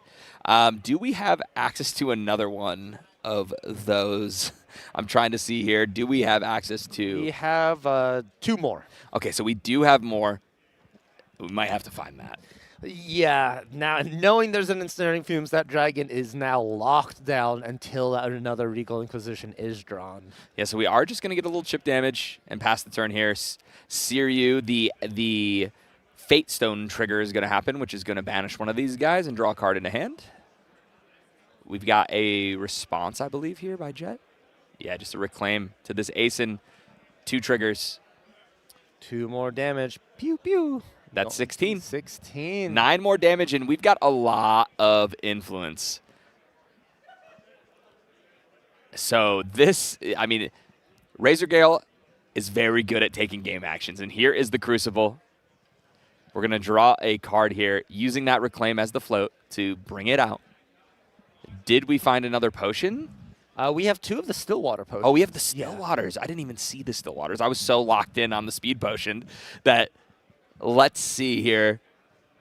Because with that, it's very quick. And here we go. That's going to be 1 brew. Trigger our Crucible. The coolest thing here is you just get to replace these. Yeah, the fact that they draw a card is just wild. To hand, yes. Might I add. It just draw it right to hand. Get another chance here. When will we learn? Stop drawing to hand. They need to go into memory or they're too good. It's so good in this game to continue allowing players to take more game actions by drawing cards to hand. Here we go. We are thinking about playing a win card here because now those Razor Gales, they don't hit for just 1. They're going to hit for 2 each currently. So every win card is going to be triggering for 4 damage. Or 2 each. So 4. We have 2. 4 damage is coming at Kem every time we play a win card. Yeah, that's just a lot of damage. Any activation is 4 damage here. Imperial countermeasures on the Guojia.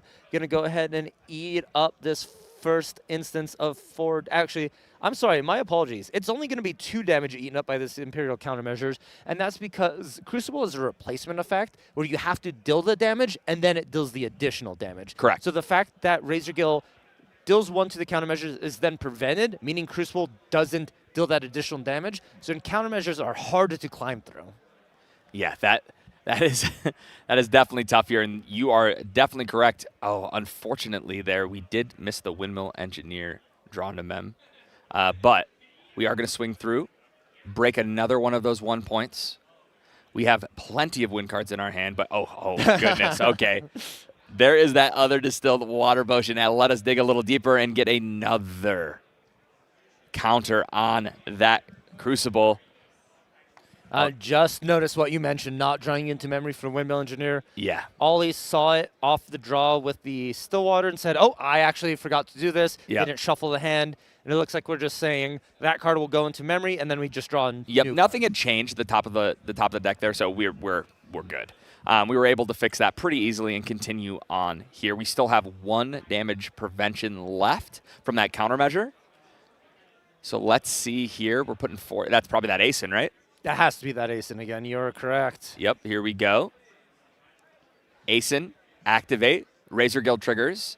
Now, one of these triggers will only do 1, right? It'll break the countermeasure, but the next one will actually hit for 3. Because now we have 2 So you counters. think. Yeah, so you think, wait, the first one was so good. Why don't I just play another one, right? Another one. Another one.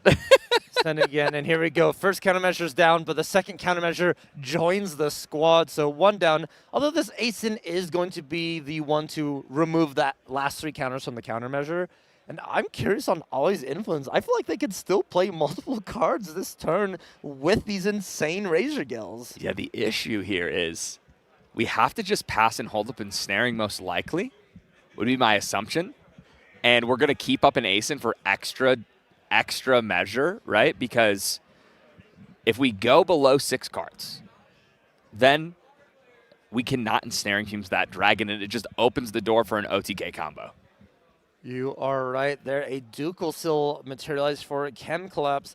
That means this Asen's probably going to be locked in for the next turn, Ollie not wanting to invest 3 cards to just attack with it. You'd rather be activating those win cards because it deals way more damage at this point.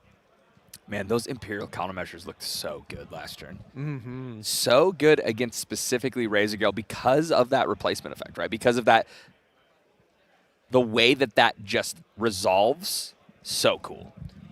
It is. I'm a big fan of that. Imperial Countermeasures itself is a good card. A 1-cost fast speed skill, I believe, that prevents 4 damage and then draws a card into memory. So it replaces itself, protects you.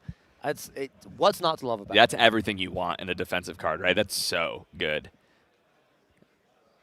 A little bit of a think tank here. Is Ollie going to respond to the materialization of the Ducal Seal? Ooh, this is interesting. This is a big decision here. That's why he's taking his time, because this could be backbreaking. We have to see what he has access to. This is a big decision to go under 6 cards in hand when you're holding on to an ensnaring fumes. Oh, and I believe, is there 1 card in Chem Collapse's hand, is what I'm reading here. Yes. So that means they really wouldn't have a lot of reactions to multiple plays. You just need to activate 2 win cards to secure the victory here. Keep in mind, each of these Razor Gales are going to be dealing 3 damage per activation. Yeah, but it is scary because if there is somehow a way that you can't kill, you might just die on the crackback.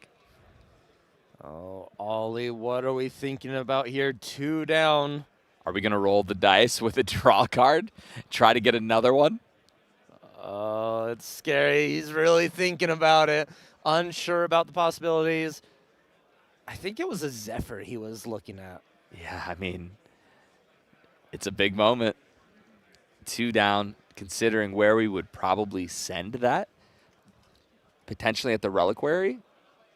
Oh, Zephyr, the Asen. Interesting.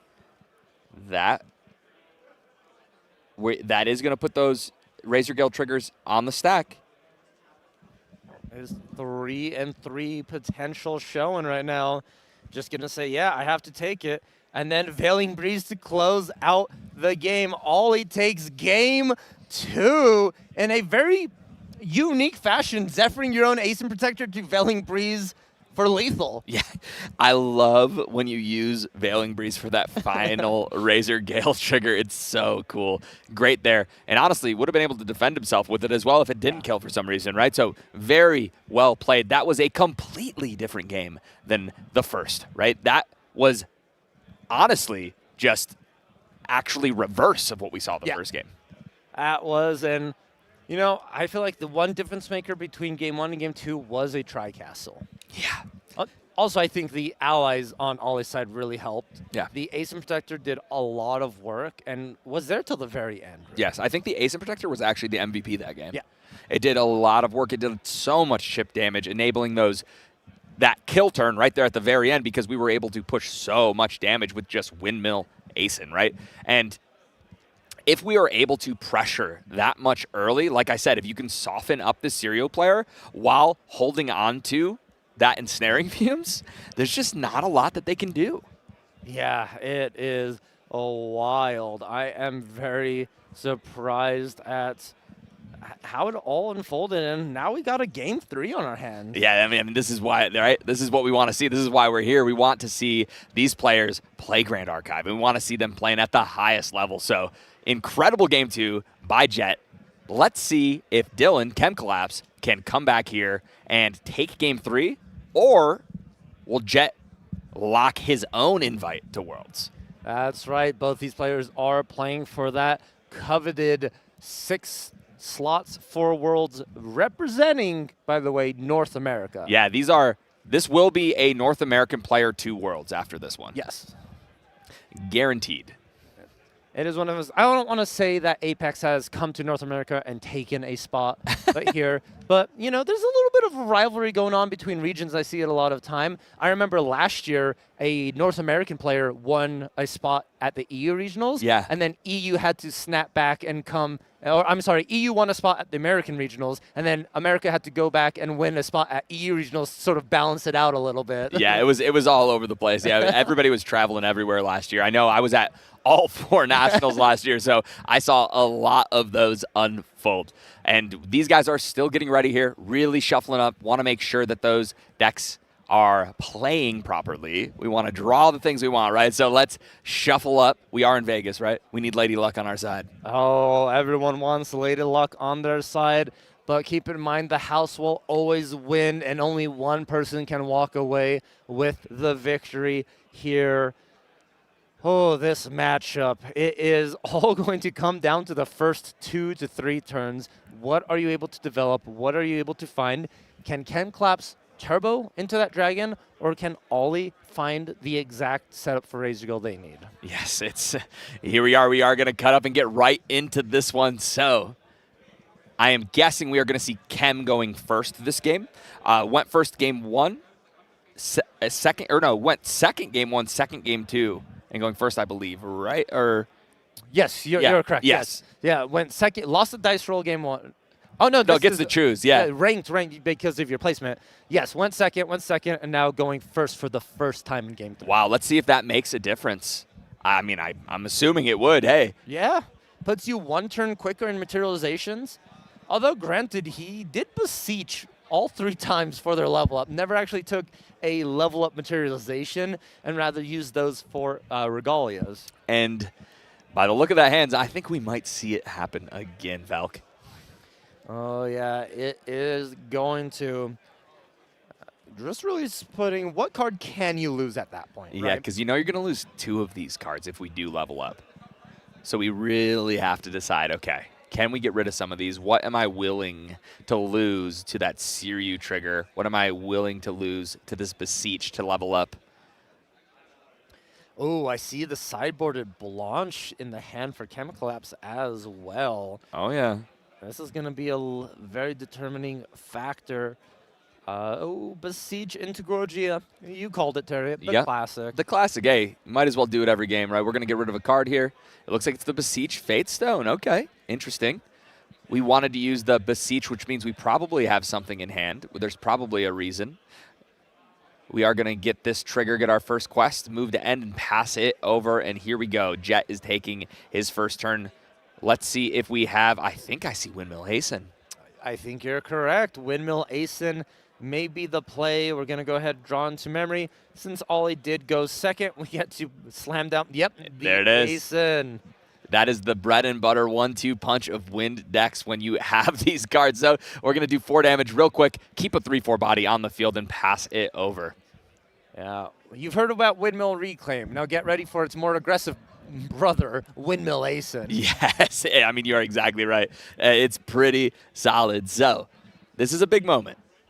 Jet's hand is down right now. We know the only card in hand is a Windmill Engineer that was returned there by Asen Protector. So this is Kem's turn to completely take the wheel. Do whatever we want, right? So anything we play here is going to resolve. So big turn, have to really think this one through and decide, hey, with what I have in hand, what's the best course of action to getting me to that victory?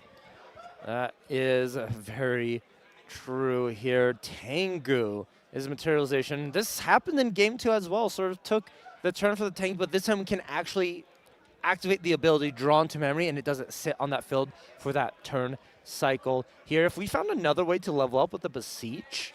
Yeah, I think there is another Beseech in there. See that Blanche? I can't tell exactly. We have, like I said, there's a little glare on this side. But if there is a way to level up here, I would assume we are going to see it happen. Because at this point, yeah, I think I see a dungeon guide. I think that's what is here. Oh, you're right. That is the dungeon guide. Which this is a little bit of an interesting play. Working at it, thinking dungeon guide 2-2. No, stifling gyre instead. Opting in for another play. I assume we're going to be naming Windmill Engineer is probably the best option here. Yeah, that's definitely what you are going to see that named. And then here we go. Get that quest counter. We're up to 3. We're, not quite there when it comes to bringing the dragon out here and trying to end the game. But you can get those counters in a hurry in Siryu. So, GCR. For Jet, recollect. Moving into our turn here, we've got that Asen still ready to start beating face. Yeah, another 3 down here for Chem Collapse. I'm looking at that and trying to, is that a Fluffy I think Ollie has in hand? It was. It is. Okay, perfect. That's going to help with the influence here and keep adding in that damage. The super important as well that you keep that pressure going every turn. Yeah, you really want to. And I think you want to keep 4 damage at least so that if a Tri-Castle does hit the field, you can get rid of it in 2 turns. Yes, that is correct. That threshold, I think, is a proper word for it. The threshold of the damage you want to keep on board. And this is sort of the same issue we were having on ChemClap's side, where there's that early pressure of allies and nothing to really remove them or clear them. Yeah, so we are going to level up here. Like you said, how are we going to deal with this board state, right? I think the best way to deal with it is trying to win the game, but when it comes to Turbo Dragon, but that's hard to do when you know your opponent has Ensnaring Fumes and is always keeping 6 cards in hand. Yeah, even if they don't have the Ensnaring Fumes, the thought process of 6 cards is you have to play around it, no matter what. You always do, and I promise you, Jet is not going to be going under 6 cards in hand at the end of his turn anytime soon. Yeah, it is that mind game that's all important. I'm looking at that hand. Is that double Veiling Breeze, Skirting Step, triple Reclaim? At least double Reclaim. Double Reclaim. I can't tell it everything, but I think you were right. It's a lot of really funny cards in this situation. So here we go, Dungeon Guide. You love to see it. That's going to get us to level 3. We're going to get the 2 counters from the Dungeon Guide, and then the on-enter will add 3 more. And the Heavens Favored has completed the quest for Siryu. Bringing out Lost Prov, swinging through with this Dungeon Guide. And let's see what our next play is. We're just going to end, getting rid of that command, and drawing a card. So the ball is in Jet's court right now. How are we going to continue to add pressure to this field and try to end the game? That is a good question here. And importantly, a Regal Inquisition was banished off of that dungeon guide, so now we're one less into trying to remove that ensnaring fume. Ooh, and there's the Razor Gale. And an Ensnaring Fumes. I'm going to say I don't think that Jet had an Ensnaring Fumes in hand yet. When we looked at everything, there was not one in there, and now we've got another Ace and Protector. We've got a Razor Gale and an Ensnaring. This was an insane Fairy Whispers. Honestly, the best 3 cards you could probably find with a Fairy Whispers right now for Jet. Yep, we're going to show that Razor Gale, keep both on top, of course. Both of those cards. I think there is an argument to potentially, put the Ace in on the bottom and dig a little deeper. But I honestly like the Ace in right now. I think that the Ace in beatdown is really pressuring Kem. I think Ace in won last game for him. So if we can get another one on board, I mean, that'll end the game in a hurry. And there's a Fluffy to sort of be returned by the Ace in, which is really good. Or you can also do the traditional bounce an Ace in with an Ace in, then play that Ace in and sort of loop it that way as well. And here we go. With that Razor Gale, we can play a reduced cost once we bring Arasana out. So we're going to gather it up. Move to Recollection. We've got this Ace in on the field. We know there's at least one Razor Gale in hand. And let's see how much pressure we are able to push through here. But I do see an Innervate Agility here as well. And then, hey, that card is pretty good. I heard it's pretty good. Imperial Countermeasures. Let's go ahead and prevent 3 of that and draw a card back into memory. And I think we might see the first Razor Gale hit. Wait, are those all Razor Gales? No. The win cards look so similar sometimes that it's a little hard to tell sometimes, right? That is really hard to tell. All these Razor, I think there are multiple Razor Gales here in the hand. This is insane. I'm really curious if Ollie has the win on this potential turn or the next turn. Yeah, that is a lot of potential damage that we can push through. You couldn't tell, like you said, a lot of the win cards, sometimes they blend. They look a little similar. So, alrighty here. And with that, we just got word from production here that our semifinals is getting ready to go. So we will let you know right now that Ollie did end up closing out this game within probably the next couple of turns here. 2-1, beating out Kem Collapse. And we're sorry to go ahead and end that quickly, but due to that being a replay here, we are getting ready for our semifinals. So we want to make sure that we're able to bring that live action to you to see these players really fight it out for that. But we're going to be going to a quick break. Everything's going to happen quickly. But before that break, we're going to go to an interview with our winner, Ollie, just to sort of see how that matchup actually felt. Welcome back, guys. We are here with the final quarterfinals match at North American Nationals. Jet or Ollie, congratulations. You are taking it all the way to the semis. Thank you very much. How does it feel? Yeah, honestly, I didn't think I was going to get this far, but honestly, I guess I'm here now, and I didn't think I was winning that match. I was actually really scared after looking at his deck list, especially after that game 1 when I got tri-castled. I couldn't play the game, and actually incredible. Yeah, I can't believe I top decked the Ace in as my 8th card for basically won me the game right there. Yeah. Yeah, it was exact. This is kind of reminiscent to last year, right? You went to CNATS, you got 4th there. Now you're going further, right? You secured a spot there, and so, how does it feel knowing that you're going to Worlds? Whoa, is that like a curse? Because I can still get 4th, right? True? No, I think you're high enough seed not to get 4th. Yeah, there's like a 3rd or 4th place match, I think. That's true. But anyways, yeah, I'm very excited. I really wanna win because my teammates have Ascent wins and my friend has a Nats win, and I really want a win, I guess. Yeah. And it's crazy enough, it's back on Razor Gale again. Well, yeah, because the other one was on Razor Gale. You got 2nd place at Toronto, right? Yeah, Wilcoming.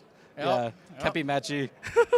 Dude, Matt G. But, they beat him this time, so yeah, it might be your time to make it to first. Maybe. I'm not going to jinx it this time, but yeah, I'm going to try my hardest, and hopefully it works out, yeah.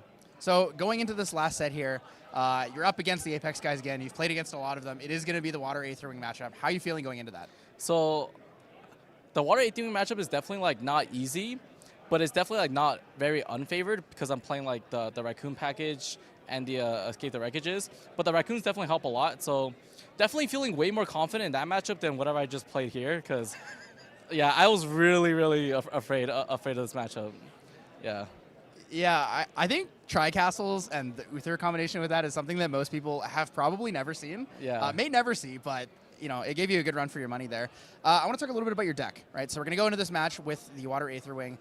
You guys brought in Orb of Sealing for this event. In your main board, you have no material deck cards in your sideboard. What made you pick that card? So originally in testing, like we were beating Ablation, so we're kind of like, you know, like we don't really need the Orb of Sealing, but then we just like found random space and we're like, all right, whatever, let's play it. And like thankfully, because Ablation, like I think Sean just bricked because Ablation's actually really, really good, and we got like destroyed. Like we're getting destroyed at the tournament. Like Sean lost to Ablation, but then like but good thing he like won out and stuff. And like the Orb of Sealing definitely helps a lot against that matchup, and I'm really happy that we started playing it. Props to everybody in TM32, good deck building.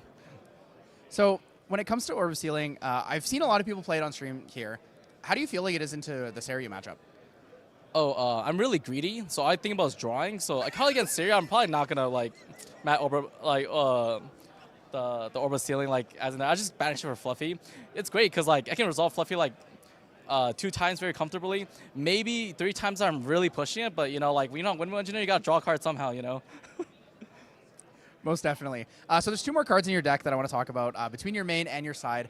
Talk to me a little bit about Verdigris Decree. I know we played that a lot when it came to Windluxem, but why is it here in this deck, and where's the importance? So originally Verdigris Decree was in a side because like I knew people were gonna be on Fractals, especially Caben, and I actually have sided Mystic Purifier for Fractals matchup, and surprisingly there's like not a lot of Fractals at the event.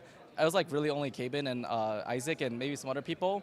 And so definitely just like a lot of things I didn't side in, but it's very nice to know that I have them. But we put them to the main deck from the side because I was like, oh, it's pretty good utility because we don't really use a lot of floating for Scatter Essence because we have like Reclaims in our deck and we don't really mat the Crucible and the Ari until later. So instead the Verdigris is kind of just for the mirror match. You pop the Fantasia and then at fast speed, and then you have our Arcana on board and you just eat the Razor Gale. So that's kind of like we summoned the matchup to be, and it works really well, even though I haven't played any mirrors yet, but yeah. Yeah, that makes a lot of sense. So speaking of the mirror, the card in your sideboard I'm interested in is obviously the Blessed Clergy, right? A lot of people were talking about how that was specifically for the mirror. What do you think about that? So I think it was for the mirror. I'm not really sure. I just kind of shoved it in my deck for Water Djinn. There's like a lot of Water Djinns events, so I guess it was a good call, but I've never sided that card in. That card is part of the... I think I sided Mystic Purifier maybe once. I haven't touched the Blessed Clergy. It's just Sean and Peter really like that card. I mean, the card is really good, but I don't like to neg 1 because you play it doesn't draw to memory, so I don't really tend to side it in, you know. I mean, you guys heard it here first. You know, Yeah. the king of Razor Gale here with the I just need to draw more cards. Yeah. Nothing else matters. The more I draw, the more I will win. So congratulations again on your win here, and good luck on your road to first place here at North American Nationals. Thank you so much. I'll try my best. We'll be bringing you guys the semifinal match here soon, and I believe you'll be most likely on stream for that. So hope you Okay. guys stay forward. Look forward to it.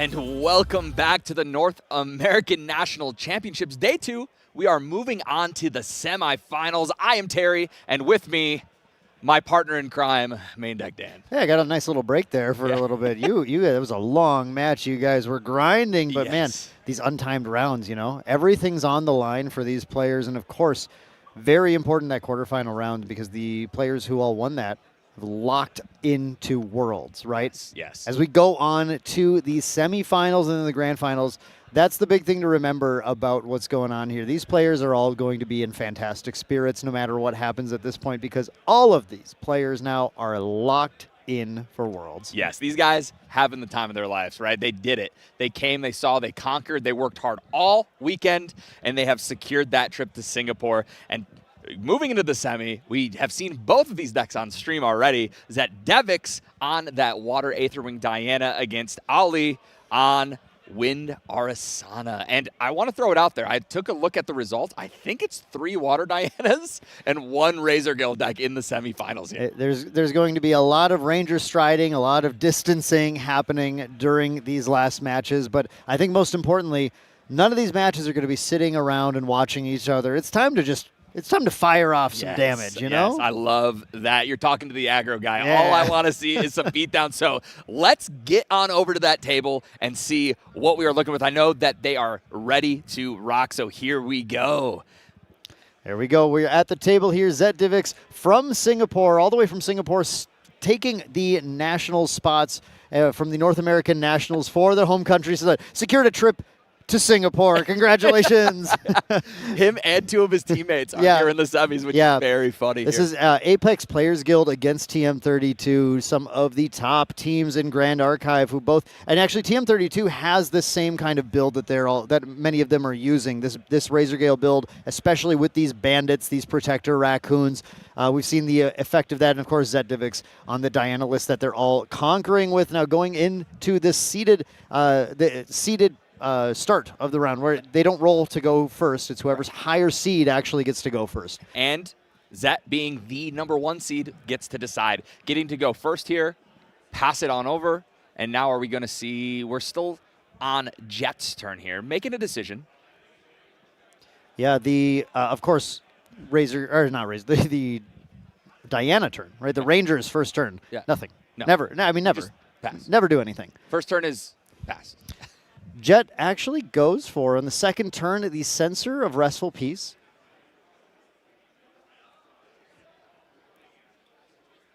Censor of Restful Peace is going to be an effective card for handling any of the floating memory. And of course, this Ranger deck, this Diana deck, is so built on trying to play these things like the Frosthorn Paladin, play the Chrysalis Archer, try to use the floating memory to gain constant value, keep the pressure up, keep the hand size up. Choking it out of resources can be very effective, but the cost is, of course, sitting here at the beautiful Kaze Spirit of Wind, with the Spirit of Wind still for Jet, does mean that that's 15 life, which is not a lot against Diana. No, it definitely is not. And here we're going to see the Fracturized deal with that Censor immediately. And that is huge for the Diana player. You need to get rid of Censor. You cannot let that stay on the board. I think the game is so very different if there isn't a Fracturize in the opening hand here from Zet. So that's a really strong opening play. Oh, baby. Did you see what just entered the fray? I sure did. I certainly hope it checked the Pantheon-specific ban list before entering the fray. That's the Protector Raccoon. Yeah, and we were able to get rid of that float right away. Force Zet to have to get rid of a card from memory to level up to this Diana. But we are distant, so we are going to get that Aqua Mirage Whisper online. Let's see, do we still? We do. We have enough to play an Aether Charge as well. Will we hit, though? There it is. And this is one of the key cards in the build of Diana that these players brought this weekend. We're actually going to hit that Etheric Reforging, a card that gets to banish cards out of the graveyard and then charge up one of the Aether Wings. So that in this matchup in particular, it's a little less impactful, right? The Razorgale matchup doesn't really care that much, other than when a Razorgale Calling dies and they're trying to cyclical it. That's where it can actually be pretty impactful. But right now, I think it's just value. You're not losing out. Mm-hmm.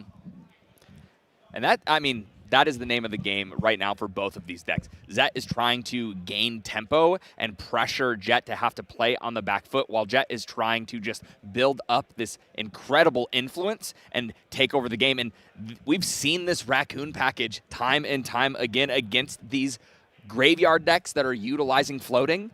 And man, it is so hard. You're probably going to see this swing into the Raccoon. If not, it's going to be a little tough to continue. I assume it's coming to the Raccoon, but the problem is, of course, this Wind deck easily can have something like a Reclaim to be able to grab it back. Oh, no, so okay, this is not. The Veiling Breeze, actually, this is coming right here. So what's going on is that Zet really wants to get the trigger off of the Aqua Mirage Whisper, which would allow them to be able to glimpse and then mill the top card of the deck to try and set up additional floating. And by going into Kaze, they actually avoid the chance of getting this reclaimed. If the Protector Raccoon is attacked and reclaimed, no damage is dealt. So instead, Jet decides to actually try and prevent that hit trigger with a Veiling Breeze instead. That was very big brain, because that's going to completely shut that down. And Zet just passes after that because that was such a huge tempo swing. It completely changed his course through that turn. Yeah, what we're seeing right now is Jet very expertly maneuvering around the fact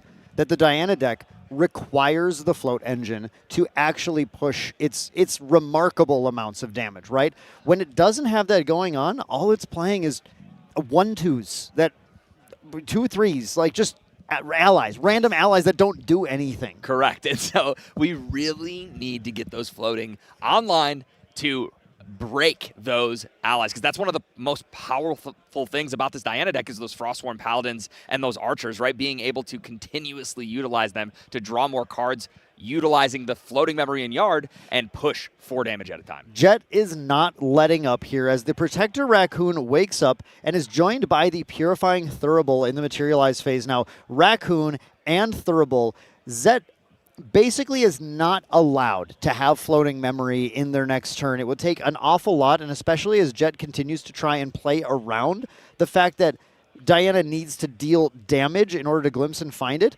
Jet is going to be in control of this game. Yes, and we do have an Ace and Protector in hand that could add a little bit of pressure or play defense when needed. On top of that, we do have a Razor Gale in hand, and it looks like maybe another Raccoon. Another Raccoon could be immense depending on how Zet decides to play out where the attacks go. I can't stress how important it is how Diana decides to attack here to try and play around anything that might stop her damage. It's basically, this Raccoon, as long as Jet keeps a hand, is uninteractable. Diana never wants to actually attack into the Raccoon or risks it leaving play and the attack ending. Yes, and that is tough when you need those Aqua Mirage triggers. So it looks like we got a backup charger. We are going to have to dig. We need some way to answer what Jet is doing now. And it looks like, I mean, all the time, you really want to see those Weaving Mana Streams, but not when you're staring down a Raccoon. Yeah, anytime Zet just tries to drop any of that float in the yard, it is gone. That's the power of both Protector Raccoon and Bandit. This Raccoon package, I mean, if there's one takeaway I have from this weekend, man, I'm never, ever going to underestimate these Raccoons. No, never. They have time and time again showed their worth by taking out the trash. The true trash animals, the trash men of the format, they're there cleaning it up. The janitors, the unsung heroes. Not all heroes wear capes, Dan. These ones, they'd probably prefer to wear a trash can. I think Raccoons typically like to wear a nice like neckerchief, right? Oh yeah, or something like that. I think that's cute on a raccoon. Yeah, it probably looks nice. Big decisions here. We do see the backup charger coming down as well, getting that power cell out there as Owly is just continuing to build a lot of cards in hand and importantly just like hold up the Thurible, right? Never pop this Thurible just for a card when you can instead make the Diana play around you. Yes, and that's exactly what we're going to try to do. It looks like Asen is going to hit the field, pick up this Raccoon, and we are probably still going to continue to pressure this Diana, especially when we have that Thurible to defend the graveyard. I think Jet was just waiting to have enough influence after playing the Ace and Protector now to continue to interact. And it looks like at this situation, Jet feels pretty okay about the ability to continue interacting. I think I do see only 5 in hand. I was kind of hoping for 6. 6 would have represented both a Protector Raccoon replay as well as activating the Thurible for 3. But I mean, I can see scenarios too where Jet is happy to activate Thurible for even just 2, as long as it banishes the float. Yeah, and here we are. We're adding some cards here. We are seeing the Weaving Mana Stream. Like I said, this is a card that we want to utilize as much as possible, but there's just so much graveyard hate on Jet's side of the field. Yeah, this is Zet making Jet start to push buttons, making Jet start to actually use these abilities, and now with only the 5 cards left in hand, I think this looks like a Thurible. This looks like a Thurible activation to me. Yeah, I think that's what we're going to do, just get rid of that Mana Stream. The problem here is if you want to use this, do we put down our entire hand and force Zet to not be able to play around it? Because Mana does have a lot of fast activation. Yeah. A lot of fast speed interaction and just distance enablers, everything, right? This is something I encounter a lot playing Astra Diana. It's a very similar counterplay in the early game where if the opponent does a simple, like, Purifying Thurible for 3, backstep, okay, cool. I don't care. I keep my Weaving Mana Stream. Yeah. I'm fine. No, I mean, I think that is exactly right, and that is why Jet is really in the tank right now. Got to make the decision right now. Do we want to hold up that Veiling Breeze, keep a little interaction in our hand, or are we going to overkill with this? We've got to kind of play the bluff, right? It looks like we are going to activate that Thurible for 3, is it? And Zed is not going to do anything. Ollie does get to draw that card into memory and deal with that Mana Stream. Yeah, and I think there were just a number of kind of different routes to play that out. Again, like the difference between having 5 and 6 cards in hand in that scenario is entirely different, because if you have 6, you can just pay the 3. You don't care. If they do respond, you play Protector Raccoon. Yeah. Man. We are going to see the quick step treads enter. Wow. Banishing from memory to get that quick step treads out here with 0 damage dealt so far to the opponent. The Diana needs to start to pull things together here, but the Thurible is now gone. The Protector Raccoon is in hand and is currently unactivatable. So this is finally the first opportunity Zed has to take a turn without just being stymied from any of the floating memory action. The problem is, of course, there is a big old Asen Protector here, putting up a shield, stopping any potential damage from being dealt. Yes, and even if you are going to push through, find a way to deal with this Asen before you swing. Ollie's still holding on to a Veiling Breeze.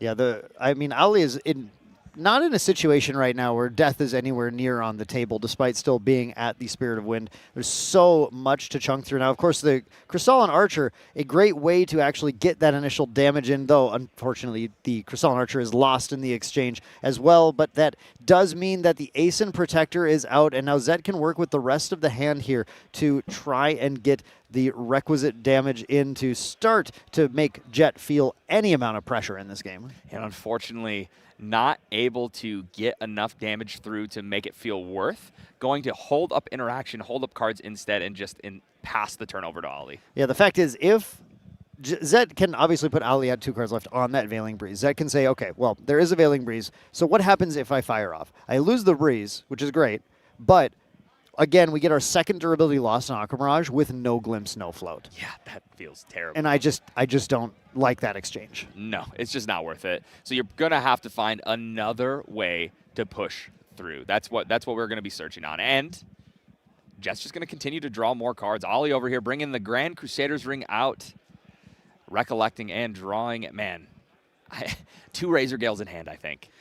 Yeah, you have a lot of time, right? I think a lot of people who are newer to playing Razor Gale are just slamming Razor Gales as soon as they see them in a lot of games. But the fact is, as soon as you level to Arasana level 1, you can put down 2 Razor Gales for the price of 1 and just pop off. And you don't need to put them down anywhere near that fast. Now, we do see Ollie just deciding, okay, well, this is fine. I'm just going to develop 1 because look at the hand size that has been built up over this patient play. You can get the Razor Gale down and start pressuring damage as you continue to stymie everything that Diana is doing. Yeah, and here we go. Here comes the back step.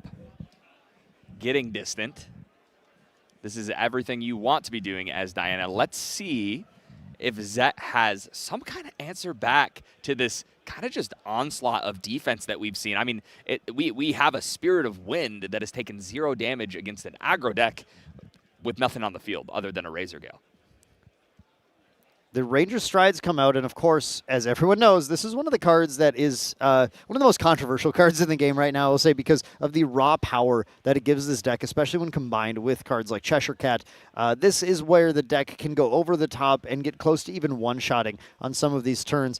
But with Owly's massive influence at this point and the amount of work that it's had to do just to get to this point with still 0 damage dealt, it doesn't feel like it's going to be quite enough unless Owly, or unless Zet can start to really find some more pop-off kind of actions. I mean, I think multiple Cheshire Cats are kind of needed at this point to really start to make Jet feel the pressure. Yeah, I mean, we're going to have to go pretty tall, but we did hit for 3 here, which means we are finally going to get that glimpse. Let's see if there is something that can help bring us back into control of this game. Weaving Mana Stream. Yeah, that is, I was about to say, the one thing that I think we want to see the most on the top here is the Weaving Mana Stream, but I feel like Zet's really looking for a lot more allies to actually start to put pressure on following that. Yeah, and also any way that we can really get tall with these attacks, right? Somehow to break through those Veiling Breezes. Yeah, we've seen a few different versions of Diana this weekend. And importantly, I think in the one brought by Apex here, they do include the second Aether Wing, the Seeker's Aether Wing in this case as well, which is looking more and more necessary as Jet has really done a good job of holding off the damage that the Aqua Mirage can deal. So that's something to consider, as well as, of course, it still runs the Distortion Swords to power up the Cheshire Cat. So there's some options for Zet to continue the game here, but Owly is, I think, looking to start getting a little bit closer to not giving Zetivix the kind of time that they need to accomplish that here. As we go to Arasana level 1, get the Gather twice, and there is the second Razor Gale Calling, just an Essence Crucible away from potentially ending this game. Yes, 2 Razor Gales is terrifying. 1's scary. Once you see 2, the damage increase is astronomical, especially once Crucible hits the field. So we've got Arasana on the field. That's 1/2 of the pie. The other half probably going to get materialized next turn.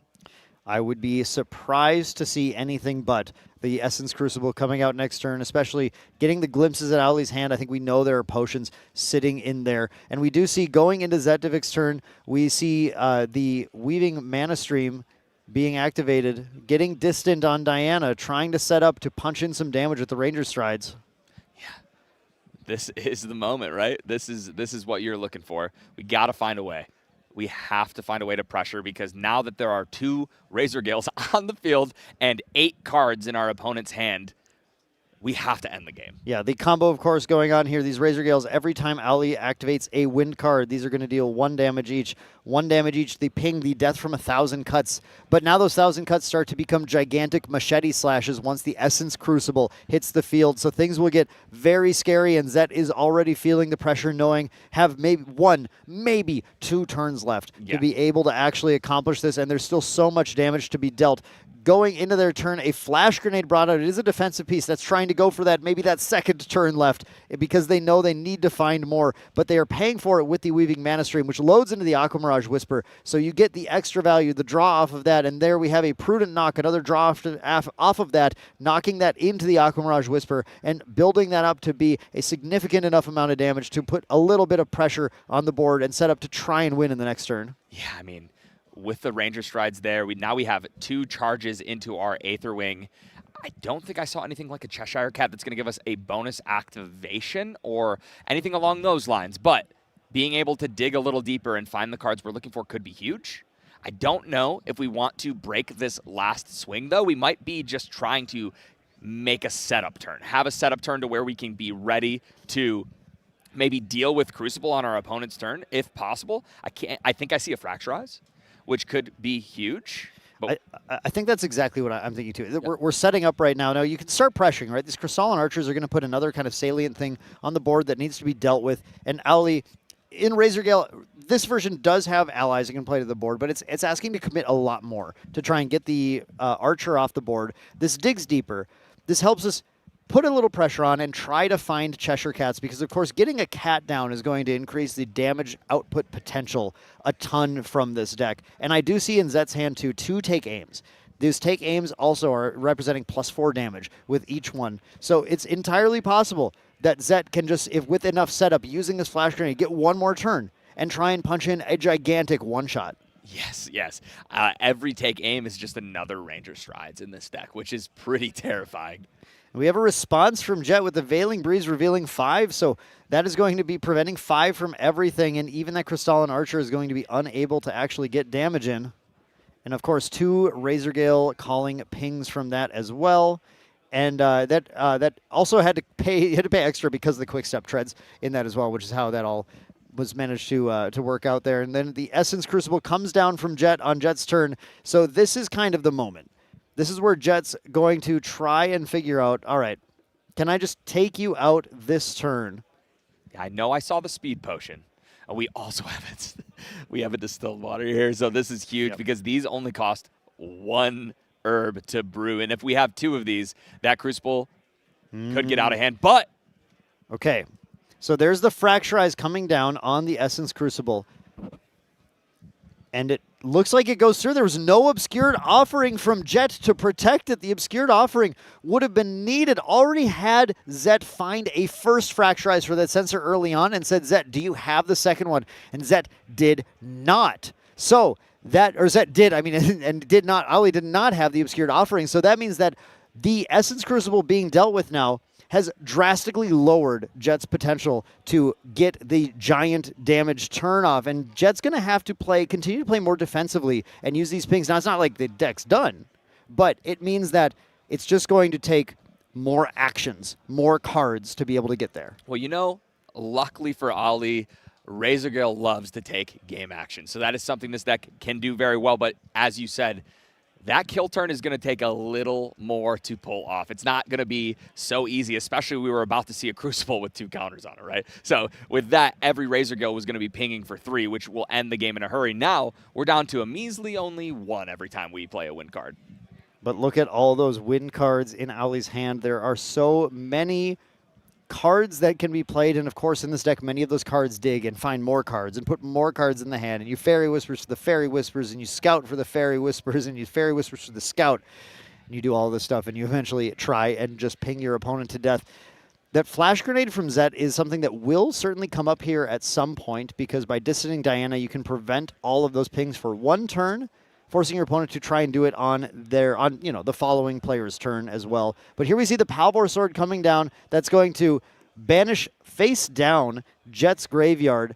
And additionally, we get the knocking of the Weaving Mana Stream, paying for that as well. So this Aqua Mirage Whisper is continuing to build in more damage potential. And the skirting step from Ali here. We're going to get to draw another card because it is imbued. We get 2 triggers of Razorgale. Holding quite a grip of cards, but man, things are getting a little scary. Another imbued skirting step, preventing again the next one, drawing a card and 2 more pings. Jet still has a ton of cards in hand, and of course right now he needs to respond before Diana becomes distant. Diana becoming distant will turn on these quick step treads, which we're starting to lose track of here, but they're right here. You see these little guys are heading right here. As soon as Diana becomes distant, every activation on Zet's turn costs 2 more for Ali to do. So we're going to get another Veiling Breeze here for 5. That's a nice little buffer to protect our Arasana going into this turn. But we also have a grip of cards in Zet's hand as well. I mean, I think this game is probably looking to end in the next turn or 2. Both very, very loaded. No pun intended. Yeah. But Diana's definitely loaded. Yes. I do think that the damage is starting to stack up. So this turn probably won't be able to push enough damage with that Veiling Breeze for 5. So we're probably going to need to survive next turn and then hope to kill on the following turn if I am Zet and I'm thinking, how do I end this game? Yeah, I think so. And I think if I recall, Ali's holding at least 1 Razorgale calling, not Razorgale calling, Cyclical Breeze as well in the hand. And does Zet still have the Etheric Reforging in hand? That's, I think, very potentially important in this matchup, because if Jet's run out of Veiling Breezes and needs to Cyclical Breeze a Veiling Breeze back in the hand, that Etheric Reforging can come down and banish it. Oh, yeah, that could be huge in the next couple turns. I don't know, and I can't tell for sure, but I know we saw one early on, and I have not seen it go anywhere on the field. So I think there's a good chance he still has it in hand. That Crystalline Archer swings in. It will deal no damage to the Veiling Breeze, but this is just Zet trying to turn these float into additional cards in hand as well. Setting up again, needs to have a single turn. I did see the pickup of a Refreshing Charge in hand. The Refreshing Charge to recover 3. Another small lifeline at trying to stay alive in this game might be essential, but this is a key card that's going to escalate the speed massively as Jet plays the 3 visits, recover 2, and deal 2 back to Zet from the Razor Gear Calling triggers, and glimpsing 2 as well. And here comes the Tariff Ring. Jet says, all right, well, if you do have another turn, you have to pay everything if you want to try and get the kill in. Yeah, we are getting very close. Ollie is looking. He's smelling the blood in the water here, but Zet looks like there is going to be some kind of a reaction here. Another mana stream. We're looking for that distant. Yeah, I mean, Flash Grenade's huge on this turn, yeah? Yep, you have to get the distant right now, so the Flash Grenade is activatable as soon as you need to. Actually, I'm kind of surprised to not see the Flash Grenade activated still while the hand is down. But either way, you either wait out the Flash Grenade or you do it next turn. So yes, you get Jet to commit to something right now and then say, okay, cool, pass. In response to your Materialize, now we'll do all this. Yes, yes, exactly. So, really have to think this one through. I did see some Raccoons in hand. We could maybe try to get rid of this mana stream, but I don't think that's huge because we already have an Aether Wing that is loaded with 3 charges right now. And we already know we see the Ranger Strides. We know there's some take aims in hand. I mean, there could be a giant attack coming in the next turn. Yeah, for all Owly knows, that hand could be all Cheshire Cats, and it could just be absolute destruction on the way.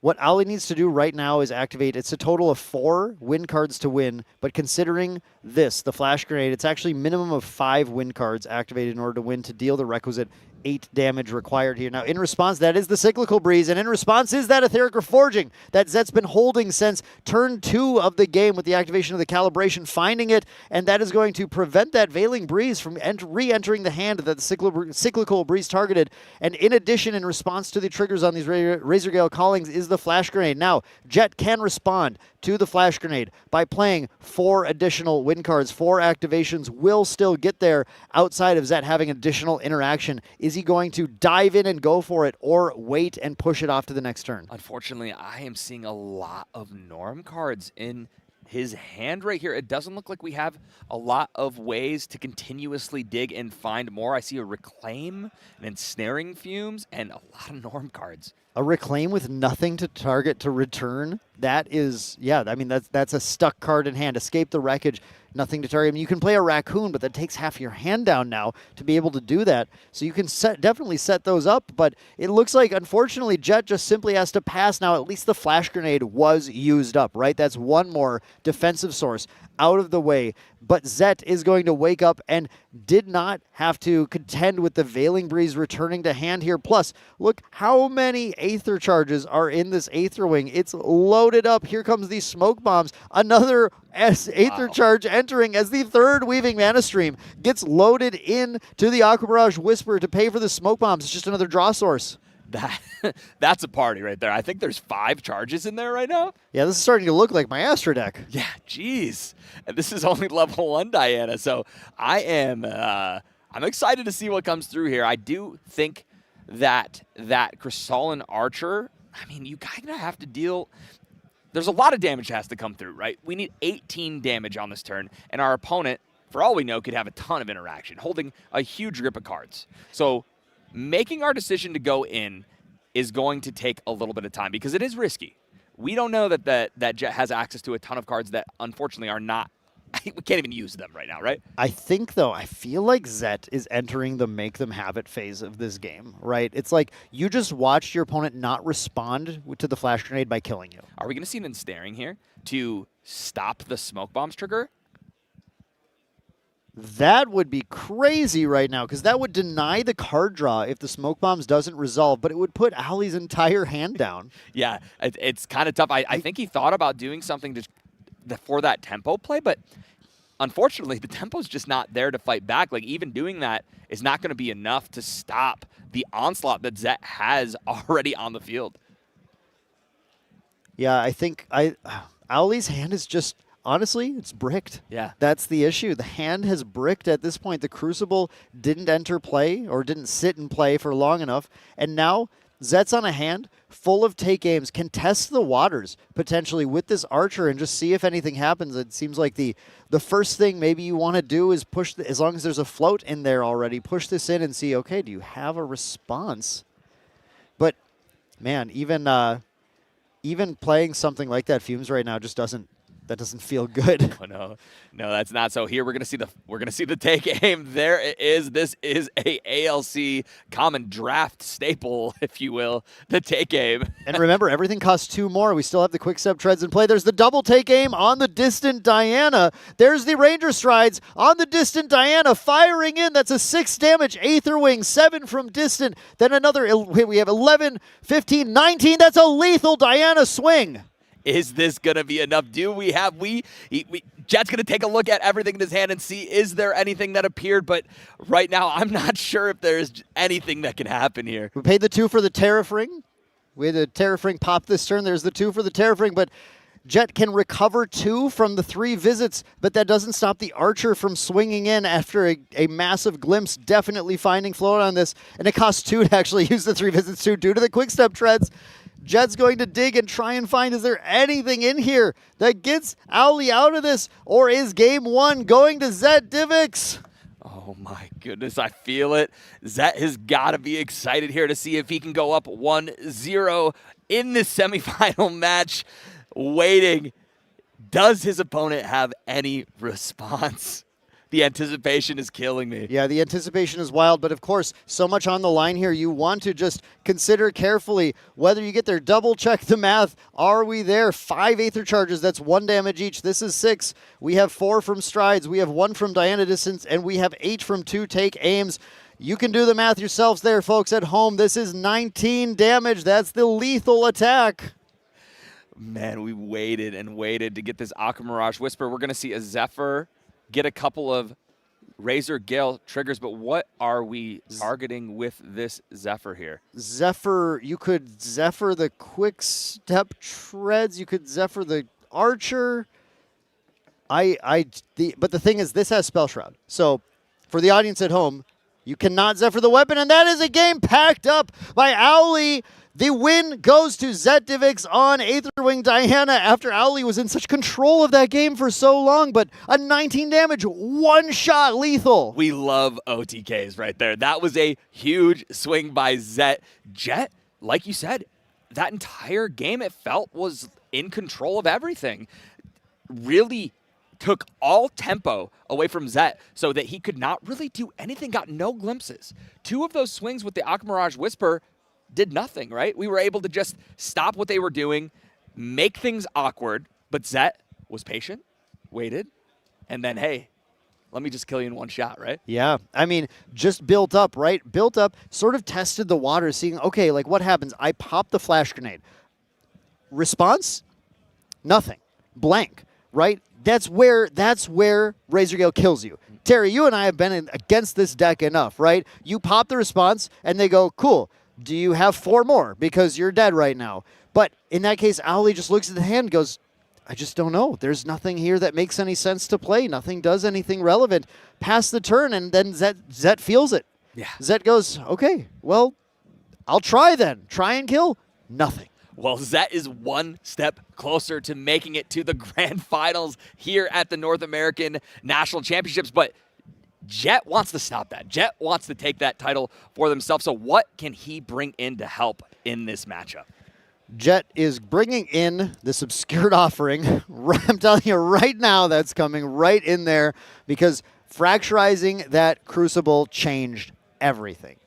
Topsy Decree, you can bring that back in there as well to continue to try and control that float. That's definitely another valid option. I like this Blessed Clergy. I actually do too. I think I like the Blessed Clergy in here. You can limit the number of plays that Zet's able to make to 2 on the turn. 2 plays that counts materialization and activation, right? And that means that Diana just can't pop off. No, you can't do these huge turns where you materialize one of these big haymakers, then you swing and put the mana stream and another floating into the yard, and then you play an Archer, and then you play a Frostborn Paladin. None of that, right? We're able to just materialize and play one other card, or skip materialization and play 2 cards, right? Yep, and you possibly can bring this Fluffy just to have another interceptor, right? That's like, I think that's a valid option on the table. Anything else stand out to you here? I don't Not really... so much, honestly. Not in this. I guess I could see a world. No, I don't even like Stifling Guy. I don't like Geyer because, unfortunately, Archer gets around it because it's an unattacked trick. You can stifle, Archer does, but you can stifle the Frosthorn Paladin. You could. And we've seen that happening this weekend. That is a pretty effective play to limit the potential of that. You know, when you have to just commit a simple 2-3 to board and you lose a card doing it, it just doesn't feel very No, that's true, yeah.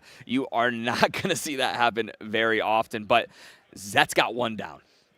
Moving into this game, what are we bringing in from his sideboard? How about another copy of that Etheric Reforging that absolutely won Zet the game? That was huge.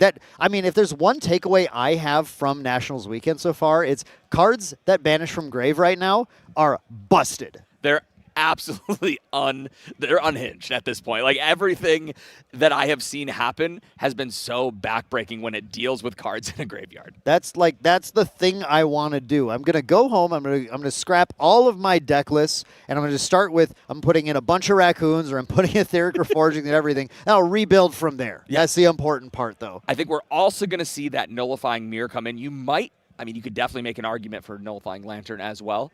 You can. But Mirror is the big one here. I think that one is definitely huge after being Veiling Breezed so many times. Yeah, I have to say, thinking about it, there are so many materializations that actually really mattered in that game. It seemed like Zet had to get out basically their entire armory of equipment to really get the setup in the right place to feel comfortable firing off. You need the plus damage from the boots. You need the quick step treads for that protection there. You need to just draw enough cards. Some of these were just all about, like, I still don't have the things. I need to find these take aims. I need to push the damage. So I'm not sure. Lantern, I'm not sure. Mirror, I'm positive, though, because that is negating a nullifying or negating a Veiling Breeze on its own, right? That's very, very one powerful. card that you guarantee to have because you materialize it, right? We get to bring that bad boy out, and then we know Veiling Breezes are turned off. And another thing, you can utilize this at the beginning of your opponent's turn in response to their materialization. It turns off their Windmill Engineers as well. Yeah, absolutely. It's a very strong early materialization to have against this deck.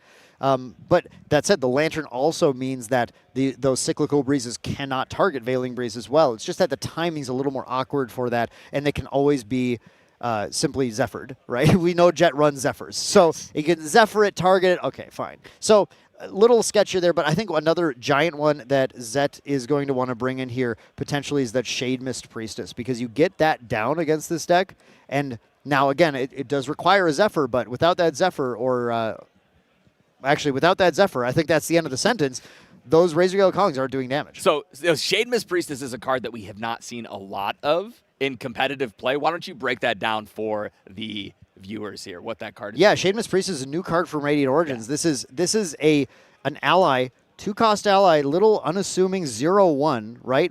But it has stealth.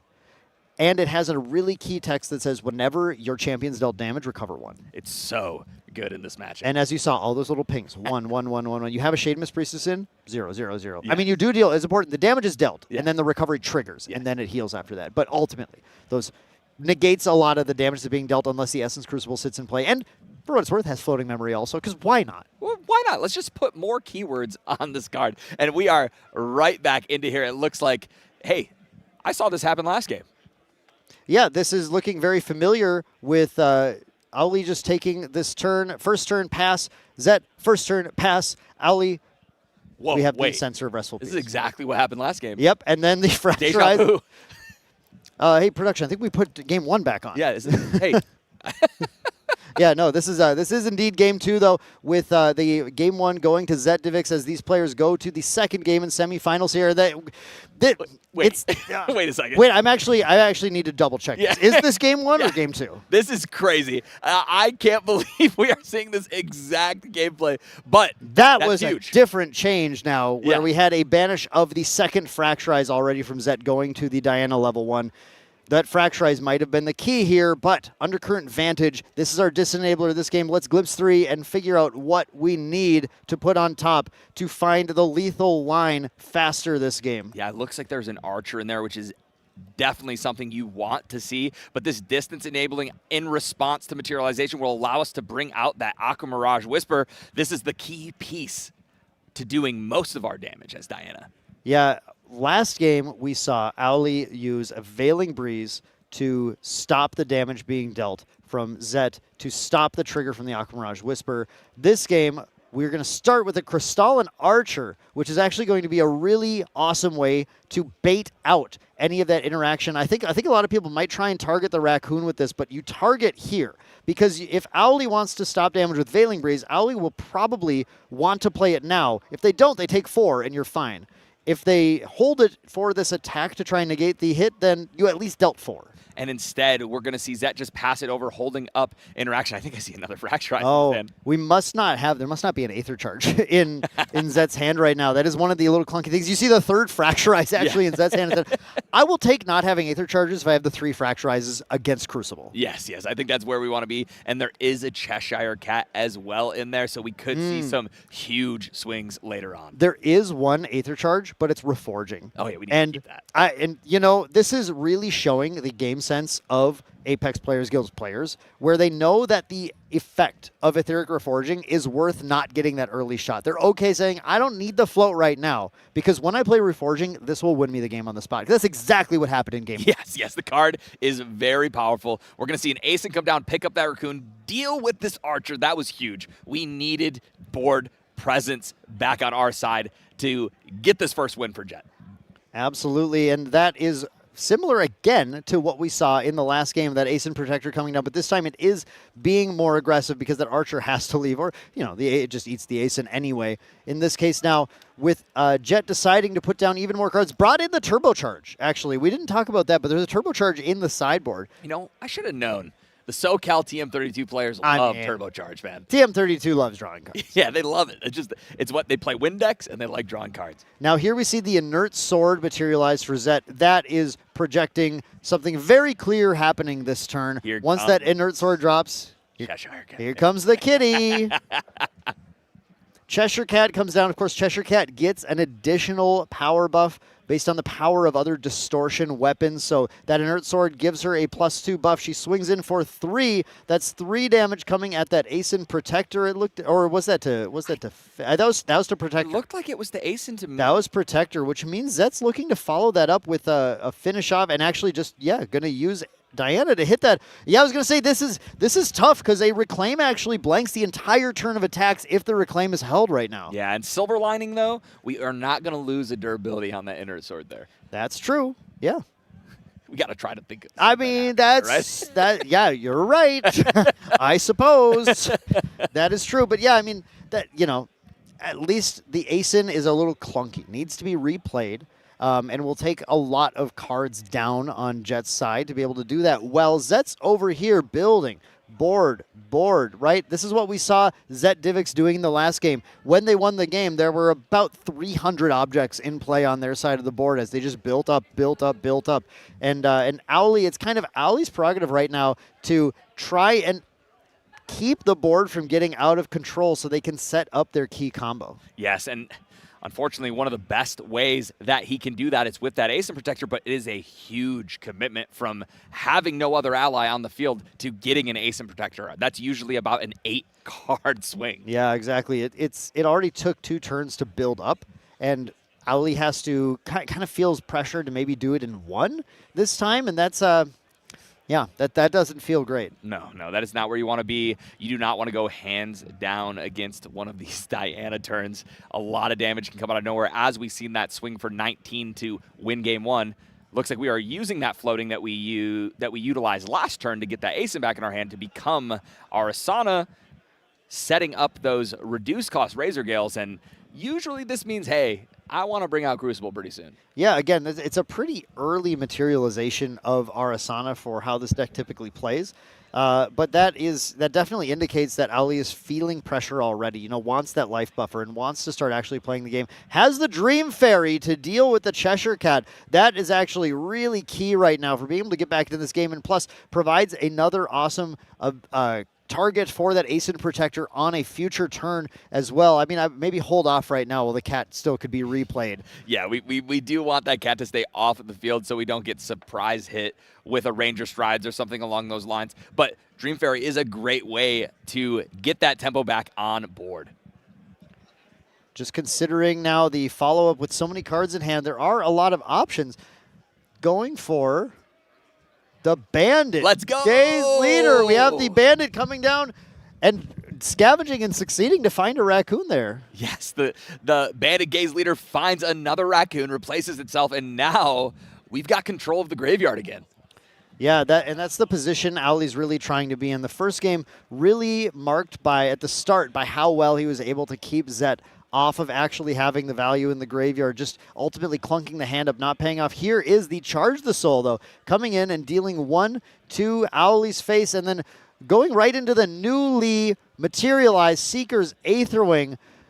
Terry, I think this is a fascinating line, though, to put the second Aetherwing in. I'm going to be honest.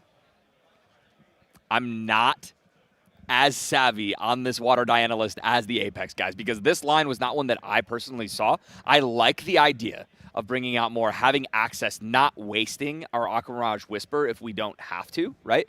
This way we can kind of mix and match, put these charges where we want, so it makes it a little harder to deal with when we attack from so many different angles, but it's a little strange. Well, it's trying to deal with the Dream Fairy. Sure. That's their whole reason. Sure. So the Dream Fairy is locking down the Cheshire Cat. This has True Sight. So this is your cat killer. This is your fairy killer. Sure. So that is the but I first took me a second too, because I was like, why? We have an Aetherwing. What are we doing already? And then I remembered. I looked at the board and remembered, oh yeah, we actually need to get rid of the Dream Fairy. The problem here is, and Ollie having a grip of cards still makes this a little scary, because if we're going to commit to dealing with this, and he does have some form of way to interact, it's going to be pretty back-breaking tempo. A lot of interaction, though, is returning Fairy to hand. Actually, what happened here is Zet played into, unfortunately, the one piece of interaction Owlie had that did shut that down, because when Zet played the Charge the Soul, directed the 1 damage at Arasana.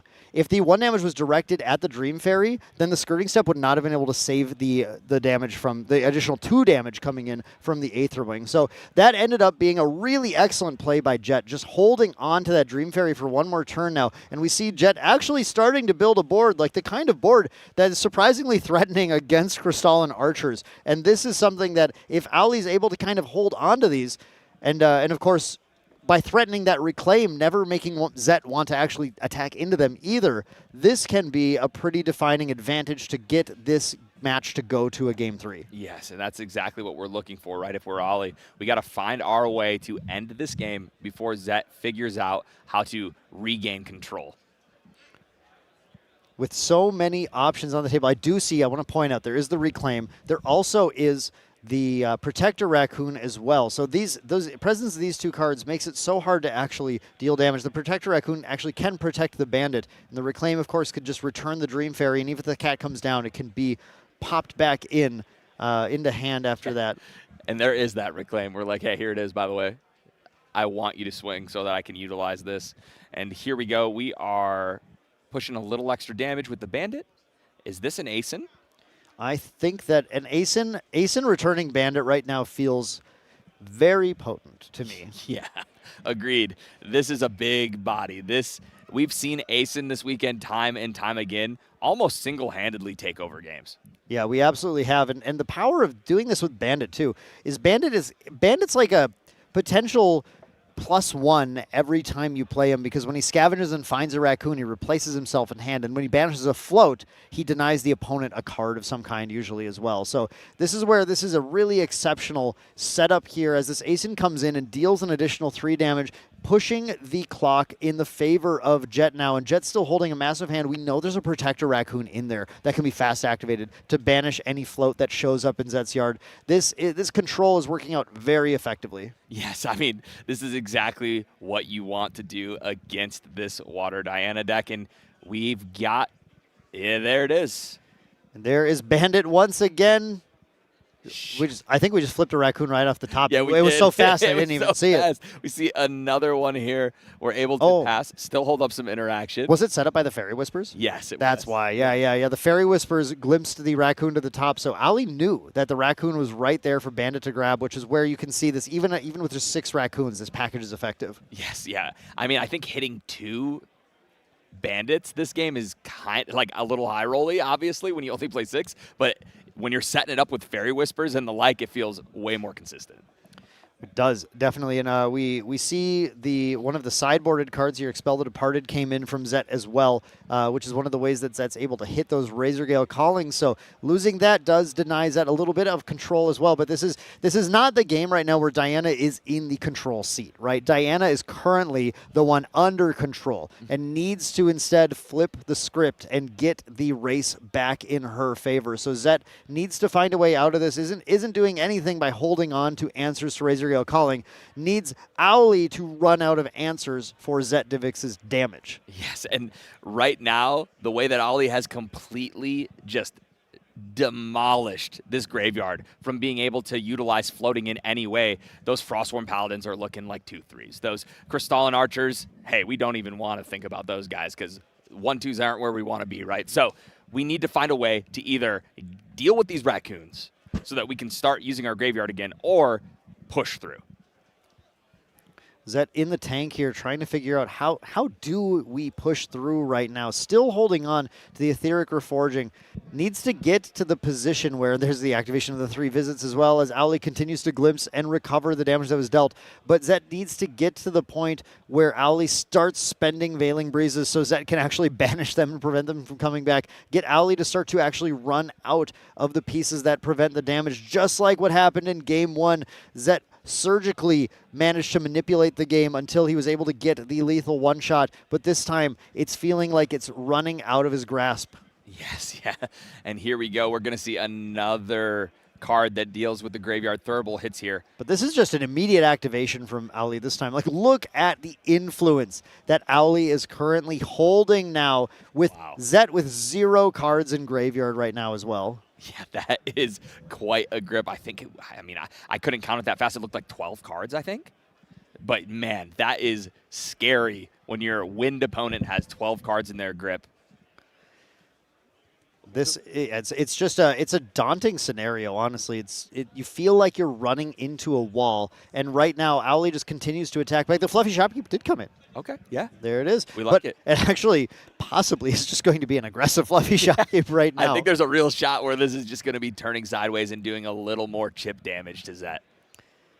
Because the game is very quickly pulling into Owly's favor here, having dealt nearly half of Diana's life total over the past few turns, and just not showing any sign of slowing down, because Zet's only way of dealing with this board, honestly, is just playing allies and attacking it. And anytime he attacks anything, it just gets reclaimed and then replayed again on the next turn. And there's just too many allies out here to be able to deal with in a single turn. Gosh, that's so annoying when you're trying to deal with the boards and they just keep getting picked up and put back down. A really cool interaction just happened where we played our Fluffy Shopkeep, and in response to the on enter, activated 3 visits to guarantee know the card that we put into our memory. I liked that. That was a nice sequence. Yeah, a subtle but important adjustment here where you can make sure that something that you really desperately want to be able to get with potentially another card in hand, right? Because this win deck can grab anything it wants from the top. And the worst thing would be to have, that was a really nice interaction piece and just put in memory, so I can't do anything with it right now. Yeah, and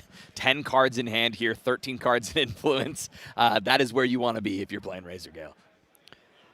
Zed has a hand that in so many matchups would feel just great. You know, drop this cat. Let's start rumbling. We're holding the attack retreat. We can negate their attacks. We can distant. We can punch. In this case, he's just actually going to tactical retreat at end of turn to simply distant. Wow. That is not what you want to be doing if you are Zet, obviously, right? You want to be utilizing that in a much more efficient way. Oh, wow, yeah. And of course, you know, it's immediately banished by the bandit, so Zet goes to the turn to materialize the quick step treads, banishes it at random, hits the Cheshire Cat out of the memory as well, draws the card for the quick step treads, and now has to debate, is it time to play anything? Holding on, those 2 Etheric Reforgings still sitting in hand here. And man, you know, I think we still got a Protector Raccoon in hand as well. There is a Protector Raccoon, and I want to point something very important out to you, Terry. Fluffy Shopkeep's an animal. Oh my goodness. Fluffy Shopkeep is a human animal, and it being an animal means Protector Raccoon can prevent damage to it. That is very cool. That is an interaction that I know that I wouldn't be thinking about if I was trying to deal with this Fluffy. We do see the attack coming in at the Fluffy Shopkeep, or it at least intercepts the attack from the Inert Sword. And there is a bit of thought here, but I think just does let the Fluffy Shopkeep go. But I mean, we're not seeing the dream play. It would have been cool. It would have been. It would have been cool. But obviously, right now, the Protector Raccoon is better served at managing to hit any float. Right. That was really like bait from Zet. Like, go ahead, try and save your Fluffy Shopkeep if you'd like. Yes, but if you do, check out this beautiful floating memory package that I am going to utilize. Is that just a pass? Yeah, I think so.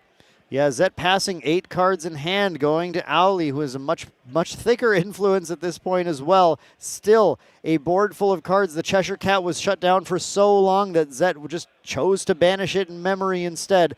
And at this point now, we're looking at 3, 4, 5 damage. We've got 5 damage on board. That would bring Diana all the way to 14 damage counters, 5 remaining. We're getting close to the point where if Owly just sees a Razor Gale calling here, it's just over. Yeah, I mean, the amount of damage we can push through with this much influence is just wild, right? So, big turn here. Really big turn. Okay, we're going to see a Tariff Ring. This is a nice defensive option. You were setting up. You thought the Crucible was coming down. I did. I thought we were going to go for it. I thought it was Crucible time. But Owly, so patient. Jet has got to be one of the more patient players that I've seen. Razor Girl off the top. I don't know for sure, but it looked like it was a little shiny.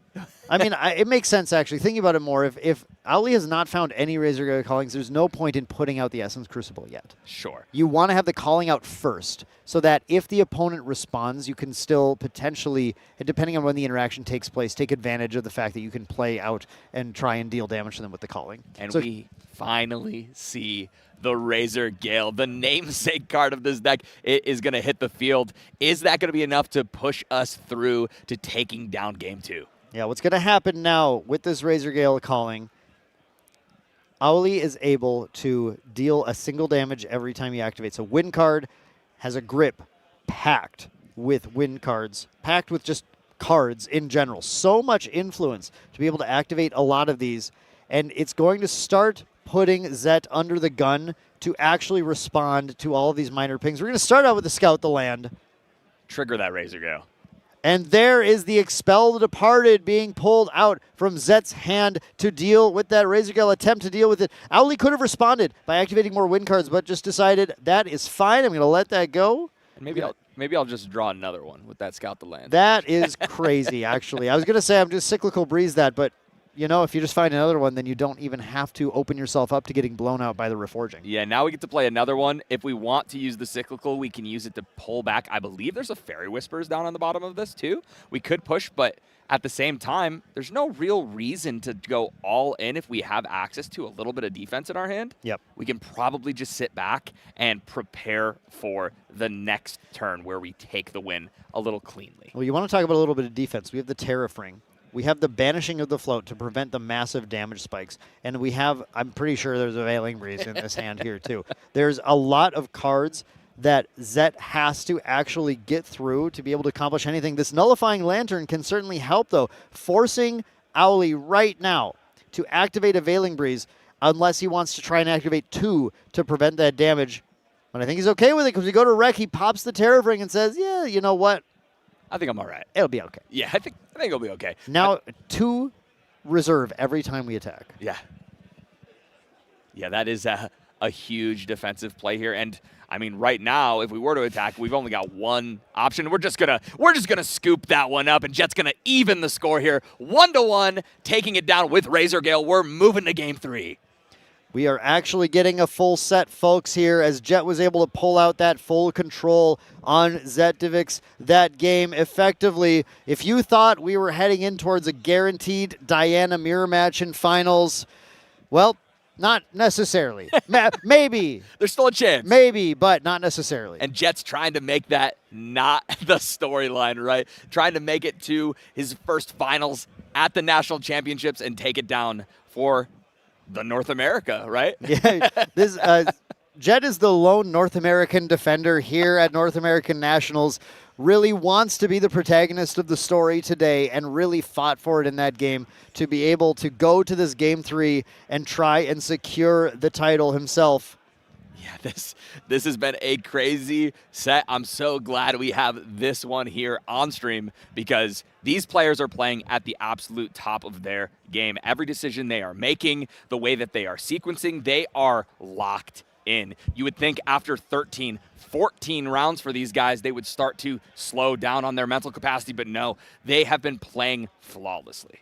Yeah, and of course in these untimed rounds, players are actually going back and reconsidering cards in their sideboard and trying to decide, actually did I get it right going into this round? I'm not even 100% sure. And I like that. You want to take your time. You want to think carefully about everything. Yeah, I mean, this is a big game. Obviously, both players have locked themselves for Worlds in Singapore later this year, but I mean, winning the national championships is a pretty cool bragging right. It is always a bragging right that you're always welcome, in my opinion, to draw back on every time you're in a conversation with people. The champion for any region, of course, is a huge deal because this event is one of the hardest events that players have to play through. Obviously, these national events are second only to Worlds. And, of course, North American, SEA, EU, OCE are all going to be packed with players from around the world battling it out so you're playing the best of the best. Oh, yeah. I mean, just the caliber of player that we have gotten here in year 3 of this game is crazy, right? I was just talking to another player about just the skill level and how it has increased since year 1, right? Where we had only a few ascents a year moving into Worlds. Now, we've got an ascent every month. We've got hundreds and hundreds of players. We're selling out venues in minutes, right? This game, it's no surprise to me after watching it for the past 2 days why people love this game. The level of skill expression in this game, unmatched. Right. There are so many options every single turn dealing with your hand and figuring out how to maneuver. And it's one thing if it's just turn by turn, but these plays are always from these players. So I'm not talking about me, right? But I'm talking about these players. These plays are always 3 turns in advance and saying like, well, I can't do that now because in 3 turns I'm going to need to do this, And that's absolutely remarkable to see that level of play here. Now, Auli getting that opening hand here. Zet does have the first turn of the game, though, of course, passed it, as usual. Yeah, as you do. But that's big for the aggressive deck. Yes, you're going to need that, I think, here. That's very big for Diana. We're moving forward. And, okay, wait a second. Bandit's good. Are Does we the gonna scavenge hit the raccoon? Oh my God, the last one! He hit it! Bandit on 6! Bandit on 6! Never was going to miss there. If there's one thing I know about Jet is that he just says, hey, just try a little harder, get good, right? I'm always going to find it. I remember when these guys were playing 31 win cards in their Fairy Whispers decks. They just say, I'm never going to miss. And that was Bandit right there. That was a aura moment for Jet. I loved it. Bandit absolutely stealing that value here for Auli and potentially stealing the game because, of course, that Bandit being in play, once again, denying Zetivix the ability to get floating memory value, and the Bandit has to be dealt with. And, man, if we know Jet, there's a Reclaim in hand. Oh, of course. He always has it. That's the story of this weekend. Jet has it. So, what are you going to do? He puts his hand down. As soon as we try to look at it, Jet, please show us the Reclaim. There is the Charge the Soul being banished here as the Diana goes to level 1, puts out the Aqua Mirage Whisper with that distant effectively enabled here. Now, interestingly, Auli is waiting, of course, to banish that reposition, wants to make Zet commit to playing the Frosthorn Paladin, commit to playing the Crystalline Archer. I see the Archer right there, but Zet's, no, dude, I don't want to be baited in to you using your Bandit. This is just primo play. Like I said, Jet being patient. That was huge, right? Forcing Zet to have to play something to get the activation of that Bandit. We're going to see a Crystalline There Archer. it is. There it is. We're going to declare an attack in On attack response. trigger, there. Bandit steals that float away. That's another float. Eaten for Bandit. Now it's possible Zet could play right now a fast speed float and then still resolve the trigger. So I hear that. I definitely do. But at 5 influence right now, going down seems terrifying. I didn't say it was good, but it's possible. It is possible. Anything's possible. Well, not anything. And anything is... Anything, it feels like anything's possible when you play Bandit. True. Well, I mean, we're not going to see any fire cards this game, So not anything's possible. But Bandit really baring its teeth, right? This is crazy, crazy work here by the Raccoon package. Jet getting the backup charger, building influence. I saw the Ooh, reclaim. I saw There it. was the reclaim. I saw it. It was we there. knew it was there. We knew it was there. Yeah. We knew it was going to be there the whole time. And of course, the value of that reclaim is even if Diana does swing into Bandit, Bandit just goes away and no on-hit trigger takes place. Now, Jet has 2 reclaims, and there's that Bandit.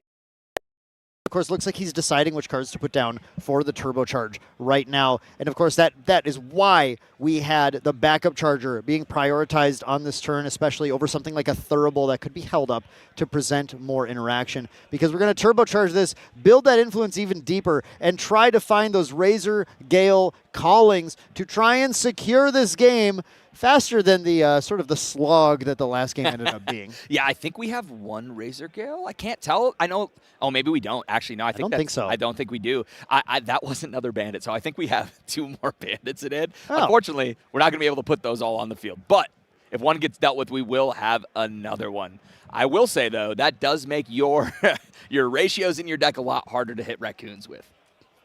Yeah, it does mean that future bandits have only 3 other raccoons they can hit. The 4th bandit and the 2 protectors. So definitely true, but sometimes you fairy whispers, and sometimes you see it, and you go, oh, there it is. Yeah, so one thing here is Jet is probably looking for a way to either protect this bandit or deal with this archer, because if he doesn't, then we're probably going to see this bandit go down, and then maybe Zet is able to utilize some floating memory in some way. But we get the backup charger.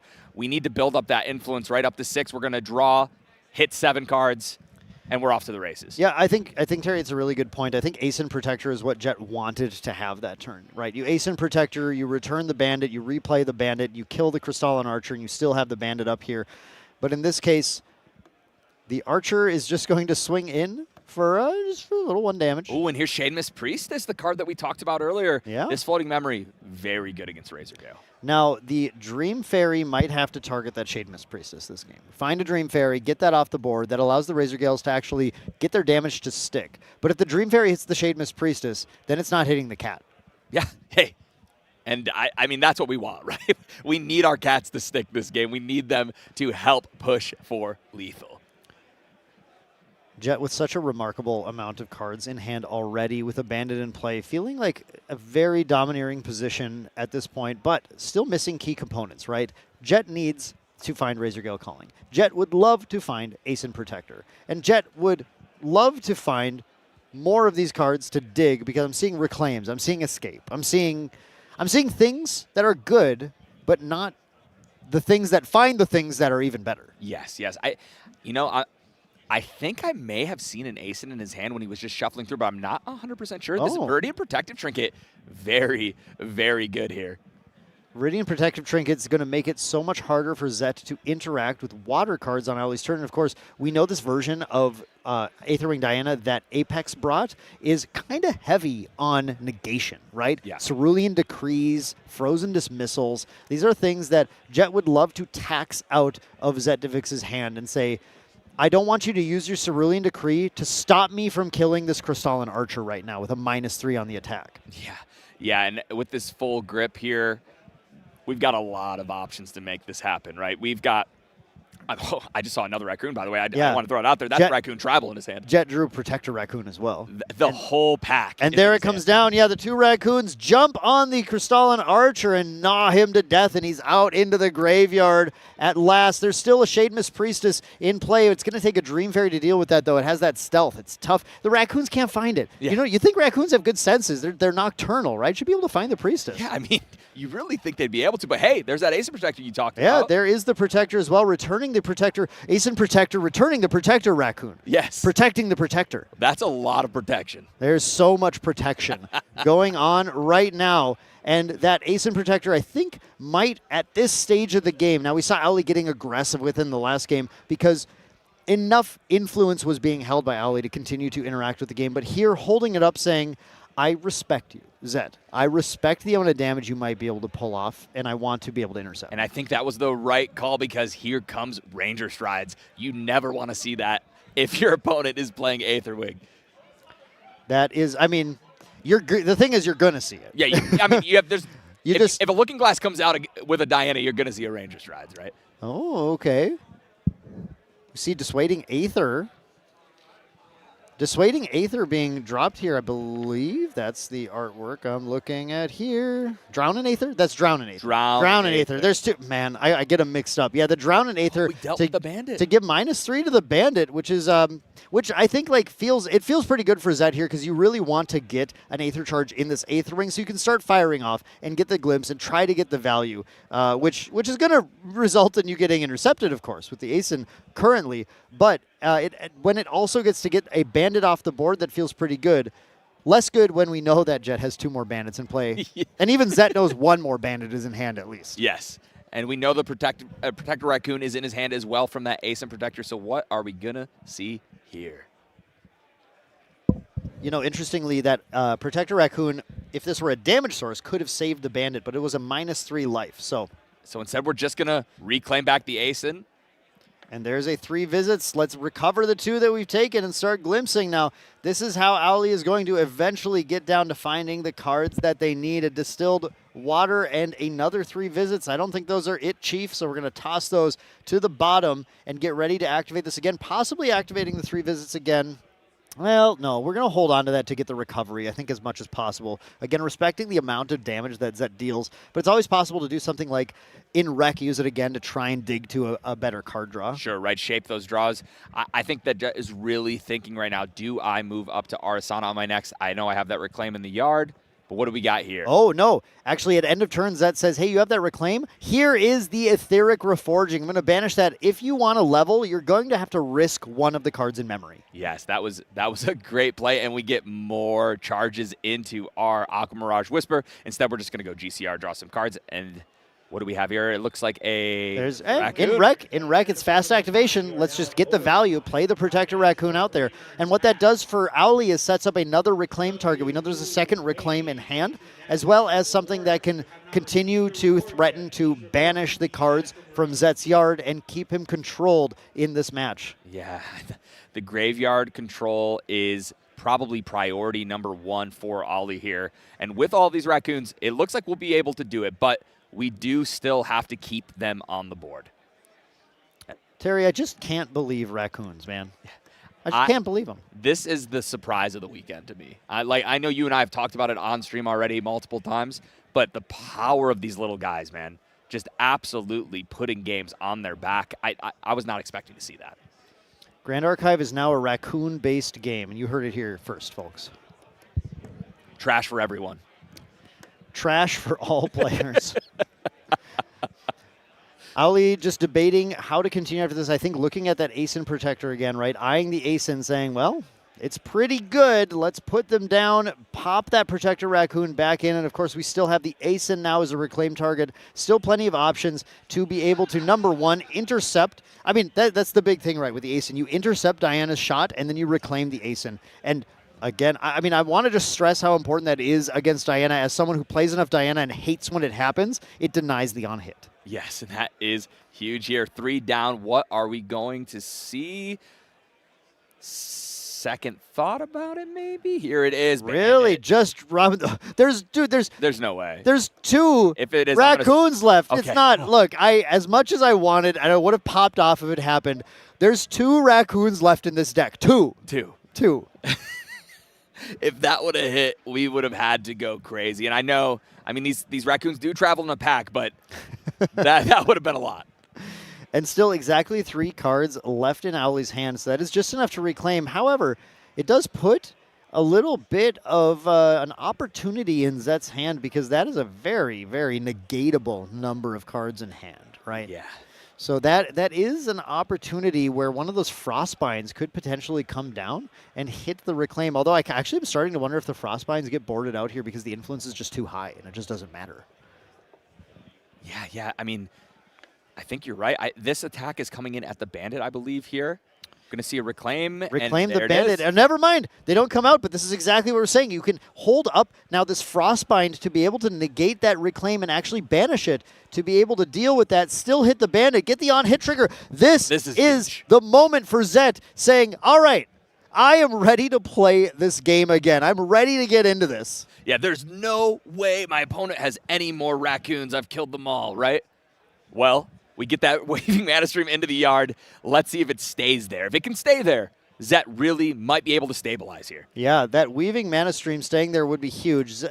We know, I mean, we know Ali has more raccoons in hand. The third bandit is in hand, and this time it might find another bandit. Yes. I mean, we have dug through our deck pretty far. So let's see what the next move is. I know this is a huge turn. Game 3, semifinals of the NA National Championships, everything on the line here.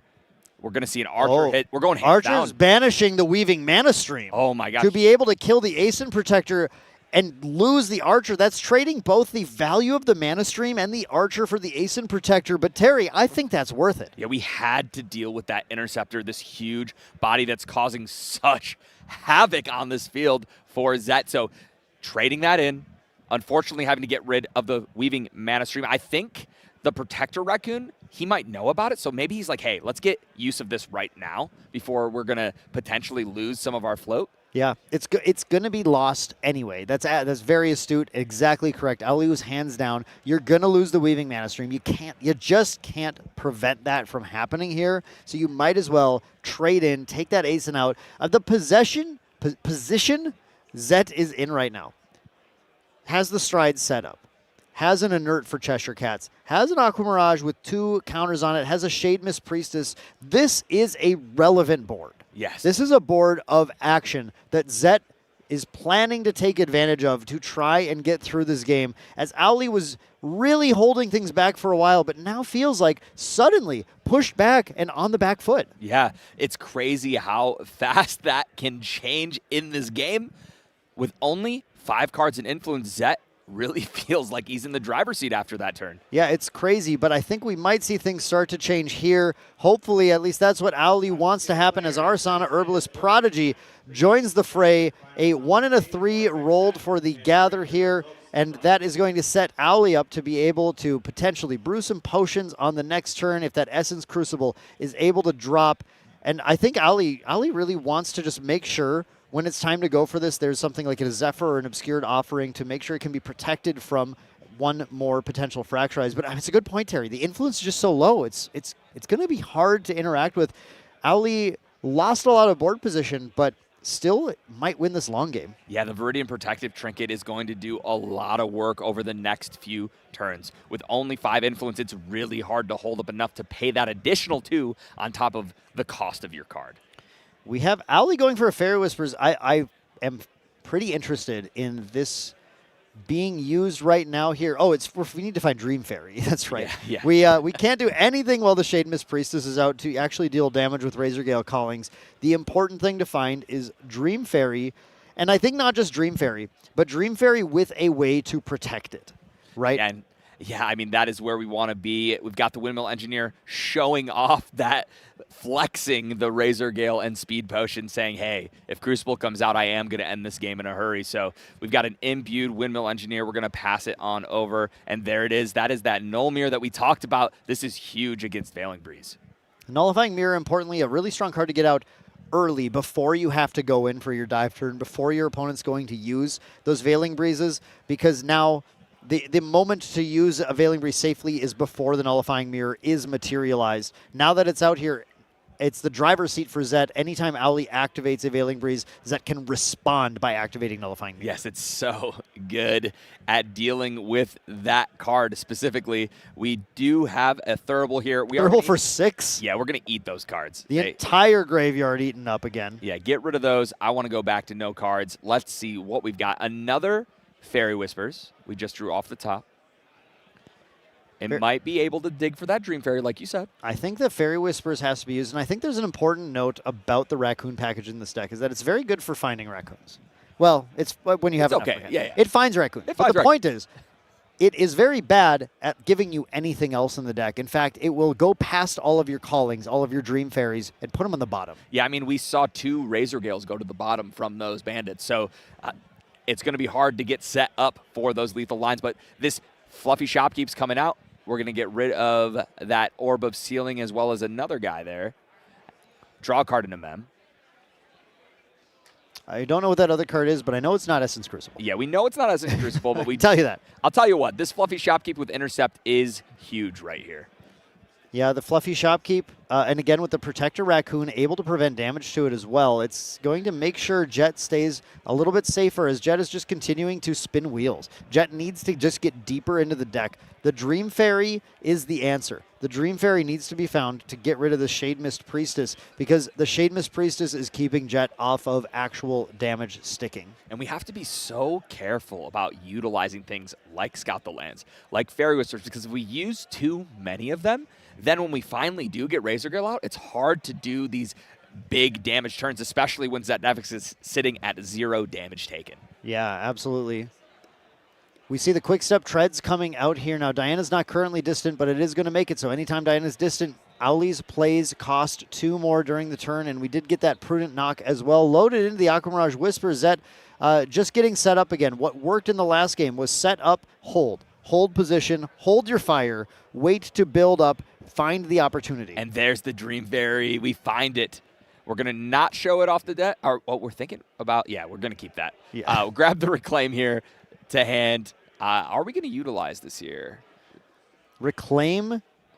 Yeah, you can reclaim your Fluffy Shopkeep here, or the the Windmill. Sorry, the big imbued thing. Made me forget it was a Windmill Engineer. Yeah, you can reclaim the Windmill Engineer definitely, and then use that float to play the Essence Crucible. So Essence Crucible is now in play.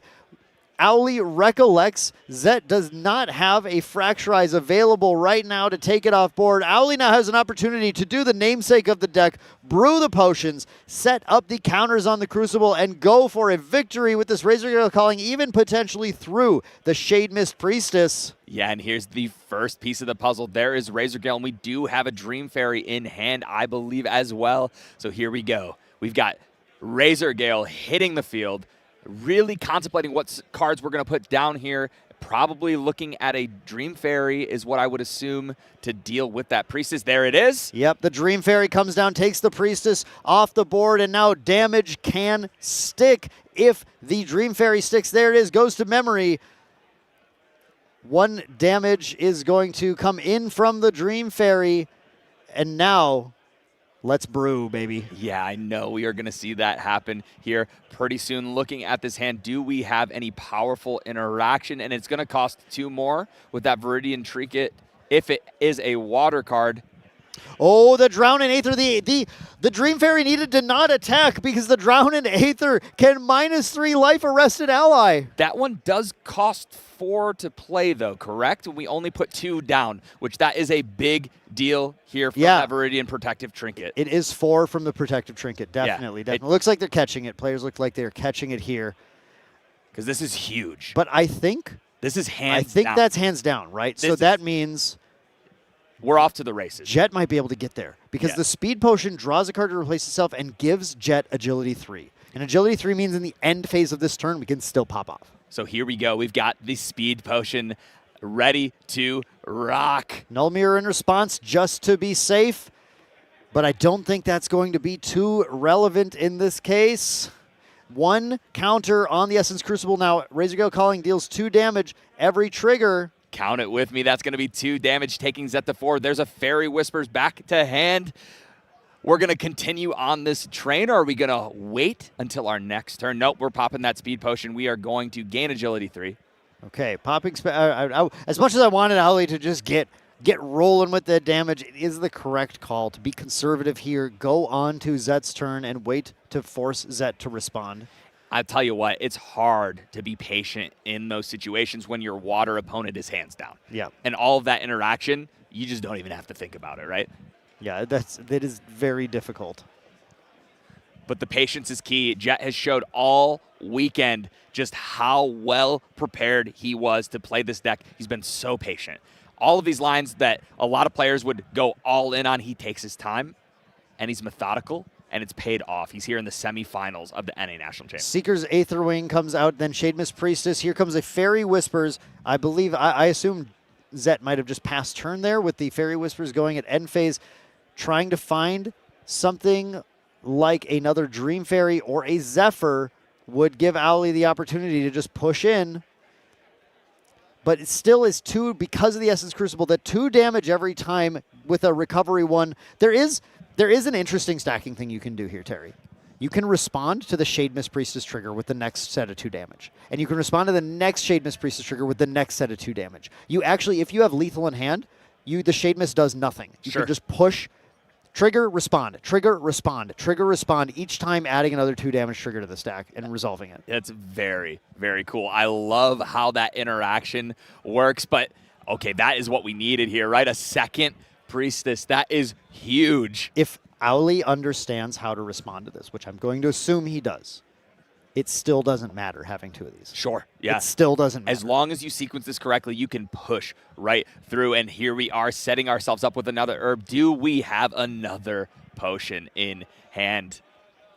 This is key, right? Like I'm really excited because I want Jet to show everyone how busted these trigger interactions can feel. I want Jet to showcase the power of this, especially with this ingredient pouch, allowing Jet to go to 2 counters on the Crucible. That's 3 damage per Razorgale trigger.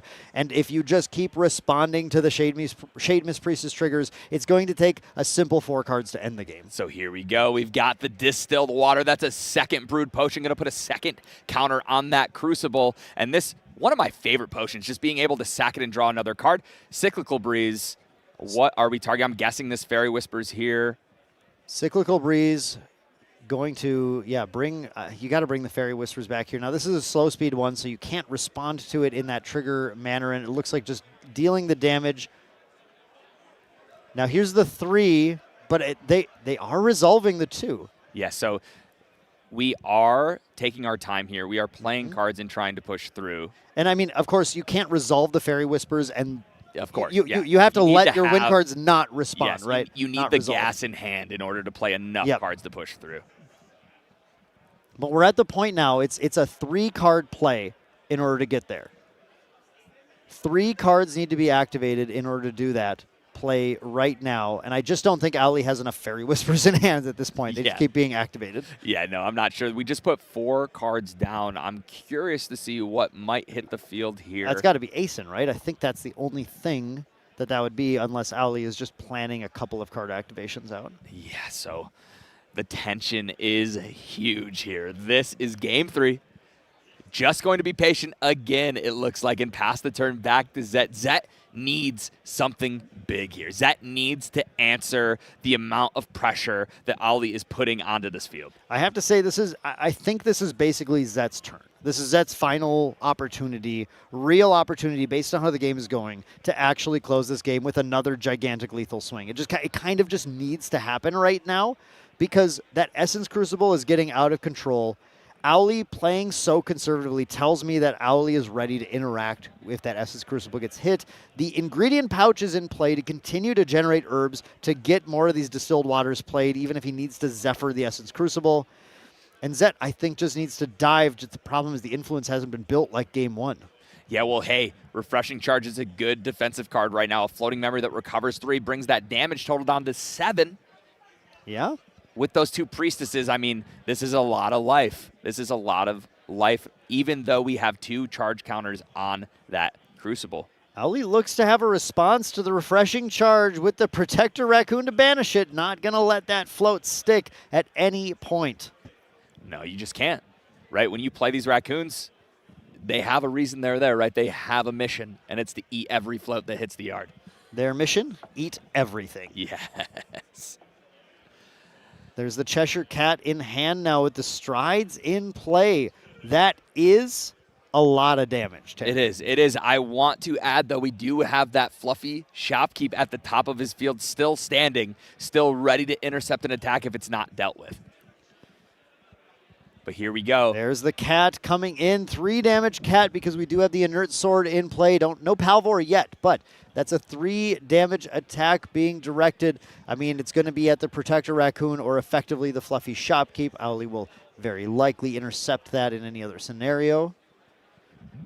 Deciding if there is an important response to this. Quickstep Treads is in play, but no distant currently on Diana, so it's just the regular cost to play anything. Escape the Wreckage after intercepting with the fluffy Shopkeep there into the memory and draw into memory. So saving the fluffy Shopkeep, saving that influence going into the next turn. Ali had just 2 cards in hand, but Zet with not enough to do anything like Fracturize the Essence Crucible. But the 2 cards will allow the activation of the ingredient pouch in Ali's Recollection phase, and there you're going to see that happen. Here comes another Gather Roll, another Herb generated, another Distilled Water capable of being brewed, putting the 3rd counter on the Essence Crucible, so Ali can continue to push damage that ends up stacking up enough to be lethal. Yes. Here we go. That is another Distilled Water. This is going to put the 3rd counter, just as you said. The amount of damage that could potentially happen here is terrifying. There is the Fairy Whispers, trigger dealing 4 and recover 2. Now resolve the Fairy Whispers. Second Razor Gale. That's huge. This could be exactly what Ali needs to cement his place in the finals. We're going to see that Razor Gale hit the field here. Razor Gale will trigger the other Razor Gale, dealing 4 more and then recovering 2. And now every win card Ali plays deals 8 damage. That's lethal from a single win card played. Here we go. With no interactions, we're going to see a Scout the Lands. This is going to bring in 8 damage here, I think, before the heals even happen. Yeah, it's before the heals happen. It should be 8 damage, 11 to 19. I think, are we still waiting? Or no, it's not. You resolve 2. There's 2. Okay, you resolve 1, heal 2, resolve 1. So we're at 17. Yeah, 17. 17 right Resolve here. 1, heal 2, resolve 1. Yeah. So 17, that Scout the Lands, though, is most likely going to dig and find another card that is going to end up pushing us through. And there's a 3 visits right there. We still have enough. I mean... And it's the Fairy Whispers. There and it that's is. Gonna do it. Ali makes his way to the finals. Masterfully played, sir. Great job. And Zet, man, what a series. That best of 3 was one of the craziest we've seen all day. Yeah, we saw the power of banishing the graveyard from both sides, and every time the player won, it was because they banished their opponent's graveyard. They kept their opponent entirely under control as they just tried to execute their game plan. It was absolutely nuts, especially how deep the players had to go into these games, how big their influence had to build, and how surgically they had to play around these triggers, these activations, Oh my goodness. everything. The patience. The just pure patience on both of these players, able to wait, to not jump to any conclusions and try to do something when it wasn't time. Jet bide the time. The entire game made it all the way through, and at the end there was able to push through and cement, as I said before, his spot in the finals. We do have a North American in the finals, and it will not be a Aetherwing Diana mirror finals. Yeah, I mean, I think a lot of the audience breathing a sigh of relief, unless you're someone who just wants to watch 10-minute games take place, 10-minute matches take place, and the Aethering Dinas just shoot each other to death. In this case, this will be a true showdown here at North American Nationals Grand Archive TCG 2026. It is Owly from TM32 going to finals to defend the U.S. position here in North America against the Apex Players Guild, who took this event by storm with that Diana list. That's TM32 versus the Apex Players Guild. It's anybody's game. These are some incredible players. I can't wait to watch. It's going to be a rematch just like this. We just saw some incredible play. I'm so excited for this final. This final is going to be great. We see TM32 meeting with each other, chatting. They were watching from the back, from the sidelines here, seeing everything that happened. Look, going over the turns, like doing this, I did this, you did this. Yeah, I mean, this is oh, it's actually Flaming Jet. Man, I was trying to be nice to them right now. So, I do think that game had so much back and forth. It was such a fun one to watch. At any time, either one of those players could have taken over, but both played masterfully, held up the interaction they needed. We got to see, again, the power of Raccoons, Dan. The power of Bandit. They're insane. Bandit finds Bandit on 6. MVP. So strong. MVP, man. Bandit. Man, Raccoons. Every deck. Just build every deck, put in 6 Raccoons, call it a day. Yeah, after this weekend, if you don't own your Bandits, it's probably time. Time to get your Bandits. It's Bandits. probably time to get your Bandits, get your Protector Raccoons, put them in a deck, see what you can do. Yeah, absolutely crazy, but we are going to have one more match to go to here. Of course, before we get to that point, I'm actually really excited to see the interview that we're going to be setting up right now here. So we're going to be going to that in a little bit, but before we do, go to that, Terry. All right, we just watched this match play out. But it's going to be a different opponent trying to defend against Jet in finals. I don't know if we actually haven't heard which one won their match yet. But if you had to put it between Diana and Razorgale going into this final match, put it on the board, Terry. Which one wins? So you heard it here first. If we get to see another match like that, TM32 building this deck with that Raccoon package, I think, is going to be the difference in this game. We've seen Razorgale decks all weekend, with or without Raccoon, right? But the only one still standing has 6 Raccoons in the main deck. That's true. And those Raccoons, as you saw, I mean, this isn't speculation anymore. We see just how powerful having them on the field against a graveyard-centered deck is, right? Just absolutely took control of the game. If Jet can play again with that patience and find those Raccoons early, that is going to probably give him the edge. And I just heard over the speaker that Jet is actually on the weekend 4-0 against Apex and their Water Diana list on the weekend. The Diana Destroyer. Oh my goodness, this is going to be quite the final. Can I attempt to change your mind? Yeah, I want to hear it. The Apex player going to finals is none other than back-to-back Ascent champion Quarterfinal. Oh my gosh. World's competitor Quarterfinal, one of the strongest players in the game, without a doubt. Yes, I mean, hands down. Is that going to be the difference maker? Wow. You know, everything that I said I still stand by, but I want to add, you can never count Quarterfinal out. He is, as you said, one of the best players in the world. He sees lines that other players don't. If there is a way to fight through this onslaught caused by bandits and protected raccoons, I think he's going to find it. Can Quarterfinal create an aura about him that prevents Bandit from finding Bandit? You know, I don't know if you can stop Jet from having it. I don't know that I you just can don't know either. if you can stop Jet from having it. I'm not sure you can. I'm not sure you can at all. That's it's going to be a very exciting final match.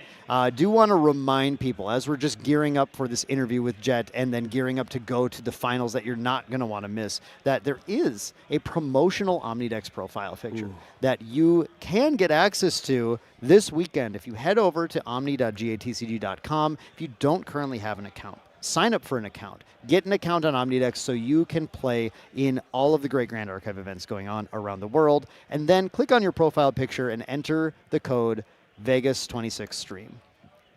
That gets you a beautiful profile picture only for this weekend, never again, that has a picture of Arasana from the promotional Necklace of Foresight that was given to all our Day 2 competitors. It is an awesome icon, and you do not want FOMO. That is one you want to have in your collection if you're into rolling for those hits every week, which you should be. You're going to be. You should be. It's free. And it's so fun, and every card has a chance, right? So lots of cool stuff in there.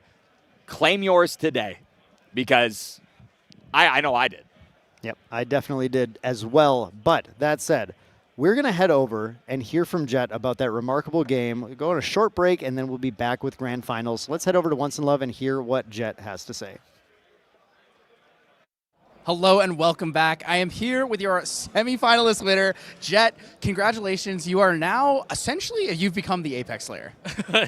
Yeah, I think I beat them 6 times already. I mean, I have a good matchup, but it is kind of crazy. And it's like we're both just gradually just learning more and more about each other's decks every single time we play. It's actually kind of crazy. So never really has happened to me before. Yeah, that first game was crazy. He had exact lethal through double boots, and then the actual boots hit you for 19. Yeah, right? I did not expect that. I was like, I'm chilling, 1 HP. I got the 3 visits just in case, and I got Zephyr in my hand and double Razor Go set up. If I live that turn, it's probably over. And then he hits me with the double take aim, 8th charge perfect lethal, and I was mind blown. I was like, to calc that on the fly, Zed is actually the GOAT, bro. And then I had thought about putting my Raccoon the turn before, but I was like, there's no way. There's no way I need to play this, right? Because there's no way eating the the floating memory is gonna 8th charge is gonna do anything. But wow, that was actually crazy. Yeah, no, it is crazy, right? You look into a match like that, and like you said, you guys are learning more and more about each other's decks through there, and you're going to take that experience going into the next match here against Korax for the finals. Let's talk a little bit about Game 2. So in Game 2, it was different. It was different. After the sideboard came in, you had more options, like you have the extra Zephyr and stuff like that. How did you feel at the start of that match? Game 2, I was like obviously like losing Game 1. Like I'm kind of like. I'm like, you know, like, it's kind of like shake it off, and then, like, you know, like, my deck is still favored. Even though they cited in, like, a bunch of stuff, I'm like, you know, I got this. So, like, Game 2, I won board control, which was really good, because, like, I think Zed actually just bricked. I've never seen that deck brick after, like, the new changes, but I was like, holy cow. I was like, and so I got bored, and then, like, I knew he was holding up, Expel the Departed, because, like, I kind of, like, you know, like, they side 3, and, like, I played against him so many times. I'm like, okay, you know what, like, no Razor Gale. I'm going to go for Ally Beatdown. And actually, I was like, and that worked, yeah. And then I was like, oh, I'll probably use my Razor Gale at the very end, you know, when he's like, maybe like less space for him. So I'm like, yup, a swing, put him to like 11, Terrafang, there's no way he kills me. And then like, yeah, Zed scoops after that, because like Ace and Beatdowns look really good, yeah. How do you feel about the Aetheric Reforging in the matchup, right? You play the Cyclical Breeze. He holds it the whole time to banish out the Razor Gale that you just lost. I think it's really good. I think, in fact, it's actually like even better because it hits the Veiling Breeze, because they don't have a main deck mirror Game 1 for the Veiling Breeze, which is actually I think how you won Game 1 against me. You've had the Veiling, you know, and then like yeah, it's definitely really good. He definitely knows to like that like my cyclical is like what I need to do, but like I really needed to get him to use the card from his hand, like because I had a Terrafang turn, and I was like, yeah, and I was like, yeah, and I had like my Zephyr was gonna be for the Crystal Archer, and I thought I was gonna barely live, but yeah, he hit the Veiling Breeze and it stopped my entire combo. It was actually like really smart, yeah. Yeah, hitting the Veiling Breeze is super important since you know the cyclical does target there. Yeah. But you're basically looking into your finals here. You are attempting to become, I guess in this case, the Apex Predator.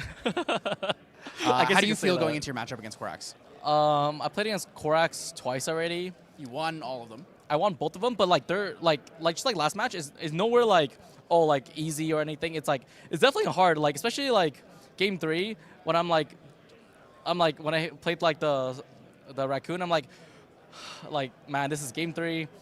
Please, one time, let me hit.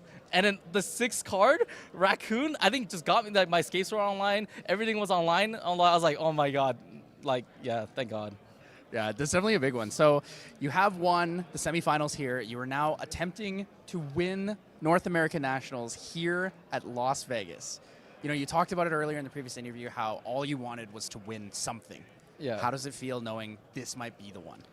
Definitely feels good, especially like I already played my, which I believe to be like my worst matchup in like maybe top 8, which is the Dragon player, which like it was actually really hard, and like now it's like sort of like easier matchup for me, and like definitely like Korax very like well respected player. I respect him a lot, and yeah, it's definitely gonna be like crazy finals. Yeah, I can't wait to play it.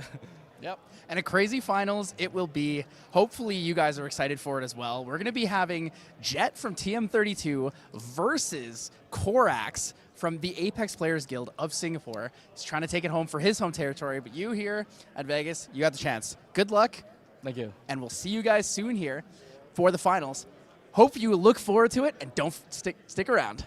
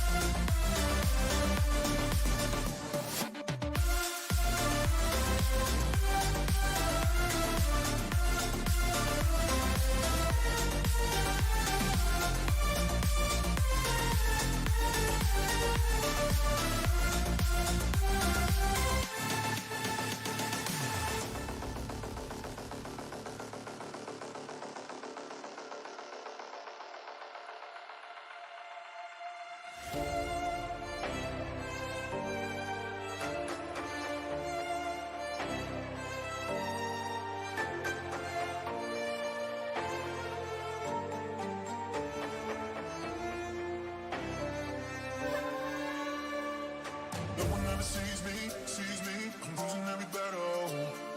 No one ever sees me, I'm losing every battle. No one ever sees me, I'm losing every battle. Can somebody save me, I'm losing every battle.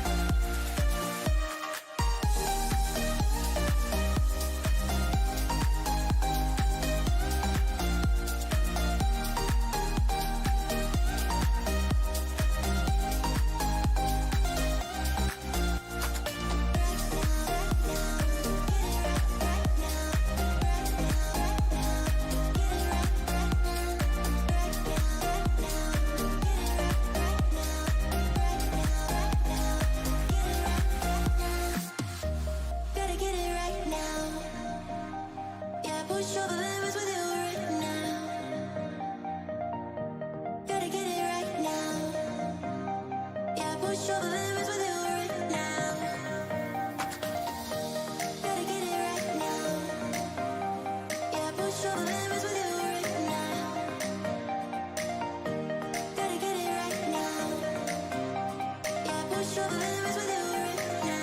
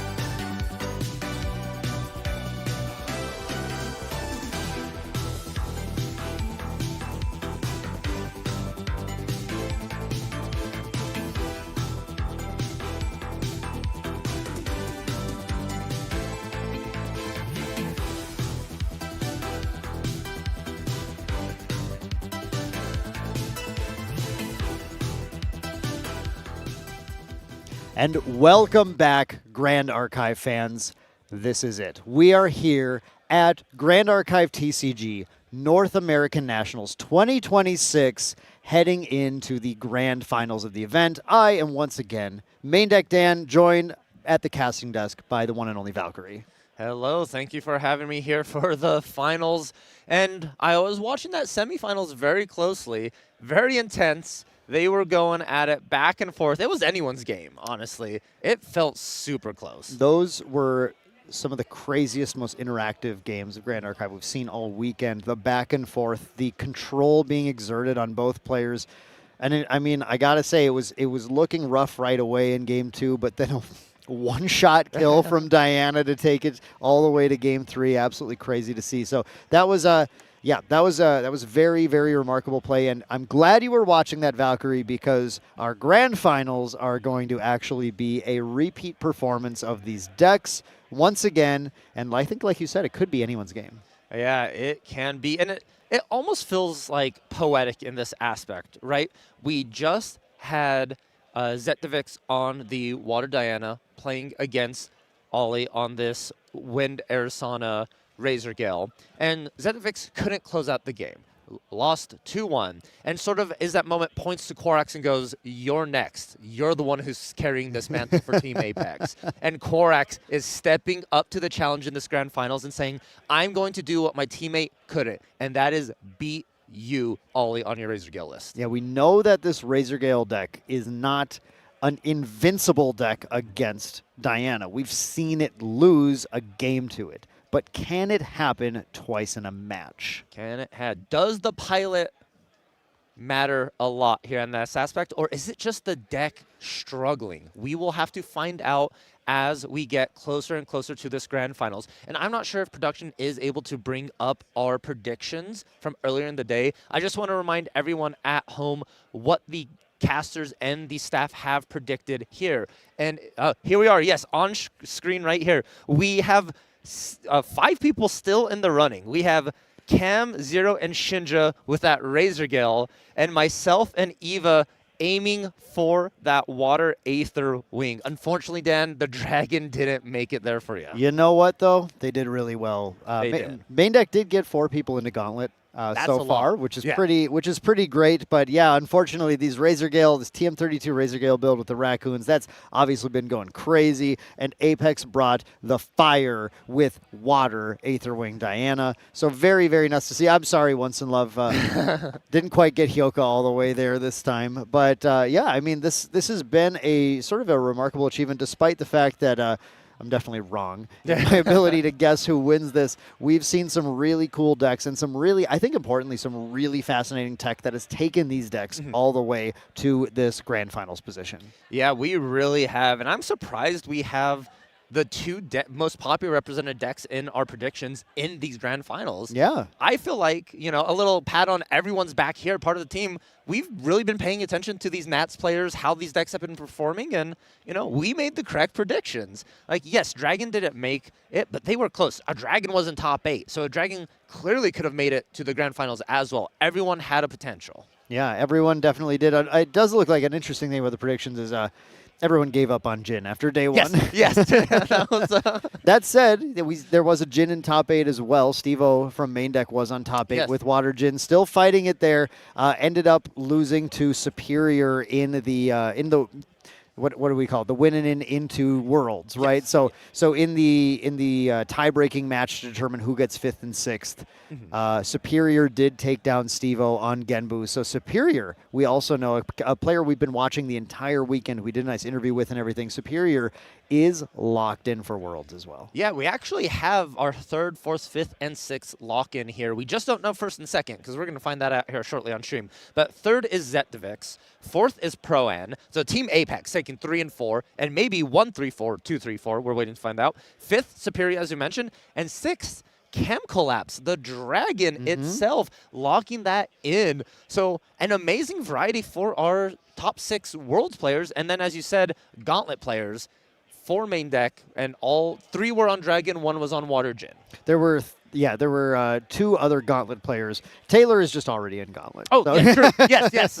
His day 2 didn't go as well as he would have hoped, but it didn't matter as much for him. Yeah, I caught him playing Pantheon later in the day. So yes. Like, you know, it's still fun. Pantheon's a great format, and if people haven't tried Pantheon, highly recommend it. It is just one of those Grand Archive formats that's super enjoyable, super fun, and, you know, maybe competitive. Nationals isn't your thing.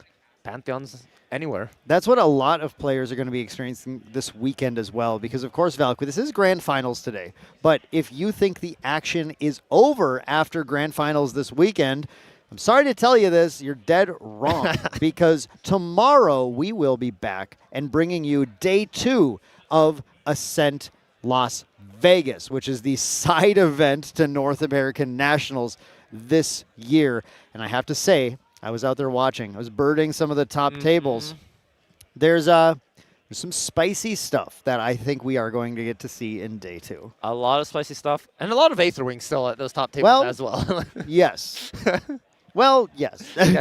Yeah. That is. We're back to that situation. But what a crazy thing to say that our side event to Nationals is just an Ascent. So that means on day 2, we're going to have another 4 rounds of Swiss, and then another top 8. And I know a lot of people enjoy watching the top 8s because they're untimed. There's a lot of crazy stuff that can happen, moments like that. So imagine just getting back-to-back days of that as a viewer. I'm jealous. Yeah, and I can't wait. I hope we get a cool variety of these matchups tomorrow, showing what people wanted to bring to the Ascent after they watched what performed at Nationals. That's one of the big, really interesting things. Plus, a nice variety of players because, of course, all these players we've been watching today in Nationals are not in the Ascent. So we're going to see a different players, different brews, different takes on things. And yeah, like I said, I'm watching all those games out there. I started birding one game that was main deck Mitch versus the Organal Sly Fox, the creator of TCG Architect. So two big community members fighting each other too. And I was looking down the table and I'm out there seeing tons and tons of names and faces that I know battling each other out. So it's still going to be a blast with a lot of incredible players to see, and we get to see some of their brews. Yeah, I'm very excited for that as well. I also really like the aspect of after day one of Nats coming into day one of Ascent, the amount of people who are like, in the Discord for Grand Archives, and hey, does anyone have like Blanches? Does anyone have Protector Raccoons? I need these for my deck. It's like, everyone's starting to make changes, seeing how the Nats meta developed, and realize like, oh, I need 4 Resolute stands for my deck now. Stats, please. Hey, I didn't realize Diana was real. Yep. I need that stuff. So it'll be it'll be fun to see what actually makes it there. I can't wait because it won't be long. They're playing round 8 right now. They got round 9 after that, and then we're going to get to look at all the deck lists that make it into top 2 and see what happens. But enough about Ascent. Valkyrie, let's head down to the table. Here we have these two incredible players. We got Quarax on the left. We got Owly or Jet on the right. And sorry, now we're flipping back to this camera. Owly on the left, Quarax on the right. But these two players are extremely potent, well-known players in the game. Actually, we still have Quarax on the left and Owly on the right. We'll get that corrected here in just a second for you folks and get everyone on the right side. But there we do see the start with the Spirit of Water for Quarax and the Kaze Spirit of Wind for Owly, as we have the players looking at their opening hands here and figuring out what to play. Yes, this is it, Dan. 2 players enter the finals. 1 leaves a champion. Everyone, figure out now who you're going to be rooting for. Send your energy as both these players want it. Okay, hold on. We already have a difference here. So, Quarax, as the first seed, started the game, pass turn. And then we have Owly as first seed, pass turn. Quarax, then Quarax first seed, pass turn. Owly, I'm trying to figure this out here because we're just trying to flip the names here. We have basically on the second turn of the game, Owly goes for a Purifying Thurible. That Purifying Thurible is different than the play Owly made against Zetivix every single game. Every single game in that game, Owly was going for Censor of Restful Peace. But this time chose to go Purifying Thurible. That tells me that Valkyrie, there is something in Owly's hand that's missing. Right, Owly is instead of putting out that sensor right now, has no way to protect it. Maybe wants to try getting the sensor out with protection this time. Needs to dig for something instead with the Thurible. Just wants to deny Quarax's second turn of the game, this disabling this floating memory, and is holding on to this to use that to punish him and stop him from getting as much damage through, and maybe get the sensor out later with protection. Ooh, yeah, that is a good plan here. I also think the Thurible is a huge threat to how Diana wants to play the game, because usually Diana is, I'm going to become distant, put an Aether Charge, attack for 3, glimpse 4, and put a float in the grave. Now that play is just counteracted by that Thurible immediately, not being able to actually benefit from the float itself.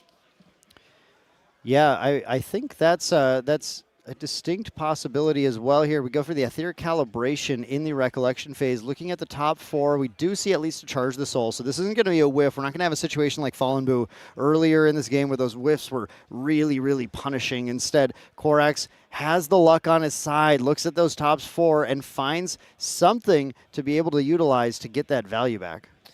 There's another Aether, just about to say Aetheric Calibration, which feels kind of good because it just allows you to dig deeper in that deck for those key components you need. I'm thinking you really want to find Cats in this matchup. Calibration for calibration, man. That feels pretty good. Cats, when we watched this play, Cats were definitely an effective route and can set up those big spikes, those one-shot kills, but also are easily controlled if Owly finds those Dream Fairies. So it's a bit tricky. It's so much more, it seems, about jockeying for position than necessarily finding the exact sort of combo line to win the game here. And Owly's going to try to deny this as this Aqua Mirage Whisper fires off. Diana shooting in for 3 damage, dealing that and getting a Glimpse 4 on hit if this resolves. I think Quarax is glimpsing here. I see 4 cards in their hand. I think so too. We just have to have that damage, get that damage marked here to make sure we got that on the stream for everyone. And then after this resolves, there will be a mill of a float that then Owly has access to be able to banish with this Purifying Thurible if Qorax makes a move. Now he's waiting. He's waiting and seeing if Qorax is ready to pull the trigger on a Crystalline Archer, pull the trigger on a Frostborn Paladin, and as soon as the trigger goes off, he's going to banish it with the Thurible. The trap is laying in wait. The question is, will a floating memory take the bait here? We are getting the life totals adjusted. There we go, 3 damage dealt. That is why we're glimpsing 4 off this Aqua Mirage Whisper. You have to deal damage to glimpse. That's the important part. You have to hit, and we've seen Owly playing around the potential damage that could be dealt by Diana in previous games, meaning we're not seeing that Veiling Breeze right now to try to deny it. Instead, there's the Crystalline Archer. Qorax knows what's going to happen. Okay, I'll activate it. Would you like to do anything? Owly puts down 5. Putting down 5, which is as many, he's kind of trying to optimize putting as many down as possible to prevent Qorax from being able to potentially play around this by adding extra cards to Graveyard. Holding up 3 more for 1 more activation. I think that means Qorax might be going, Owly might be going for a backup charger on the next turn. Could be projecting that, or a 2 cosplay like a Protector Raccoon as well. That is very true. There's a lot of fast activation or just materializations to take benefit of these extra cards here. I'm curious why the Thurible was in response to the attack trigger and not the activation of the Crystalline Archer itself. Because you wait for the final possible moment, then Crystalline might not have to attack, and then it could potentially retaliate back at a Windmill Engineer or something when you're trying to set up to kill it on the next turn. So you want to make your opponent go for it entirely there. That makes sense here. And here we just see a Charge the Soul as well. Does Ollie have a response to this? We see a Veiling and we see a Calming, but a Protector This is it, yeah. Ollie held up these 3, and I mentioned that the Protector Raccoon can come down because Qorax is going to try to get him still in response to the trigger from the Crystalline Archer. This Charge the Soul and choosing not to load it. Remember, loading is optional, right? So just decides to get it into the graveyard so he can potentially banish it to the Crystalline Archer, but the Protector Raccoon fast activates. Then it can be rested, and it can banish that Charge the Soul. Get that out of there, denying the full value of that Crystalline Archer, just dealing that damage. That is really good. This graveyard control that these Raccoons in that turn 1 materialization of Thurible offers saves a lot of damage here. It saves 3 life and it stops Qorax from drawing a card and forces them to use an additional card from their hand. And this is the other thing too, by not attacking with by not doing it when the Crystalline Archer is activated, now the Crystalline can't attack the Protector Raccoon, right?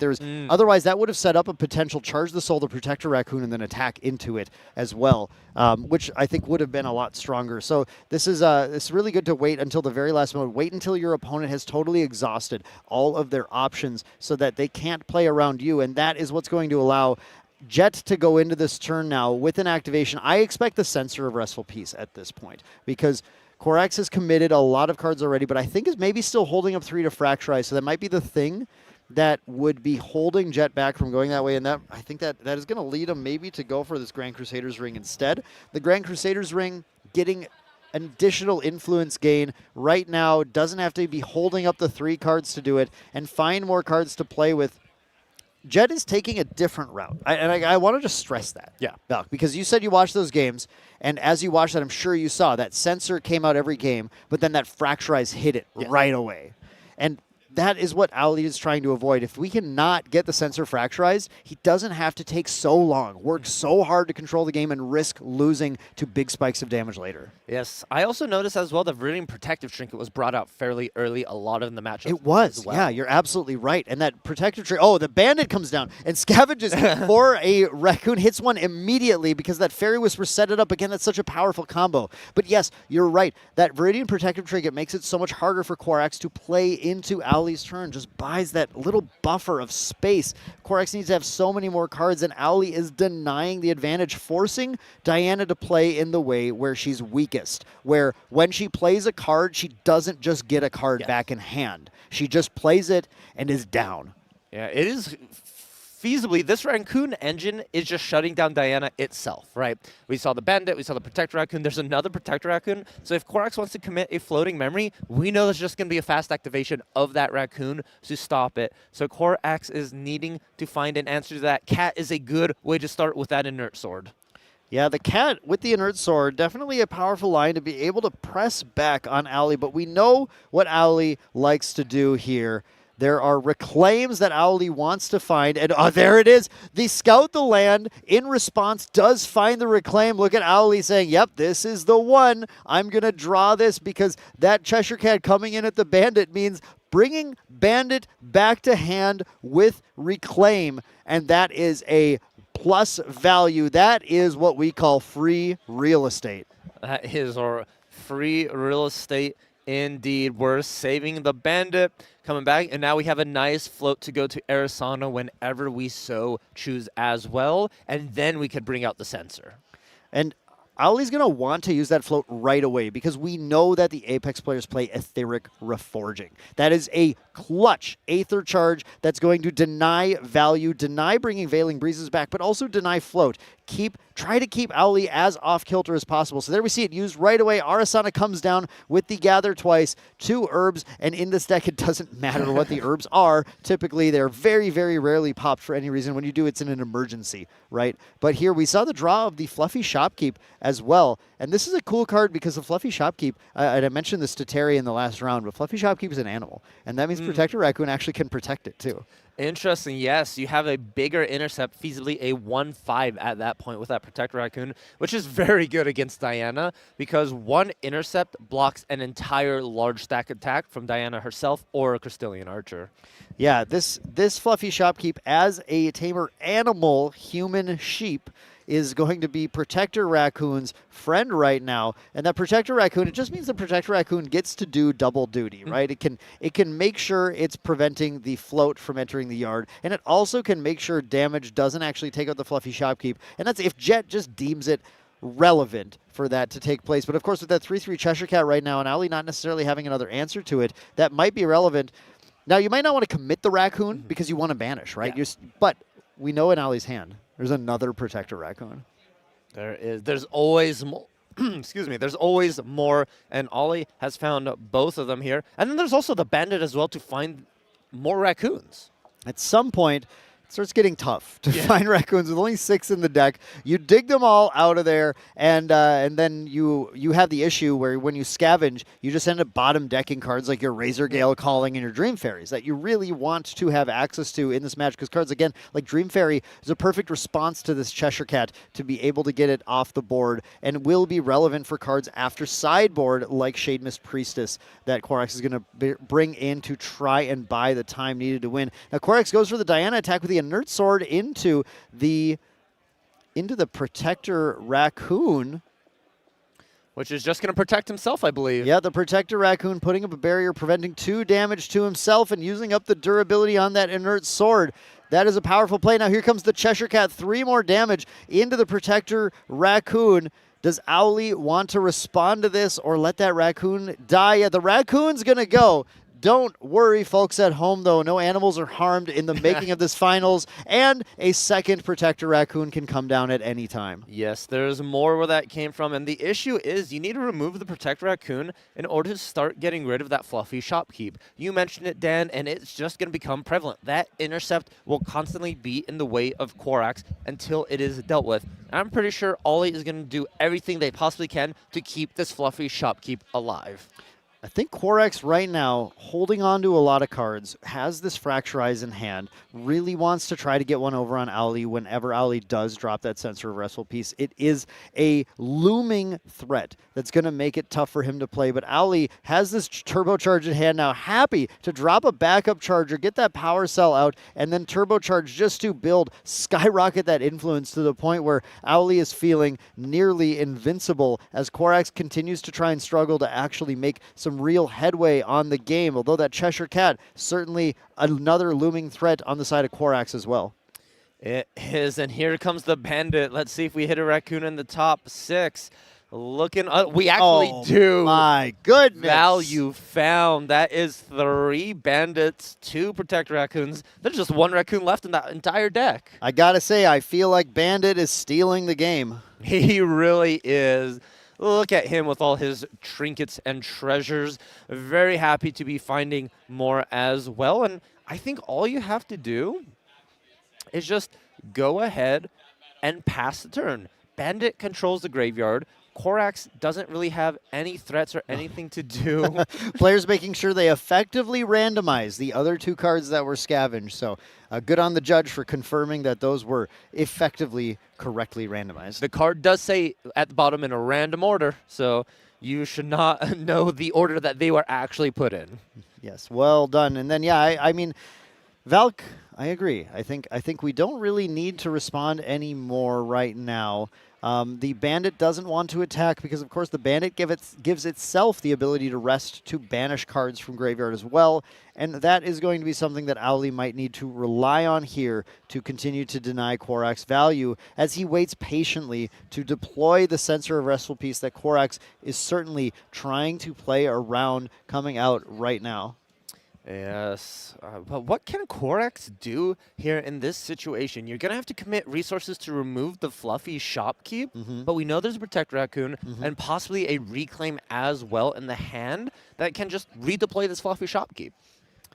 You have to commit at some point. You have to get an attack in on the Fluffy. There is a Smoke Bombs in the deck. So the one thing you can do is, I guess, I say you have to, but you don't have to, because you can sit here and build up a one-shot, but the longer you wait, the more cards Owly gets to see, and the farther away things start to get from your grasp as he starts to build this even deeper. It does feel like it's between a rock and a hard place, and I want to mention, as we're resolving this etheric calibration and looking at the hand, I think Korax having to make a decision about putting all on. No, he's got to charge the soul, so he's okay. And a weaving. And there's a weaving. Yes, yeah, he's got lots of options. But while we were discussing this at the end of the last round, it does sound like right now Owly is 4-0 into Apex Players Guild on this deck. And so this is Korax stepping up to say, all right, team, Dad's here. I'm gonna handle things. I'm gonna take this out and try and beat this guy who's beaten all of you so far. And Owly's just gonna try and assert his dominance here and say, you know what, my deck is built. My deck is from the ground up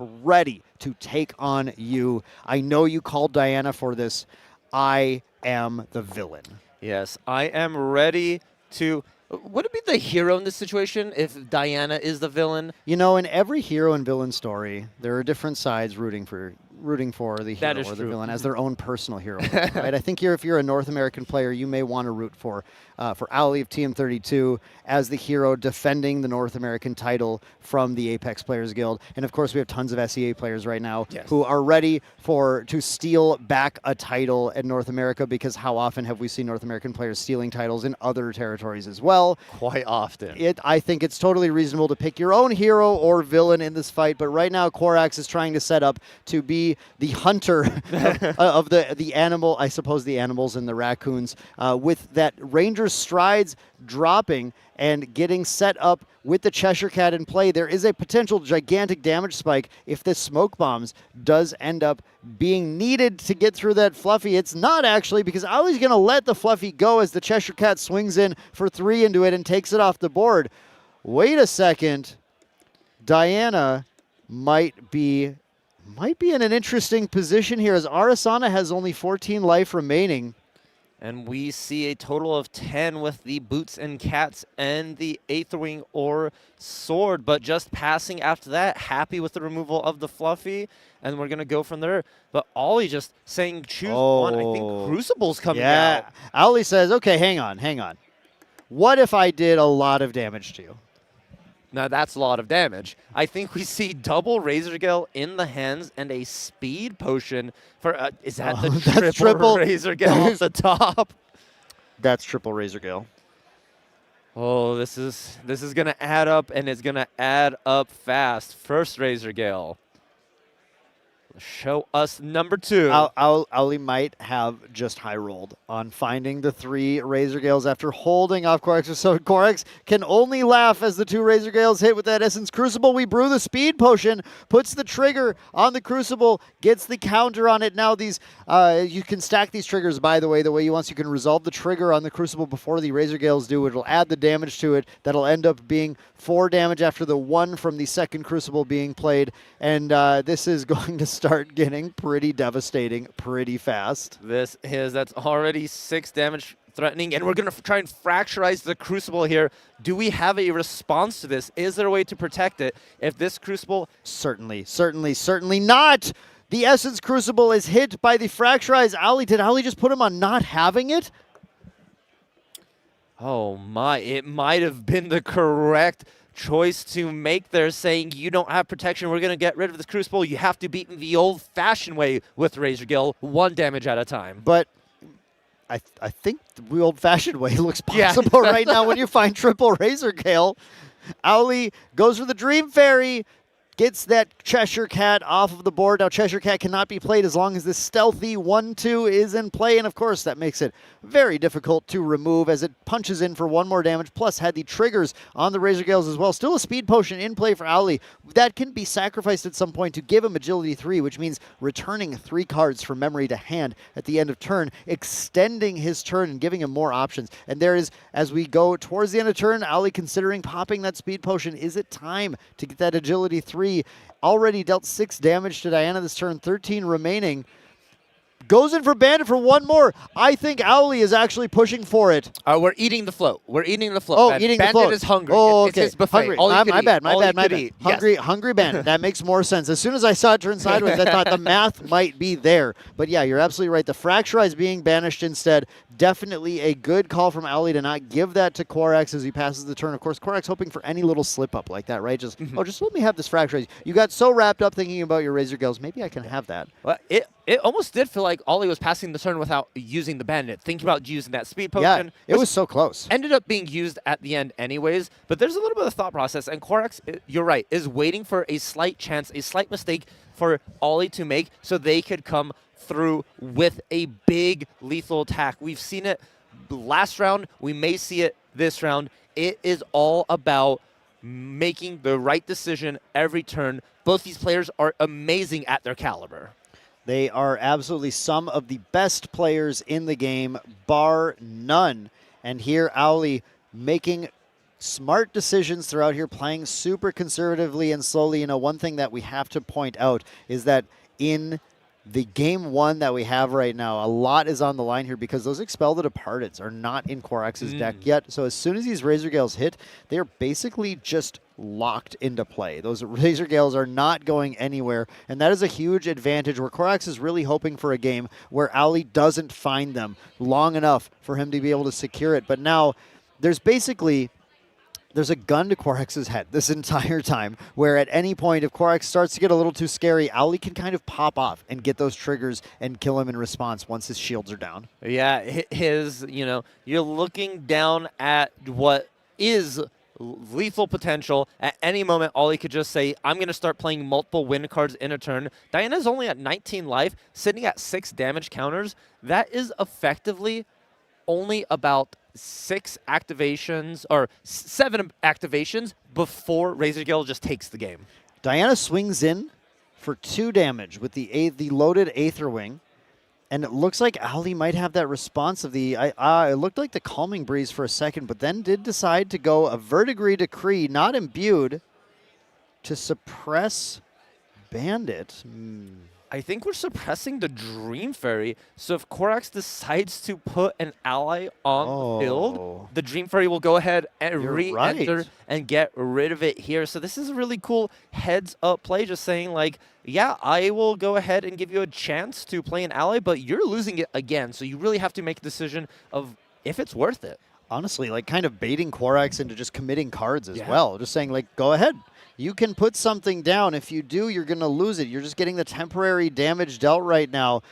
Every trade that is being offered by Ali feels very bad for Quarex. You can attack with your Archer. I'm going to banish the float. You can play this ally. At the end of turn, it's going to go back to your memory. You're like, hey, congratulations, Korax, your Cheshire's free. Would you like to play it and attack me for 3 this turn? Yeah, exactly. And that is making it so Korax simply wants to pass the turn, allow the Dream Fairy to come back into play, but now the Dream Fairy is not locking down the Cheshire Cat. Oh, but you know what would be locking down the Cheshire Cat and Diana? This materialization of the Terrafring. And this happened numerous times before where Ollie just said, I'm going to make it to where you don't have enough cards to actually kill me through a Terrafring, so I'm able to go a little bit more aggressive on my own turn. Now, Korax has built a pretty big influence. This is bigger than what we've seen like Zetivix have in some of those games that were heavily in Ali's favor. So this is a potential, something that can be played through, but look at the damage being dealt right now as this Aestrin Protector returns the Dream Fairy to hand. 2 damage from the Razor Gale triggers. It does 3 on its own. Bandit can do 1 on its own to try and secure the game as well.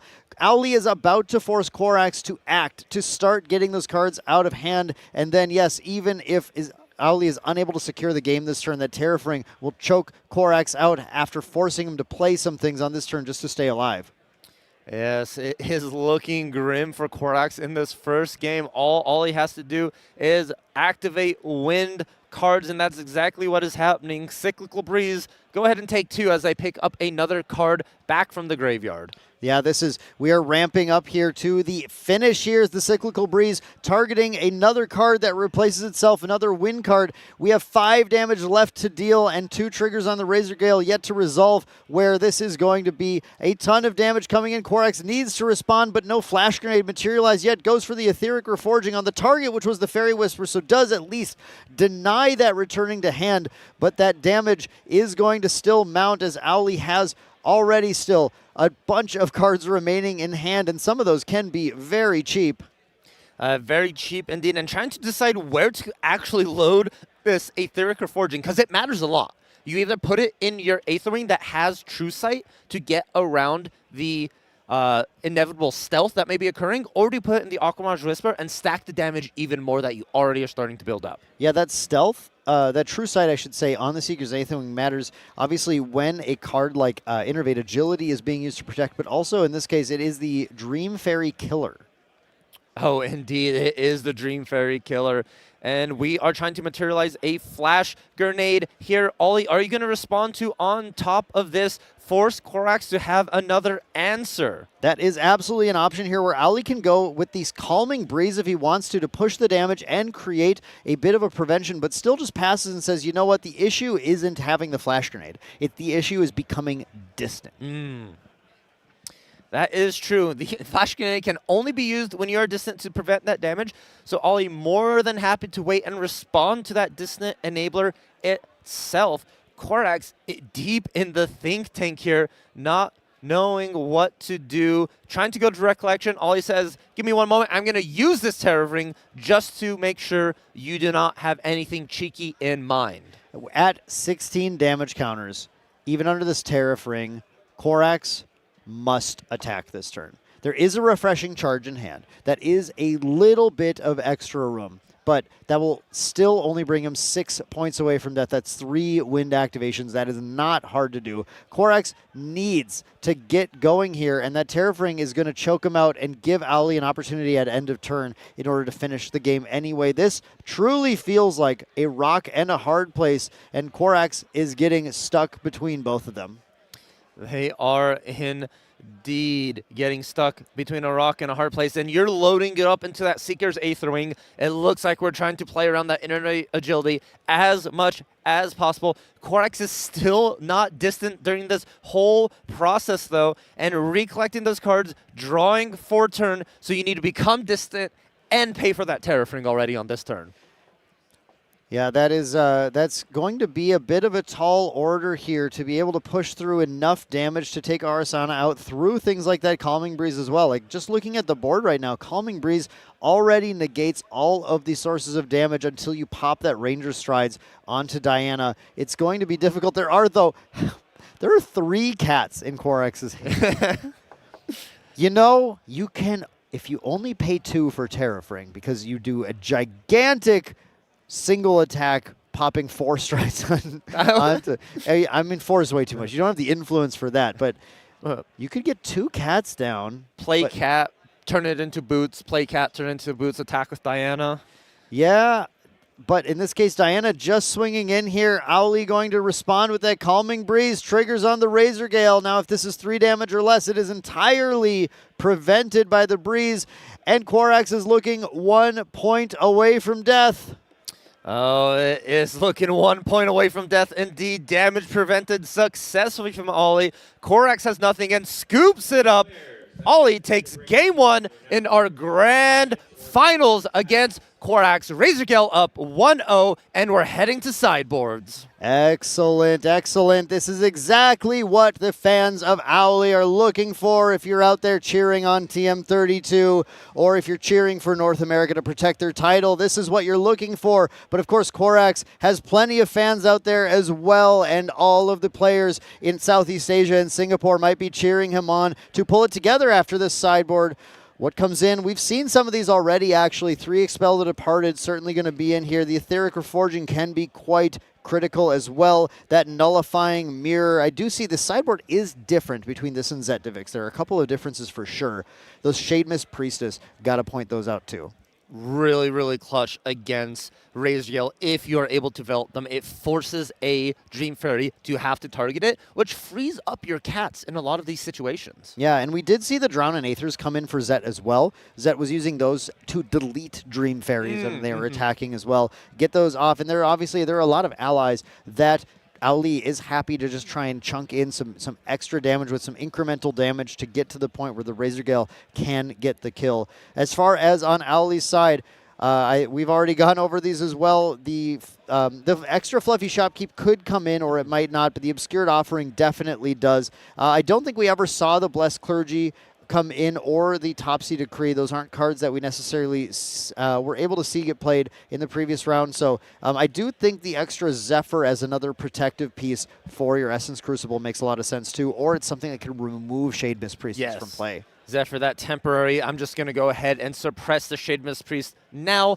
Deal you damage with my Razor Gales. When it comes back, I'll find another answer eventually. I do also think Stifling Gyre is a possibility just to try and stop Frostworn Paladins, but it's not like needed. It's just a very benefit if you feel like you want to just stop that route. Yeah, it is good, and it would be Owly playing, I think, a little differently because I don't believe we saw that come in the semifinals round, but again, we've already seen him playing a little differently, so we don't know for sure that this is the package that's coming in. But really, Owly, being up a game now, just wants to execute that exact game plan again. Just wants to see exactly, I mean, obviously wants to see triple Razor Gale. Yes. But wants to see that control over the game, controlling the damage, making Quarax feel the squeeze. Feel the squeeze. That is a way to put it.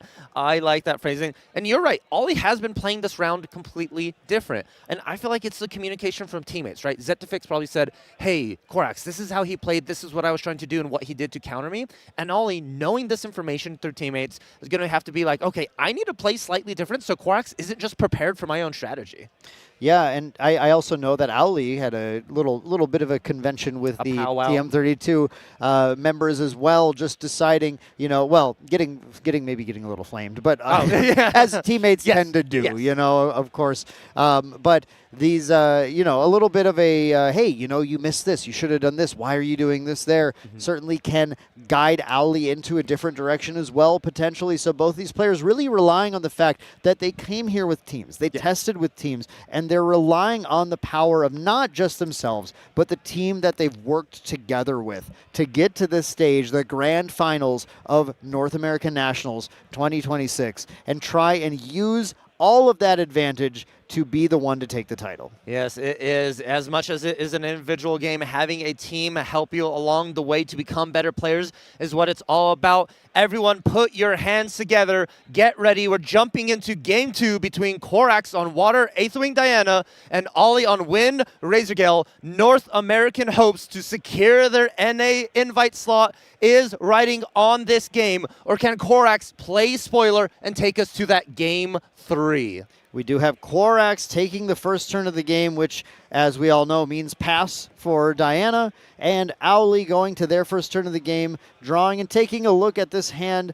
and deciding where are we at right now? How are we controlling? I do see a Protector Raccoon, and I think to me, that is one of the most important things that I want to see Owly drop. Protector Raccoon alongside a Reclaim is kind of everything in this potential setup here. Backstep going as the distant enabler for Diana, banishing one of those at random in order to level to Diana Aether Dilettante. And there she is, ready to get that Aqua Mirage Whisper. Will Korax, going first this game once again, be the one to push this to victory? Yeah, going first is very important for Diana, especially as the aggressive deck here. It allows you to get that big attack in first, that first materialization, the first of everything. And here we see the first Prudent Knock loaded into this Aqua Mirage Whisper. And we're just going to go ahead and do our traditional attack in for 3 and set up our top of our deck. But you mentioned it, there is that Protector Raccoon waiting in the wings. There's also a Calming Breeze. And it's very possible Owly just drops the Calming Breeze right now to completely negate that on-hit damage. Korax has no way to buff this damage in response. And let me tell you, in case you're wondering, no, you cannot fast load another Aether Charge to do that. You've already unloaded the Aether Charge into Intent, and no more can be added to the shot here. So yeah, that Calming Breeze will completely negate that attack, lose the durability, but not get the on-hit. And then Korax just passes the turn to Owly, who puts out the Purifying Thurible and is getting ready to continue to control that graveyard. Yes, is that situation where he had in game 1 where all he just said, I'm going to play a Thurible, and anytime you try and make a move with a floating memory, I will be lying in wait. I have up to 8 cards in hand to activate this Thurible, so you either have to put 1,000,000 cards in that graveyard or lose your floating memory to me. There's so many options that you're granted by this Purifying Thurible having an X-cost reserve ability where you're able to push as deep as you want to make sure your opponent can't play around it. We saw Owly doing that expertly in the last game, holding up that Protector Raccoon afterwards as well, and completely playing around Korax's attempt to play around him. Yeah, we see another Prudent Knock loaded up, and this is all at the end of Ollie's turn. The pass here. This is cool. Okay, Korax going for a Fracturize on the Purifying Thurible at the end of turn. And that means that Owly is either going to have to accept the Fractal or activate this right now to draw into memory and banish non-float from yard. Korax used that Fracturize to force Owly's action, but then, of course, the Protector Raccoon came down once again. I cannot tell you how big of an MVP this Raccoon is in this matchup because Korax was just praying that Owly did not have it in hand so he could get advantage of float for one time, just once in this matchup. Please, just let us have floating one time, but the Raccoons are hungry. They are feasting on the graveyard constantly. This time, this Raccoon is being taken out instantly, though. No protection, no safekeeping.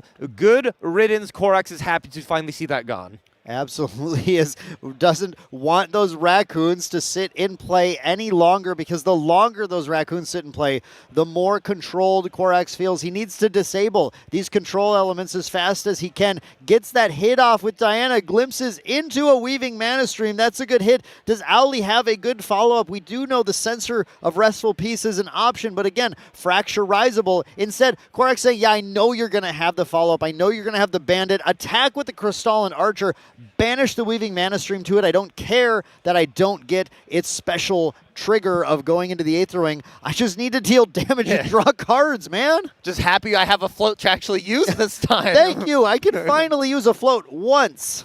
That Crystalline Archer has finally been able to fulfill its purpose, draw a card, attack in for 4, and now Ollie going to be digging in for a way to remove this Crystalline Archer. You don't want to leave it on the field too long now.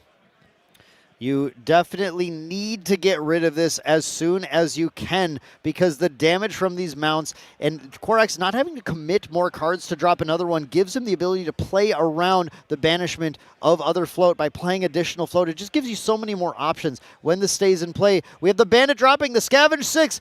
Oh, wow, there's a Razor Gale, two Razor Gales, and a Dream Fairy, and no Raccoon found. That Bandit might have been a painful scavenge for Owly. It might have just push the game to need to go deep for him to find his answers and his win cons. Yeah, 50% of your Razor Gales now at the bottom 6 cards of your deck. It is going to be a long time since you are able to see that. So I am expecting if we have a Razor Gale, which we do in hand, we're going to have to find multiple potions for a big Crucible. It just means that Owly needs to play pretty carefully around everything that's happening now because the win cons are a lot more narrow than they were in the last game where Owly just happened to draw 3 Razor Gale Callings. Yes, the 3 Razor Gales. 2 was enough to close out the game. Yeah. 3 was overkill. Didn't even need to play that here. Korax, though, developing this Cheshire Cat with that Inert Sword. This is a classic combination. I assume, yep, coming into that Bandit, wanting to preserve as much floating as they possibly can here. Owly needs to use something. There is the Reclaim, get the Bandit back into hand, and then get a float added to the yard here. That is a nice value play, and there are still cards in Owly's hand to play around the Frostbind. Again, these Apex players have put a lot of negation into their decks, so they're able to play around a lot of these tricks, but Owly's too smart for that. He's keeping cards in hand. And he charged the Soul to deal 1 damage right here, and I think this is going to be loaded up into the Aquamirage Whisper. It is indeed, and we're attacking in. Owly, I think, is just out of a lot of interaction, has to Fairy Whispers for something like a Veiling Breeze or a Calming Breeze to be able to not take a ton of damage, only finding a Skirting Step, and there are the Raccoons. We were so close. We were so close to the Raccoons, but they can be set up now for Bandit to be able to dig into on the next turn. We can draw the Skirting Step and leave both Raccoons on top, draw Raccoon for turn, and play the Bandit to get the other Raccoon. So there is a silver lining to this. The downside is that Owly's about to take a lot of damage. Yes, a lot of damage. This Archer is left online and unlocked here. There's no fast response for Ollie here. And I think it's gonna be 2 damage from here, another 4 from the Archers, so going to total of 10, needing to take that level up. But here's the question for you, Dan. That would leave Korax with 3 cards in hand after this Archer. Yeah, we put the Bandits on the bottom, by the way, drawing the Skirting Step, and Owly is simply, actually, did we draw the player started moving cards around here, and I am not 100% sure there. There's the Skirting Step being drawn. Okay, excellent. Just making sure that happens. And now that damage being dealt here, giving Korax a glimpse of 3, deciding what to do with that. That does find another float as well, so that Crystalline Archer is looking like it's guaranteed to get in for that damage. And a lot of damage is coming at Owly faster than he wants to handle, than he's able to handle. And Owly is getting way on the back foot in this game. Game 2, Korax is pushing back. Yeah, there's a big possibility of an Aether or just a second Archer to close it out right here. 4 damage. We're going to have to use that Skirting Step. That Skirting Step will leave Owly with 1 life remaining. It must be played. It can't be imbued, but it must be played. Oh, just staying alive by a thread here, Dan. We're forced to take this level up into Arizona. We're down in influence, and Skirting Step couldn't recycle itself. And now all it takes is just for one of these allies to stay on board and attack in. Korax having that Nullifying Mirror too. I think I said Veiling Breeze, but I forgot that mirror's in play. Veiling Breeze wasn't even an option on this turn. Owly was in such a rough position going into this. Now a Gather 2 for 2 Healing Herbs. I'm going to be honest, we keep saying the Healing Herbs, the herbs don't get used for their abilities. This is the one scenario where they might well be. They matter a lot here. Oh, man. Oh, man. No, Owly is, I think, just wrapping it up. Or recollect. Is there a question about Skirting Step? Oh, Skirting Step only prevents the damage if it's imbued. I thought the imbue was the draw card, but it's only if it's imbued it prevents and draws. That means actually game 2 did go to Korax. Owly had no way to imbue it, had a Topsy as one of the cards, couldn't stop the damage. Korax takes it, taking this grand finals of North American Nationals all the way to game 3. Game 3 indeed. That spirit was distant. That counted, right? That's the Skirting Step made that spirit distant. Yeah, well, the spirit sure was distant. But you know what? The thing is, Valk, the power of a bow is it doesn't matter how far away you are, it'll still hit you. Yeah, that is correct. I felt like there was desperation. I'm distant. Maybe you can't deal damage to me. I'm distant. Yeah. Come on, man. Exactly here. Now, it's one of these interesting parts. You get to this game 3. I don't want to say it doesn't matter, but game 1 and 2 don't matter now. It just comes down to this one final game. Korax was on that play in that game 2. This game 3, however, Ollie will be on the play, and we saw how that turned out. Ollie was able to establish a board fast, allies, Raccoon, and just control Korax. They had that first materialization. That means Thurible was on the field before Korax was even able to put a float in the bin. And we may see a repeat here. I do like that Fracturized play on the Thurible instead of the Sensor, and I want to see if Ollie is able to adapt around what Korax is thinking. I think that game was won by the Fracturize on the Thurible. I think that won that game because that made it so Owly did not have that easy response to the building of the float to hold back the Protector Raccoon for an additional response. It gave Korax the opening to push that damage in, but now, yes, absolutely right. Valkyrie, Owly taking the first turn of the game, gives Owly the first materialize and the ability to set up, and that's going to be huge as he starts with a strong Windmill Engineer, and we see the Reclaim in hand as well. This is the Wind combo, the card advantage combo. Drawing cards now, let's glimpse, let's set up. Oh, that is 2 bandits.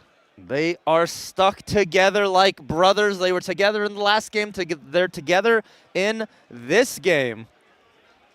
Did we, the camera angle made it very difficult to see if those bandits went to the top or bottom, but I would love them to the top. You draw one bandit, and then you find the other. You scavenge for the other bandit with that bandit. You get the advantage engine going. I believe they are on the top, so I think Owly is setting up for a huge turn on the next turn to get massive advantage from the Raccoons. Now, Korax takes their first turn of the game, and typically with Diana, you draw your hand and pass. And exactly what happens here. Owly goes for the materialize of, there it is, once again, the Sensor of Restful Peace. Korax had an opportunity to fracturize it there and didn't. I did not. No, changing of that game plan now. Curious to see how Korax plays around the Sensor instead of the Thurible on this first materialization. Ollie drawing in first blood on this game through that Windmill Engineer, getting in the licks as it's able to. And there should be a bandit in hand for Ollie. Do you commit the bandit immediately here now? Oh, it's bandit time, baby. It's bandit time. That's the catchphrase. Every time he enters and looks for Raccoon, you hear him saying it. I mean, the bandit is so free right now, finding another bandit, but it does actually look like Owly decided not to. So Owly did not push for that bandit and wants to just hold up these cards to interact. I think just trying to... Jet must just want to deny the damage as much as possible, needing to hold these cards in hand to try and prevent Diana from hitting and knowing that it's very likely. However, Korax, I swear I saw an undercurrent advantage in Korax's hand, but we just saw... Does have the Fracturize. Okay, we just saw the backup charger there instead, so maybe no distant, or maybe Korax just... Yeah, there's a tactical retreat. Korax is playing this very differently as well. This is different than we've seen every Diana play so far, where, despite having distant enablers, is just building advantage and waiting for Owly to commit as well. Yeah, it feels like Korax has adapted a lot over these 3 games. They're now saying, you know what, if you're going to sit here and just generate value, I'm going to do the same thing so you cannot make me go negative, and then I'm just going to get you in one big attack, one big turn. It's bandit time, Dan. It is bandit time, but didn't we just draw the other bandit? Are we scavenging for a Protector Raccoon now? Or maybe the other bandit did get placed on the bottom, because I'm looking at the hand here, and well, it might have been placed in for memory to play this bandit as well. As well, we're looking to respond to this bandit, maybe. Korax is looking for potential. It is scary, though. If you respond and put a float in that graveyard, bandit can just eat it, consume it. He is hungry and wants a Diana buffet. A frozen dismissal on the bandit. How badly do you want it? Frozen dismissal, the bandit. This might be something you see people doing a lot more in our new metagame as people start to learn the power of these raccoons. But yeah, you gotta pay 4 for the bandit. And Owly says, that is fine. I love my boy. I love my bandit. I'm paying the 4. And the scavenge 6. 5. Oh, on the 5th card, we find the Protector Raccoon. Oh my gosh, at the very last moment, the Protector Raccoon swoops in heroically and allows Bandit to bring him on the adventure. The Bandit pack is growing. The gaze is growing. And here we have the sufficient randomization of those bottom 5 cards. It's very important. Let's keep the rules straight here, Valk. We can't be messing around. No mess around in our grand finals for Nationals here. Ollie now has the Bandit, the Protector Raccoon lock. Korax is staring down these demons of what single-handedly failed him in game 1. Well, I'm going to talk about this.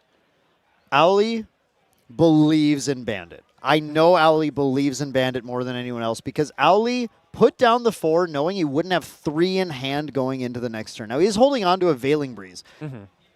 Korax, if Korax puts out Nullifying Mirror, then that forces Owlie to play the Veiling Breeze early as his only interaction. And then Korax gets to play the entire turn around that existing. Now, still isn't Diana, though. So I guess, no, it is Diana. True. It's Diana, still is Diana, but still having that 3rd card in hand changes Owlie's options a ton. Gives Owlie more options to be able to play a lot more cards. Plus, the finding the Protector Raccoon on that 3rd card means Protector Raccoon is now playable as well. But, man, can you imagine if Bandit doesn't hit a card, leaves Owlie with just 2 cards in hand? There is the Veiling Breeze, but Owlie's just going so deep on this turn, but I guess until Korax goes to Diana, you are fairly safe. Korax has to do it right here and wanted to use that Fracturized too, but the Bandit did not let that happen. Yeah, that Bandit being a pain for Korax. We're going to have to see a manual materialization using a card from the memory. Contemplation, choose one for me, please. We lose that tactical retreat. Do we have any way to become distant? We still do. We should have Undercurrent Vantage in hand. So, yeah, I see it right there. So, Undercurrent Vantage can be played in response to the on-enter trigger from Diana. There is the that's just a Prudent Knock. Oh, no, maybe I misread the card art. Maybe that was just a Prudent Knock in hand because Korax doesn't get the on-enter. It is looking so cursed right now as Korax has been unable to find additional distant enablers, has been trying to play around what Owlie is doing. Could have used the tactical retreat, but went for the Frozen Dismissal on the Bandit instead, trying to play a different game, trying to play a longer control game here with the deck. Yeah, Protector Raccoon now developed to the board just in case. Ollie, no cards left in hand, but a Raccoon ready to eat any floating memory that is perhaps placed in that graveyard on Korax's end. And how do you deal with this Raccoon? Well, you're Diana without an Aetherwing. Okay, Yep. It is tricky to get this Raccoon off the board, especially considering it can prevent 2 damage to itself. So something that deals only 3 damage, even if you can manage to get a float and get that Frosthorn Paladin that's in Korax's hand into play, even that will not be enough as it can simply protect itself. It's got this little shield of 2. You know it's going to happen, and it's going to be able to do that on the Bandit as well. There's an important point about these Raccoons that I guess we should probably mention here as the players are in the tank, but Protector Raccoon has this ability, that second one you can see on screen, target opponent banishes a card from their graveyard. That is a much worse ability than the one Bandit grants it, because Bandit grants an ability to target a card and banish it from the graveyard, a very different ability. So without the Bandit in play, the Protector Raccoon is not nearly as good, while there are other non-floating memory cards in the graveyard. But of course, the Protector Raccoon gets to protect the Bandit as well. So it's a tough lock as we pass the turn to Owlie on their turn. Just Grand Crusader's Ring, draw Influence, start diving in, use this turbocharge. Let's draw more cards. Let's start punching in. That is a lot of cards in the hand here. I think we found one Razor Gale. We did put one to the bottom. The question is are we going to commit to just Ally? The Ally beatdown. There's an Aeson in hand. There is potential. We see double Dream Fairy as well, starting off with the Windmill Engineer, though, drawing more and more cards. Here, Korax are the 2 Dream Fairies. Look at him laughing at, oh no, you have both Dream Fairies also. These Windmill Engineers coming in. Yeah, Valk, I mean, I think it is an option, but right now I think Owlie is happy just committing these 1 damage sources to the board because you look at his hand and you see the double Reclaims. Next, this turn, on Korax's turn, it's as easy as just reclaiming one of those windmills and then using that float to go to level 1 Arasana, where you can start to really get things cooking on your opponent. There's even a route then that you could take is use Protector Raccoon to prevent damage or eat a float, reclaim it, then fast activate it again. You definitely can. Here comes the Cheshire Cat going into the Bandit. I think that Bandit needs to be kept alive to be able to banish at specific cards from Korax's yard, but will he rely on having just potentially playing that second Protector Raccoon to force all of the cards out of Korax's yard instead to be able to hit the float? Oh, curious. They're saving the Bandit here, keeping that Protector Raccoon up instead of using that damage prevention on it here. Back to hand he goes. Yeah, and there's just the Protector Raccoon left in play now, negating the attack from the Cheshire Cat. If Korax does try to play a floating memory now, it will basically force Owly's hand in playing the second Protector Raccoon if Owly wants to be able to get it off of the, or out of the graveyard. That first Protector Raccoon activation gives Korax the option of what to banish. Yes, it is Bandit's ability, the blanket statement of a target card in the graveyard is now gone, but it also gives the opportunity for Korax to respond to that Raccoon as well to get a third card in that graveyard to sort of stack it in his favor. Definitely, definitely. And that's kind of the intense back and forth action that we are watching here as the players have the ability to respond to each action in a very granular nature, where they're able to find the best timing for everything to get the most advantage here. And of course, with everything on the line in the grand finals here of North American Nationals, they are going to be want to do exactly that. Oh, the decisions Korax is having to make. How do you beat these Raccoons? You know it's in the hand, and we're just going to go ahead and pass the turn. The Raccoon just going to eat the last card in the graveyard already. Yeah, and that sets Owly into a pretty good position with a clear graveyard where that Protector Raccoon is already very effective as Owly goes to Arasana, level 1, and gets to gather twice and then hit that Recollection phase. I think we're going to see the, an Imbued Skirting Step. I was expecting to see the second Protector Raccoon drop, but actually imbuing a Skirting Step here just to draw another card. We have another Reclaim in hand.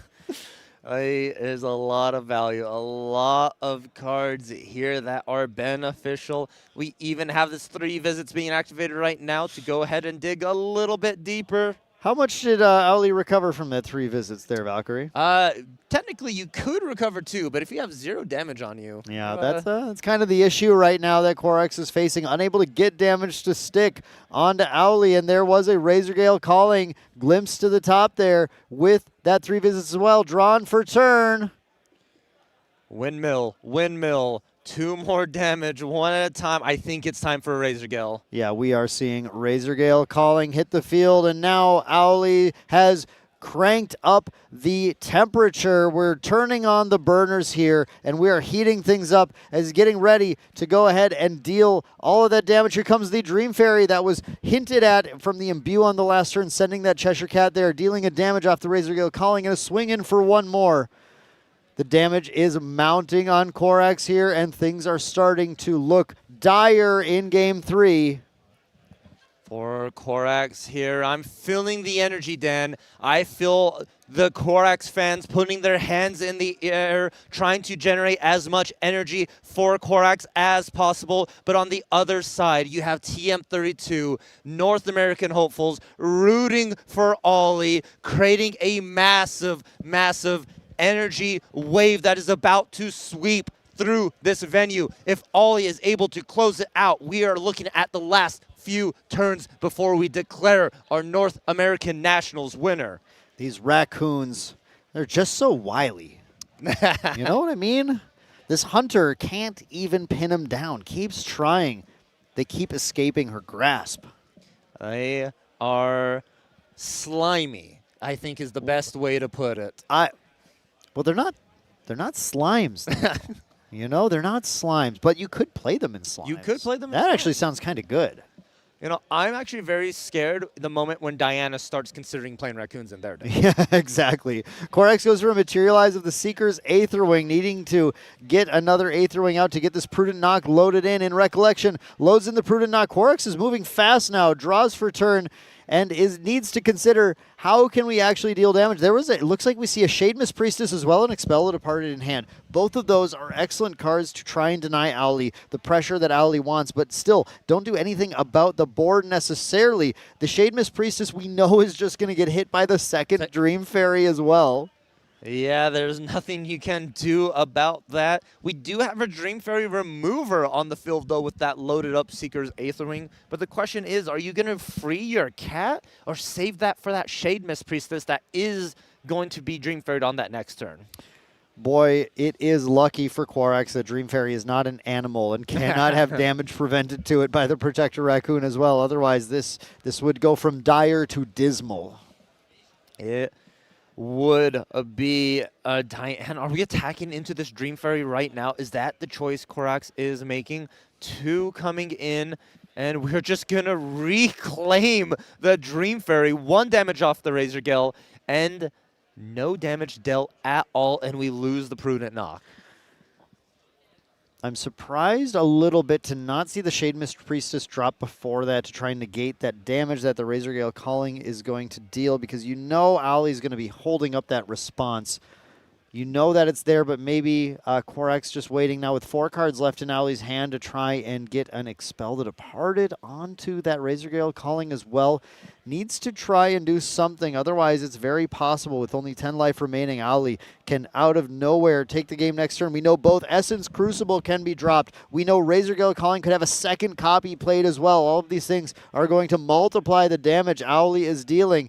Korax needs an answer to this board while still taking this incremental damage from the Windmill Engineers. Yes, it is adding up. 2 damage per turn. Korax with no defensive options as far as the eye can see. This is where Diana struggles. When you're on the back foot, when you're being aggressed and you're not able to progress your own board state, it turns into a problem. And then we see the materialization of the Essence Crucible. This is starting to look like the game is closing. It looks like Owly is going for it here. Korax, I don't think, has a Fracturize in hand. I'm trying to find one. I don't see one. Here comes the main phase, the damage Windmill Engineer coming in. How will Korax respond to this? There's the second one. And now it's just a simple matter of brewing some potions and starting to punch the damage in if Owly is ready. Has Owly found? Actually, Owly's certainly found potions by now. Yes. Even if that potion is simply a nice bottle of water, there it is, brewing that up with the herb that's going to trigger the Essence Crucible. In response, there's the Expel the Departed. Now Owly has to respond and get those triggers if he wants to get any damage in response before this counter gets added. Very smart play from Korax there. Just chooses to let the Razor Gale Calling go.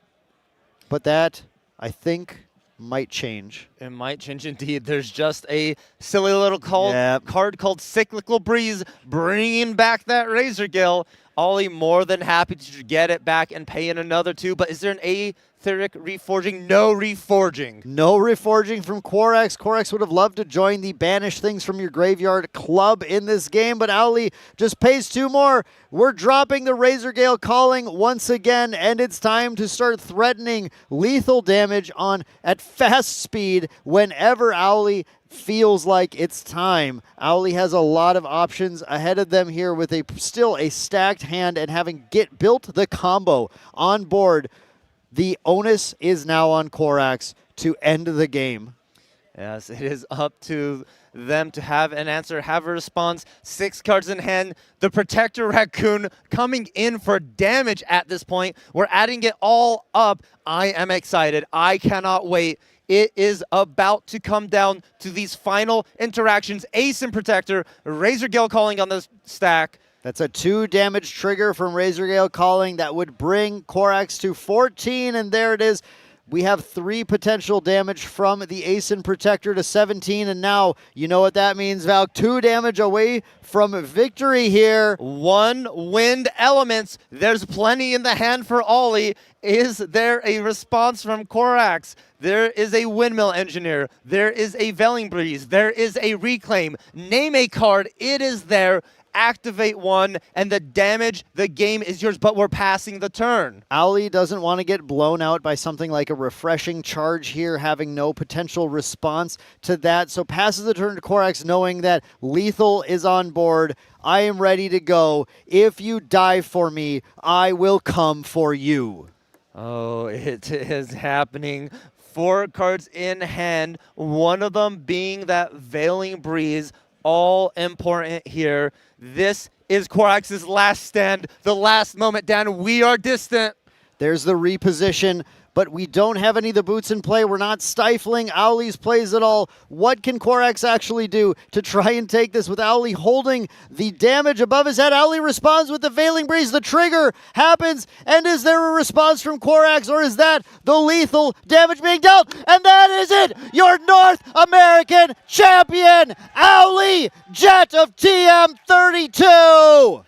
North America successfully defended by Ollie on this Raccoon Arizona Razorgale Crucible list. Insane kind of gameplay. It was coming down to a last stand. I thought Korax had something, had the refreshing charge, something to try and push through. Ollie desperately just Veiling Breeze, something to try and get through. Korax ended up having nothing, and what a way to close out this night, close out this stream. An amazing game from 2 amazing players, and once again, this was just bragging rights. To say you're the #1 player in North America for Nationals, both these players have already qualified for Worlds. But what incredible bragging rights for Owly, for Jet, and for TM32, because I have to point out, Valkyrie, TM32, now the 2-time North American national champions. That is very true right here. And the cycle is broken, Dan. A win deck. You're right. Takes down Nationals. There is Jet, the champion. What a masterfully played match. Set of matches actually going back to semifinals as well. Jet has worked so hard to get here. Jet needed to break that curse of water, winning every single North American nationals here. Now Wind, now Arasana, Razorgale, Essence Crucible, Radiant Origins enabled. This incredible deck, and we've seen it beaten today, but we have seen it also crush the competition. This incredible Diana build, adaptable Diana build, powerful, interactive, negation-filled Diana build. Apex was crushing people. We saw those top tables all day, Valkyrie. Yeah. Full of Apex players. But who is the Apex player in the room when it comes to them? It's Jet, and TM32 cheers on their boy.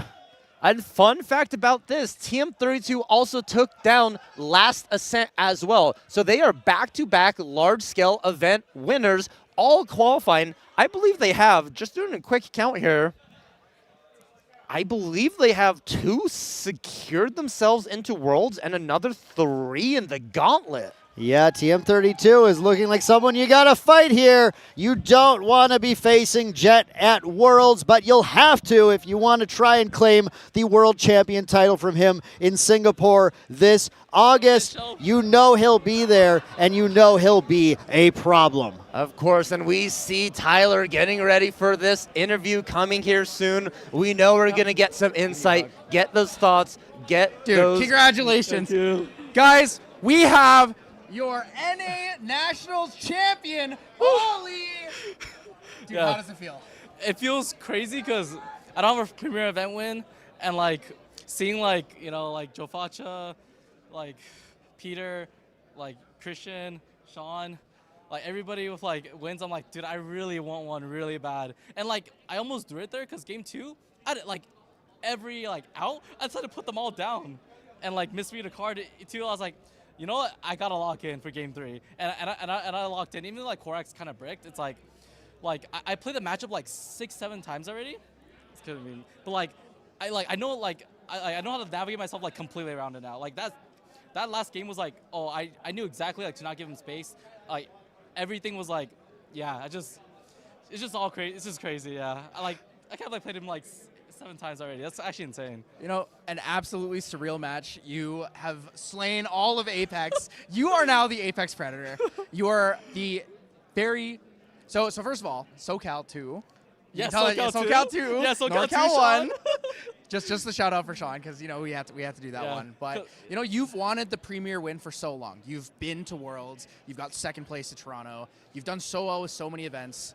Sadly, it's not your deck, the Windluxum, but Yeah. it is still a deck that you love. So, you know, how does it feel to know that you're guaranteed to go to Worlds and you're the winner of this and you get that first premier win you've been looking for? It feels great because like my whole goal coming here is just like get Gauntlet, and then like, yeah, it's actually just crazy. Like it definitely feels way better than Ascent top, like or like just like topping an Ascent. Like a win definitely like feels very, very different. Yeah, like it feels like you're finally there. You know, it's like it's actually a crazy feeling. But shout out to my teammates. Shout out to like Apex for being like great opponents, and yeah, just great people. And shout out to you, I guess. Thanks, man. So I know, you know, we've talked about your deck. We've talked so much about all this stuff. I have one last question for you about the deck. The one last question about the deck I want to ask you is, why did you pick this, and was there any other deck you guys were thinking about playing for the event? We picked this because we kind of went through like the whole gauntlet that every team goes through. Like they pick a deck, plays against X, and then like loses, switch different deck. And then like Razor Gale felt like at first I was on like Turbo Influence Theory, and I was like, I'll finally play it. And then like I started losing to like Peter when he was playing a Razor Gale, and I was like, you know what, like I think the deck is pretty good. We'll give it a try. I love playing level 1 decks. Like having to go to level 3 every single time and like being choked down Influence really, really sucks. So like being on level 1, like as you saw, like just You are the ultimate level 1 deck. matting You love everything. it. It's like it's actually amazing. And as Sean says, like Windlux is just basically level 3 as a, like level 1 deck as a level 3 like cosplay, you know, like and then like playing level 1 deck just feels great. And I was like, you know what, guys, I think we need 4 Escape the Wreckages in this deck. Like we need to make this deck our own sauce. Yeah, like and this was our sauce. Yeah. Yeah, for sure. So I know one of the big things for you is you do the I love to do the draw card thing. That's the ultimate experience. Is this deck like the ultimate dopamine rush for you compared to the other decks that you've played? Oh, it is. Like normally you don't have like Windmill Engineer and that's it. Maybe like Fluffy, and like now you have like Benediction. But like my God, we're at Vegas, and I'm like my heart is racing when I play that Raccoon. Like I'm like it really feels like Vegas. Yeah, it's actually insane. I mean, I can hear all you guys both going on. You know, you're flipping the cards over. You hit the 5, and Korax is like, dude. Yeah, it's like it's like gambling for me and my opponent, because my opponent gets so much space like that it doesn't hit, and then when I hit, like especially the Protector Raccoon, it's so big. As you saw there, Protector is so strong in combination. Yeah. And the information that you give too, right? Because if you whiff, it's like not just I didn't get the neutral, I also gave up all that information. Exactly. Like goes game to the 2, bottom. I whiffed, and I saw like Razor Gale, reclaim Veiling Breeze. I'm like, oh, like I'm actually so I equipped lose here. now. Yeah, it's like you just bomb decked them all. I'm like, oh, and you whiffed. It's like the worst feeling ever. But when you hit, like that rush is real. Yeah. No, absolutely. And you know, like you said, we're in Vegas, and you are now the winner of North America Nationals 2026. Huge congratulations to you, man. And you know what? That was an absolutely masterclass in the deck. It was such a wonderful experience to watch. I'm going to be excited to go watch your back. So thank you guys for joining us today for the day 2 of North American Nationals. Oh, shout out real quick. Oh, one shout out here. Shout outs to Vegan and shout outs to Gilbert for the sleeves. Thanks. Oh, church. Vegan's our goat. Everyone likes Vegan. Goat, yeah. Vegan, our core TCG man himself. But yeah, again, thank you guys for joining us for NA Nationals Day 2. And don't forget to join us for the Ascent stream tomorrow. So we'll see you guys tomorrow. Have a wonderful day. Thank you.